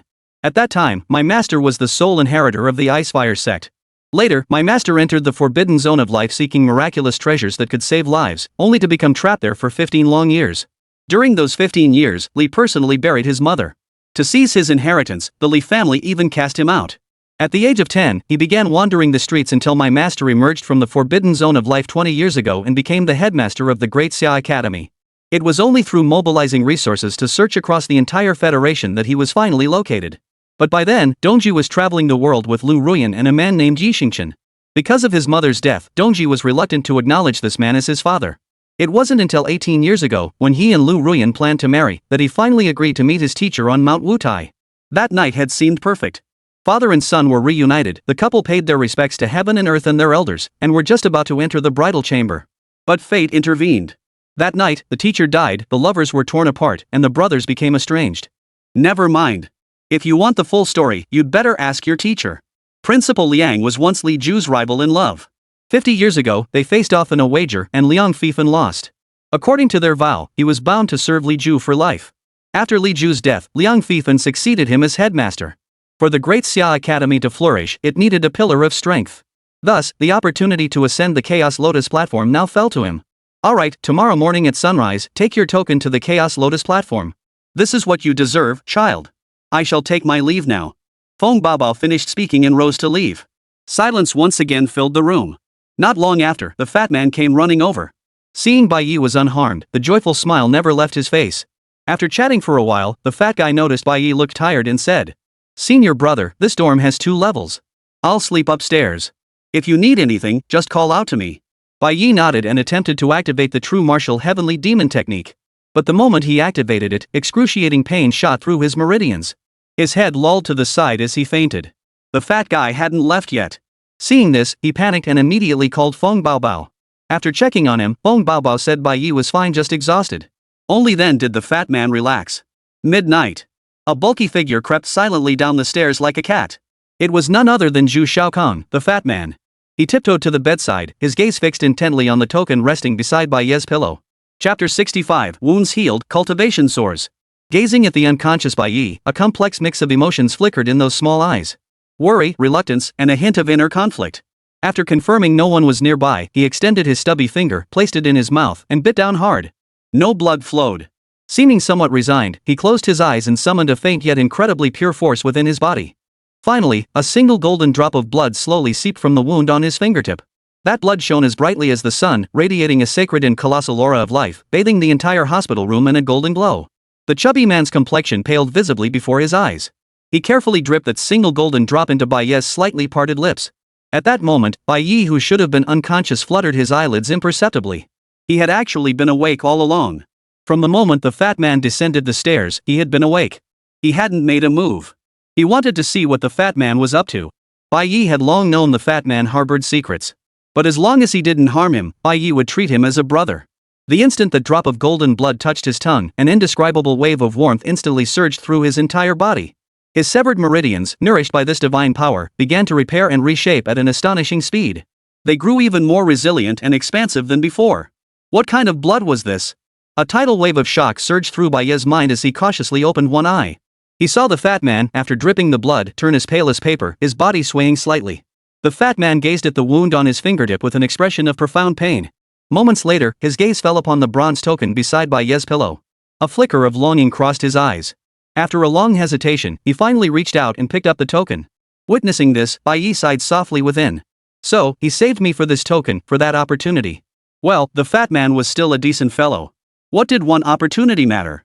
Not a trace of resentment stirred in Bai Ye's heart, only profound gratitude. Had it been anyone else, they would have simply taken the token. Why else would they have expended such precious essence blood to save him?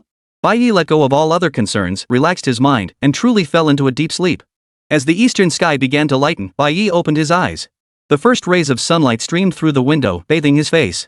To his surprise, the token still lay beside his pillow. He actually returned the token? Just how many secrets does this fat man hide?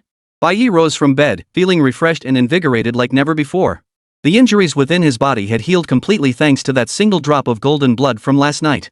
Not only that, but he could distinctly feel that both the physical strength of his body and the vigor of his chi and blood had surged to a significantly higher level than before. Glancing at the bronze token beside his pillow, a wave of warmth washed over him. Just then, the ward door opened. The fat man entered, carrying a bowl of steaming hot meat porridge. "Senior brother. You're awake. That's wonderful. Quick, drink it while it's hot. I got up early to cook this tiger bone porridge for you at the cafeteria. It's incredibly nourishing." The fat man beamed with joy, his face still slightly pale but radiating energy. Bai Ye didn't mention last night's events. He simply took the porridge and began eating heartily. "Senior brother, how do you feel? The headmaster said that once you woke up, you should take this token to the forbidden area on the back mountain. There's a treasure called the Lotus platform there that can greatly enhance your power." The fat man urged him on, sounding even more anxious than Bai Ye himself. Bai Ye felt even more puzzled. What exactly was this chubby guy after? Putting aside his doubts, he finished his porridge, took the token, and set off for the forbidden area at the back mountain, escorted by the chubby fellow. The forbidden grounds of the Great Dasha Academy lie within a secluded valley, where spiritual energy is thick and birdsong mingles with the fragrance of flowers. Yet a luminous barrier enveloped the entire valley. Outside the valley, 2 11th-tier grandmasters guarded the sole entrance. They took the token from Bai Ye's hand and placed it upon the light barrier. The gate opened instantly, yet only Bai Ye was permitted to enter. At the valley's center lay a natural lake, its waters clear enough to see to the bottom. At the lake's center, a jade-white lotus platform floated serenely above the water. Upon the lotus platform sat a 9-holed lotus pod, emanating a primordial aura. Is this the Chaos Lotus platform? Bai Ye stepped onto the lake's surface, advancing step by step toward the lotus platform, his heart filled with awe.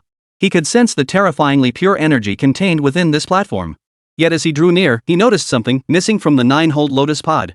Where there should have been 9 seeds, now there were only 8.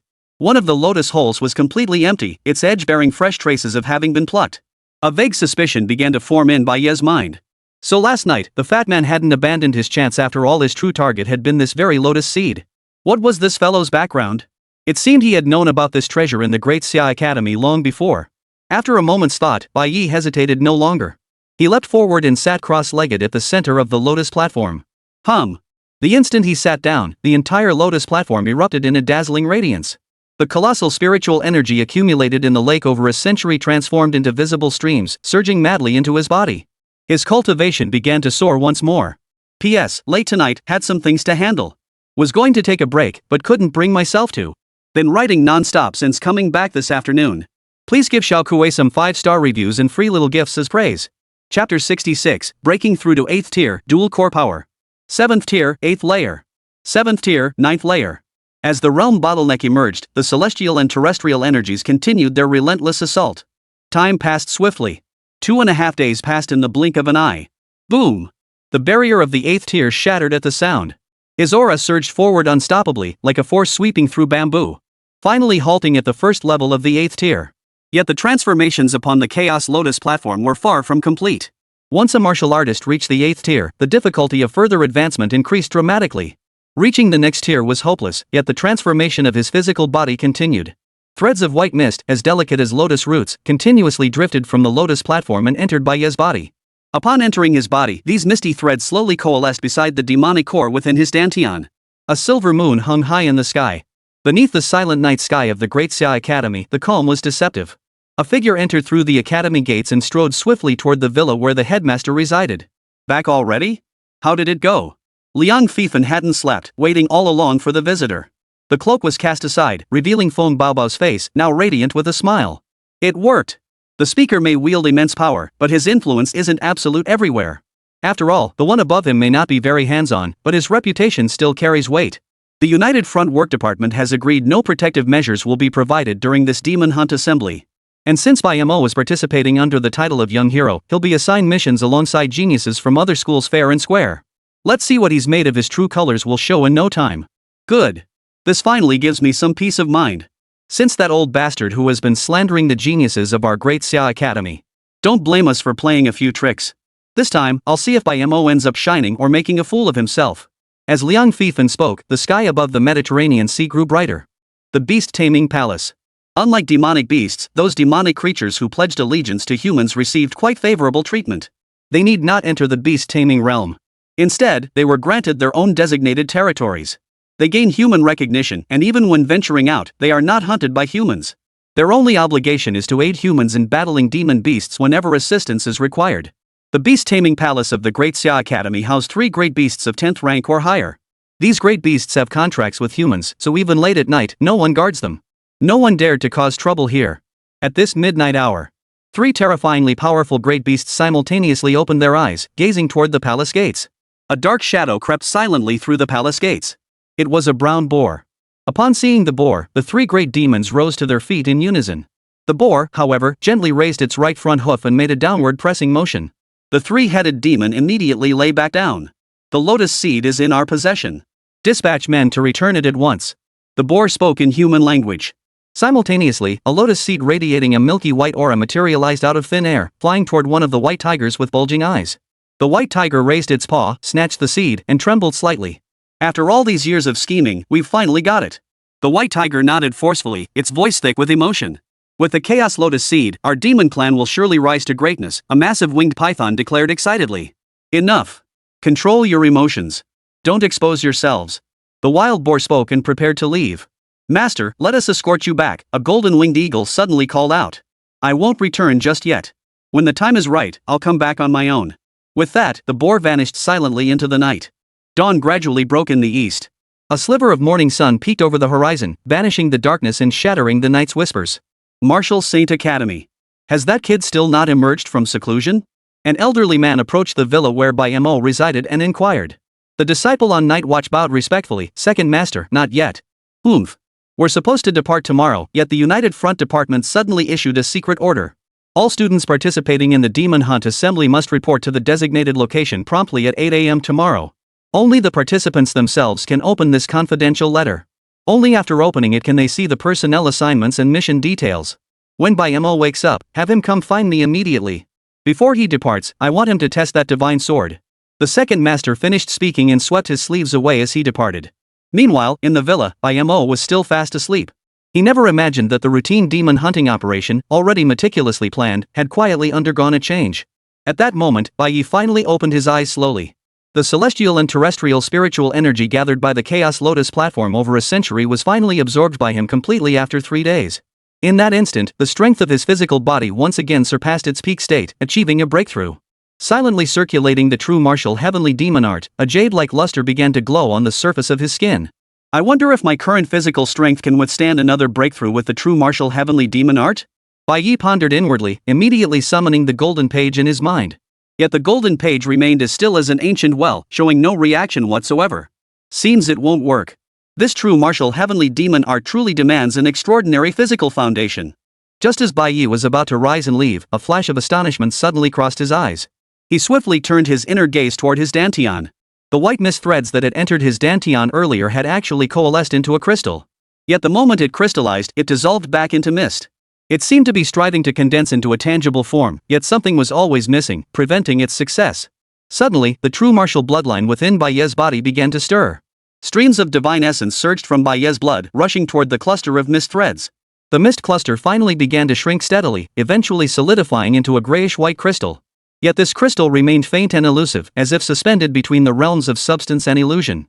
Feeling the changes within his body, Bai Ye couldn't help but furrow his brow slightly.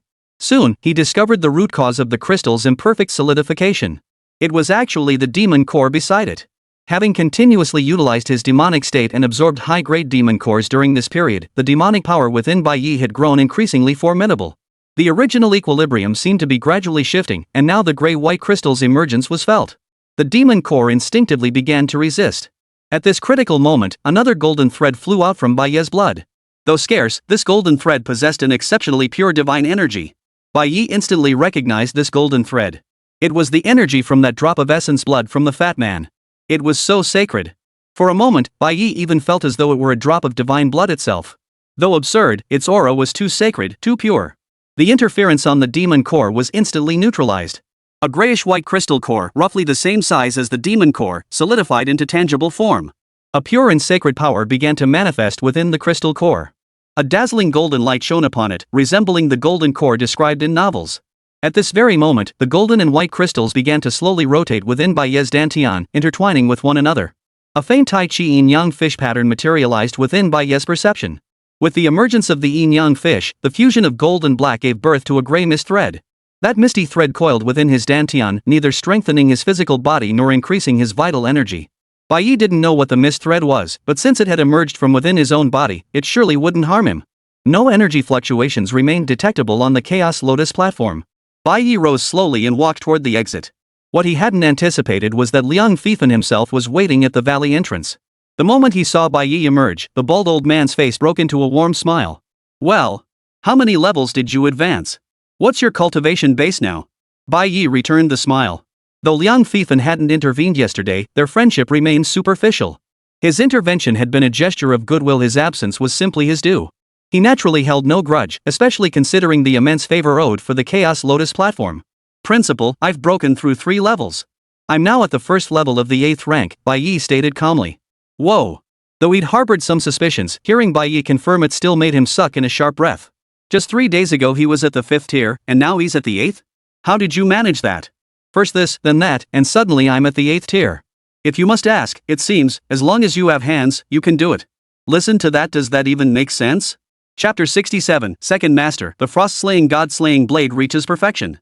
This pace defies the very definition of genius, it borders on monstrous. What? You're saying he downed several S-grade gene potions? Haven't you seen how many rich kids chug 3 doses and still can't break through from tier 5 to tier 6? You say he consumed fire dragon ginseng and magic crystals? Go ahead, eat one for me and show me the results. What sacrifices did Bai Ye make? What trials did he endure to achieve this? Many people in their 40s and beyond haven't experienced half the hardships he endured in a single day. Let's go. The Demon Hunters Assembly is about to begin. Old Feng is still waiting for you, Liang Fifan said with a smile. Has my teacher not returned yet? Bai Ye suddenly asked. Li Yu. Liang Fifan paused briefly. He hasn't returned yet, but he should be back soon. His phone has no signal, he must still be deep in the wilderness. Bai Ye didn't press further. Given Li Dongji's combat prowess, he might not defeat a king-tier opponent, but self-preservation shouldn't be an issue. Soon, the two met Feng Baobao. After some small talk, Feng Baobao quickly got to the point. Bai Ye, would you be willing to learn my Frost Slayer blade? Bai Ye paused slightly at the question. Of course he was willing to learn it after all, who would ever complain about having more skills? He had witnessed firsthand the terrifying power and sheer coolness of that frost blade. Learn? Of course I'll learn if you're willing to teach me, Bai Ye blurted out. Feng Baobao's expression suddenly turned solemn. To learn it, you must formally become my disciple. The rules of the Icefire sect cannot be broken. And since I am the current head of the Icefire sect, once you become my disciple, you will become the next head of the sect. Think carefully, once you enter the sect, you must never reveal its secrets. Bai Ye smiled. I'm willing. Do I need to kowtow? We'll skip that for now. When your master returns, we'll hold a proper initiation ceremony together. For now, I shall impart the frost-slaying god sword technique to you. Though it is also a mystic tier sword art, it has reached the 9th rank of the mystic tier. Its difficulty far surpasses the blazing sun blade. Strive to master it before dawn breaks tomorrow. Feng Baobao's words abruptly halted. He suddenly envisioned this guy attempting to learn the 9-9 return to origin blade. Forget it. You can learn this manual on your own. Comparing people just makes you miserable. He turned to walk out, only snapping back to reality as he pushed open the door. This was his home. Fine, just learn it here with me. There's a practice room in the back. I'll take you there, Feng Baobao said. Second master, it's unnecessary. I'll just observe here. Bai Ye sat cross-legged and opened the manual. He swiftly flipped through the pages, memorizing every technique and principle before closing his eyes. Consuming 100 years of lifespan to simulate the frost-slaying god sword. Successfully consumed 100 years of lifespan to activate 100 years of divine simulation. Remaining lifespan, 138 years. Simulation commencing. After a night of arduous practice with the Frostblade, you have finally condensed the Frostblade intent. After 10 years of arduous practice, the Frostblade intent now extends 5 meters.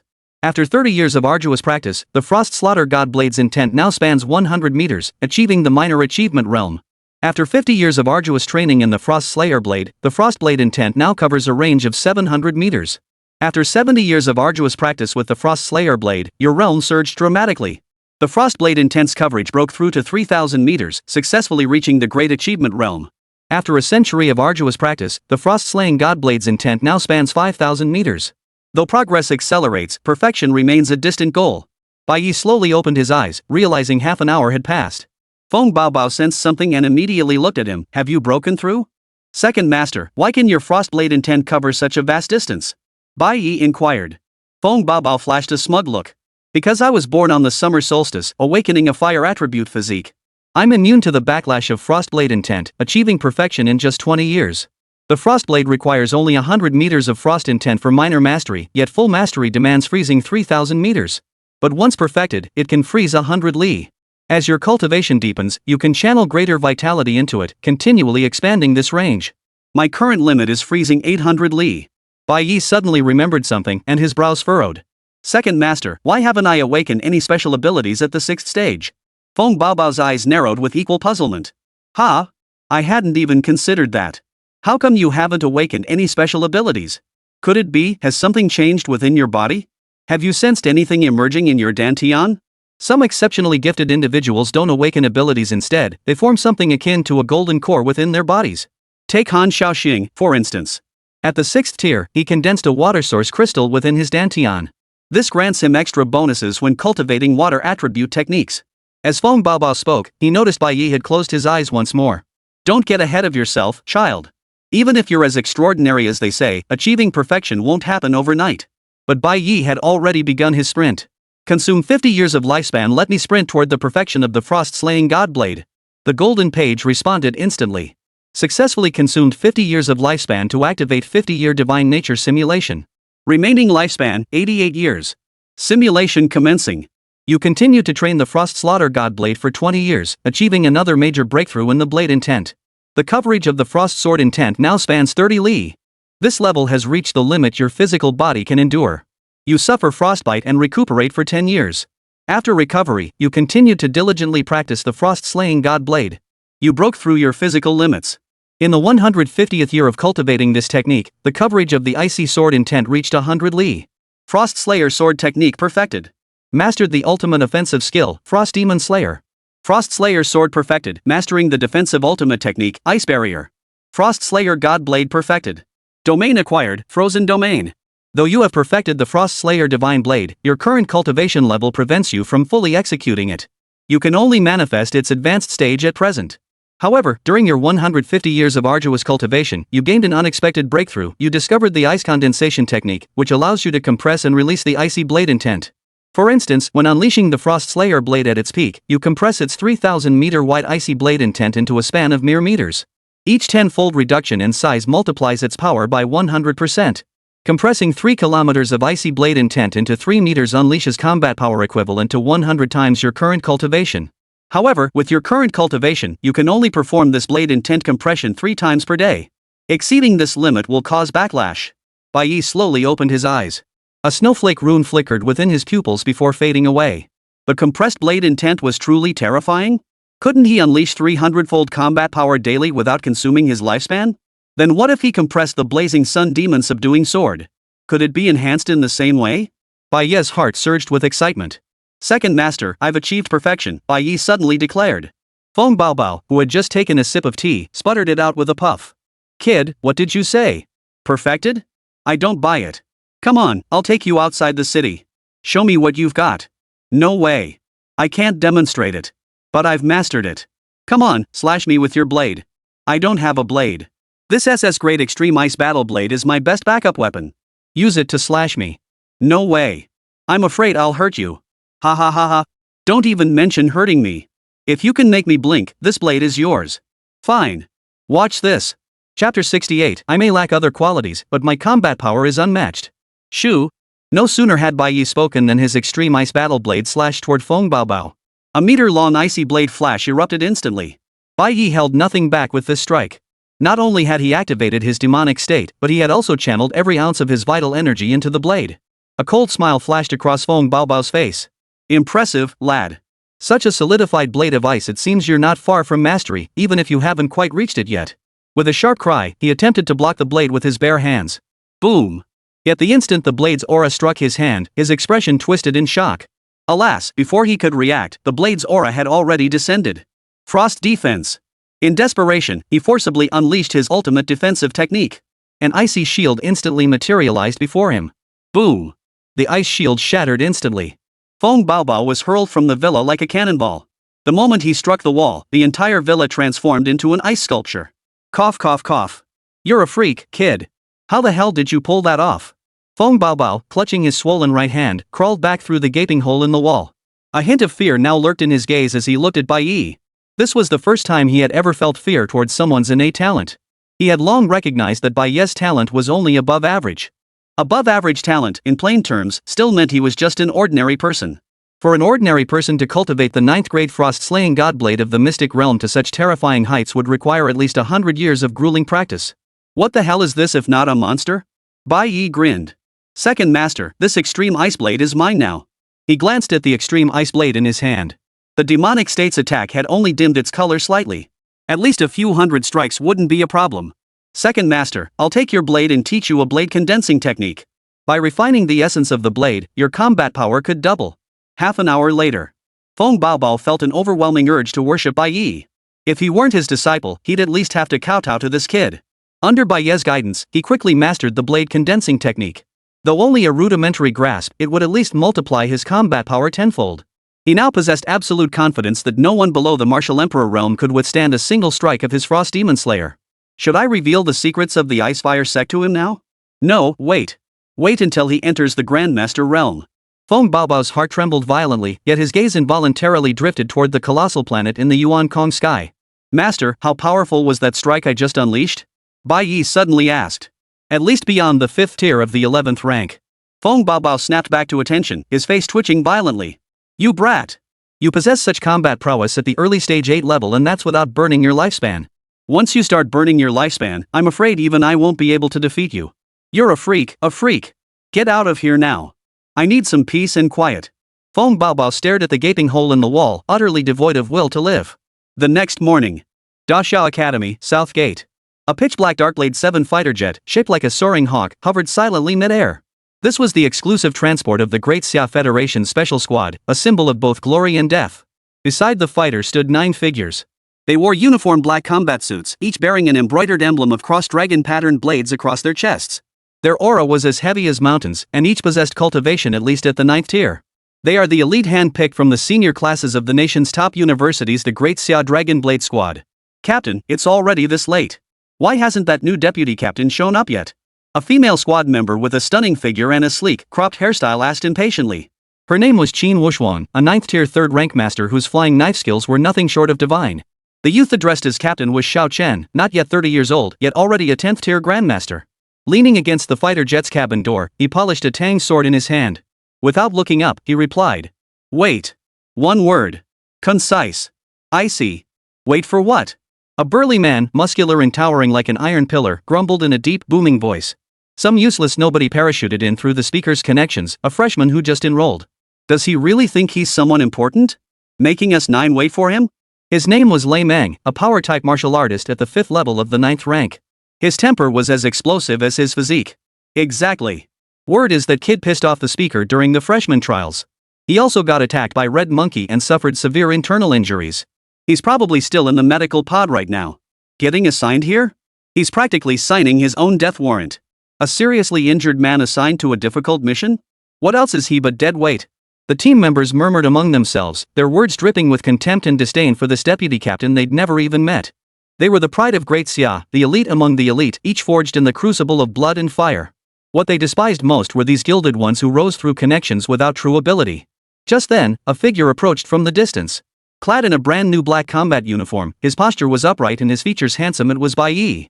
He approached the fighter jet, his gaze calmly sweeping over the 9 formidable teammates before him. My name is Bai Ye, the new deputy squadron leader.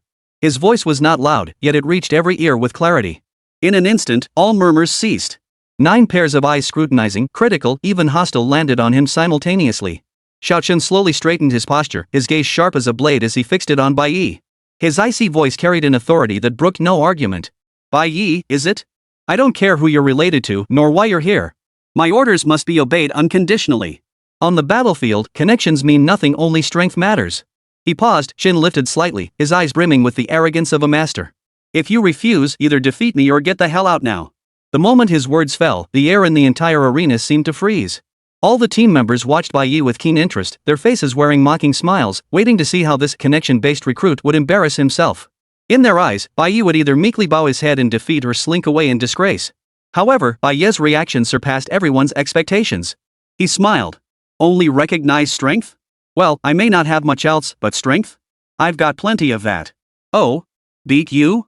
He asked softly, and in the next instant, his figure vanished from where he stood. Not a gradual movement, but a vanishing act akin to teleportation. Xiao Chen's pupils suddenly contracted as alarm bells rang in his mind. Before he could react, an overwhelming, terrifying force slammed into his chest. Boom!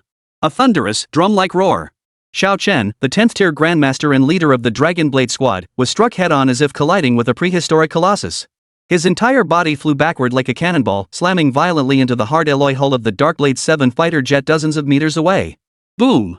The massive fighter trembled violently, its hull dented into a distinct human-shaped indentation. The entire fighter was now coated in a layer of frost. The entire scene fell deathly silent. You could hear a pin drop. P.S. My debut didn't get tens of thousands of recommendations like others' first releases. Mine only got a few hundred. It's a bit disheartening. I'll push through for a few more days. Currently, I write for hours each day and earn 10 yuan in royalties. Seeing everyone's requests for updates, I'll keep going. Chapter 69, Special Mission A Sword sweeps away the Wolfpack. The 9 Dragon Blade Squad members who had been waiting to watch the spectacle unfold now stood frozen in place, mouths gaping wide enough to swallow an egg, eyes bulging nearly out of their sockets. See, Captain. He got blasted away? Is this ING a dream? You are asking for death. Xiao Chen slid down the aircraft's fuselage, struggling to his feet. He clutched his searing chest, a trickle of blood spilling from the corner of his mouth. Those icy eyes now burned with raging fury and endless humiliation. You dare ambush me? He roared, unleashing the terrifying aura of a 10th tier grandmaster, ready to charge at Bai Ye regardless of the cost. At that very moment, a commanding voice, like thunder from the heavens, thundered down from above. Halt! Dragon Blade Squad of Great Xia, assemble immediately. An emergency has occurred. You are hereby temporarily requisitioned. A fighter jet bearing the emblem of the United Front Department had materialized overhead, hovering silently above the group. A middle-aged man in military uniform, his shoulders bearing the insignia of a general, leapt from the aircraft. His gaze swept across the entire scene like lightning. Xiao Chen's movements froze abruptly. He stared fixedly at Bai Ye, the murderous intent in his eyes nearly solidifying. But in the end, he forced himself to suppress the urge to act. Military orders are as immovable as mountains. Gritting his teeth, he ground out the words. Once we're out in the wilderness, I'll make you understand that relying on connections and ambushes will only leave you with despair. Bai Ye brushed imaginary dust from the hem of his robe. A mocking curve lifted the corners of his mouth. Is that so? I'm already looking forward to it. The Major General from the United Front Work Department frowned slightly before immediately retrieving a document. Your original mission was to head to the Kager Desert near Lopner. There's been a recent surge in 9th tier magical beasts there. At this rate, they might spill over and invade Base City 5. However, last night, a monster uprising erupted at the outer perimeter of the Ileo Mountain restricted zone, triggering a small-scale beast tide that attacked Base City 12. The United Front Department dispatched 6 standard squads to reinforce Base City 12 for joint defense. But this uprising is unusual. Witnesses report large numbers of 8th tier beasts fleeing into the Ileo Mountain restricted zone. Your mission is to hunt down the 8th and 9th tier beasts roaming outside Base City 12. While you're at it, investigate what exactly happened on the outskirts of Ileo Mountain. The United Front Work Department envoy issued the mission orders and hurriedly departed. Yet the atmosphere inside the cabin grew even more eerie than before. No one discussed the mission to them. Hunting beasts anywhere made no difference. Instead, all attention was fixed on Bai Ye. Xiao Chen sat in the pilot's seat, silent. Yet his knuckles, white from gripping the control stick, betrayed a turmoil far deeper than his outward calm. The other team members kept their distance from Bai Ye, whether intentionally or not, their expressions complex. They couldn't fathom how a severely injured rookie could have sent their captain flying with a single palm strike. A sneak attack? What a joke! To ambush a 10th tier master required unimaginable prowess in itself. What kind of monster is this Bai Ye? White Knight remained oblivious, sitting cross-legged in the corner, ignoring everything around him. An hour later, the fighter jet touched down outside a rugged, rocky valley. All personnel, check your equipment. 5 minutes until we enter the valley. According to the mission map, we're 50 kilometers from Base City 12. The city's defenses won't extend beyond this valley. Xiao Chen's voice was colder than before. Without so much as a glance at Bai Ye, he issued the order directly. I am in full command of this operation. Bai Ye, you will bring up the rear. Without my explicit orders, you are not to take any independent action. This time, no one dared to regard Bai Ye as dead weight. Instead, they viewed him as the greatest wildcard.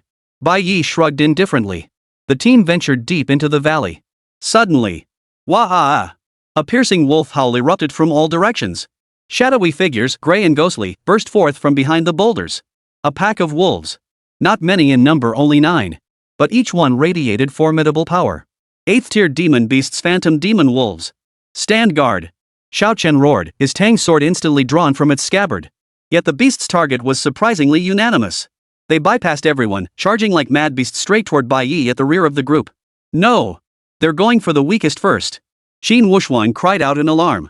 To them, this 8th tier, first-rank aura was undoubtedly the perfect opening. Ha! Deputy Captain Bai is so strong, we won't need to lift a finger. A cold smile flashed in Xiao Chen's eyes. Not only did he not come to the rescue, he ordered, everyone, hold your positions. Let the deputy captain show us what he's got. He intended to use the demon wolf's hands to see just how much this arrogant brat was really worth. The other team members also retreated, creating distance between themselves and the target. Cold smiles played on their faces as they prepared to watch the show. Watching the 8th tier demon wolves pounce from all directions. Bai Ye's face twisted into a cold smile. No weakling made it into the special squad. Each of them was a top-tier prodigy in their respective universities. To earn their respect, you must intimidate them with absolute force. Only when they were truly afraid could they genuinely submit. Besides, Bai Ye had depleted a significant portion of his lifespan over the past few days. This would be the perfect opportunity to replenish it. Fine. Saves me the trouble of hunting them down one by one. He didn't draw the ice blade, but casually picked up a branch and gripped it in his hand. Seeing this, everyone's expressions turned peculiar. Damn, does this guy think these are 5th or 6th tier beasts? He's going to fight phantom demon wolves with a stick? Ah, bro, take it easy. This isn't a joke. Those beasts don't care who's backing you. If he wants to risk his life for bragging rights, why bother with him? If it were me, I'd take it seriously. At least I wouldn't die from underestimating it. A chorus of half-admonishing, half-mocking voices rose from the other team members. They looked down on those who took shortcuts, but they also didn't want to see a teammate die. Oomph. A cold snort escaped Xiao Chen's lips. You're all so kind-hearted. That useless fool deserves to die.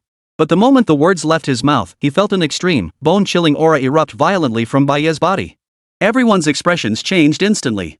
Possessed. Bai Ye's pupils instantly transformed into a deep, icy blue. He did not burn his lifespan. Instead, he poured his entire 8th tier, first-level vital energy into the branch in his hand without reservation. Frostblade intent, perfected realm. He murmured softly as the twig in his hand slowly swept out. A blade aura over 10 meters long shot forth from the branch. Carrying an invisible chill imperceptible to the naked eye, it radiated outward like ripples from the blade's edge, spreading in an instant. Snap. Snap. Snap. Time itself seemed to freeze in that instant. The wolf shadows charging from all directions, the howling gale, the flying sand and stones. Everything was instantly frozen solid beneath this invisible chill. The entire valley transformed into a crystalline, translucent world of ice and snow. 9 8th tier peak phantom demon wolves, frozen solid in mid-attack, became lifelike ice sculptures.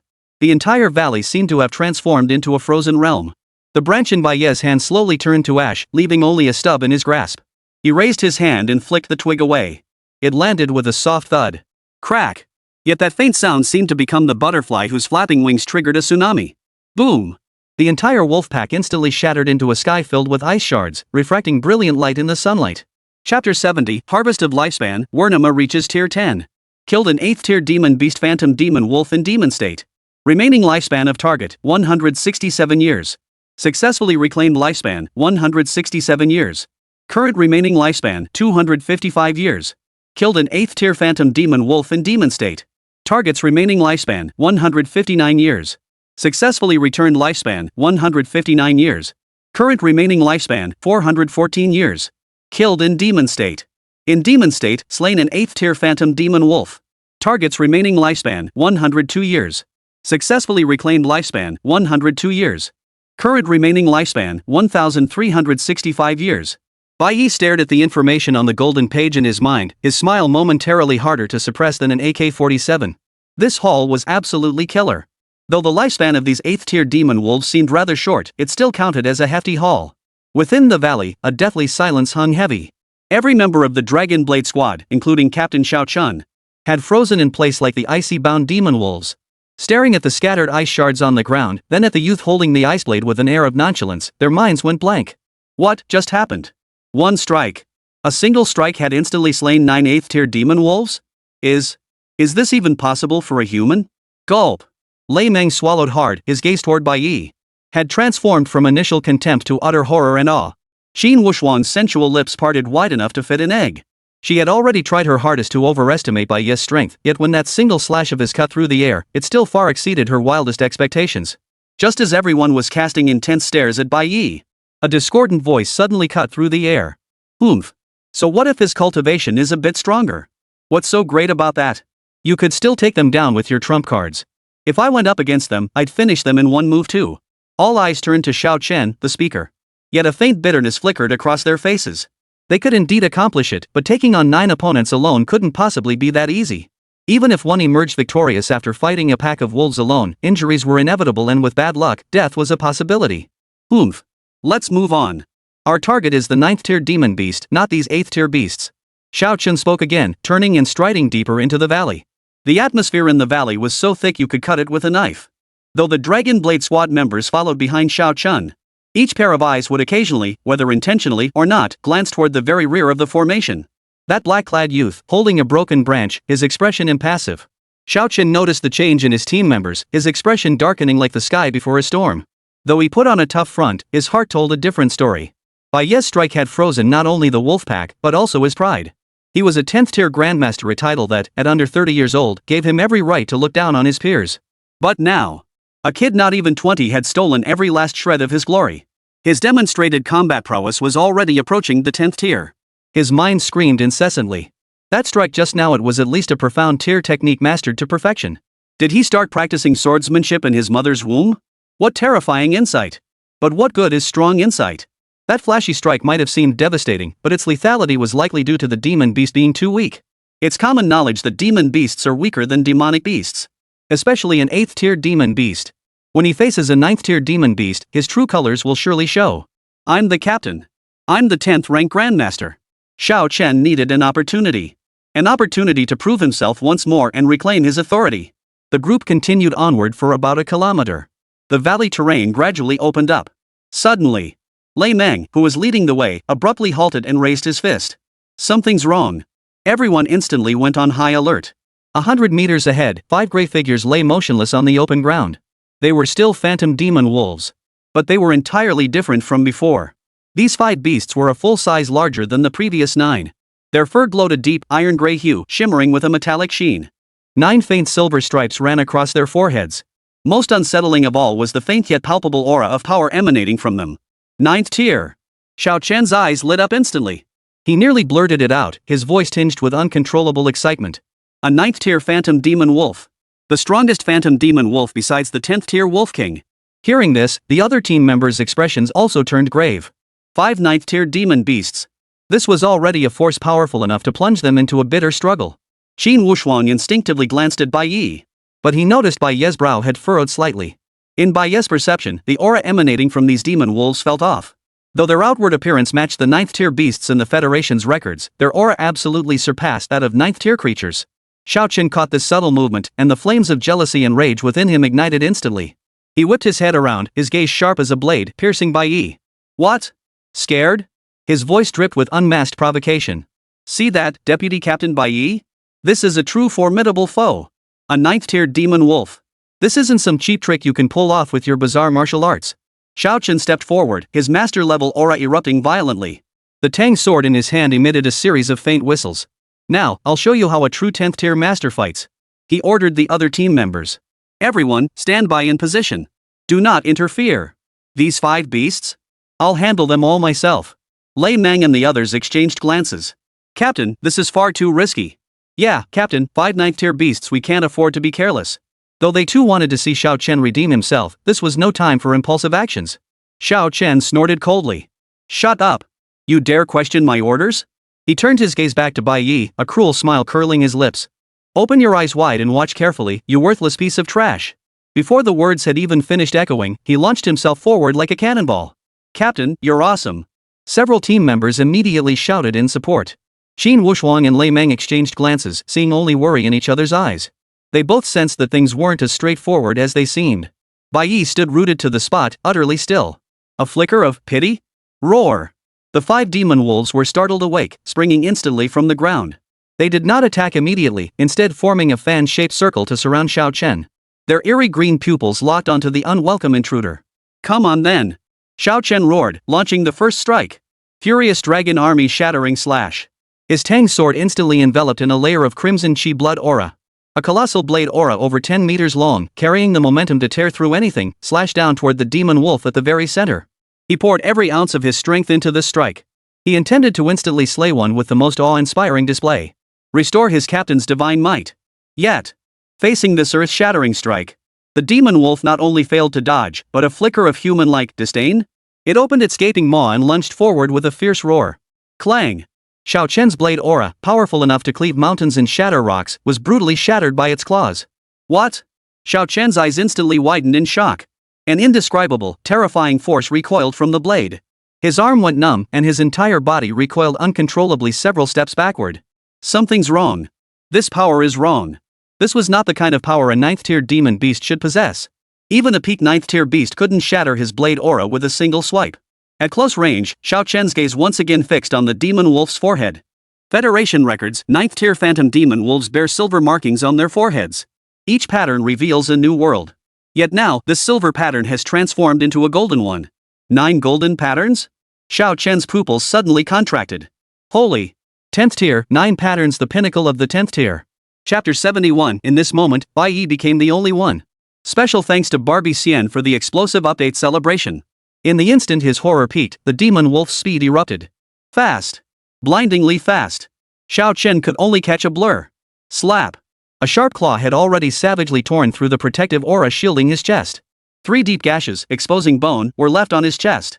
Ah! Xiao Chen let out a piercing scream as his body flew backward. He stared in terror at the 5 demon wolves slowly closing in. He felt the overwhelming, master-level terror radiating from them, a pressure that could no longer be concealed. Only 2 words remained in his mind. It's over. Damn it, these really are 5 10th tier demon wolves. Run. That was his only thought. Thud. Another demon wolf attacked from the side, biting down on his thigh and yanking him violently. Snap! The sound of shattering bones rang out clearly. Xiao Chen's body flew through the air like a ragdoll, flung violently away. The other 3 demon wolves pounced simultaneously. Bite. Claw strikes. Collisions. Xiao Chen could only summon his Qi blood barrier, a defense only attainable by grandmasters. Even so, he was soon covered in blood. His prideful grandmaster-level Gale energy proved as fragile as paper under the assault of these 5 demon wolves of equal rank. Help, help me! He struggled to raise his hand, sending out a desperate plea for help toward his teammates. Everyone was stunned into silence by the bloody and terrifying scene before them. They wanted to save him, but how? Those were 5 10th-tier demon wolves. To approach them would only add more corpses to the pile. At that very moment, a wild, resolute gleam flashed in Xiao Chen's eyes. He abruptly pulled a silver glinting talisman from his robe and crushed it in his hand. Spatial Leap Talisman. Hum. A silver light instantly enveloped him. Without a moment's hesitation, without warning his teammates, he didn't even glance back at them. Swish. In a flash of light, Xiao Chen vanished from where he stood. He fled alone. The entire valley once again fell into a deathly silence. Dead silence. A stillness more profound than any before. The valley wind seemed to have its throat clamped by an invisible giant hand, unable to utter even a whisper. The 8 members of the Dragon Blade squad watched as the color drained completely from their faces the moment Xiao Chen vanished. Despair. A cold, viscous, suffocating despair surged upward from the soles of their feet, engulfing them. The captain had fled. At the very moment they needed their leader most, that self-proclaimed prodigy, that arrogant 10th-tier grandmaster. Now he fled like a stray dog, abandoning them without hesitation to save his own skin. Ha, ha! Lei Mang let out a dry, raspy laugh more painful than crying. His facial muscles twisted, his eyes filled with betrayed fury and self-mockery. This is, our captain, truly unreliable. Qin Wushuang's hand gripping the throwing knife trembled uncontrollably. Her pride in her composure shattered completely in the face of overwhelming power disparity and blatant betrayal. 5 10th-tier demon wolves. And they were merely 9th tier. This wasn't a battle anymore. It was a one-sided slaughter. The 5 demon wolves did not immediately pounce. They were intelligent hunters, relishing the fear and struggle of their prey in its final moments. Slowly, they closed in, their eerie green pupils glinting with cruel, mocking light. The shadow of death hung tangible over every heart. Amidst this suffocating despair, a voice, calm to the point of being jarring, suddenly cut through the air. So this is the Dragon Blade squad you're so proud of? Everyone flinched violently, turning their heads in unison. There, the red-clad youth long ostracized by his peers and dismissed as useless by their captain was slowly rising from the ground. He didn't even glance at the 5 demon wolves capable of annihilating them. His gaze swept calmly over each of them. In that gaze, there was no fear, no tension, only a faint trace of disappointment. Step by step, he walked from the rear of the group to the very front. He stood before them all, alone, facing the 5 10th-tier demon wolves radiating overwhelming ferocity. His back, in that moment, appeared incredibly straight and towering. You, what are you doing? Qin Wushuang's voice trembled slightly. Lei Mang also shouted instinctively, Kid. Get back here. That's not something you can handle. Though they looked down on Bai Ye, they were not Xiao Chen. They couldn't bear to watch a teammate walk to his death alone. Bai Ye did not turn back. He simply tossed the broken branch in his hand lightly onto the ground. An ice-blue long blade materialized in his right hand. Then, extending his left hand, he beckoned to the 5 demon wolves with a flick of his finger. Come at me all together, he said indifferently. Save me the trouble. Roar! This casual yet supremely arrogant provocation ignited the 5 demon wolves' fury to its peak. They ceased their playful antics and abandoned all waiting. 5 massive forms instantly transformed into 5 bolts of black lightning. From 5 different directions, driven by a murderous intent that tore through everything, they simultaneously lunged at Bai Ye. It's over. Every member's heart sank to the depths. Yet, faced with this earth-shattering assault, Bai Ye's face remained utterly expressionless. He merely raised the extreme ice blade in his right hand and thrust it forcefully into the ground. Frost sealed the domain. Hum. An invisible, extreme chill erupted violently from him as its center. Not a blade's edge, not an icy blade, but a domain. A domain belonging to a sovereign, mastered only by those who cultivate Xian-tier techniques to perfection. Snap. Snap. Snap. The air froze solid in an instant. The earth froze solid in an instant. The 5 lightning-fast 10th-tier demon wolves froze mid-stride the moment they reached within 3 meters of Bai Ye. The savagery in their eyes was instantly replaced by boundless terror. They wanted to retreat, to flee. Yet their bodies felt as though trapped within 10,000-year-old mystic ice. Even twitching a paw became an impossible dream. Now, Bai Ye's voice echoed like a judgment from the depths of hell. It's my turn. His left hand formed a sword-like point with his fingers. Blazing sun subdues demons. Hum. A golden greatsword materialized in the sky above his left hand. Go! With Bai Ye's sharp command, the golden greatsword instantly swept over the heads of the 5 10th tier demon wolves.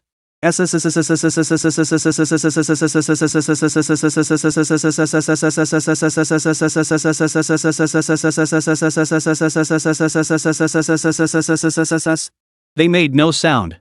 No explosions. No roar. Only obliteration. Those 5 arrogant 10th tier demon wolves didn't even manage a scream. Their bodies, scorched by the golden swordlight, melted away inch by inch from the inside out, turning into a sky-filling cloud of ash. A gentle breeze swept through. Within the valley, only the red-clad youth remained, standing alone amidst a world of crystal and ice. As if nothing had ever happened. Only the scattered ice crystals on the ground. And the faintly visible crystal cores within the ice crystals bore witness to the events that had just unfolded. The remaining 8 members of the Dragon Blade Squad stood frozen like stone statues. Their minds had ceased functioning entirely. Their souls seemed utterly torn from their bodies by that miraculous scene. They stared at Bai Ye, as if gazing upon a true deity. In this moment, Bai Ye became the sole existence in all of creation. Chapter 72, Endless Lifespan, Dragon Pillar Guard. Killed a 10th tier demon beast phantom demon wolf commander in demon state. Target's remaining lifespan, 321 years. Lifespan successfully returned, 321 years. Current remaining lifespan, 1,686 years. Killed 10th tier demon beast phantom demon wolf commander in demon state. Target's remaining lifespan, 285 years. Successfully returned lifespan, 285 years. Current remaining lifespan, 1971 years. In demon state, slain a 10th tier. Current remaining lifespan, 2,793 years. Gazing at the lifespan displayed on the golden page, Bai Ye's lips curled into a high smile. Lifespan? Unusable. Absolutely unusable. I'll find time to perfect the blazing sun demon subduing sword first, then elevate my footworks tier. Next, I'll seek out a body forging technique. Bai Ye's gaze grew increasingly intense.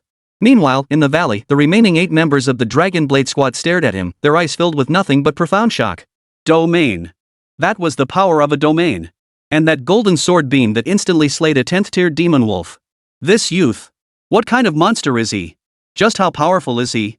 Bai Ye slowly turned around. His icy gaze swept across the 8 blank, terrified faces. According to the intelligence from the United Front Work Department, there shouldn't be any 10th tier demon beasts here. Something's off here. Don't venture any further. Return immediately and report the intelligence gathered here. Bai Ye spoke as he began searching through the dust and icy water on the ground. Soon, he discovered several crimson demon cores. Whether demon cores or demonic cores, they are the hardest substances within the bodies of demon beasts and demonic beasts.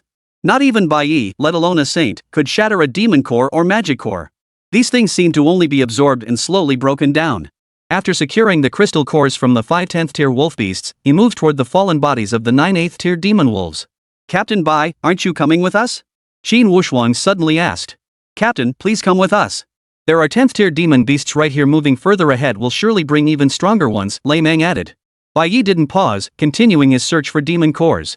If these beasts join the siege, Base City 12 will suffer heavy casualties. I'll stay behind to guard the valley. His voice carried, and the 8 members of the Dragon Blade Squadron immediately stood at attention with solemn respect. Compared to Xiao Chen's solitary escape, Bai Ye's sacrifice loomed as grand as a colossus. Suddenly, the 8 members recalled the much-discussed heroic youth. Bai Ye, another member of the Bai family. In an instant, everyone's eyes turned red. Bai Ye, you're quite impressive. Have you considered joining the Dragon Pillar Guard? Qin Wushuang suddenly asked. Whoosh. Everyone turned to stare at Qin Wushuang in astonishment. Some eyes held confusion, as if they'd never heard of the Dragon Pillar Guard before. But the moment Lei Meng heard the name Dragon Pivot Guard, his breathing quickened. Lei Meng's father was not only a high-ranking official in the Great Xia Federation's military department but also a 12th-rank martial king.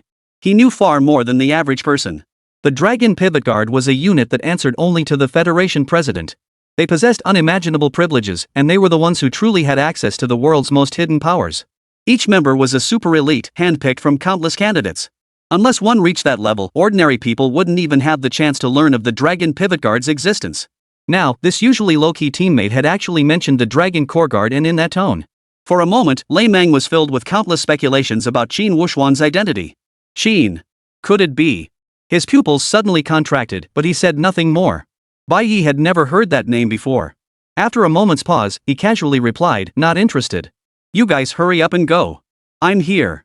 As long as I have breath left in me, no demon beast or demonic beast will leave this place. Hearing his words, the fiery intensity in Qin Wushuang's eyes burned even brighter. Captain, from now on, the Dragon Blade Squad only recognizes you, Bai Ye. Brother, we'll bring reinforcements back as soon as possible. Captain, take care. The 8 men finished speaking and turned to dash toward the valley's exit. Bai Ye watched their retreating figures, a faint smile curling his lips. Finally, some peace and quiet. He immediately sat cross-legged, swiftly circulating the true martial heavenly demon technique to refine the demon core he had just obtained. This was Bai Ye's first time refining a demon core. As the demon cores dissolved into wispy strands of pale golden energy seeping into his body, a flicker of astonishment crossed Bai Ye's eyes. The energy of a demon core is actually divine energy? What Bai Ye didn't know was that as long as demonic beings hadn't been corrupted by demonic energy, their mutations were positive transformations. Like humans, they grew stronger by harnessing the spiritual energy of heaven and earth. The demonic power within them was, by nature, genuine heaven and earth spiritual energy. Heavenly and earthly spiritual energy came from nature and was inherently divine power. Only demonic beasts harbored demonic energy within their bodies. That divine energy felt remarkably gentle. Bai Ye felt almost no pain as his body successfully absorbed the energies.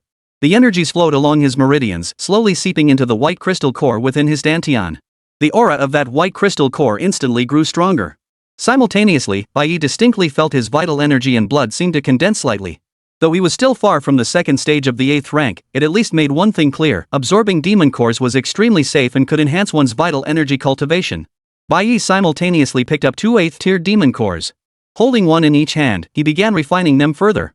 His expectations weren't high. If he could refine all of these and reach the second tier of the 8th rank, he'd be satisfied. Just as Bai Ye was refining the demon cores, Base City 12, nearly 50 kilometers away, was once again hit by a wave of beasts. This wave far exceeded previous ones in scale. Over 50,000 beasts below the 8th rank divided into 4 columns and launched a fierce assault on Base City 12. Among the 6 university teams assigned to support Base City 12, 3 contained familiar faces to Bai Ye. Base City 12. The towering city walls had now become a blood-soaked, fiery meat grinder. Piercing sirens rent the sky. The deafening roar of artillery fire intertwined with the frenzied howls of beasts, weaving a mad fantasia of doom. Upon the ramparts, figures stood silhouetted, their aura of vitality and magical radiance intertwining. Every face bore an expression of sullen resolve. The East Gate. The pressure here was the most intense. A dark, surging tide of beasts crashed against the walls like an inky tsunami. Attention all. 7th tier magical berserker bulls approaching. Prepare to engage. Han Shaoxing's voice, cool and steady, echoed across the entire Eastern Gate ramparts. He had been randomly assigned to a team of geniuses composed of 7th tier university students. Surrounded by the top geniuses from major universities. At his command, everyone immediately took their positions, forming a tight formation with overwhelming momentum. Not far from them, however, another team stood out, somewhat out of place. Chapter 73, The Young Hero's Escape, Crisis at Base City 12. Holy crap! They're coming! They're charging! A chubby figure scrambled to pull on a combat suit that was clearly one size too small. This was Yu Shaokang, our portly comrade. His squad consisted of 5th-tier fighters, with the strongest member, the squad leader, barely reaching peak 6th tier. Their mission was to assist Han Shaoxing's elite squad in clearing out the stragglers who had breached the city walls. Fatso! Hurry the hell up! Don't embarrass me! The squad leader bellowed, already charging forward with his battle axe raised. Fatso scrambled to grab a composite shield that looked far too small for his massive frame. He hunched his shoulders, hiding behind a section of the city wall. Peering out with half his head exposed, he watched the battle below with nervous intensity. He looked as cowardly as could be. Boom! A 7th-tier mutated mad bull charged through the barrage of fire, smashing open a gap in the energy shield protecting the city gate. Its bloodshot eyes locked onto the humans on the ramparts. Damn it! Looking for death. Han Shaoxing's cold shout echoed as his figure flickered, appearing above the mad bull's head. His long sword traced a dazzling arc through the air. Songlong sword art, startling swan. Thud. The sword's light descended, and the mad bull's massive head snapped clean off. Excellent. A thunderous cheer erupted from the city walls. Han Shaoxing landed his strike, yet showed not a trace of triumph. For more demon-possessed mad bulls were already surging through the breach, charging madly upward. Form the formation. Hold the breach. The genius squad sprang into action. Sword flashes, blade gleams, magic, arrows. A torrent of assaults poured down like a downpour. For a moment, they truly managed to pin the beast tide's assault firmly beneath the city walls. Yet the beasts were simply too numerous. Always a few fearless beasts would charge up the walls, defying the onslaught. Fatso! Charge! The captain's command rang out. Fatso shuddered violently, eyes shut tight. Clutching his small shield, he let out a howl and charged forward. I can't see. I can't see a thing. He careened like an out-of-control bowling ball. Strangely enough, a 6th-tier mutated cheetah was about to pounce on a female team member. The fat man happened to be passing by and collided with it head-on, sending the beast staggering. The fat guy appeared to slip, but he actually plopped right down on top of it, pinning it to the ground. The leopard struggled to rise, but the fat man's massive rear kept it pinned down, foaming at the mouth. The demonic panther was beginning to question its very existence. What kind of but could possibly pin it down? Its strength should be able to crush a 2000 gene boulder, shouldn't it? Ouch. What the hell is poking my butt? The fat man looked down and saw the leopard beneath him. Terrified out of his wits, he scrambled away, rolling and crawling in his haste. But the leopard had already been knocked unconscious by the impact of his fall. Meanwhile, several 5th-tier flying magic bats dove down.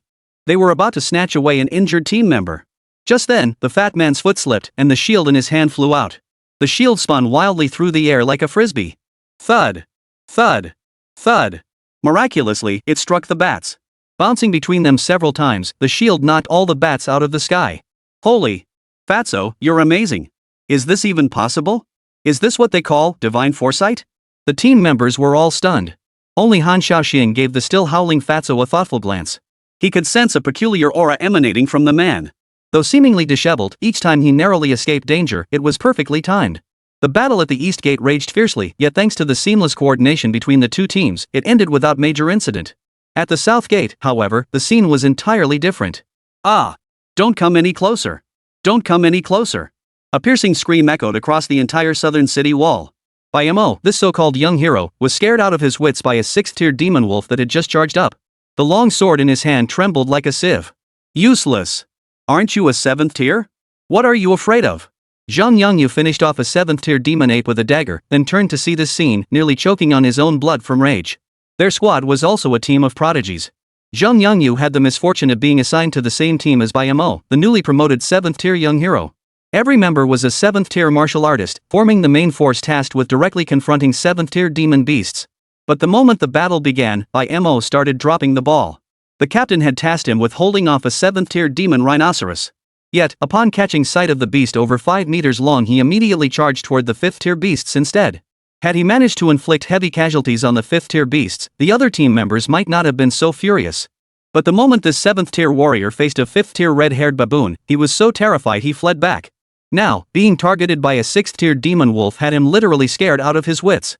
I'm injured. My old wound flared up. Bai Ye's eyes darted around as he suddenly clutched his shoulder and let out a wail. Spotting a pool of demon beast blood on the ground, he lunged toward it without hesitation, frantically smearing it across his face and body. Quick! Quick, take me to the medical station. I can't go on. I'm dying. He howled as he scrambled toward the medical station behind him. That performance was Oscar-worthy, anything less would be a waste of talent. The supervising teacher frowned deeply, but seeing Bai Ye covered in blood, he couldn't bring himself to say anything. He simply waved for the medics to carry him away. Damn it! Useless! Zhang Yongyu cursed under his breath, then steeled himself to fill Bai Ye's gap. Their squad had lost a man in an instant. The previously stable defensive line instantly buckled under immense pressure. Beasts began surging madly through the breach onto the city walls. Hold your ground. Everyone, hold your ground.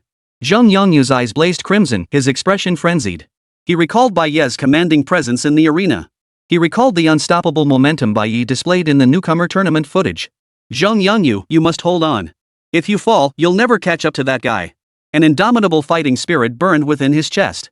The dagger in his hand moved like lightning, claiming the life of a demon beast with every strike. Yet 2 fists could not withstand 4 hands. No matter how strong he was still just one man. Ah! A piercing scream erupted as one of his comrades was torn apart by 3 7th-tier demon tigers. The defensive line collapsed completely. Call for backup.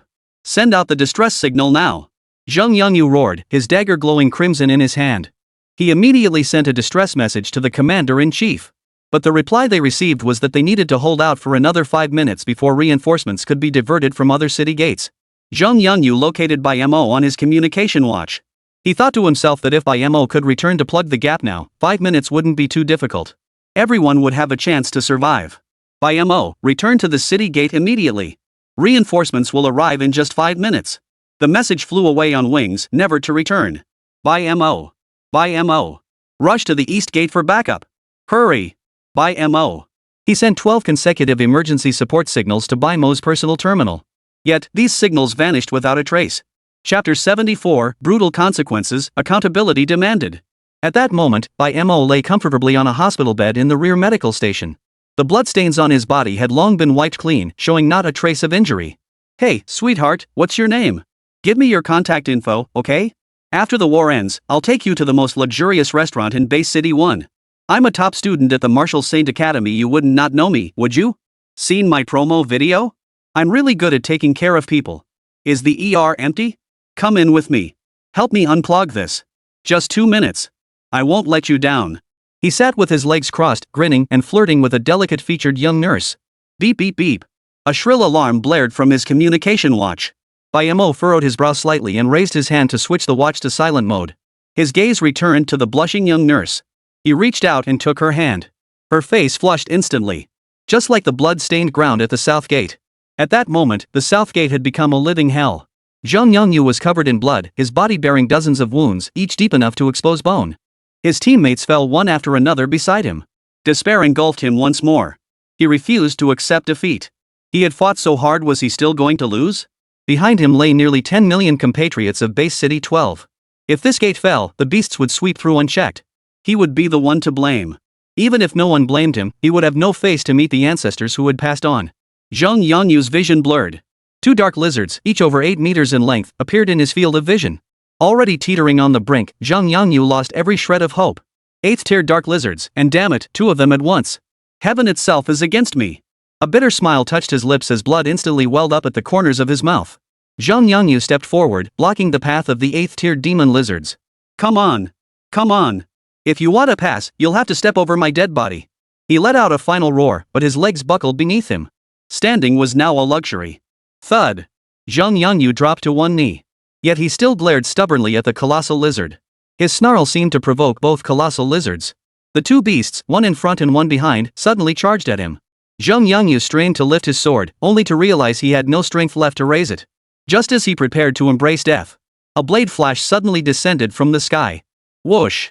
A girl with a single ponytail descended from the sky, impaling the 8th-tier demon lizard before the city gate with a single strike. Thud! 11 more figures descended from the sky, landing before the city gate.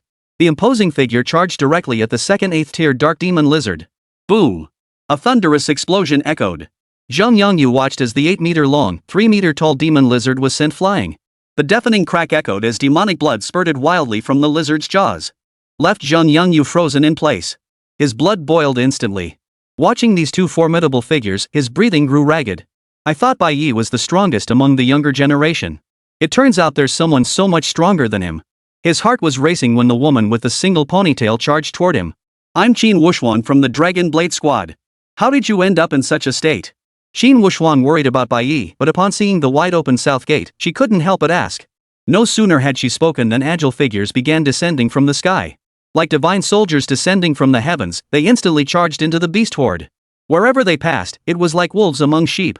Each swing of their blades felled groups of 5th and 6th tier beasts. Each strike instantly felled several 7th tier beasts. The surviving guards erupted in cheers. It's the Dragon Blade Squad. The special squad is back. The base city is saved. In less than a minute, the beasts before the south gate were completely wiped out. Sensing the overwhelming pressure of the 8th 9th tier warriors, the beasts in the rear began surging toward the other city gates. Though beasts of the wild possess limited intelligence, they aren't foolish enough to throw themselves to their deaths. The crisis at the south gate was temporarily averted. Zhang Yangyu watched this group of divine soldiers who had descended from the heavens, and the tension in his heart finally eased. Just then, a hand suddenly grabbed his cheek. A powerful force surged through him. Qin Wuxuan had actually pried open his mouth and forced a pill inside. Instantly, a warm current surged through Zhang Yangyu's entire body. His injuries healed by 2 or 3 tenths instantly. Speak up. How could you let things get this bad? Qin Wuxuan frowned slightly. Zhang Yangyu snapped back to his senses, his eyes blazing with fury. It's Bai Ye. He deserted his post during the battle, causing the defenses to collapse. Bai Ye? That young hero? Impossible. I've seen how iron-willed the Bai family is. I refuse to believe the Bai family would stoop so low. Qin Wuxuan declared, having witnessed Bai Ye's terrifying power. The Bai family had already reached terrifying heights in her mind. Ha ha ha. The Bai family? A young hero? If you don't believe me, go check the medical room. He was carried out pretending to be injured, but I can assure you he wasn't hurt at all. If he wasn't faking it, I, Zhang Yangyu, will chop off my own head. Zhang Yangyu roared with a touch of madness. But his intense emotion aggravated his injuries. Zheng Yangyu spat out a mouthful of blood, yet his face remained twisted with fury. He would never forget the deep despair in the eyes of his teammates from the other genius squad as they died. Had his injuries not been so severe, he would have gone to confront that young hero himself. Zheng Yangyu's rage only intensified. His vision darkened and he fell backward, stiff as a board. Qin Wuxuang surveyed the corpses of his comrades strewn across the ground. He saw Zheng Yangyu's pitiful state. Anger gradually flared in his eyes. Lei Meng. Go report the valley situation to the United Front Work Department immediately. I'm heading to the medical station. The rest of you, hurry to reinforce the other city gates. Qin Wuxuang spoke, then transformed into a blur as she dashed toward the medical station. If Zheng Yangyu's words were true, she would never let Bai Ye off easily. Regardless of whether he was some kind of young hero. Qin Wuxuang's true identity was no simple matter. She recognized only justice, not individuals. Forget some so-called heroic youth. Even if a city lord failed in his duties, she wouldn't hesitate to strike. The Qin family tolerated no impurities. And now she was coming for accountability. Soon, Qin Wuxuang's figure appeared at the medical station. Where is Bai Ye? Qin Wuxuang's icy voice rang out. A nurse, intimidated by her presence, shifted her gaze nervously. Yet she still pointed toward the emergency room. Qin Wuxuang glanced at the emergency room. The chill on her face melted away almost entirely. So that bastard framed Bai Ye after all. I knew it. A heroic youth who could hold the city gates for 30 minutes, how could he possibly desert his post? She thought to herself as she walked toward the emergency room. But just as she reached the door, a blush-inducing sound suddenly echoed from within. Qin Wuxuang's expression instantly turned as cold as ice. A long sword instantly materialized in her hand. Chapter 75, Desertion in Battle Deserves Death. Qin Wuxuang kicked open the emergency room door and stormed inside. Her first sight was Bai Ye, who jolted upright and hurriedly picked up his pants from the floor. The young nurse on the operating table scrambled frantically to pull her clothes on. But Bai Ye's eyes widened in shock upon seeing Qin Wuxuang, this stunning older woman. Miss, have you also heard of my glorious deeds? Want to join us? I promise you'll have endless wealth and glory from now on. He didn't bother putting his pants back on, instead staring at Qin Wuxuang with a lecherous grin, completely naked. Yet the next second, his expression changed abruptly. All he saw in the beautiful woman's eyes was a chilling intent to kill. Qin Wuxuang approached step by step. The curved blade in her hand creaked and groaned as she gripped it tightly. Heroic youth? Ha. Weren't you mortally wounded? Your duty was to guard the city gates, yet what did you do? How can you justify the Federation's trust in you? How can you justify it to all those who looked up to you? Did you honor the geniuses who died horribly at the South Gate? They were fighting with their blood, while you were doing what? They filled your position with their flesh and blood, with their very lives. Yet you feigned injury and wallowed in depravity here. Qin Wuxuang had lived 23 years and never felt such fury. She had seen her share of spoiled brats and the ugliness of human nature. But never had she encountered someone so utterly repulsive. Disgusting enough to make her hair stand on end. So revolting it made her yearn to slit the throat of this hypocritical bastard. No matter how she tried, she could not reconcile the cowardly, depraved man before her with the hero who had burned his own lifespan to defend the city gates. Did having meritorious service grant him license to act as he pleased? Does suffering injury grant the right to become such a coward? Though they share the same surname, this Bai Ye isn't even worthy to tie Bai Ye's shoelaces. Why must the heroic youth be this Bai Ye? Qin Wuxuang believed only someone like Bai Ye deserved the title of heroic youth, worthy of the name Blood Soul of Great Xia. Seeing the murderous intent in Qin Wuxuang's eyes, Bai Ye's body began to tremble uncontrollably. A sense of impending doom crept over him. Miss, you must have misunderstood. I truly was injured. My spiritual meridians were blocked, causing blood backlash. This kind little nurse successfully cleared my meridians, which is why I can stand here as if nothing happened. Don't believe slander and accuse an innocent man. I was just about to rest a bit before charging into battle again, and here you are. Also, my earlier words might have sounded like those of a rogue, but it was all an act, just a joke between us. Actually, I've been poisoned by demonic toxins. Yes, demonic toxins. They've clouded my mind. Once I'm cured, I'll return to being that upright, fearless young hero who fought with all his might. You must believe me.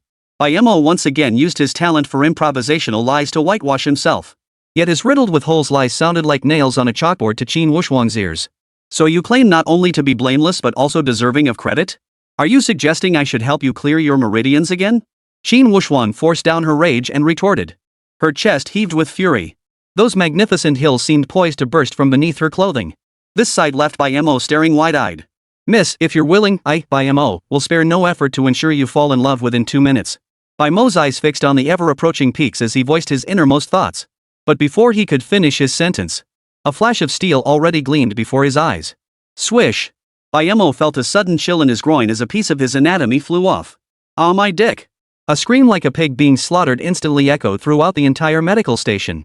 Every man clenched his legs in reflex. At that moment, even little Cutie could guess what had likely happened. Cheers erupted throughout the entire medical station. From the moment Bai Ye was brought back, the real patients had seen through his act. Then, his blatant flirting with the nurse and his attempt to lure her into the operating room nearly sparked public outrage. This was no heroic youth. He was nothing but a spoiled, good-for-nothing scoundrel. A 7th-tier powerhouse, cowardly enough to fake an injury to retreat to the city and then harass nurses? These men of flesh and blood were itching to cleave open Bai Ye's chest right then and there, just to see if his heart had also been poisoned black by demonic venom. But the thought that he was a renowned young hero silenced them. The warriors who had truly been wounded in battle chose to remain silent.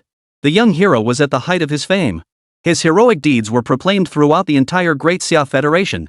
In that moment, the hero crumbled in everyone's eyes, yet they dared not speak their anger. And now, this so-called heroic youth had finally met his match. He got his comeuppance. How could this not make them happy?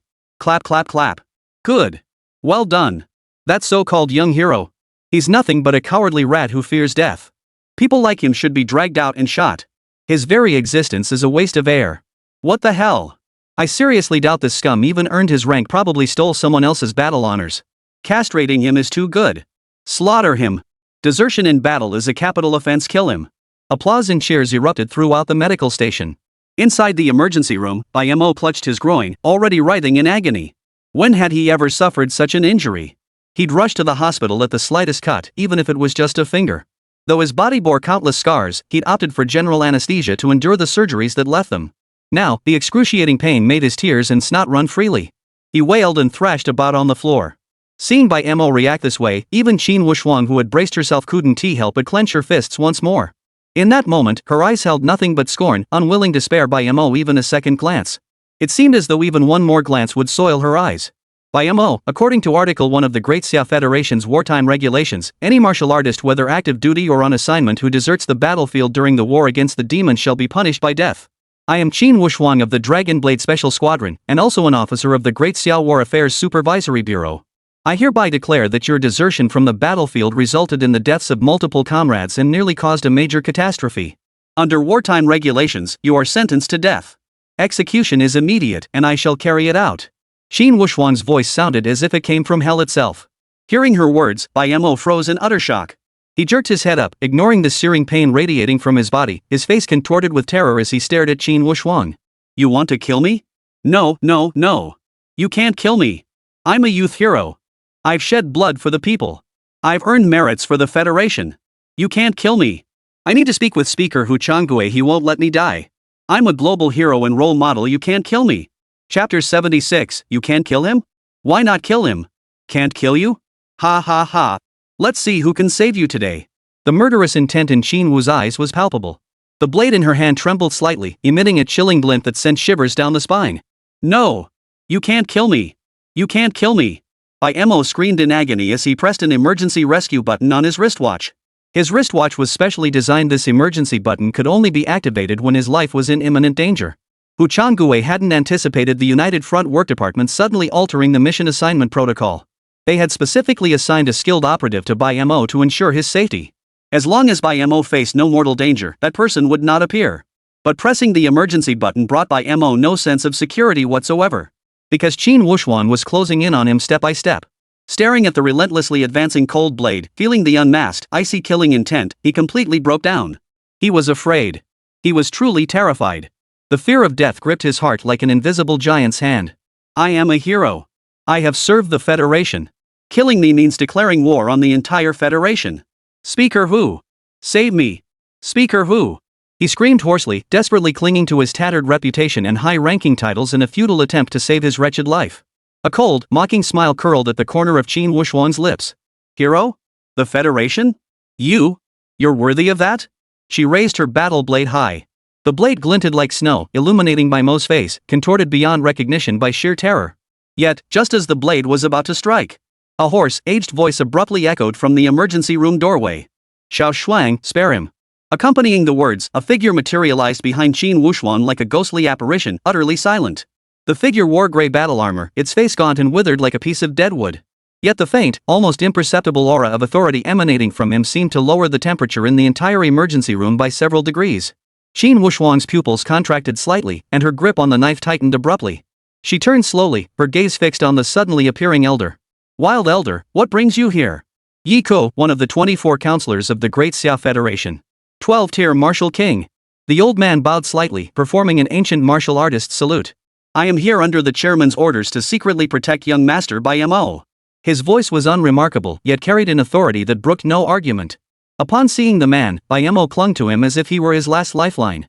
He scrambled forward, clutching the old man's leg desperately. Save me. That madwoman is trying to kill me. Quick. Kill her. Kill this for me. Yi Ko ignored Bai Ye's wails at his feet, his gaze fixed calmly on Qin Wuxuang. Wuxuang, Steward Qin, the speaker's orders are clear, you cannot kill Bai Ye. Qin Wuxuang sneered coldly. Cannot kill? He deserted his post, causing his comrades to die horribly, the defense to collapse, and nearly bringing about a catastrophic disaster. Under the Federation's wartime regulations, that's a capital offense. As an overseer of the War Oversight Bureau, I have the authority to execute him on the spot. Her voice rang out, sharp and commanding, each word like a blade. Upon hearing this, a barely perceptible flicker of light passed through Yi Ko's cloudy eyes. He sighed softly. Steward Qin, I understand every word you say. But you know only one side of the story. Bai Ye's identity is no longer that of an ordinary martial artist, nor a simple young hero. He is a banner raised by the Federation, a symbol. Yi Ko's voice grew deep and magnetic, as if carrying some kind of mesmerizing power. Consider this, how many resources has the Federation poured into molding him into this era's idol? Billions in promotional expenses, global media coverage. Yi Ko paused briefly, noting Qin Wuxuang's silence, and continued. Now, his image is deeply ingrained in the public consciousness, a role model worshipped by countless young people. He's become the Great Xia Federation's calling card on the international stage, a symbol of our generation's passion and responsibility. If this banner falls, this calling card shatters, where would the Federation's reputation stand? How would the people who found renewed hope through him feel? How will the predatory international powers mock us? They've already surpassed us in exploring Qingfeng Star. We've repeatedly sought cooperation with them, only to be rejected time and again. This heroic youth's deeds have made a huge international impact, and they've finally relented. As long as Bai Ye reaches Tier 12, they'll allow him to join their exploration team. Do you understand how crucial this opportunity is for us? The United States orchestrated such a grand scheme, a path paved with the lives of over 50 million people from several nations. Our Great Xia Empire would never actively harm others, much less sacrifice our own people to fill that pit. So this chance, you must understand Bai Ye's importance. Yi Ko's words struck Qin Wuxuang's heart like a heavy hammer, blow after blow. She knew the old man spoke nothing but truth. Bai Ye's life or death was no longer just his own affair. It affected the reputation of the Federation and international public opinion. It even swayed the hearts of hundreds of millions of citizens and determined the strategic purpose of exploring Qingfeng Star. So, Qin Wuxuang's voice grew hoarse, for the sake of so-called face, for the sake of the so-called greater good, we are to turn a blind eye to evil? Yek shook his head, a bitter resignation spreading across his face. Steward Qin, this isn't about justice or injustice. It's about choices, trade-offs, and sacrifice. Sometimes, to protect greater interests, certain sacrifices are unavoidable. Besides, Bai Ye has already been punished. He glanced at Bai Ye, still bleeding on the ground. His foundation is severed. For the rest of his life, he can never become a true man again. For him, this is worse than death. The speaker has ordered strict supervision to ensure he never commits such an error again. Let this matter end here. If you still feel it's inadequate, you may petition President Qin. I doubt he would approve of you killing Bai Ye. In the face of the mission to explore Qingfeng Star, everything else must take a back seat. This concerns the very survival of Huaxia civilization's legacy. No one can afford to bear the responsibility. So let's end it here. This is the best outcome for you and for the Federation. Yek's words were firm yet tactful, blending persuasion with authority. He wasn't merely persuading, he was issuing a warning. Qin Wuxuang's breathing grew ragged. Rage burned within her chest. The battle blade in her hand seemed to wail. She stared at Yi Ko's unruffled face, then at Bai Ye's face, radiant with the wild joy of having survived a catastrophe. She felt an unprecedented wave of nausea and helplessness wash over her. Was this the world of power? Black could be called white. Wrong could be called right. All in the name of the so-called greater good. She could slay a 10th-tier demon beast, could face the most savage foes without flinching. But now, facing this towering wall built of grand schemes and self-interest, she found the blade in her hand to be utterly powerless. After a long moment, she slowly sheathed her blade. Not because she was afraid, nor because she had come to agree, but because she knew that the exploration of the Qingfeng Star above their heads. For the Great Xia Empire. There was one thing Yi Ko had said that was absolutely right. There could be no missteps in the Qingfeng Star expedition. Should the United States gain strategic advantages far surpassing Great Xiao's current capabilities through Qingfeng Star, the consequences awaiting the Great Xia would be utterly unimaginable. This is precisely why her father, Qin Hong, president of the Great Xia Federation, insisted on establishing the Dragon Hub Guard. The Great Xia people must forge their own path to reach the mysterious planet. Understood. She ground out the single syllable through clenched teeth. Today, I won't kill him. She turned away, refusing to look at those hideous faces. But mark my words. Justice may be delayed, but it will never fail to arrive.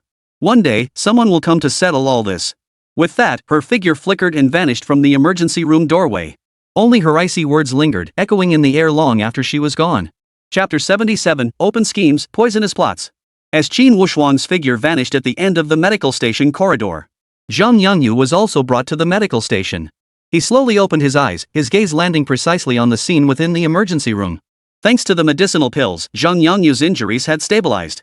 Yiku was carefully treating Bai Mo's wounds, murmuring words of comfort throughout.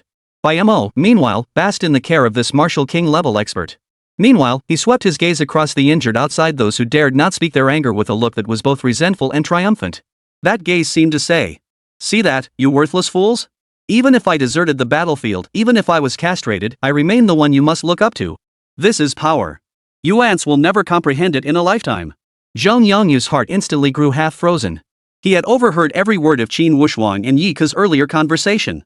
He understood. So-called fairness, so-called justice, they were utterly worthless in the face of absolute power. His teammates had died in vain. His bloody struggle had become a joke. A wave of unprecedented humiliation and rage surged through him like molten lava. But unlike before, he didn't erupt in fury or charge forward to confront them. His gaze grew unnaturally calm. So calm it was almost frightening. Silently, he climbed down from the hospital bed and dragged his gravely wounded body step by step out of the medical station. He looked at no one, spoke to no one. He simply walked up to the city walls, gazing down at the blood-soaked land below, watching the soldiers and warriors still fighting fiercely. His gaze swept over the south gate, then the east gate. Finally, his gaze settled upon the distant Ilao mountains. There, a figure stood that filled him with awe. There, he saw a man who embodied the true form of a hero. Bai Ye. He murmured softly. Perhaps you were right. The only way to avoid being trampled like an insect is to become stronger than everyone else.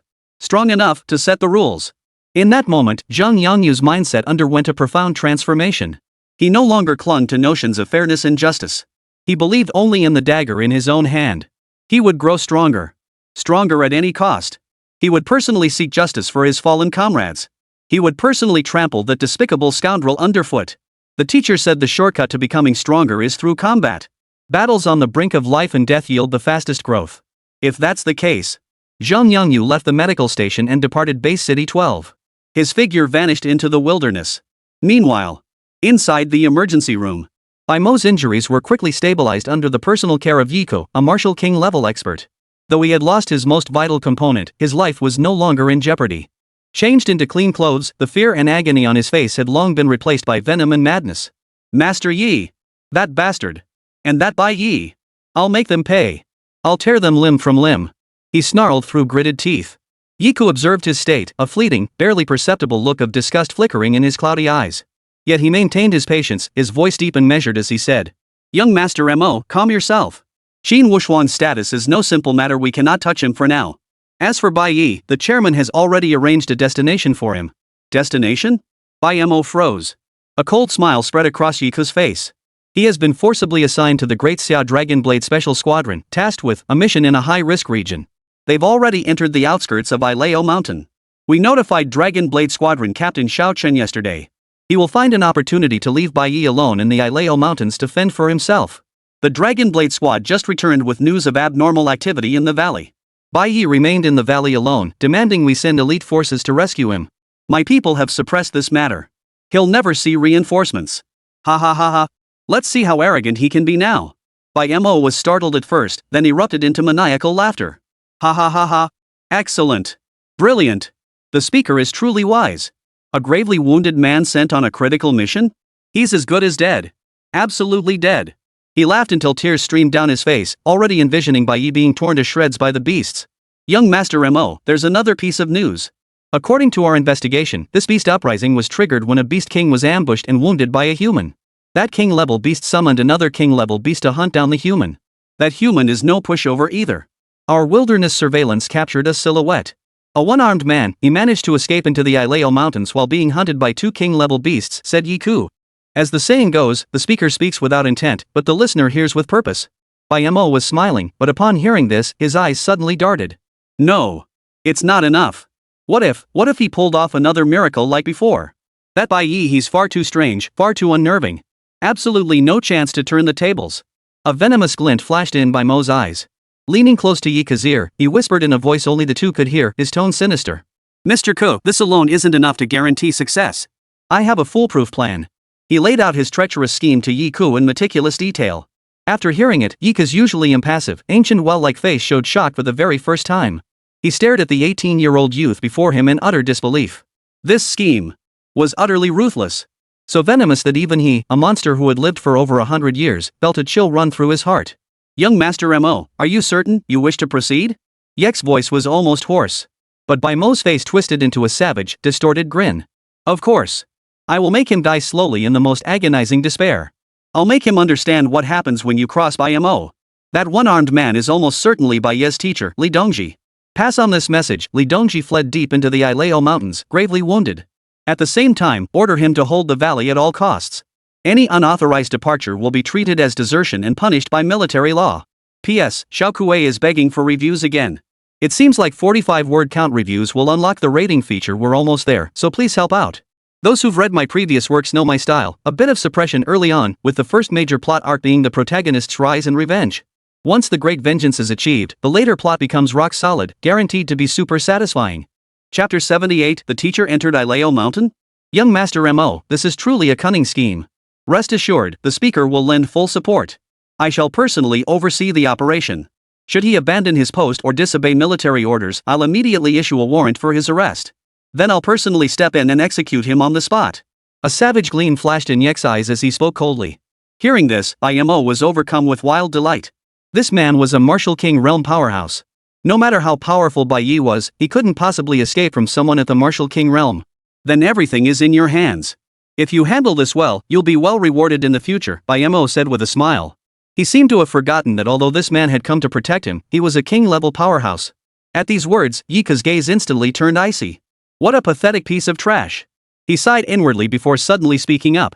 Young Master Mo, we must give the others some explanation for what happened here. I'll leave you with some injuries. But don't worry, it's just a superficial scratch. Looks worse than it is, it'll heal in a few days. Don't scream, I'll be gentle.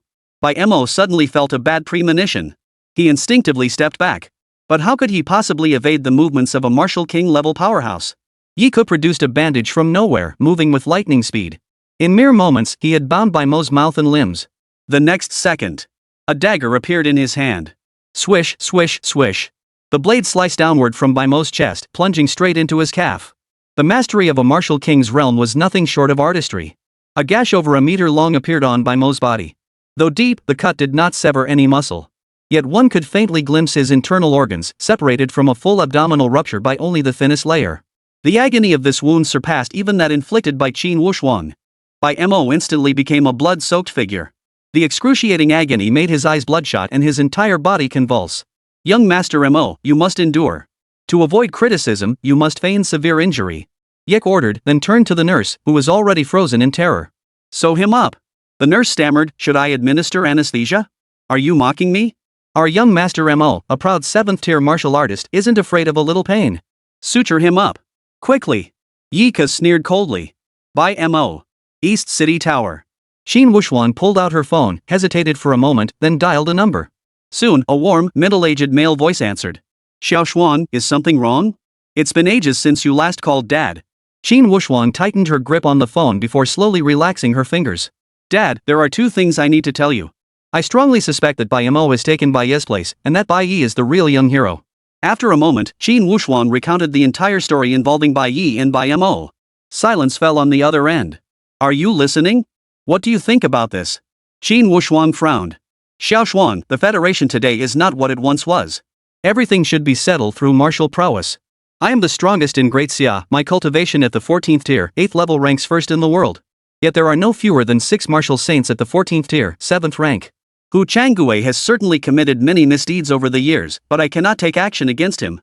His brother, Wu Changyong, could break through to the 14th tier, 8th level at any moment. Changyong harbors immense ambition.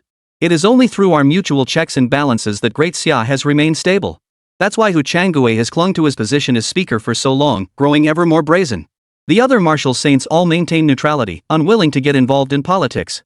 To restore justice in certain matters, the Great Xia must produce a third powerful figure who doesn't belong to Hu Changyong's faction. The man's voice came through the phone once more. A flicker of reluctance crossed Qin Wushuang's eyes. If my guess is correct, and Bai Ye is the true young hero, then Hu Changue will likely target him. The man's voice sounded again. Rest assured, I'm about to enter seclusion.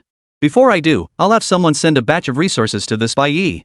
If he accomplishes something truly earth-shattering, I'll meet him personally when I emerge. Qin Wushuang hung up the phone, her expression easing slightly. But no sooner had the call ended than another number came through. Sis Qin, the United Front Work Department has issued an order. All martial artists above the 6th tier are forbidden from leaving the city effective immediately. The speaker has temporarily assigned all 11th tier and above experts within the city. Therefore, no one can support Captain Bai Ye. Hu Changue. Lei Meng, assemble everyone, we're breaking back in. My special squad has emergency mobilization authority. We're leaving now. We must rescue Captain Bai. If need be, we'll return to defend the city gates together.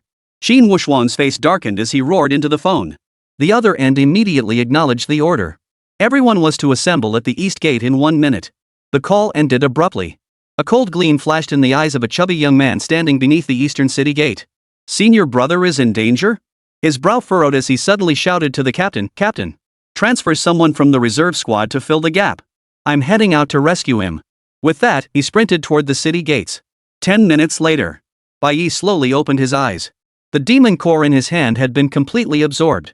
I thought I wouldn't break through past the second stage of the 8th rank, but I actually did. Sure enough, a second blood pattern had appeared on the 8th chi blood star at the back of his head. Time to explore further.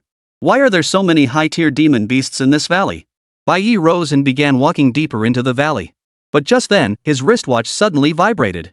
Bai Ye glanced at it and couldn't help but furrow his brow slightly. 2 messages popped up simultaneously. Anonymous, Li Dongji, severely wounded, has fled into the Ileo Mountains. United Front Department order, report from Dragon Blade Squad received. Reinforcements will be dispatched immediately. Until their arrival, hold the valley at all costs. Unauthorized departure resulting in high-tier monsters escaping to threaten the base city will be treated as desertion. Masters gravely injured? So kind of them to warn me, and then the United Front Department's order arrives? Is this a deliberate setup to make me disobey orders and pin desertion on me? Ha! Bai Ye paid no heed, continuing forward. Just then, the roar of aircraft engines echoed from behind him. He turned to see Qin Wushuang leaping down from the sky. Captain, come back to the city with us, Qin Wushuang urged anxiously. Bai Ye shook his head gently. I'll go check the mountain. You hold the valley first. If you encounter danger you can't handle, retreat. With that, he turned and walked away. Captain, stay safe. We'll hold the valley. Qin Wushuang's voice echoed behind him. Qin Wushuang made no attempt to stop him. She had witnessed Bai Ye's capabilities. Right now, Bai Ye needed to earn some military merit. Bai Ye offered no reply, his mind occupied with the credibility of the news about Li Dongji. He also pondered the cause of the abnormal situation in the valley. But whether it was those 8th tier demon wolves or those 5 10th tier commander level wolf demons, they all fled from within the valley. What on earth could make even 10th tier demon beast commanders flee in terror? Most likely an 11th tier demon beast or demonic beast.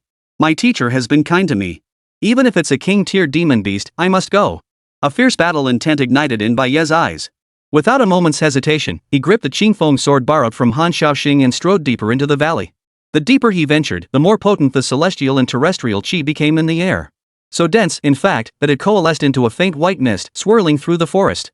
Cultivating chi and blood here for a single day would likely be worth at least 3 days outside. What a place! Bai Ye marveled inwardly.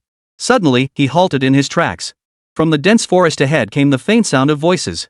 Though spoken in Mandarin, the voices were hoarse and coarse, carrying a savage, beast-like ferocity. Too bad that one-armed bastard got away. Otherwise, we could have tasted the flesh of a grandmaster. Chapter 79, The Man-Eating Tiger Demon, The Master's Whereabouts. Bai Ye's eyes instantly narrowed, a cold, icy glint flashing in his gaze. Teacher, is he truly in the Ileo Mountains? Bai Ye drew a deep breath, the air thick with an almost imperceptible scent of blood. He suppressed his aura, moving like a ghost through the jagged rocks and dense forest. He did not rush to seek out the potential opportunity that might exist. His immediate priority was to assess the situation in this area. Along the way, he encountered several massive battle scars. Towering ancient trees severed cleanly at the waist, massive claw marks several meters deep, and the ground pitted and corroded by the impact. Every trace unmistakably signaled that an earth-shattering battle had once raged here. Moreover, both sides involved were at least Grandmaster level. Bai Ye's brow furrowed deeper and deeper. Suddenly, he halted in his tracks, instantly blending into the shadow of a massive boulder. Up ahead, the voices grew clearer. Bai Ye peered out silently. In an open clearing ahead, a bonfire blazed. 3 tiger demons sat cross-legged beside the fire, as if they were human. Their claws, exceptionally sharp, were gripping a blood-soaked human arm. Those sharp claws methodically sliced off pieces of flesh, tossing them into their mouths. "Big brother, what do you think? Is that one-armed human dead or not?" One of the tiger demons asked, his words muffled as he chewed on the human flesh. Another, slightly larger tiger demon snorted coldly. "Oomph. Bitten by the great king himself and driven into the Ileo mountains? He won't survive. Yeah, even if he somehow managed to escape deep into the Ileo mountains, he wouldn't last 3 days. That's a real shame." The first tiger demon smacked his lips, a look of relish on his face. "We haven't tasted the flesh of an 11th tier grandmaster in ages. It's so crisp and satisfying to chew, far superior to these flabby, worthless creatures." "Exactly. Earth tier fighters die too quickly. We only managed to gnaw off one of his legs before he breathed his last. The one-armed man. 11th tier." Boom! A thunderclap seemed to explode within Bai Ye's mind. If before it had been mere suspicion, at this moment he could be certain. It was his teacher, Li Dongji, no doubt about it. Wasn't he supposed to be searching for the Beast King's blood? How could he have been ambushed here? Is the Beast King of Ileo Mountain his target?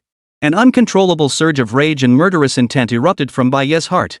His fists clenched instantly, knuckles turning white from the sheer force. At that moment, the tiger demon's voice echoed once more. "But, big brother," the tiger demon spoke again, "it's still a bit of a shame. That old man is male, his flesh is too tough. I much prefer eating women, especially those young girls with tender, delicate flesh. The taste, mmm. And those children, just a few years old, their bones are so tender, one bite each, crunchy and crisp." As it spoke, it extended its crimson tongue, licking the blood from the corner of its mouth, its eyes brimming with cruelty. Bai Ye's gaze turned utterly icy. His gaze pierced through the leaves to the tiger demon's rear. There were several smaller demons there, along with 3 humans hung from the trees. 2 men and 1 woman. Judging by their uniforms, they were all soldiers of the Great Xia Empire. They lay unconscious, their bodies covered in wounds, barely clinging to life. "Big brother, when are we gonna eat this stockpile?" "No rush. We'll eat them once they wake up.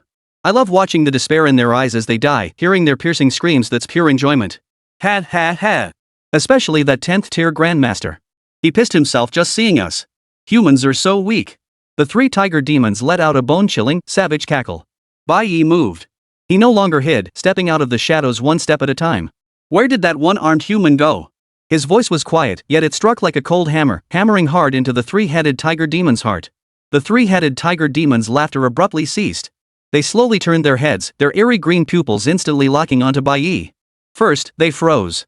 Then, their faces twisted into expressions of wild delight. "Another fool coming to die? Ha ha ha ha. And a tender-skinned youngster at that. We're in luck today." They didn't even bother answering Bai Ye's question, treating him like nothing more than a piece of meat on a cutting board. "Kid, come here." The tiger demon called Big Brother extended a claw, beckoning Bai Ye over. "Strip yourself and lie down by the fire. Serve us well, and we might consider letting you die painlessly." The tiger demon finished speaking, his face twisted in mockery as he lazily straightened his body. The 3 tiger demons, 2 at early stage 11, 1 at peak stage 10, didn't give Bai Ye a second glance. Standing over 3 meters tall, they looked down on Bai Ye from above. Yet their eyes held a hint of puzzlement. This human possessed the boldest spirit they had ever encountered. Not only had he dared to walk right into their lair, but he also seemed utterly unafraid of them. It truly echoed that old human saying, "A calf born into the world fears no tiger." Bai Ye remained silent. He merely watched them silently, his deep, piercing eyes holding only indifference. As if he were looking at 3 already dead beasts. "What? Scared out of your wits?" The 10th tier peak tiger demon rose to its feet, cracking its neck with a series of loud pops. "Big brother, this one's mine. Don't try to take it." With that, it strolled leisurely toward Bai Ye. "Kid, don't be scared. It'll be quick. Doesn't hurt a bit." It extended its sharp claws, a mocking smile playing on its lips, reaching for Bai Ye's throat. In its eyes, this human before it, whose aura barely reached the 8th tier, could be dispatched with a single swipe. However, just as its claws were about to touch Bai Ye's skin, Bai Ye moved. He didn't even draw his sword. With a flick of his wrist, the scabbard was instantly covered in frost. Thud. A dull, thunderous crash. The scabbard slammed into the tiger demon's nape. Boom. The frostblade intent, compressed to its absolute limit, sent the tiger demon crashing face first into the ground. The sound of bones shattering made one's scalp crawl. Before it could even scream, Bai Ye's foot, carrying immense force, slammed down hard on its back. Snap! Another crisp crack of breaking bone echoed through the valley. The tiger demon's sternum caved in instantly, blood spurting wildly from its mouth. Ugh! It stared in disbelief at its two elder brothers nearby, its eyes filled with terror and despair. Chapter 80, the 11th tier peak demon ape. Are you the man who burns his lifespan? How could this be? By the campfire, the ecstatic expressions on the other two tiger demons' faces froze solid in that instant. The three human captives, who had awakened at some unknown moment, stared wide-eyed at this scene that defied all understanding. Simultaneously, a flash of wild elation darted across their eyes. In that instant, all three prayed silently. Perhaps today, they might just get to live. Let go of my brother. The eldest tiger demon finally snapped out of it, leaping to his feet and roaring with feigned ferocity. Kid!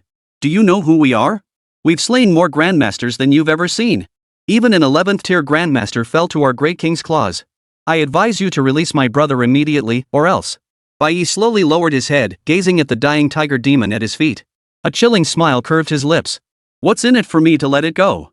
The tiger demon leader froze, then sneered savagely. Benefit? The benefit is that I might spare you a whole corpse. Is that so? Bai Ye asked softly. He suddenly exerted force beneath his feet. No! Thud! A sickeningly dull thud. The tiger demon's neck snapped clean off. Its head twisted at an unnatural angle as life vanished in an instant. Demon state, slayed a 10th tier tiger demon commander. Target's remaining lifespan, 312 years. Successfully reclaimed lifespan, 312 years. Current remaining lifespan, 3,105 years. A notification flashed on the golden page, yet Bai Ye didn't even flinch. His gaze lifted slowly, settling upon the now utterly frozen tiger demon leader. Now, it's your turn. Roar! Witnessing his younger brother brutally slaughtered before his eyes, the elder tiger demon's sanity was instantly consumed by boundless rage. You killed my brother. I will kill you. I will tear you to shreds. Its roar shook the heavens. Its body swelled in an instant. Its gray fur deepened in hue, its form swelling to over 5 meters tall. The tiger demon reverted to its true form. The terrifying pressure of an early-stage 11th tier demon beast swept through the entire valley like a tsunami. Boulders flew through the air, trees and grass snapped and shattered. The three bound humans, crushed beneath this overwhelming pressure, turned deathly pale, nearly suffocating. Roar! The second tiger demon also reverted to its true form. Both tigers' 8 legs simultaneously stomped the ground. Two colossal forms transformed into a yellow lightning bolt, carrying boundless murderous intent as they lunged toward Bai Ye. They intended to tear this human before them to shreds using the most primitive, savage means possible. The three humans had already closed their eyes. Yet, facing this earth-shattering assault, Bai Ye's face remained as still as a deep well. He hadn't even drawn the blade from its sheath. He merely raised his left hand slowly. Fingers pointed like a sword. Noisy. He murmured the 2 words softly. Blazing sun subdues demons. Hum. A golden sun rose slowly behind him. A golden sword beam, condensed to its utmost limit, shot forth from his fingertips. The blade's length was modest, barely 3 feet. Yet wherever it passed, space itself seemed scorched and warped. No earth-shattering roar. No dazzling light effects. The golden blade simply glided silently and effortlessly across the neck of the tiger demon's massive frame. The second tiger demon's body erupted with a foul-smelling yellow liquid. The entire tiger body abruptly changed course mid-air, crashing headfirst onto the ground, trembling in fear and unable to lift its head. Only after sealing the elder brother's fate did the sword beam slowly fade away. Time seemed to freeze in that instant. The tiger demon's massive form remained frozen in its forward lunge. Yet from its pupils, all savagery and brutality had faded. Only boundless bewilderment and terror remained. The next second. Put! A massive tiger head shot skyward. Scorching demon blood gushed forth like a fountain, staining the earth a blinding crimson. The massive headless corpse, propelled by momentum, surged forward another dozen meters before crashing to the ground. Demon state kill, early stage 11th tier demon beast tiger demon. Remaining lifespan, 505 years. Successfully reclaimed lifespan, 505 years. Current remaining lifespan, 3,610 years. Silence. The entire valley once again fell into a deathly silence. The three bound humans had long since been left gaping in utter shock, their souls seemingly torn from their bodies. They stared at the youth standing there, his clothes drenched in blood, yet towering like a god or demon, their eyes filled with boundless fervor. One finger. A single finger had instantly slain an early stage 11th rank tiger demon? What terrifying power was this? Could this youth be a martial king? But how could that be? He clearly looked under 20. At that moment, the surviving tiger demon, second brother, lay sprawled on the ground, his massive body trembling like a sieve. Its head was buried deep between its front paws, lacking even the courage to glance at Bai Ye. Bai Ye paid no attention to the three humans who were nearly fainting. He walked slowly to the tiger demon's second brother. "Speak." Bai Ye's voice was as cold as ice. "Where did that one-armed human you mentioned go?" The second tiger demon's body trembled violently. Unable to lift his head, he replied in a voice thick with fear. Master, spare my life." That one-armed elder, he headed deep into the Ileo mountains. He was chased by our great king. No. By that damned demon ape, along with a pack of. Demon ape? Bai Ye's brow furrowed slightly. Yes, sir. It hasn't fully succumbed to demonic corruption. Tiger demon's second brother clutched at this lifeline, spilling everything he knew as if emptying a bamboo tube. That demon ape's bloodline is formidable. It's one of the new rulers of the Ileo mountains. Its base form is a 10th tier long-armed spirit ape. A year ago, it was bitten by a king-tier demon beast. Not only did it survive. Instead, it absorbed fragments of demon king bloodline, evolving to peak 11th tier. The spirit ape has now transformed into a demon ape cunning beyond measure, savage and bloodthirsty. 3 months ago, the demon king dispatched it to the human base city number 9, where it orchestrated a siege. Though it failed to capture the city, it brought back numerous human captives. Ever since tasting human flesh, the demon ape king developed a taste for it. That day, when the one-armed grandmaster passed through the valley, the king sensed his aura and personally ambushed him. Alas, it failed in the end, allowing the human to escape. That one-armed grandmaster was formidable indeed. Aside from the couple captured from Base City 9, he was the only human to ever escape the Great King's clutches. Ah! Master, are you that human who escaped back then, the one who could burn his lifespan? Tiger Demon's second brother seemed to recognize Bai Ye, exclaiming in disbelief. Chapter 81, Want me to spare the child? Then let the family reunite. 3 months ago, Base City 9 besieged the city and captured a couple who looked very much like me? Boom! Bai Ye felt a thunderous roar echo through his mind. He resembled his father, Bai Zeki. Could it be that his parents weren't dead after all? After that battle, many clan members were torn apart before the city gates. Bai Ye's parents' bodies were never found, and everyone assumed they had perished in the jaws of the beasts. Now, it seemed there might be a glimmer of hope. But if they weren't dead, why had there been no word from them for 3 months? Why haven't they returned to the base city? Question after question flashed through Bai Ye's mind. As if sensing Bai Ye's distraction, a cold gleam suddenly flashed in the tiger demon's second brother's eyes. A sharp claw instantly extended from one of its tiger paws, lunging fiercely toward Bai Ye's throat. If this sneak attack succeeded, it was certain to severely injure or even kill Bai Ye. Yet just as the claws were about to strike, its body froze abruptly. Crack, crack, crack. Its claws, its arm, its entire body was instantly encased in ice. Boom! An icy explosion echoed. The tiger demon's second brother shattered into a pile of ice fragments. The icy blade intent on Bai Ye's finger quietly dissipated. Demon state defeated an early stage 11th tier tiger demon. Target's lifespan 427 years. Successfully reclaimed lifespan 427 years. Current remaining lifespan 4037 years. Bai Ye turned his gaze to the remaining few minor demons. They were several female tigers below the 7th tier, accompanied by 3 or 4 cubs of the 3rd and 4th tiers. Clearly, they were the family and offspring of the tiger demon brothers. At this moment, their eyes were filled with profound terror and utter despair. Bai Ye walked toward them step by step. Suddenly, one mother tiger dropped to her knees, her front paws clasped together in repeated bows. Though it couldn't speak human language, Bai Ye understood it was begging for its cubs' lives. The cubs emitted low whimpers, letting out intermittent growls directed at Bai Ye. The remnants of human flesh clinging to their jaws were starkly visible. Bai Ye's gaze was as cold as the intent of his blade. You want me to kill you and spare your cubs? Bai Ye asked. Several tigresses immediately nodded and bowed their heads. A faint smile touched the corner of Bai Ye's lips. A family should be complete. Whoosh! The moment his words fell, a blade's glint flashed before every tiger demon's eyes. They were enraged, they were terrified, they were desperate, yet none of it mattered anymore. Thud, thud, thud. A dozen tiger heads, large and small, rolled across the ground. Every man-eating tiger demon met its end. Bai Ye would never release a tiger back into the mountains. He certainly wouldn't spare a life simply because it was weak. Those not of our kind harbor different hearts. Those who devour our kin must be slain. Killed 9 earth-tier demon beasts while in demon state. Enemies' cumulative remaining lifespan 513 years. Total lifespan recovered 513 years. Current remaining lifespan 4,550 years. Slight karmic fire inflicted upon yourself for slaying beings of lower rank while in demonic state. The longer one's lifespan, the greater the karmic fire incurred from slaying weaker beings. Bai Ye narrowed his eyes slightly. He glanced at his arm, where a faint red glow now shimmered upon his skin. Yet he felt no discomfort whatsoever, no pain, no itch, and his cultivation remained unchanged. Ignoring this so-called karmic fire, he raised his blade and severed the ropes binding the three humans. These three men appeared to be in their 30s. The two men were nearly identical, likely twins. The woman, however, surprised Bai Ye the most. She appeared to be under 30, yet her aura was that of a late-stage 10th tier cultivator. Such talent would easily qualify her to lead a special task force. You should leave immediately, Bai Ye advised. The three snapped out of their daze and thanked him repeatedly. Thank you, young brother. Oh, no, thank you, senior. Young man, you're incredibly powerful. Well done, splendid work. Might we ask for your name, senior? Yu Qingran will surely repay you handsomely in the future. The three spoke in unison, their eyes brimming with gratitude.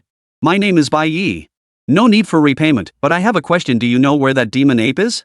Bai Ye inquired. At the end of the valley, there's a fork in the road. Turn left to enter the depths of Ileal Mountain. Go straight ahead to reach the demon ape's lair. A man with a scar across his face replied. Alright, you should leave now.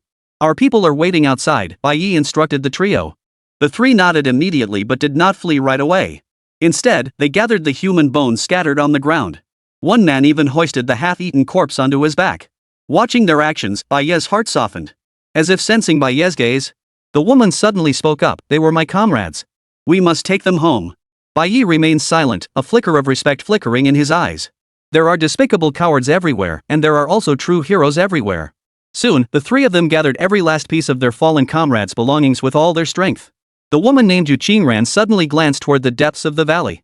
After a moment's hesitation, she spoke up. Young man, beware of that demon ape. If it wears a mask, flee immediately. With that, the trio turned and began walking out of the valley. Qingran, this one looks unfamiliar. Such a young martial king-level powerhouse. Has our great Xia finally produced a dragon?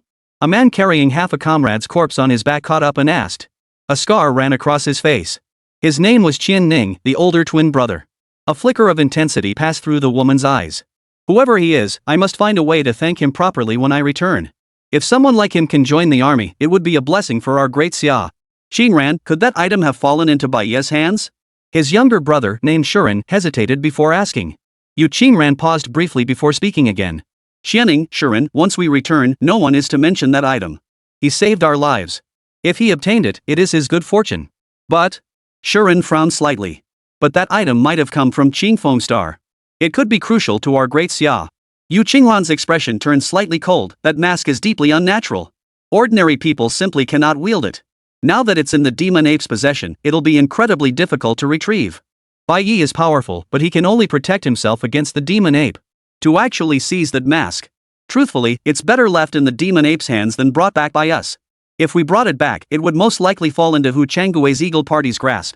Better it stay with the demon ape, or perhaps Bai Ye should obtain it. The brothers nodded slightly. A flicker of disgust crossed their eyes at the mention of Hu Changgui's name, and they said no more. Bai Ye did not advance rashly. According to the tiger demon's intelligence, that demon ape's cultivation was comparable to that of a king-tier cultivator. And that might very well be a deliberately feigned cultivation level. He'd heard that once a demon beast attained king-tier combat power, its intelligence rivaled that of ancient human masters.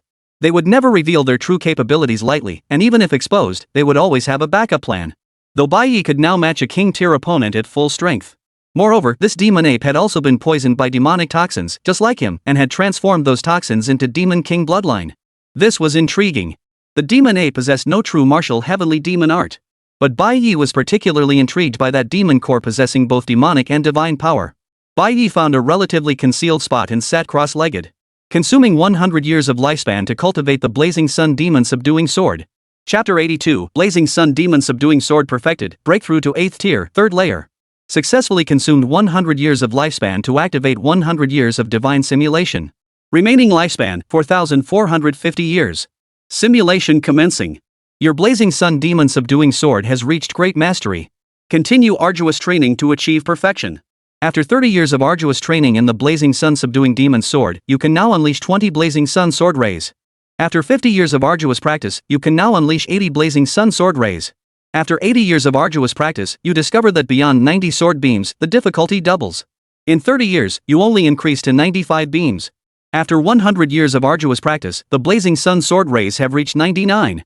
You are but a hair's breadth away from the ultimate perfection of 9 nines returning to 1, yet the demon god bloodline within you seems to impose some restriction, preventing you from achieving perfection. The vision before Bai Ye vanished, and he couldn't help but furrow his brows slightly. Demon blood actually restricts the blazing sun demon subduing sword? Then give me another 100 years. Successfully consumed 100 years of lifespan to activate 100 years of divine simulations. Remaining lifespan, 4,350 years. Simulation begins. You rigorously trained in the blazing sun demon subduing sword for 50 years. Though you did not break through the bottleneck, you refined the sword technique, increasing its power by 10%. After 100 years of arduous practice, you still couldn't resolve the chi and blood issue, but the sword's power increased by 20%. Bai Ye was never one to admit defeat easily. After all, a few hundred years of life was merely the cost of slaying a demon. His gaze turned cold as he issued another command. Consume 300 years of lifespan to focus solely on resolving the demonic bloodline's incompatibility with the blazing sun demon subduing sword. Successfully consumed 300 years of lifespan to initiate a 300-year divine simulation. Remaining lifespan, 4,050 years. Simulation begins. After 100 years of simulation, you suddenly discover a new path. You begin to take an unconventional approach, experimenting with infusing a small amount of demon god bloodline into some of the sword rays. This allows the 9 sword rays to merge into one. After 200 years of simulation, you successfully fuse all 49 sword beams without bloodline interference, and your fusion speed begins to accelerate. After 260 years of simulation, your dedication finally pays off. You merge 99 blazing sun sword beams into a single, entirely new sword beam. The blazing sun demon subduing sword reaches perfection, unlocking the offensive combat technique, blazing sun exorcism. The blazing sun subduing demon sword reaches perfection, mastering the defensive ultimate technique, blazing sun shines high. The blazing sun subduing demon sword has reached perfection, granting you the domain, blazing sun inferno. Though you have perfected the blazing sun demon subduing sword, your cultivation level currently prevents you from unleashing its full power. You can only manifest the technique at its peak mastery stage. After 20 years of arduous training in the perfected realm of the blazing sun demon subduing sword, it has advanced to the 9th grade of the mystic tier. With several hundred more years of relentless practice, there is hope to break through to the earth tier. Bai Ye exhaled a long, heavy breath. A brilliant golden light flared in his eyes. 500 years of calculations seemed to unfold before his very eyes. Finally, he had succeeded. After reaching perfection, he had indeed grasped the 2 ultimate techniques of this art. He casually picked up a twig and swung it lightly toward the side of the valley. Whoosh! A sword beam, barely a meter wide, shot forth in an instant. Yet this blade glint was as solid as if it were a real golden sword. Almost without a sound, a clean, precise gash over 100 meters deep appeared on the valley's stone wall. Witnessing the sheer power of that strike, a flicker of astonishment crossed Bai Ye's eyes. The power of this strike absolutely surpassed the 11th tier, 7th rank. It might even have reached the 11th tier, 9th rank. Had he wielded the green-edged sword instead of a branch, this strike might well have crossed into the king tier realm. And this was merely a strike channeling 99 sword beams.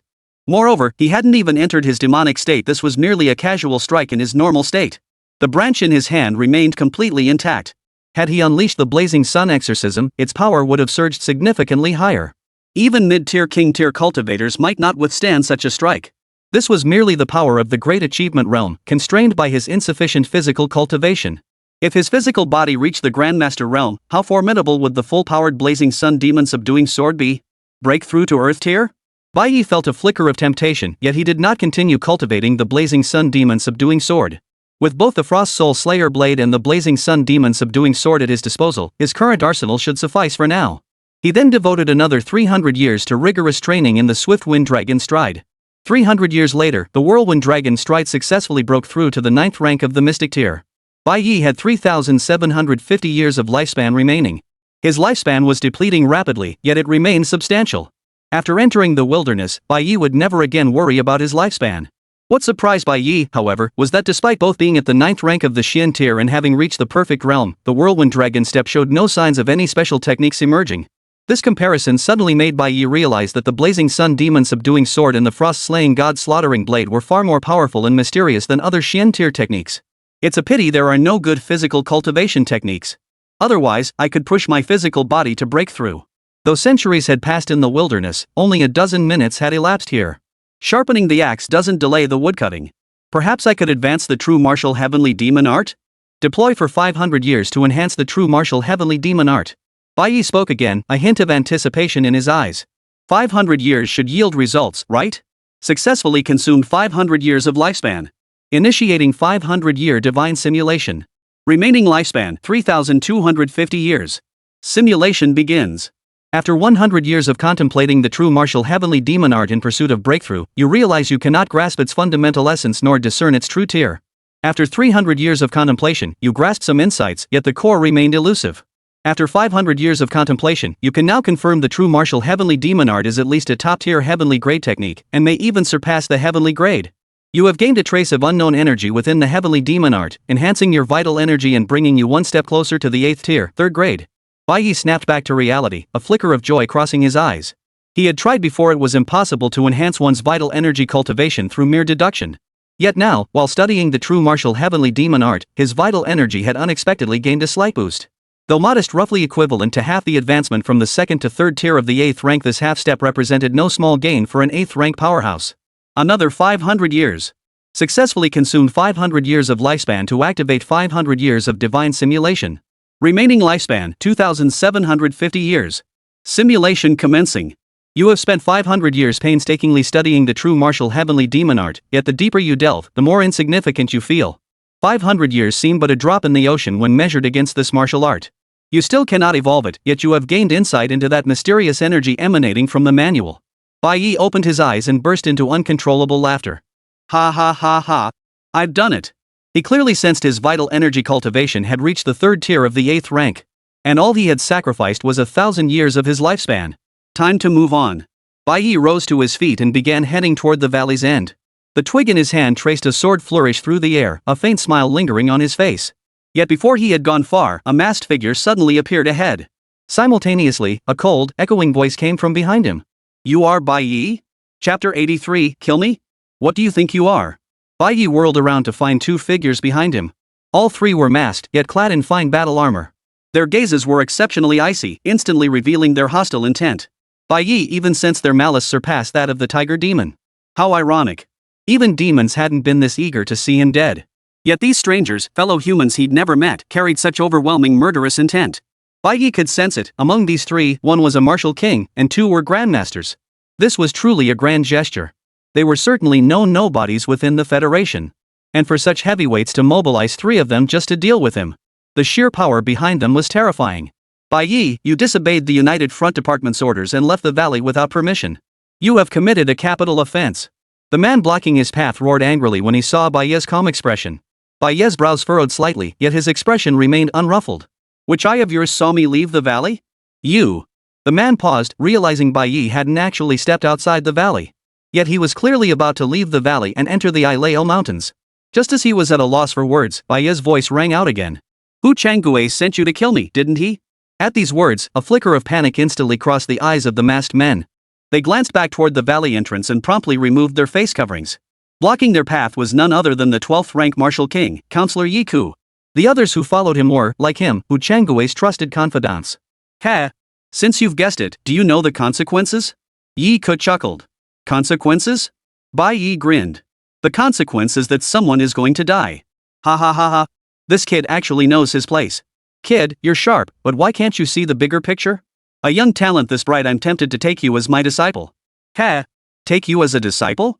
If not for him, that operation 3 months ago wouldn't have failed. That old monkey's a useless piece of work who didn't complete a single task assigned to him. Base City 9 was practically handed to them on a silver platter, yet they couldn't even get their hands on it. Old Jean, you're talking too much. Yek suddenly roared, cutting off the Grandmaster's trailing words. What's there to fear, Counselor? He's as good as dead anyway. With the 3 of us here, how could he possibly survive? Bai Ye, that's the son of those 2, right? Too bad they escaped. Wonder what the results of that serum were? If the speaker hadn't halted the project, this kid would have made a decent test subject. The man who had previously slipped up sneered at Bai Ye coldly. At that moment, the murderous intent in Bai Ye's eyes became palpable. His fists clenched so tightly they cracked. Base City 9's monster siege, is that connected to you lot? Bai Ye demanded, having already pushed himself to think the worst of these people. Yet he never imagined humans could sink to such depths. Using the lives of an entire city's citizens to strike some kind of deal with demonic beasts? Bai Ye, cut the useless nonsense. On behalf of the Great Xia Federation Council, I declare you guilty of disobeying wartime orders and deserting the valley, a capital offense. Now I offer you one chance, kneel and accept your punishment, and I will grant you a dignified death. Ye Ku barked coldly. Clang. The Grandmaster known as Old Jean drew a long blade and stepped forward toward Bai Ye. Ye Ku and the other Grandmaster stood with arms crossed, showing no intention of intervening. Although Hu Changue had informed them that Bai Ye possessed the combat prowess to slay a peak 11th tier opponent. Such claims were hard to believe. An 18-year-old youth with combat prowess rivaling a martial king? They preferred to believe it was a forbidden technique usable only once. Bai Ye himself didn't know how much of his lifespan he'd sacrificed for that temporary power. None of them would believe he could unleash that forbidden power a second time. Even if the Bai family cultivated to enhance their cultivation, the extent of lifespan extension was far from straightforward. The higher-ups were well aware of these matters. This was one reason the Bai family had gradually declined. What's the matter? Are Counselor Ku's words not enough? Must a blade be held to your throat before you grasp your predicament? The speaker says you possess the combat prowess of a martial king. Come on then, burn your lifespan and let me witness your might. Remember this, boy, the man who will kill you is Jean Joey, an 11th tier 4th rank grandmaster. Old Jean waved the blade in his hand as he spoke, his footsteps never pausing as he pressed forward step by step toward Bai Ye. He wanted to see despair in Bai Ye's eyes, but from start to finish, the only emotion there was disgust. Not despair, not even a flicker of fear. Old Jin's expression darkened instantly. He couldn't tell if this youth was bold or truly fearless. Even more than that. He even caught a flicker of disappointment in Bai Ye's eyes. That disappointment felt just like when he was fishing in the wild and finally saw his float stir. Only to pull up a mud skipper barely the size of his palm. In that instant, a surge of rage welled up in old Jin's heart. Kid, you're asking for it. He roared, thrusting his feet forward as his entire body blurred into a streak of motion, charging toward Bai Ye. A fiery blaze erupted from the curved blade in his hand. Blazing blade. Though he looked down on Bai Ye, Jean Joey still unleashed his full power. These men had spent years licking blood off the edge of blades, well aware of the principle that even a lion hunts rabbits. Yet at that very moment, the coldness in Bai Ye's eyes instantly transformed into a blazing inferno. An overwhelming, terrifying pressure emanated from Bai Ye. Jean Joey's expression changed abruptly. His muscles tensed reflexively. Every hair on his body stood on end. This can't be. This absolutely can't be.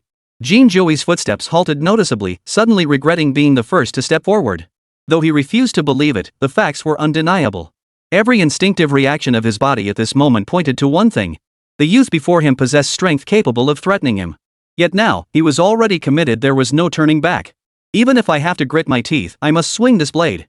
If he couldn't prevail, he could always call upon his two companions to join the fight. Jean Joey's eyes turned cold once more as he came to this realization. The blazing blade in his hand, which had paused momentarily, once again slashed toward Bai Ye. Meanwhile, his companion behind him and Yiku behind Bai Ye both locked onto Bai Ye with deadly focus. But in the very next second, the expressions of all three changed abruptly. The other Grandmaster behind Jean Joey immediately activated his chi blood barrier, deploying full-strength defense. What had they witnessed? Bai Ye hadn't burned his lifespan. Nor did he draw his sword. Instead, he casually flicked the twig in his hand toward the blazing blade aura. Boom! A dazzling golden light erupted across the valley. The golden sword light instantly severed the fiery blade's edge. It severed Jean Joey's arrogance. And shattered the full power defense of another 11th tier Grandmaster in the distance.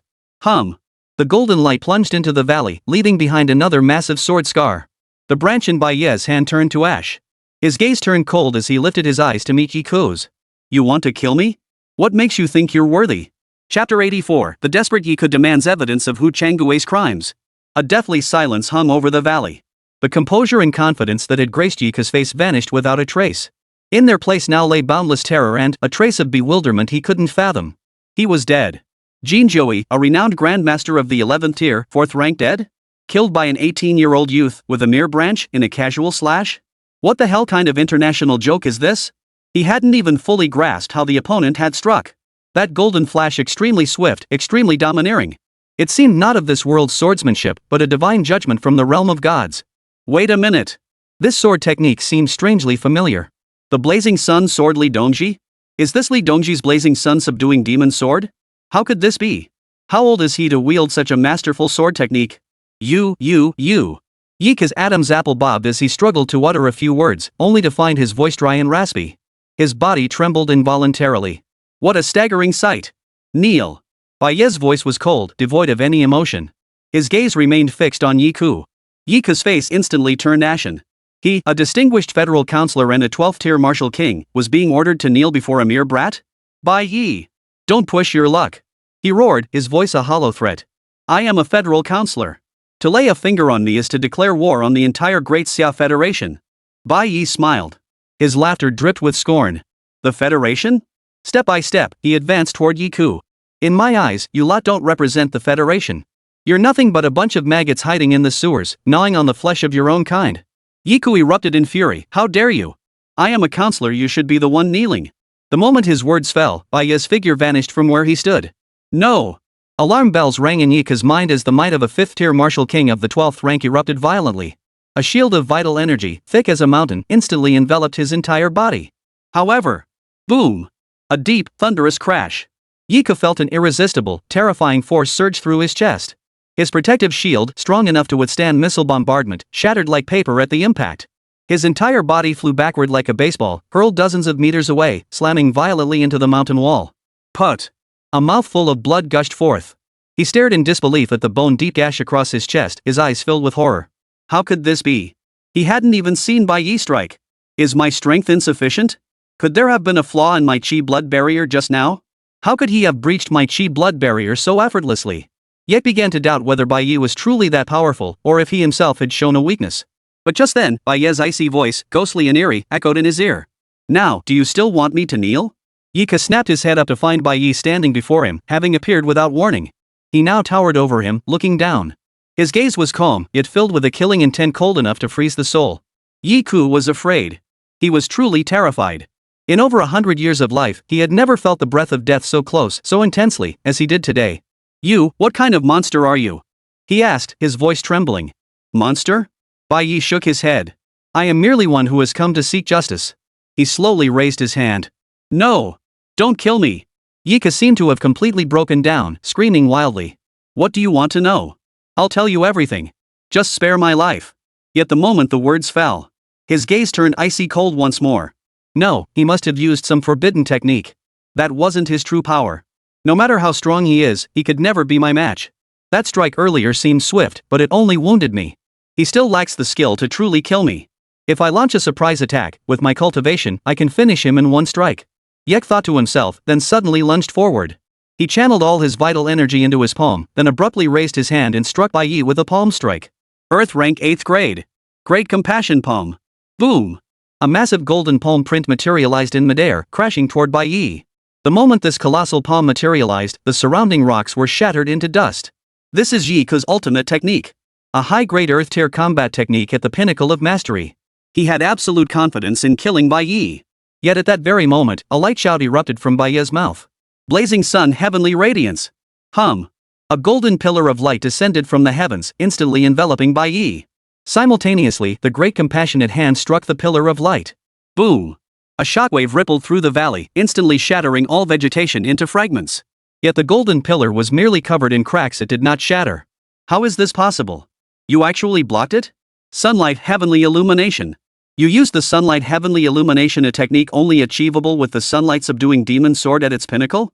Yiku was once again plunged into profound shock. The sunlight heavenly illumination spoke volumes. How old was Bai Ye? A teenager not even 20 years old had mastered a profound tier cultivation technique to perfection? This was nothing short of a fairy tale. Had he not witnessed it with his own eyes, Yiku would never have believed it possible.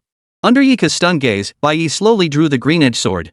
His gaze was icy cold, clearly having lost all patience.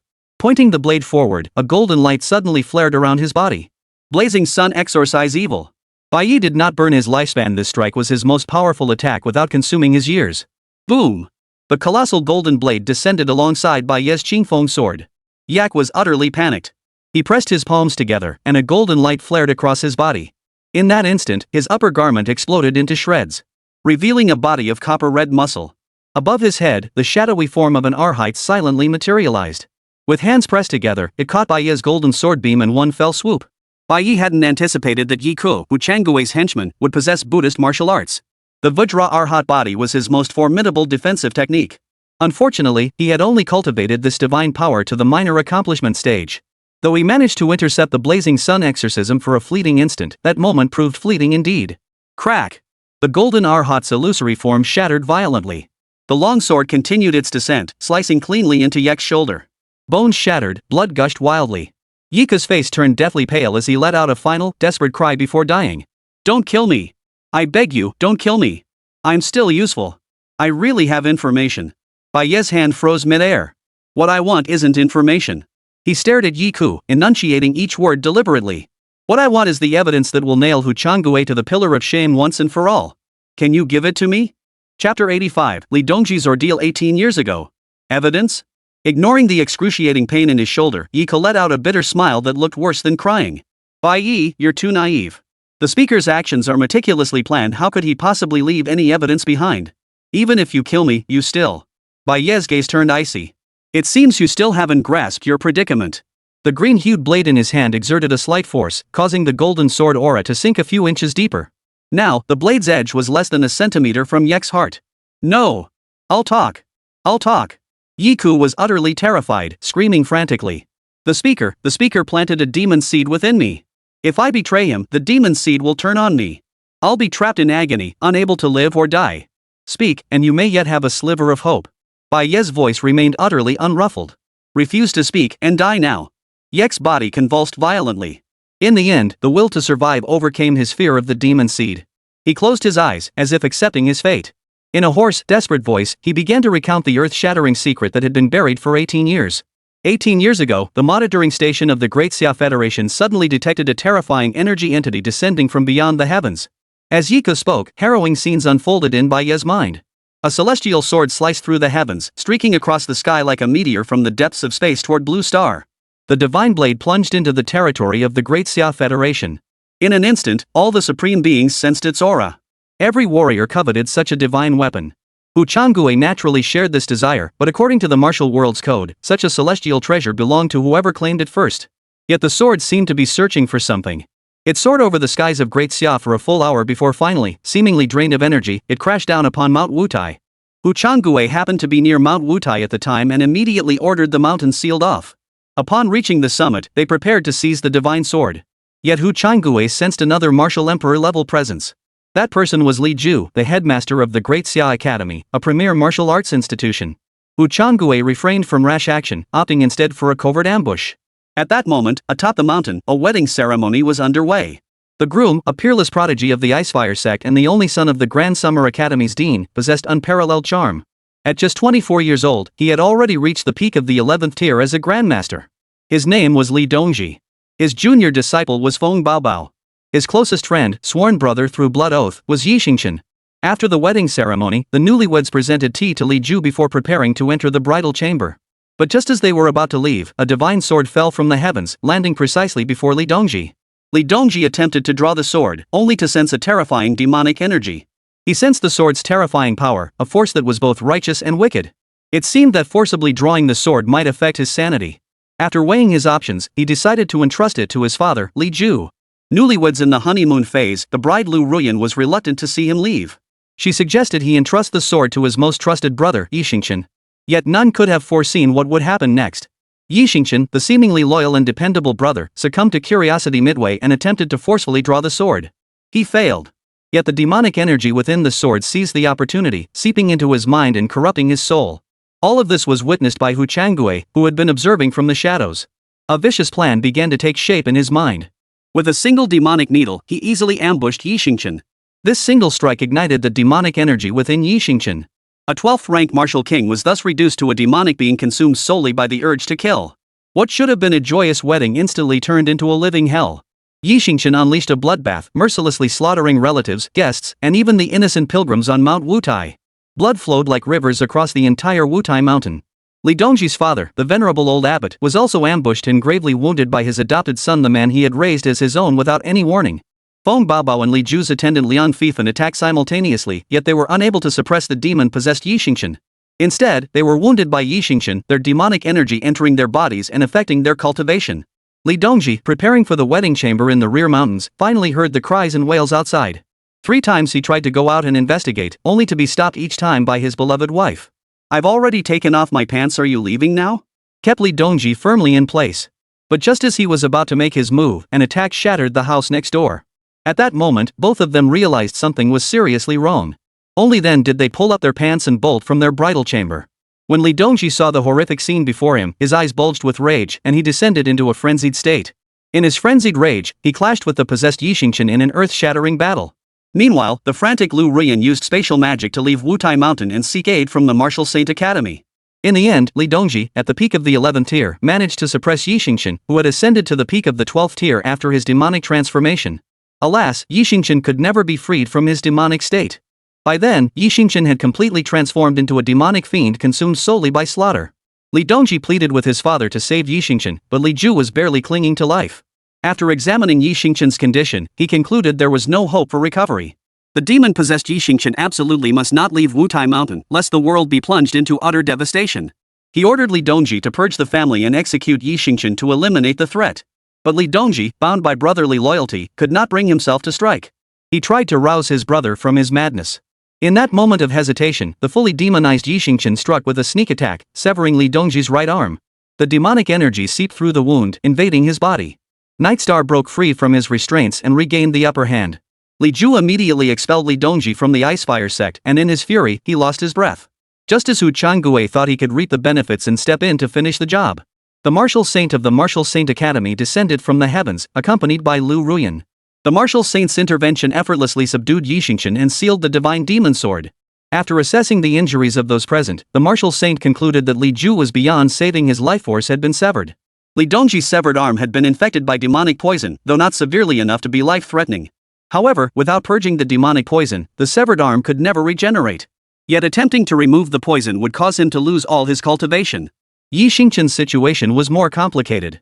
Only the combined efforts of several martial saints could potentially purge the demonic poison from his body. Success would confine him to the Martial Saint Academy, for life failure would mean instant death. The Martial Saint asked Lu Ruyan whether she would stay or return with him to the Martial Saint Academy. Lu Ruyan knew both men loved her, though she had chosen to become Li Dongji's wife. Yet she also regarded Yi Xingqian as her closest friend. Ultimately, faced with two equally important men in need of saving. One was her husband, Li Dongji's severed arm, gravely wounded yet not in mortal danger. The other was her dear friend Yi Xingqian, consumed by demonic energy and facing imminent death. Lu Ruyan chose the latter. Li Dongji couldn't accept her choice, declaring that if she left, everything between them would end. Yet Lu Ruyan still followed the Martial Saint to the Martial Saint Academy. All that remained for Li Dongji was a resolute back and a shattered heart. So, that's how it is. Bai Ye's fists clenched so tightly they cracked. He finally understood the excruciating pain hidden behind his master's seemingly carefree demeanor. A brother turned into a father's killer, a lover chose to abandon him, expulsion from the sect, a plummeting cultivation base, a severed arm. 18 years of torment were enough to utterly shatter any genius. And all of it stemmed from one man. Hu Changgue. A raging inferno ignited in Bai Ye's eyes. Why did he do this? How could he possibly control demonic poison? What other evidence does he have? This alone won't be enough to bring him down. Bai Ye glanced at the recording duration on his phone, then fixed his gaze on Yi Ku. His voice sounded like a demon from the depths of hell. Chapter 86, the true mastermind behind it all. Yi Ku's body trembled even more violently. Because the speaker, he colluded with the demonic race. He struck a deal with the demon lord deep within the Ileo Mountains. He's responsible for implanting demonic seeds within powerful humans to control the Federation's high command. Now, at least 1/5 of the Grand Summer Federation's grandmasters and above have been secretly infected with demonic seeds. Even among the powerful beyond our borders, at least 30 have been secretly implanted with demonic seeds. These demonic seeds remain undetectable unless triggered. Once detonated, they would become puppets. Hu Changgue devised a plan for the Demon Lord, who then orchestrated periodic beast waves against the Great Xia base city according to that plan. The Demon Lord assigned several king-level demon beasts to collaborate with Hu Changgue. Meanwhile, the Demon Lord would aid the speaker by unleashing beast waves to weaken the Federation's forces. Once the demon beast hordes engulfed every base city across Great Xia, the Demon Lord promised to elevate the speaker to the pinnacle of Dahua's power, even to aid Dahua in unifying Blue Star, making the speaker its emperor. Boom! Bai Ye felt his mind go completely blank. This conspiracy was far more vast and terrifying than he had ever imagined. Then Base City 9. His voice was hoarse beyond recognition. It's also part of the plan. Yek avoided Bai Ye's gaze, his voice barely above a whisper. The speaker obtained a potion from the Demon Lord that can forcibly awaken latent bloodline potential. It requires a vast number of test subjects. He instructed the Hu family, the very Hu family allied through marriage with the Bai family. They share a faint bloodline connection to the speaker's Hu clan. The speaker personally orchestrated that tragedy. He instructed the second madam of the Hu family to have her son, Bai Mo, sabotage the city's defense system. The Bai family, unable to withstand the assault, would naturally retreat. Once the demon beast army entered the city, someone would come to retrieve the family of 3. Then his son could not only become the head of the Bai family but also, with the backing of the Hu clan, rise to become a first-rate family. The original plan was that as long as no beasts above the 9th rank appeared and the total number did not exceed 10,000, the higher-ups would not be alerted. The main demon beast force feigned an attack on the western gate of Base City 9. The city's main defense forces were entirely concentrated at the western gate, while the other 3 gates were guarded by the 3 major families. The Beast Army's ambush force would suddenly assault the east gate, guarded by the Bai family. It would take the city's defenders at least 30 minutes to reach the east gate to provide support. The original plan was to allow the beasts to enter the city, capture a group of martial artists possessing special bloodlines, and deliver them to the Demon Lord for experimentation. Your father and mother were their most crucial targets. Everything had been meticulously planned, flawless in every detail. The one unforeseen variable was you. You burned your lifespan to hold the pass single-handedly, blocking the beast horde for 30 minutes and preventing them from breaching the gate. Enough. Bai Ye's voice was eerily calm. Do you have the list of those who've been implanted with demon seeds? Yek's pupils contracted slightly. His gaze grew evasive. This was the most damning evidence. Should this list ever fall into outsiders' hands, his chances of survival would vanish entirely. Yet he could feel Bai Ye's gaze, sharp enough to devour him. Ye Ke nodded and said, yes. But it's not on me. I put the list somewhere no one would ever think to look. Where? Bai Ye demanded. You promised me a sliver of a chance to live, Ye Ke said, looking at Bai Ye. If you tell me, I'll give you that chance, Bai Ye replied. Yek steeled himself, pulled out a plastic ID tag, and handed it to Bai. I had a student from the Martial Saint Academy deposit a document in a storage locker at the Academy's library. This is the key to the locker. You can retrieve the list by going to the Academy library. Bai Ye pressed the stop button on his phone's recording. Then, he looked at Ye Ke, a chilling smile spreading across his face. Thanks for the intel. I told you everything. You can't kill me. Ye Ke exclaimed, his face twisted with terror. That golden-bodied Arhat technique you just used, is it a physical cultivation method? Bai Ye inquired. Ye Ke nodded instinctively. Great Compassion Palm, Earth Tier, Grade 8 Arhat Golden Body, Earth Tier, Grade 6. Bai Ye casually pointed in a random direction. Hand over those 2 techniques and I'll give you a chance to live. You may flee. Once you've escaped 300 meters, I'll strike with my sword. If you survive, I won't pursue you. Hearing this, Ye Ke felt as if he'd been granted a royal pardon. His eyes blazed with wild joy. Without hesitation, he fumbled for the 2 manuals and tossed them to Bai Ye. I'll give you one more piece of intelligence. Deep within the valley, in that cave dwelling, dwells a demonic ape. It guards a heaven-tier treasure. If you have the strength and guts, go ahead and try to snatch it. With those final words, Ye Ke channeled his chi and blood to the absolute limit, transforming into a streak of light as he fled madly toward the valley's exit. Bai Ye watched him silently. Only when his figure shrank to an imperceptible speck of darkness. Only then did he slowly raise the Qingfeng sword in his hand. Blazing sun, exterminate evil. A golden sword beam a kilometer long silently sliced through the sky. The 1,000-meter-long golden blade's glow resembled a divine punishment of light spanning heaven and earth. Silent yet swift beyond measure. Ye Ke, frantically fleeing, didn't even sense any impending danger. His figure was utterly consumed and obliterated by that golden light. Not even a speck of ash remained. Demon state, slain a 12th tier martial king. Target's remaining lifespan, 630 years. Successfully reclaimed lifespan, 630 years. Current remaining lifespan, 3,380 years. Bai Ye slowly sheathed his sword, his gaze as calm as still water. He stowed his cultivation technique and turned toward the cave dwelling deep within the valley. Simultaneously, Bai Ye began processing the overwhelming flood of information he had just acquired.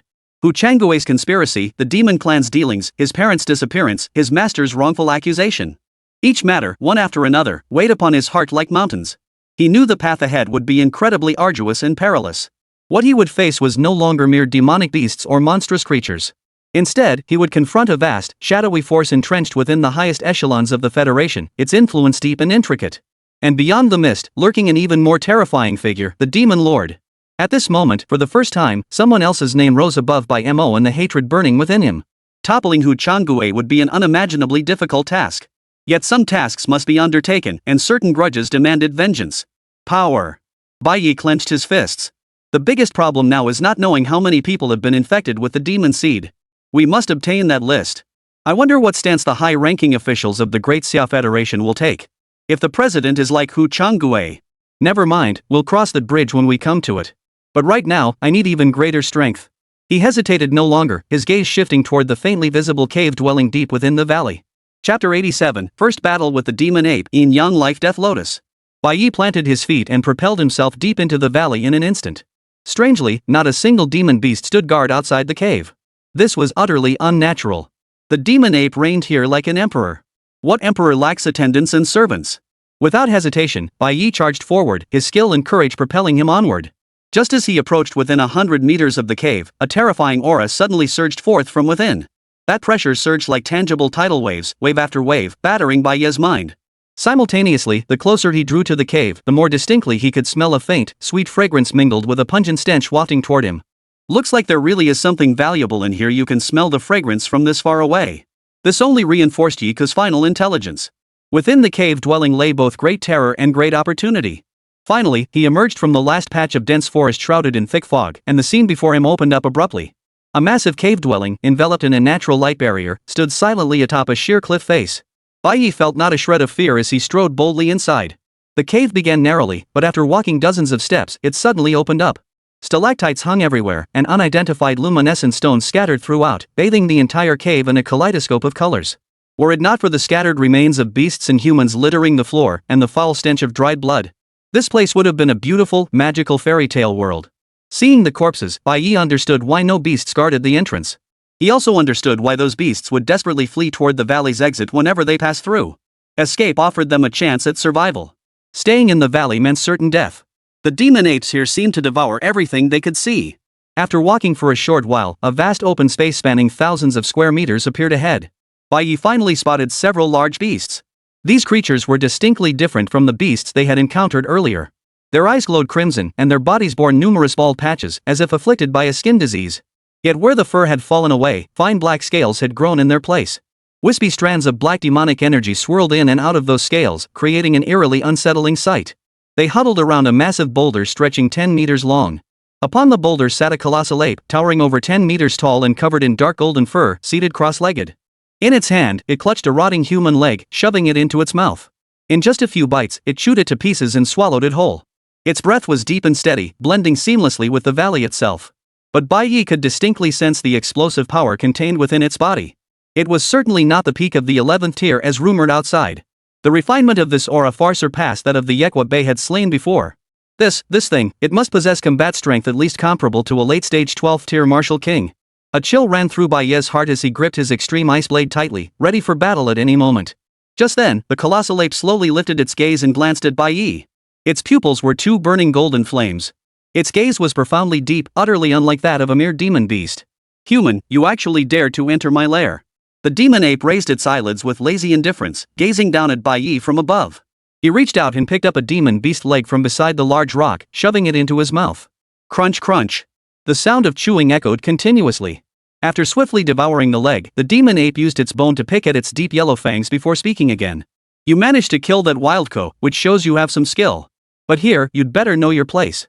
I don't want to fight you. Leave now, and I'll pretend you never came." It rose slowly, its massive form blocking out the sky and casting a vast shadow. Bai Ye smiled. "Retreat?" He stepped forward, the extreme ice blade instantly drawn from its sheath. "That word doesn't exist in my vocabulary. I came here for two reasons. One is the heavenly treasures within the cave dwelling. The other is to ask about the whereabouts of several people. Either you sit there and answer my questions, or I'll make you lie down never to rise again." Bai Ye advanced step by step, closing in. "You really are fearless. I didn't want to complicate things. But you insist on courting death. But that's fine. Once you're dead, your rotting corpse will make for a delicious meal." The demon ape spoke, baring its fangs in a grin that seemed almost like laughter. But its body had already leapt into the air. Roar! It roared, its palm as large as a fan descending from the heavens with overwhelming force, slamming down toward Bai Ye. Before the palm even landed, the terrifying gust of wind it generated had already pressed a massive handprint into the ground. Bai Ye's eyes narrowed, not daring to let his guard down for even a moment. He chose not to burn his lifespan, instead opting to test the demon ape's limits first. Scorching Sun Exorcism. Frost Demon Slayer. His left hand formed a sword seal while his right wielded a blade. The icy and fiery essences of blade intent and sword momentum erupted simultaneously. Boom! The extreme ice blade collided fiercely with the colossal palm. The azure blade, trailing golden swordlight, slashed downward with devastating force. A terrifying energy storm swept across the land. Bai Ye was struck as if by lightning, hurled backward dozens of meters, and slammed violently into the mountain wall, carving a deep gash into the rock. Put! A mouthful of blood gushed forth. Meanwhile, the mountain guarding spirit ape was also sent reeling backward by the immense force of the impact, staggering back 7 or 8 steps. Each step left a massive footprint imprinted on the hard ground. Its palms were covered in crisscrossing frost. A deep gash, exposing bone, ran across its waist, oozing golden blood. A draw. Without burning his lifespan, Bai Ye had actually fought to a standstill against this terrifying giant ape whose combat prowess rivaled that of a martial king. "You." For the first time, genuine shock and a hint of apprehension flickered in the spirit ape's eyes. It sensed that this human before it still held reserves of power. That deeply concealed aura, one that instinctively threatened it, had yet to be fully unleashed. Bai Ye narrowed his eyes slightly as well. He was certain this demon ape was holding back. Its combat prowess was likely far greater than he had imagined. It might even have touched upon the Imperial tier. If that's the case, then I'll give it my all. True martial bloodline. Just as Bai Ye was about to burn his lifespan, the spirit ape suddenly raised its other hand, halting Bai Ye as he prepared to charge forward again. Stop. A hint of human-like contemplation flickered across its face. Human, I acknowledge your strength. It said in a deep voice. Perhaps we can strike a deal. Bai Ye wiped the blood from the corner of his mouth yet remained utterly vigilant. Oh? Let's hear it. I can answer your questions, but you won't be taking any rare treasures with you. That Inyang Lotus isn't in my possession. All I have is a single petal. I've been nurturing this treasure for 18 years. To bring it to maturity, I've poured countless demonic beast blood into it. It possesses dual attributes, you wouldn't be able to use it anyway. Why not compromise? I'll give you the information you seek, plus a ground tier snowlingji. You leave this place, and we'll go our separate ways. What do you say? The demon ape spoke, then slammed his palm against the massive boulder behind him. Boom! The boulder slid 2 meters to the side, revealing a hollow beneath. Within the hollow sat a stone box. The demon ape reached in and retrieved it. Inside, as expected, lay only a single black and white petal. Divine and demonic energies swirled around the petal, and the floral scent he had sensed earlier suddenly grew much stronger. Ha ha ha ha. See? I didn't lie to you. 18 years ago, a divine demonic sword flew through the sky, and a fragment of its energy fell into the Ileo Mountains. It created that Inyang Lotus of life and death, and I was fortunate enough to be the first to discover it. Unfortunately, that region was later claimed by Cute, the demon beast king. Even I cannot trespass into his territory at will. What's that look on your face? Don't you believe this old ape? Though this lotus is a precious treasure, only demons possessing both divine and demonic attributes can consume it. The energy within is too terrifying, even I wouldn't dare consume it directly. It must be kept close and absorbed gradually. One petal takes 10 years to absorb. If a human were to consume it, they'd gain absolutely nothing. You'd best leave quickly. The spirit ape finished speaking and turned to look at Bai Ye. Chapter 88, Battle of Wits and Courage, the Sinister Demon Ape. After finishing its warning, the spirit ape looked at Bai Ye again. But soon it noticed the human's gaze growing increasingly intense. Far from backing down, the look only grew more eager and determined. Whether I can absorb it isn't for you to decide. I need to try it to know. Since it's not here, just point me in the right direction. I won't raise a finger today. As Bai Ye spoke, a chilling glint flickered in the corner of his eye. The spirit ape pointed toward the southwest of the valley. 300 li southwest of here lies the Poison Dragon Pool. Within the pool dwells a 12th tier demon beast, the Nether Poisonous Serpent. At the center of the pool lies an island where the Inyang Lotus blooms. That place was originally my territory, but later the Lord ordered me to guard this valley to facilitate communication with humans. In short, the Inyang Lotus is on that island. Hearing this, Bai Ye's desire grew even stronger. He had a vague feeling that this heavenly tier spirit treasure held far greater significance for him than he could ever imagine. Alright, let's set that aside for now. I have 2 questions for you. In recent days, a one-armed human warrior arrived here. You ambushed him. Where did he go afterward? Bai Ye inquired. The demon ape narrowed its faintly reddened eyes before speaking slowly. That guy was a sneaky bastard. He ambushed a demon lord 1,000 miles away. He ended up being chased 1,000 miles by 2 demon lords and fled into the Ileo Mountains. He tried to divert the trouble eastward, pitting us against those 2 foreign demon lords. His goal was to ensure his own safe escape. But he didn't realize that high-tier demon beasts are different from ordinary beasts. All demon lords are under the Lord's command and won't fight without cause. I ambushed him, and after he was wounded, he hid in the Ileo Mountains. Now he's either been killed by the 3-headed demon lord, or he's still being hunted down by those 3 demon beasts. But that bastard is truly formidable. He actually wounded the demon king Cute with a single sword strike. To be killed by the combined efforts of the 3-headed demon king, he can feel proud of himself. Bai Ye's fists clenched slowly as he asked again. 3 months ago, you captured a human couple from Base City 9. What's their current situation? Where did they end up? Have you heard anything more about them? The demon ape paused to think again. Oh, those 2. Those 2 humans consumed the master's specially concocted demonic potion. Though their cultivation remains only at the 8th tier. Their physical bodies have grown to an unimaginably powerful state. It wasn't about increased strength, but rather they gained near immortal abilities. No matter how severe their injuries, they can survive, though their half-demon, half-human forms are even more grotesque than mine. I sent men to hunt them for a month, yet they somehow slipped through our grasp. Ha ha ha ha. But they split up. The woman ran into that whirlwind connecting to Qingfeng Star. She's probably dead. The man hid in the uninhabited zone and vanished without a trace. The demon ape spoke, utterly oblivious to the palpable murderous intent in Bai Ye's eyes. It paused briefly before adding, "Now, if that one-armed bastard is still being hunted, the defenses at Poison Dragon Pool should be at their weakest." A gleam of greed and cunning flashed in the spirit ape's eyes. "You want that heavenly rank spirit treasure, don't you? Let's team up, break into Poison Dragon Pool, and seize the Inyang Lotus. Once we succeed, you take 7 parts, I take 3. What do you say?" It coaxed gently, as if painting a beautiful blueprint. Bai Ye stared at it, his heart growing icy cold. What a clever plan to kill 2 birds with 1 stone. This old ape clearly intended to use him as cannon fodder. What kind of place is Poison Dragon Pool? The lair of a king-tiered demon beast. The old ape speaks so casually, but it's far from simple. Even without those 2 venomous dragons, the pool must be riddled with dangers, perhaps even more terrifying entities lurking within. He wants me to scout ahead and draw fire, so he can reap the benefits. That's its true purpose. As for what happens after the deed is done? What a cunning scheme. Bai Ye sneered inwardly, his expression remaining impassive. Sounds like a decent proposal, I suppose. He feigned deep thought for a moment before nodding. It's a deal. A flicker of triumph flashed in the spirit ape's eyes, but it vanished almost instantly. Good. Straightforward. Human, what is your name? Bai Ye. Very well, Bai Ye. I am Yuan Tongtian. We depart immediately. Man and ape, having forged a temporary alliance, raced side by side toward the direction of Poison Dragon Pool. The Ileo Mountains featured complex terrain and countless treacherous swamps. Even though the 2 possessed powers that seemed supernatural to ordinary people, not a single demon beast or magical beast dared to block their path. Yet despite this, the 300-li journey still took them a full day and night. The journey passed without incident, save for one thing that surprised Bai Ye when traversing certain swamps. This colossal ape could shrink its body into a palm-sized golden-haired monkey. Its fluffy appearance bore no resemblance whatsoever to the colossal ape. Finally, by noon the next day, they reached a vast marshland. At the marsh's center lay a vast, deep pool. Its water was as black as ink, occasionally bubbling up with eerie, toxic fumes. Within this area, vital energy seemed suppressed. "This is the place," Yuan Tongtian whispered. "The Inyang Lotus lies at the bottom of the pool. You go first. I'll cover your back." Bai Ye nodded without hesitation, preparing to leap into the pool. But the very instant his body leaned forward, a fierce glint erupted from Yuan Tongtian's eyes.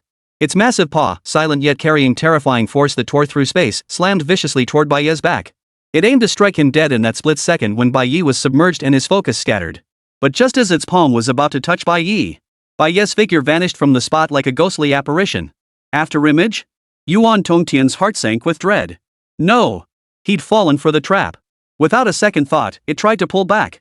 But it was too late. Trying to run now? Bai Ye's icy voice, like the Grim Reaper's verdict, rang in its ears. Frostbound domain. Crack.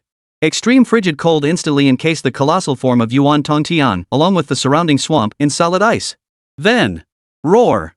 A dragon's roar, filled with agony and fury, thundered from the pitch-black depths of the pool. A colossal black water column over 10 meters in diameter shot skyward. Within the column, another poisonous serpent several times larger than Yuan Tongtian. Its lantern-like, blood-red vertical pupils fixed intently on the frozen Yuan Tongtian. A deep gash, bone exposing, gouged into its belly, clearly the work of Li Dongji. It had been roused. Yuan Tongtian never dreamed that Bai Ye had no intention of playing along with any joint treasure-hunting charade. His objective from the very beginning had been to use this gravely wounded king-class venomous dragon to turn the tables and kill it. Human! You betrayed me! Yuan Tongtian roared madly, struggling to break free from the bonds of the frost domain. But Bai Ye would never give it that chance. Blazing sun subdues demons. 9-9 returned to the source. Ice and fire, blades and swords. Bai Ye poured every ounce of his power, without reservation, into the frozen Yuan Tongtian. Boom! Yuan Tongtian's impenetrable physique instantly cracked under this dual assault. Meanwhile, the enraged netherworld venomous serpent opened its gaping maw, unleashing a torrent of black venomous breath, a destructive energy that slammed into the ape. Caught between 2 attacks, the demon ape had no chance of survival. Yet at that very moment, an unexpected twist occurred. Divine Demon Bloodline. Ignite! The demon ape roared, and 2 completely opposing lights blazed forth simultaneously from its body. Black and white patterns instantly spread across the demon ape's entire body. Its aura completely shattered the limits of the king tier. Roar die. Boom. The king tier netherworld venomous serpent had its skull smashed by Yuan Tongtian's single palm strike. Chapter 89, Imperial Tier Battle, Bai Ye's Epiphany. Black venomous blood and brain matter, mixed with shattered bones, splattered everywhere. A genuine 12th tier king class demon beast, just like that, obliterated? Bai Ye's pupils contracted slightly as his vigilance instantly reached its peak. Yuan Tongtian slowly withdrew his palm, now covered in black patterns. It didn't even glance back at the massive, headless corpse. It merely turned, its eyes burning with dual-colored flames of black and white, fixing Bai Ye with a cold, piercing stare. That gaze held undisguised contempt and a hint of playful amusement, like a cat toying with its prey. Human. Its voice grew deeper and more commanding than before. Were it not for my master's grand design, do you think these filthy beasts would have the audacity to stand equal with me? Not just them, even the demon lord is nothing but a filthy, bloated worm. But you, this human, you dare scheme against me? Now, the game is over. Are you ready to meet your end? The aura emanating from it had completely shattered the limits of the king tier, steadily stepping into an entirely new tier, emperor tier. 12-tier martial emperor. Bai Ye's heart sank slightly. Yet his expression remained calm. From Yuan Tongtian's words and gaze, he gleaned further information. Master? That word instantly brought to mind Ye Ku's confession. That figure hidden deep within the Ilao Mountains, the demon lord? Something didn't add up. Yuan Tongtian's loathing for the demonic beasts ran deep in his bones. It didn't seem like an act at all. It seemed to have mentioned two titles, one was Master, the other was Demon Lord. When speaking of the Master, its eyes held nothing but reverence. But when speaking of the Demon Lord, there was not a shred of reverence left, only utter contempt. What exactly is this old ape scheming? It had concealed itself too deeply. A sovereign-level powerhouse disguised as a peak 10th tier being, serving as a gatekeeper ape in this valley for decades? Thoughts raced through Bai Ye's mind, yet his hands moved without the slightest hesitation. Want to send me on my way? He sneered coldly. You think you've got me cornered? You think you're the only one with hidden cards? You think you're the only one with Imperial-level combat prowess? The mocking expression on Yuan Tongtian's face faltered slightly. Its radar-like perception instantly scanned Bai Ye's entire body. 8th tier, 3rd layer. Yes, precisely 8th tier, 3rd stage. Even if this kid was as extraordinary as they come, with this terrifying cultivation technique, he should already be able to unleash combat power comparable to the early 12th tier. But this was already the absolute limit. Emperor tier? What a joke! Ha ha ha ha ha! Yuan Tongtian burst into deafening laughter, as if he'd heard the most ridiculous joke in the world. Imperial tier combat power? With you? Good. Good. Good. Come. Let this emperor see where your so-called Imperial-level combat power truly lies. It folded its arms, its face twisted in mockery, as if already envisioning Bai Ye's pathetic, desperate plight. A cold, grim smile slowly curled the corners of Bai Ye's mouth. Your ability to burn divine and demonic bloodlines is indeed impressive. Of course. Yuan Tongtian beamed with pride. This was an accidental discovery after demon blood stained my body, burning a century of lifespan for a tenfold power boost. It's one of a kind in the world. You can envy it all you want, but it won't do you any good. Yet, the very next second, the smugness on his face froze solid. A low command erupted from Bai Ye, a voice not loud, yet thunderous as the 9 heavens, exploding within Yuan Tongtian's very heart. True martial bloodline ignite. Successful sacrifice of 100 years of lifespan. Combat power increased 100-fold. Current remaining lifespan, 3,280 years. Boom! An indescribably terrifying aura surged skyward from Bai Ye's seemingly frail body. His cultivation surged like a rocket within a fraction of a second. 8th tier, 7th layer. 9th tier, 9th layer. 10th tier, 5th layer. 11th tier, peak. At this moment, the aura radiating from him was no weaker than that of Yuan Tongtian moments ago. What? The smile on Yuan Tongtian's face froze completely, replaced by boundless horror. Impossible. This absolutely couldn't be. How could you also master the life-burning technique? How could a mere human unleash such terrifying amplification? The magnitude of this amplification completely surpassed its comprehension. In that instant of utter horror, Bai Ye moved. Ice blade in his left hand, fire sword in his right. Frost Slayer. Scorching Sun Exorcism. 2 attacks. 2 terrifying attacks, each imbued with the true essence of perfected martial arts, unleashed simultaneously. One was an extreme biting cold, as if it could freeze all things. The other was searing heat, as if it would incinerate the entire world. Ice and fire, in this moment, no longer stood in opposition. Instead, they coalesced into 2 world-shattering torrents of death, crashing down from both sides with devastating force upon Yuan Tongtian.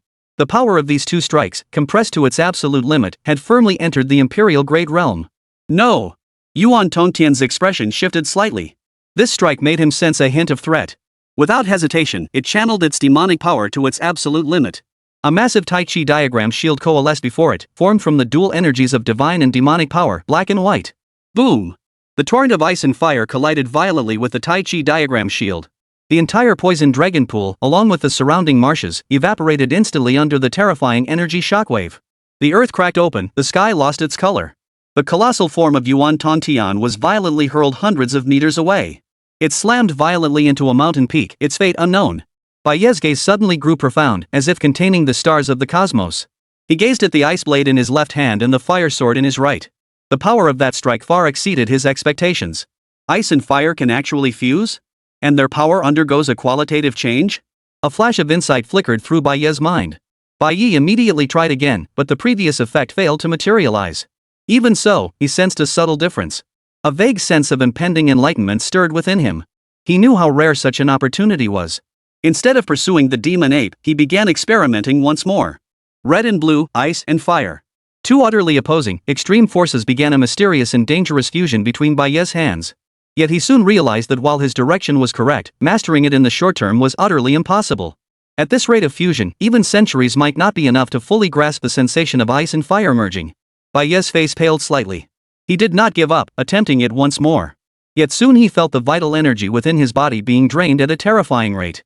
This was no longer merely executing a technique, it was creation. A brand new path, his own, forged upon the foundations of two perfected martial arts. Not enough. I haven't even grasped the surface yet. A flicker of madness crossed Bai Ye's eyes. He knew impatience was futile, yet his heart burned with an intense longing. Once he mastered the ice-fire fusion technique, he would truly hold the trump card to face the martial emperor. Suddenly, 3 black lines appeared on his forehead. He wasn't short on lifespan now. Was this really necessary? Consume 1,000 years of lifespan to master the ice-fire fusion technique. Successfully consumed 1,000 years of lifespan. Initiating 1,000-year divine simulation. Remaining lifespan, 2,280 years. Simulation commencing. Chapter 90, Ice and Fire Fusion succeeds. Can gods and demons merge too? You begin attempting to fuse the two disparate attributes of ice and fire. After 100 years of experimentation, you achieve significant breakthroughs, raising fusion success rate to 20%. After 400 years of attempts, the ice-fire fusion success rate has reached 60%. After 700 years of experimentation, the ice-fire fusion success rate reached 90%, hitting a bottleneck. After 1,000 years of fusion attempts, you finally overcame the bottleneck. You can now effortlessly fuse ice and fire, doubling the combat power of your original techniques. Bai Ye slowly opened his eyes, his gaze now tinged with a hint of world weariness. It felt as though he had truly comprehended 1,000 years of wisdom. He once again swung his ice blade and fire sword simultaneously. In that instant, crimson flames and azure frost blazed simultaneously upon his form. A single strike sent a dual-colored blade of ice and flame soaring into the distant sky. Boom! A distant mountain was instantly cleaved apart by that single strike. It worked! It really worked! The two extreme energies can actually be fused and used together. Bai Ye was overcome with excitement, but just then, a thunderous roar echoed from the distance. The demon ape lunged toward him once more. Its speed was so swift it reached Bai Ye in an instant. A furry paw slammed toward Bai Ye's face. Bai Ye raised his blade to block. Clang! The metallic clang echoed, sending sparks flying. A layer of golden-hued keratin appeared on Yuan Tongtian's massive hand. Bai Ye's blade didn't even leave a white mark on it. Just as Bai Ye prepared to unleash the newly acquired ice-fire fusion technique, a strange energy fluctuation suddenly seeped from the demon ape's body into Bai Ye's. An immediate sense of familiarity washed over him, a feeling of shared origin. In that instant, Bai Ye felt a subtle surge in his bloodline power. A flicker of astonishment instantly crossed Bai Ye's eyes. Could the demon ape's aura actually aid his cultivation? Before Bai Ye could ponder further, the demon ape's other massive paw lunged toward him. To test his discovery, Bai Ye resolved not to unleash his killing moves just yet. He unleashed the 9-9 return to origin blade. Blade after blade struck relentlessly at the demon ape. After 49 strikes sent the demon ape reeling back several paces, it charged forward once more. Bai Ye had seen his share of battles, but he had to admit that this heaven-piercing ape was undoubtedly the most ferocious combatant he'd ever faced. Its fearless fighting style bore a certain resemblance to Bai Ye's own. That mysterious sensation grew stronger. Each time his body touched the demon ape's, he felt a faint resonance of their shared bloodline. Realizing Bai Ye couldn't inflict significant damage, Yuan Tongtian fought with increasing ferocity, refusing to give Bai Ye any chance to touch it. Gradually, Bai Ye's temper flared. White Knight's feet danced with the swift wind dragon step, sticking to the demon ape's side as he unleashed the blazing sun demon slayer and frost demon slaughter in rapid succession. Wave after wave of azure blade energy, like flesh-eating maggots, pursued the figure, hurled through the air, slashing madly. From within the mountain peaks came Yuan Tongtian's agonized and furious roar. Bai Ye gradually gained the upper hand. Yet the demon ape's physical form proved overwhelmingly resilient. After withstanding Bai Ye's earth-shattering barrage of attacks, it rose each time to counterattack. Though Bai Ye had inflicted numerous wounds upon the demon ape, he remained unable to truly subdue it. Within Yuan Tongtian's mind, a storm of shock and disbelief now raged. It never dreamed it would one day be driven into such a desperate corner by a human boy not yet 20. This can't drag on any longer. A resolute glint flashed in Yuan Tongtian's eyes. Flee. Must flee. If this fight continued, he truly would die here. A wild resolve flashed in its eyes. It bit down hard on its tongue, spitting out a mouthful of vital blood. A golden light suddenly flared across its body. Its aura surged once more, its entire body now covered in a crystalline keratin layer. Simultaneously, a golden arhat apparition materialized around its form. It bore a striking resemblance to the one Bai Ye had seen on Yiku earlier. Seeing the demon ape fighting for its life, Bai Ye held nothing back. No matter how intrigued he was by it, he had no intention of sparing it. The image of the demon ape devouring humans like chickens and ducks during their first encounter was etched deeply into Bai Ye's mind. Blue and crimson energy pillars surged from Bai Ye's body simultaneously. Sword and blade united a slash of ice and fire. Boom! A dual-colored blade of light struck the demon ape with brutal force. It was sent flying 100 meters, crashing once more into a rocky mountain. This time, the demon ape did not rise. Instead, its head lolled to the side as it passed out. Is this demon ape's defense that terrifying? Was that golden body just now Yek's golden-bodied Arhat? How could my ice-fire fusion technique, so powerful, fail to cleave it apart? Bai Ye's mind churned with unease. He couldn't accept that his formidable fusion attack had failed to slay the demon ape in a single strike. But just then, a flash of insight struck Bai Ye once more. Wait. Ice and fire can merge. Could divine power and demonic power fuse as well? If divine and demonic powers could merge, how terrifying would that be? A bold, even maddening thought began to take root in his mind. Bai Ye glanced at the unconscious demon ape and immediately began his experiment. He channeled the power of his divine bloodline into the extreme ice blade in his left hand, and the power of his demonic bloodline into the azure-edged sword in his right. Without a moment's hesitation, he slowly brought the blade and sword together toward the center. Whoosh! A far more terrifying and unstable destructive energy erupted at the point where blade and sword met. The entire world seemed to fall silent in that instant. A gray sphere of light, seemingly containing the primordial chaos energy of creation, slowly took shape in his hands. Boom! The sphere flickered into existence for but an instant before rapidly disintegrating. Yet even so, Bai Ye's heartbeat quickened. It really works, it really works. It's just hard to control. He tried several more times. Each time, the moment it began to coalesce, it vanished instantly. Brief though it was, it had undeniably existed. The terror of merging divine and demonic energies was at least 10 times more intense than that of ice and fire. Yet achieving a successful fusion seemed incredibly difficult. Bai Ye sensed that even with divine calculations, it would likely take millennia. This fusion was already another dimension. Suddenly, a thought struck him. Could we utilize the already fused ice and fire? What if? The thought barely formed before Bai Ye attempted it once more. Amazingly, while merging the powers of ice and fire, he also slowly infused his own divine bloodline and demonic bloodline into the process. This time, a faint layer of gray appeared on the crimson and azure blade aura. Though it vanished the instant it appeared, the sensation was undeniably far easier than before.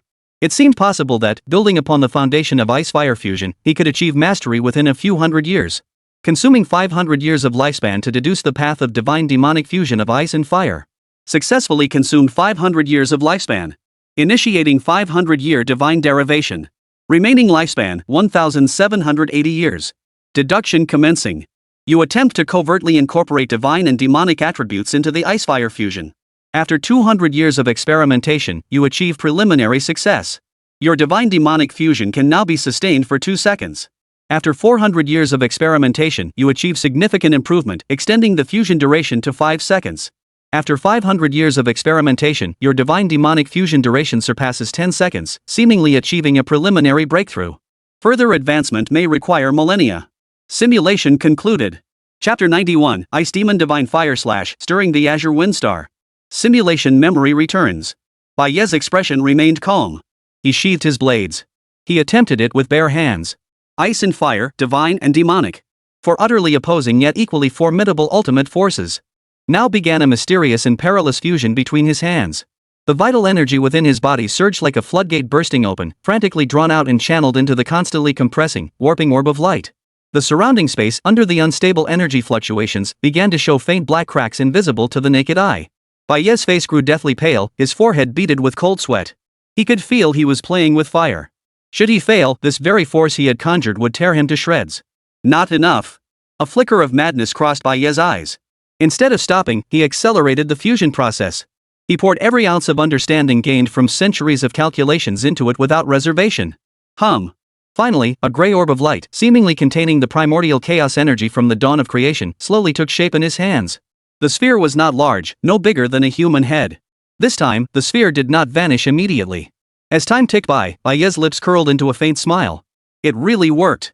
What he didn't know was that the moment this gray orb appeared, every demon beast and magical beast of the 10th rank or higher throughout the entire Ileo Mountains simultaneously lifted their heads. Their eyes were filled with boundless terror. As if the apocalypse had descended. The unconscious Yuan Tongtian jolted awake. What kind of power is this? The instant it saw the gray orb of light in Bai Ye's hand, its golden-flamed pupils abruptly contracted to the size of pinpricks. Fear. An uncontrollable terror rising from the depths of its soul instantly consumed it. It could feel it clearly. If that orb touched it even slightly, it would be utterly erased from this world. Not even a trace would remain. No! It let out a desperate roar. Blood escape technique. Boom! A crimson flame erupted violently across its body.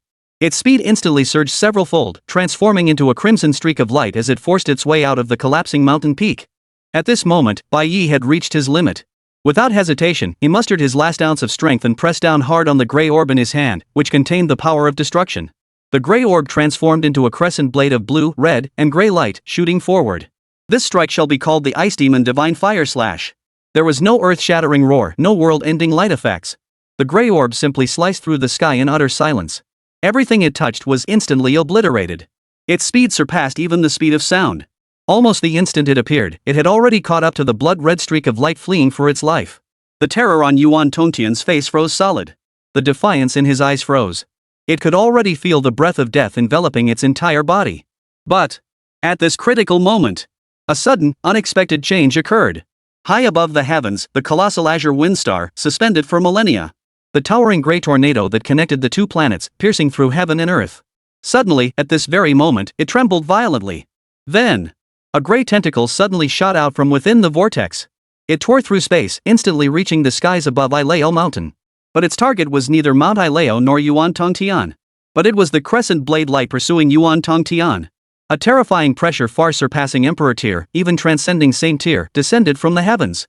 At that very moment, the entire blue star seemed to emit a pained groan. Grand Xia Federation, Base City 1, the Federation Supreme Council Chamber. President Qin Hong of the Great Xia Federation, who had been resting with his eyes closed, suddenly snapped them open. A terrifying gleam erupted from his eyes. It's Qingfeng Star. It has struck again. Wuxing Academy, the secluded retreat of the sages. For elders seated cross-legged, their auras as deep as abysses, simultaneously lifted their heads to gaze toward the sky, their faces etched with solemn gravity. This power is over 100 times stronger than 18 years ago. What exactly does it want? United States, Shield Headquarters. A blonde-haired, blue-eyed man clad in a stars and stripes battlesuit lowered his shield and gazed toward the east. That direction is Great Xia. Could it be the variable foretold in the prophecy has emerged? Deep within the dead zone, along the Sakura archipelago, a pair of crimson eyes, larger than mountains, slowly opened. Yes, the aura of gods and demons. Finally, it has appeared once more. At this very moment, every powerhouse standing atop the world's pinnacle was shaken to their core. They did not know what had transpired. But they could sense a terrifying power capable of reshaping the world order quietly awakening within the borders of Great Xia. Meanwhile, in the Ileo Mountains, Bai Ye felt that terrifying pressure, powerful enough to instantly crush him into dust, and his heart filled with dread. This is bad. He never imagined that a technique he had created would attract such a terrifying presence. Without a moment's hesitation, he forcibly severed his connection to the crescent blade's glow. Without Bai Ye's control, the crescent blade instantly shot skyward. Yet the instant it entered the sky, it slowly dissipated, vanishing without a trace. Above, the gray tentacle of death seemed to go blind, flailing aimlessly in the sky for a moment. Finally, with a reluctant sigh, it slowly retracted back into the towering tornado that pierced the heavens.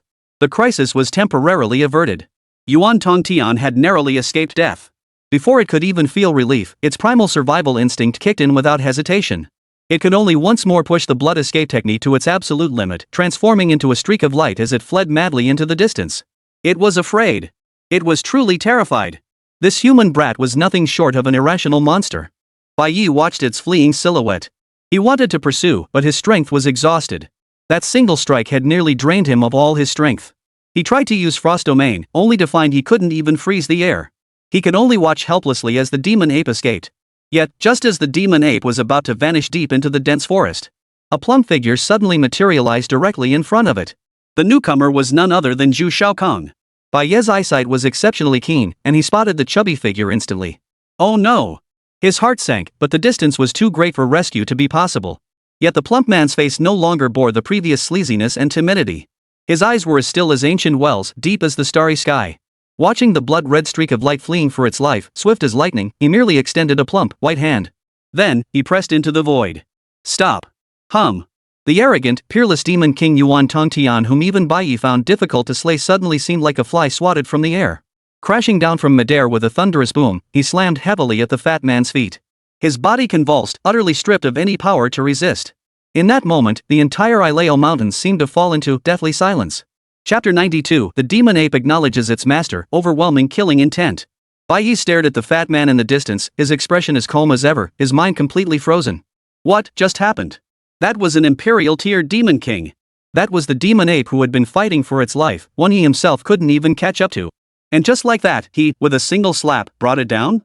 Now it was lying on the ground, unable to move, like a dead dog? What the hell is this? Disciple, junior disciple? Bai Ye managed to utter the two words with great difficulty. The fatso slowly turned around, his face reverting to that familiar, simple-minded yet slightly lecherous grin. Scratching his head, he said somewhat sheepishly. Senior brother, are you okay? There was quite a commotion earlier. I was worried something might have happened to you, so I came to check. Bai Ye. Like I'd believe you. You rotten fatso, you're so sneaky. Who, exactly are you? Bai Ye struggled to sit up, eyeing him warily. As for Yuan Tongtian, who was still sprawled on the ground, the moment he saw the fat man, his eyes burning with golden flames filled with nothing but awe. It struggled to rise, but an invisible force held it firmly down. It could only cry out in a voice trembling with overwhelming excitement, even choked with emotion. Master? Is it you? Master? Master? Bai Ye was utterly dumbfounded. In a flash, he darted to the fat man's side. He stared at the fat man, then at the Imperial-grade demon king lying on the ground. He felt his worldview being repeatedly crushed into the ground. The smile on the fat man's face stiffened slightly. He sighed, seemingly realizing he could no longer keep up the charade. Sigh, I wanted to be just another junior brother to you all, but all I got in return was distance. No more pretending. I'm laying my cards on the table. A look of solemnity and authority utterly incongruous with his rotund features suddenly appeared on his chubby face. Ignoring Bai Ye, he looked down at Yuan Tongtian on the ground and said calmly. Little monkey, it's been 500 years. You've grown quite a bit. From now on, you'll stay by my senior brother's side. At these words, Yuan Tongtian's massive body trembled violently, burying his head even deeper. Master. I wish to serve by your side. The fat man frowned slightly. Yuan Tongtian snapped to attention and nodded instantly. This subordinate obeys your command. Bai Ye frowned slightly. Fatso, this ape is extremely dangerous. As if reading Bai Ye's thoughts, the fat man flashed a faint smile. Senior brother, you misunderstand this monkey. Though it devours humans, that is merely its law of survival. Humans consume all manner of things. Is there any powerful martial artist who hasn't eaten demon beasts? Humans trespass into the territory of beasts, outmatched and devoured. Can you blame the beasts? Must the beasts just stretch their necks, waiting for humans to chop off their heads and devour their flesh? Hearing the fat man's words, Bai Ye fell silent. Indeed, when humans trespass into the beasts' homes and get devoured, is it truly the beasts' fault? Soon, the fat man uttered another remark that startled Bai Ye. And it might even have some connection to you, or rather, it might have done you a favor. Little monkey, senior brother isn't an outsider. He's the child of that couple. Tell us the truth, the fat man urged again. Yuan Tongtian shot Bai Ye a surprised glance before speaking slowly. 100 years ago, I was sent by our master to gather intelligence in the Isleo Mountains. 36 years ago, I was attacked by an Imperial-grade demon beast, suffered severe injuries, and fled to the outskirts of Base City 9. My injuries were too severe, and I hadn't eaten for too long, so I reverted to my true form. Later, a group of human wilderness hunters found me and brought me back, intending to use me as nourishment for their child. Seeing I still clung to life, the child secretly fed me his own blood. A thread of divine power within his blood resonated with the demonic energy within me. After I recovered, a thread of that child's divine bloodline remained within me. Later, at the child's insistence, I was returned to the wilderness.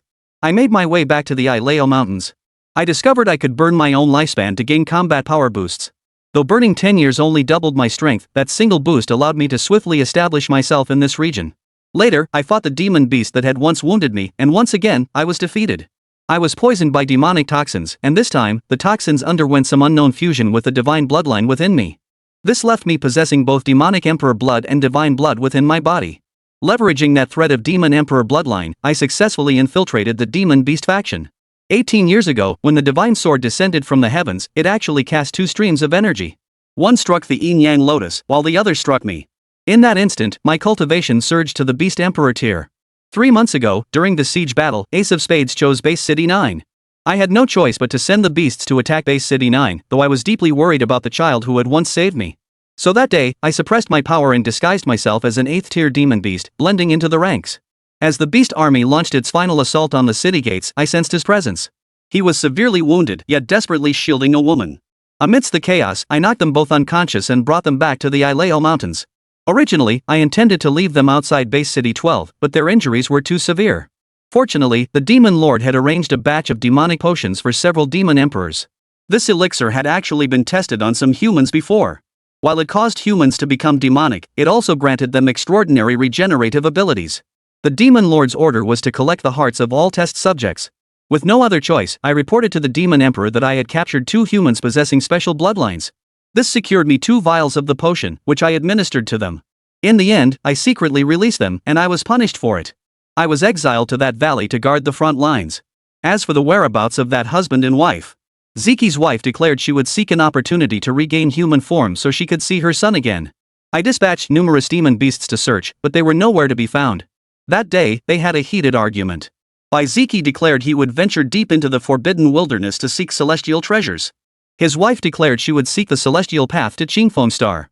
There is no hope on Blue Star, but perhaps Qingfeng Star holds some. That night, she left a letter and slipped away. Bai Ye did not pursue her, instead heading toward the life-forbidden zone deep within the wilderness. Since then, no word has been heard from either of them. Yuan Tongtian spoke, his gaze fixed on the towering tornado piercing the heavens in the distant sky, a hint of worry flickering in his eyes. Bai Ye remained silent for a moment before finally turning to the fat man. "Can I trust you?"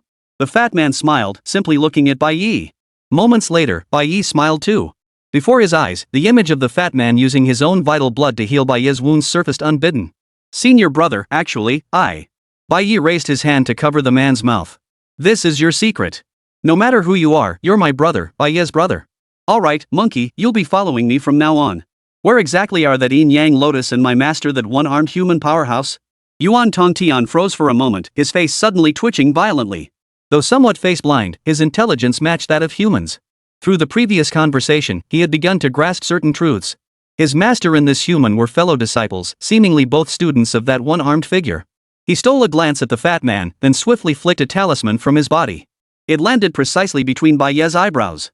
Simultaneously, Bai Ye felt a sense of telepathic connection with the demon ape. Moreover, it seemed that with a single thought from him, the demon ape would instantly perish. Only after the master-servant contract was sealed did Yuan Tongtian speak, his voice trembling slightly. "The Inyang Lotus is on my person. And that one-armed warrior has actually been captured by the Ace of Spades." "Who is Ace of Spades?" Bai Ye inquired. Yuan Tongtian scratched his head. "Your speaker. But he's not in his custody. I heard from Xiaoyao that someone named Bai Ci offered Black Ace a scheme. The one-armed warrior's cultivation was sealed, and he's locked in the Bai family dungeon. They say it's to prevent any accidents, to use as leverage against someone or other." Boom! The moment these words left his mouth, a tidal wave of murderous intent surged from Bai Ye. "P.S. Many of you are heading back to school soon. Have a great start to the term, and remember to come back and read when you have time. Keep up the great work." Chapter 93, Wiping out the Bai clan is now on the agenda, consuming the life-death Inyang Lotus. Bai Ye's fists clenched so tightly they cracked, his knuckles turning white from the force. He stared at Yuan Tongtian, his deep eyes blazing with rage intense enough to consume everything. Teacher. That seemingly carefree man who had shielded him with his own body. The figure who would rather suffer himself to seek justice for Bai Ye. Had actually been imprisoned in the dungeon by those bastards of the Bai family? Bai Ci. Bai Zu. Who sure? Bai Mo. Each name was squeezed out through gritted teeth, every syllable carrying a bone-chilling cold. "I'm going back." Bai Ye's voice was eerily calm. "Now. Immediately. Right this instant." He turned, ready to charge out of the valley. "Senior brother. Wait." The fat man stepped forward, blocking his path. "You can't go back now." "Why not?" Bai Ye's eyes burned crimson as he glared at the fat man. "My master is suffering. Every second I delay is another second of torment for him." Seeing him like this, the fat man sighed softly inside. He knew Bai Ye was truly desperate. "Brother, calm down." The fat man's voice grew incredibly solemn. "Do you think the Bai family is still the same as it used to be? According to the intel I've gathered, right after you caused that ruckus at the Great Dasha Academy, Wu Changgui already dispatched men to place the entire Bai family under protection. Officially, it's to protect the family of the heroic youth. But in reality, it's become a heavily fortified stronghold. And the fat man paused, his expression darkening further. Over the years, the Demon Lord has steadily infiltrated the human world. Wu Changgui isn't the only one in the Ministry of War who's made deals with him. Powerful figures from other nations have too. Even the Holy Church in the West has had its high-ranking officials secretly strike deals with the Demon Lord. In the past 2 days, an Imperial tier powerhouse from the Holy Church has arrived in Great Xia. This individual maintains a low profile. Wu Changgui has placed him in Base City 9, residing at the Bai family estate. If anything happens to the Bai family, he will absolutely intervene. The Holy Church? An Imperial-level powerhouse? Bai Ye's frown deepened. That's right, the fat man nodded. He's a mid-tier 13th rank Holy Knight of Light, whose combat prowess likely surpasses even Yuan Tongtian's. Right now, the entire Bai family is like a den of tigers and dragons. In other words, the teacher isn't in immediate mortal danger. Of course, if the teacher has already been implanted with a demon seed, that would be a different story. Yuan Tongtian interjected at the perfect moment. That old fox Bai Ci is cunning as hell. He knows how important the one-armed man is to you. As long as he hasn't confirmed your death, the one-armed man should be safe. He's keeping your teacher alive precisely to use him against you someday in the future. Bai Ye fell silent. He wasn't some little cutie. He knew that everything the fat man and Yuan Tongtian had said was true. With his current strength, even by burning his lifespan, he could stand against an emperor-level powerhouse. But against 2 or even more hidden enemies lurking in the shadows, he had no chance of victory. Unless he resorted to the Ice Demon God's Fire Slash. But that would expose his ultimate trump card, alerting every saint-level powerhouse. Worst of all, that tornado might lock onto him again. Going in would likely be a suicide mission. In the past, with his current strength, Bai Ye would never have held back. But now, knowing his parents were still alive, he valued survival above all else. He too wanted to see the giant star hanging overhead. What kind of world lay beyond? Moreover, with the true martial heavenly demon art, as long as he had sufficient lifespan, he still possessed ample opportunities for advancement. Huff. He exhaled a long, heavy breath, forcing down the surging killing intent within his heart. I understand. His voice regained its calm. I need greater strength. Seeing this, the fat man finally exhaled in relief. He'd been terrified Bai Ye might act on impulse and charge back to his death. Senior brother, you're thinking exactly right. Keep your strength for the future. Yet they never imagined that Bai Ye's apparent concession would last only 7 days. Bai Ye had already mapped out his entire plan. Within 7 days, he would exterminate every demon beast in this region. He would push his strength to break through once more. If he could break through to the 9th tier, Bai Ye was certain that with his Ice-Fire fusion technique alone, he would be unmatched beneath the level of a sage. Yuan Tongtian saw the unwavering resolve in his eyes. He hastily retrieved an ancient, jade-black stone box from his robe, cradling it with utmost care. As he lifted the lid, an energy of utmost purity, a potent blend of divine and demonic essence instantly filled the air. A nearly complete black and white lotus flower lay quietly within the box, radiating a dreamlike aura. Master, this is the Inyang Lotus of life and death. He respectfully presented the stone box before Bai Ye. You may examine it to see if you can absorb it. Its energy is immensely potent. I estimate that absorbing even a single petal would be. Yuan Tongtian trailed off, for he himself had absorbed it for a long time without fully absorbing even a single petal. Bai Ye stared at the lotus, his gaze growing intense. He could sense the divine and demonic cores within his body. Both cores hummed with a yearning resonance at that very moment. All right. Without further hesitation, he took the stone box and sat cross-legged. You too, guard me. Rest assured, senior brother. Yes, master. The fat man and Yuan Tongtian immediately positioned themselves on either side of Bai Ye. Bai Ye took a deep breath, tore off a lotus petal, and gently placed it in his mouth. Boom! A torrent of energy vast and overwhelming, beyond description, exploded within him in an instant. This was not merely a surge of raw power. It was a baptism and reshaping originating from the very core of life itself. Half was the most yang, the most vigorous, the sacred and boundless divine power. The other half was the most most evil, overpowering demonic force. These two diametrically opposed yet fundamentally connected energies surged through his meridians like two primordial divine dragons. Ah! Even Bai Ye, whose will had long been as solid as rock, could not suppress a muffled groan of agony. His body felt as though it were being torn in two. One half plunged into an icy abyss, the other into a sea of flames. That extreme agony of dual torment, ice and fire, was enough to shatter any master-level powerhouse in an instant. But Bai Ye gritted his teeth and held on with sheer willpower. He frantically channeled the true martial heavenly demon art, directing the two raging energies toward the divine and demonic cores within his dantian. Hum. Hum. The moment the divine core and demon core touched this shared energy source, they began spinning at an unprecedented speed, devouring the incoming energy. The demon core absorbed demonic energy with almost insatiable greed, gobbling it down like a starving beast. The domineering black energy flowed into it endlessly. Its volume began to solidify at a visible pace. The divine core, however, absorbed divine energy with far greater refinement. It integrated the sacred energy into itself, thread by thread. As one grew while the other waned, a fatal problem emerged. The balance was shattered. The demon core absorbed at an alarming rate. As it rapidly grew in power, it instinctively began suppressing the neighboring divine core, which lagged in development. The Tai Chi Inyang fish within the Dantian began to circulate sluggishly and chaotically. This is bad. Bai Ye's heart jolted with alarm. He could feel the divine and demonic energies within his body spiraling out of control. Once the demonic core completely overpowers the divine core, he will be utterly consumed by that tyrannical demonic force. He would likely become a demonic being consumed solely by the urge to kill. Yet, at this critical moment, a mutation occurs, Rebirth. Chapter 94, Mutation of the Demon Core, Flesh Corrupted. The demon core, which had been voraciously devouring demonic energy, ceased expanding after reaching a certain size.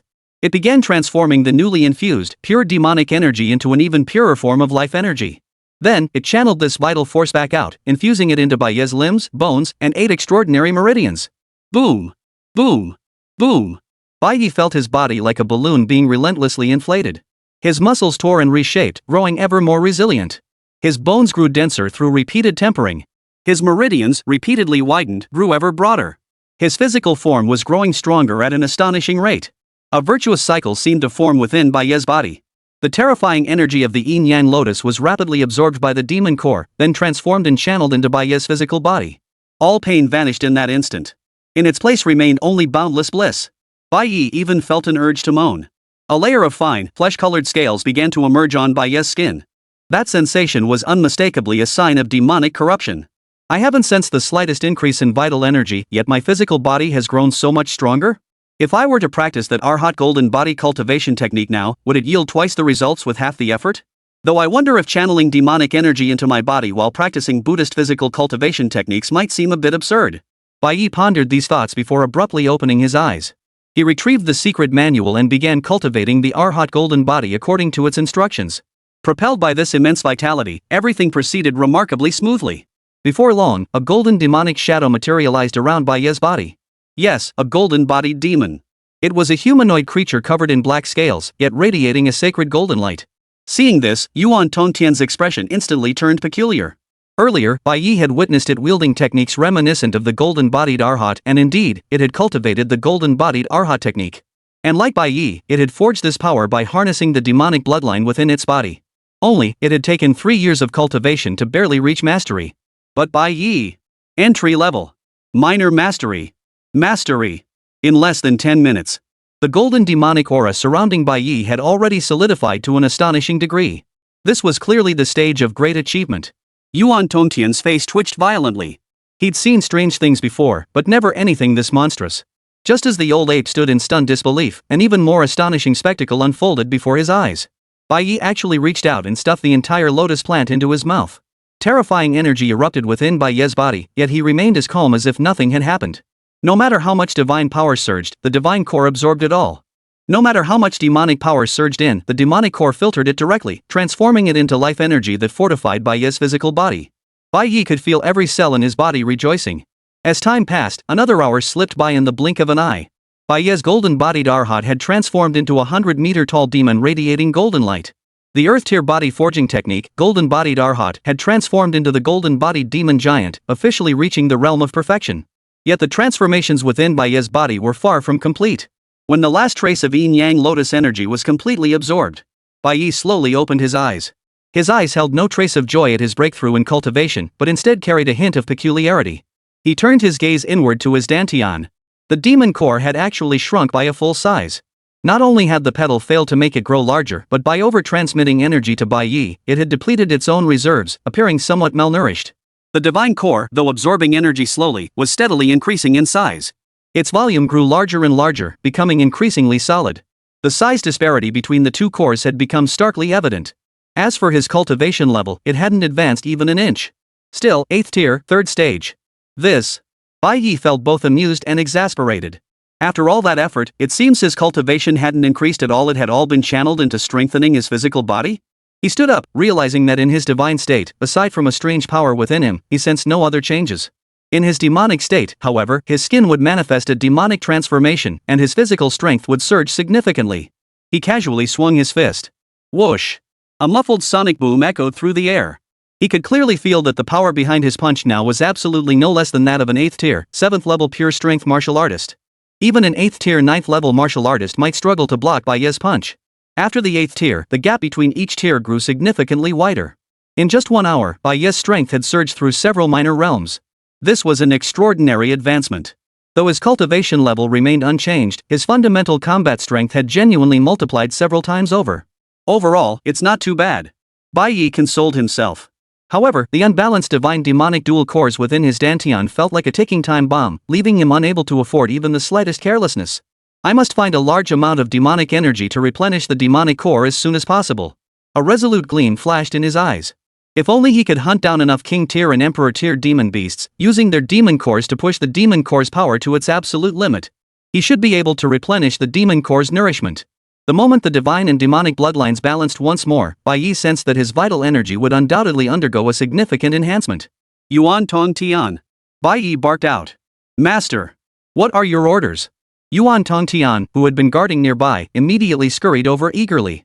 In this Ileo mountain range, those demon kings and demon emperors you mentioned earlier, can you locate them? Reporting to Master. A glimmer of anticipation flashed in Yuan Tongtian's eyes. Yes. They are within 1,000-mile radius. To the east lies the domain of the 3-headed demon lord. That creature is at the peak of the king level, possessing 3 heads.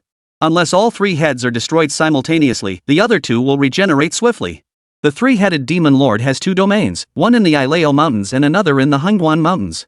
Previously, the one-armed man, your teacher, ambushed that creature in the Hengguan mountains. Then he was chased all the way to the Ileo mountains. Even an imperial tier opponent would find him a formidable foe. To the west lies the lair of the Blackwater Mystic Serpent mid-12 tier, brimming with deadly venom. Its toxic domain extends for 1,000 meters. That little bastard holds a grudge like no other, even I wouldn't dare mess with him. As for the north, a trace of apprehension flashed across Yuan Tongtian's face. That's the domain of the venomous demon spider emperor. He's a madman whose power is unfathomable. Even the demon emperors of Western Great Xia fear him. How long do demon emperors live? Bai Ye suddenly asked. The question caught both the fat man and old monkey off guard. A demon emperor's lifespan should be over 3,000 years, the fat man finally replied. Good. A dazzling light, brighter than ever before, flared in Bai Ye's eyes. This cycle alone would extend his lifespan by at least 5,000 or 6,000 years. By then, he could attempt to enhance the true martial heavenly demon art. He could then return to the Bai family and seek justice.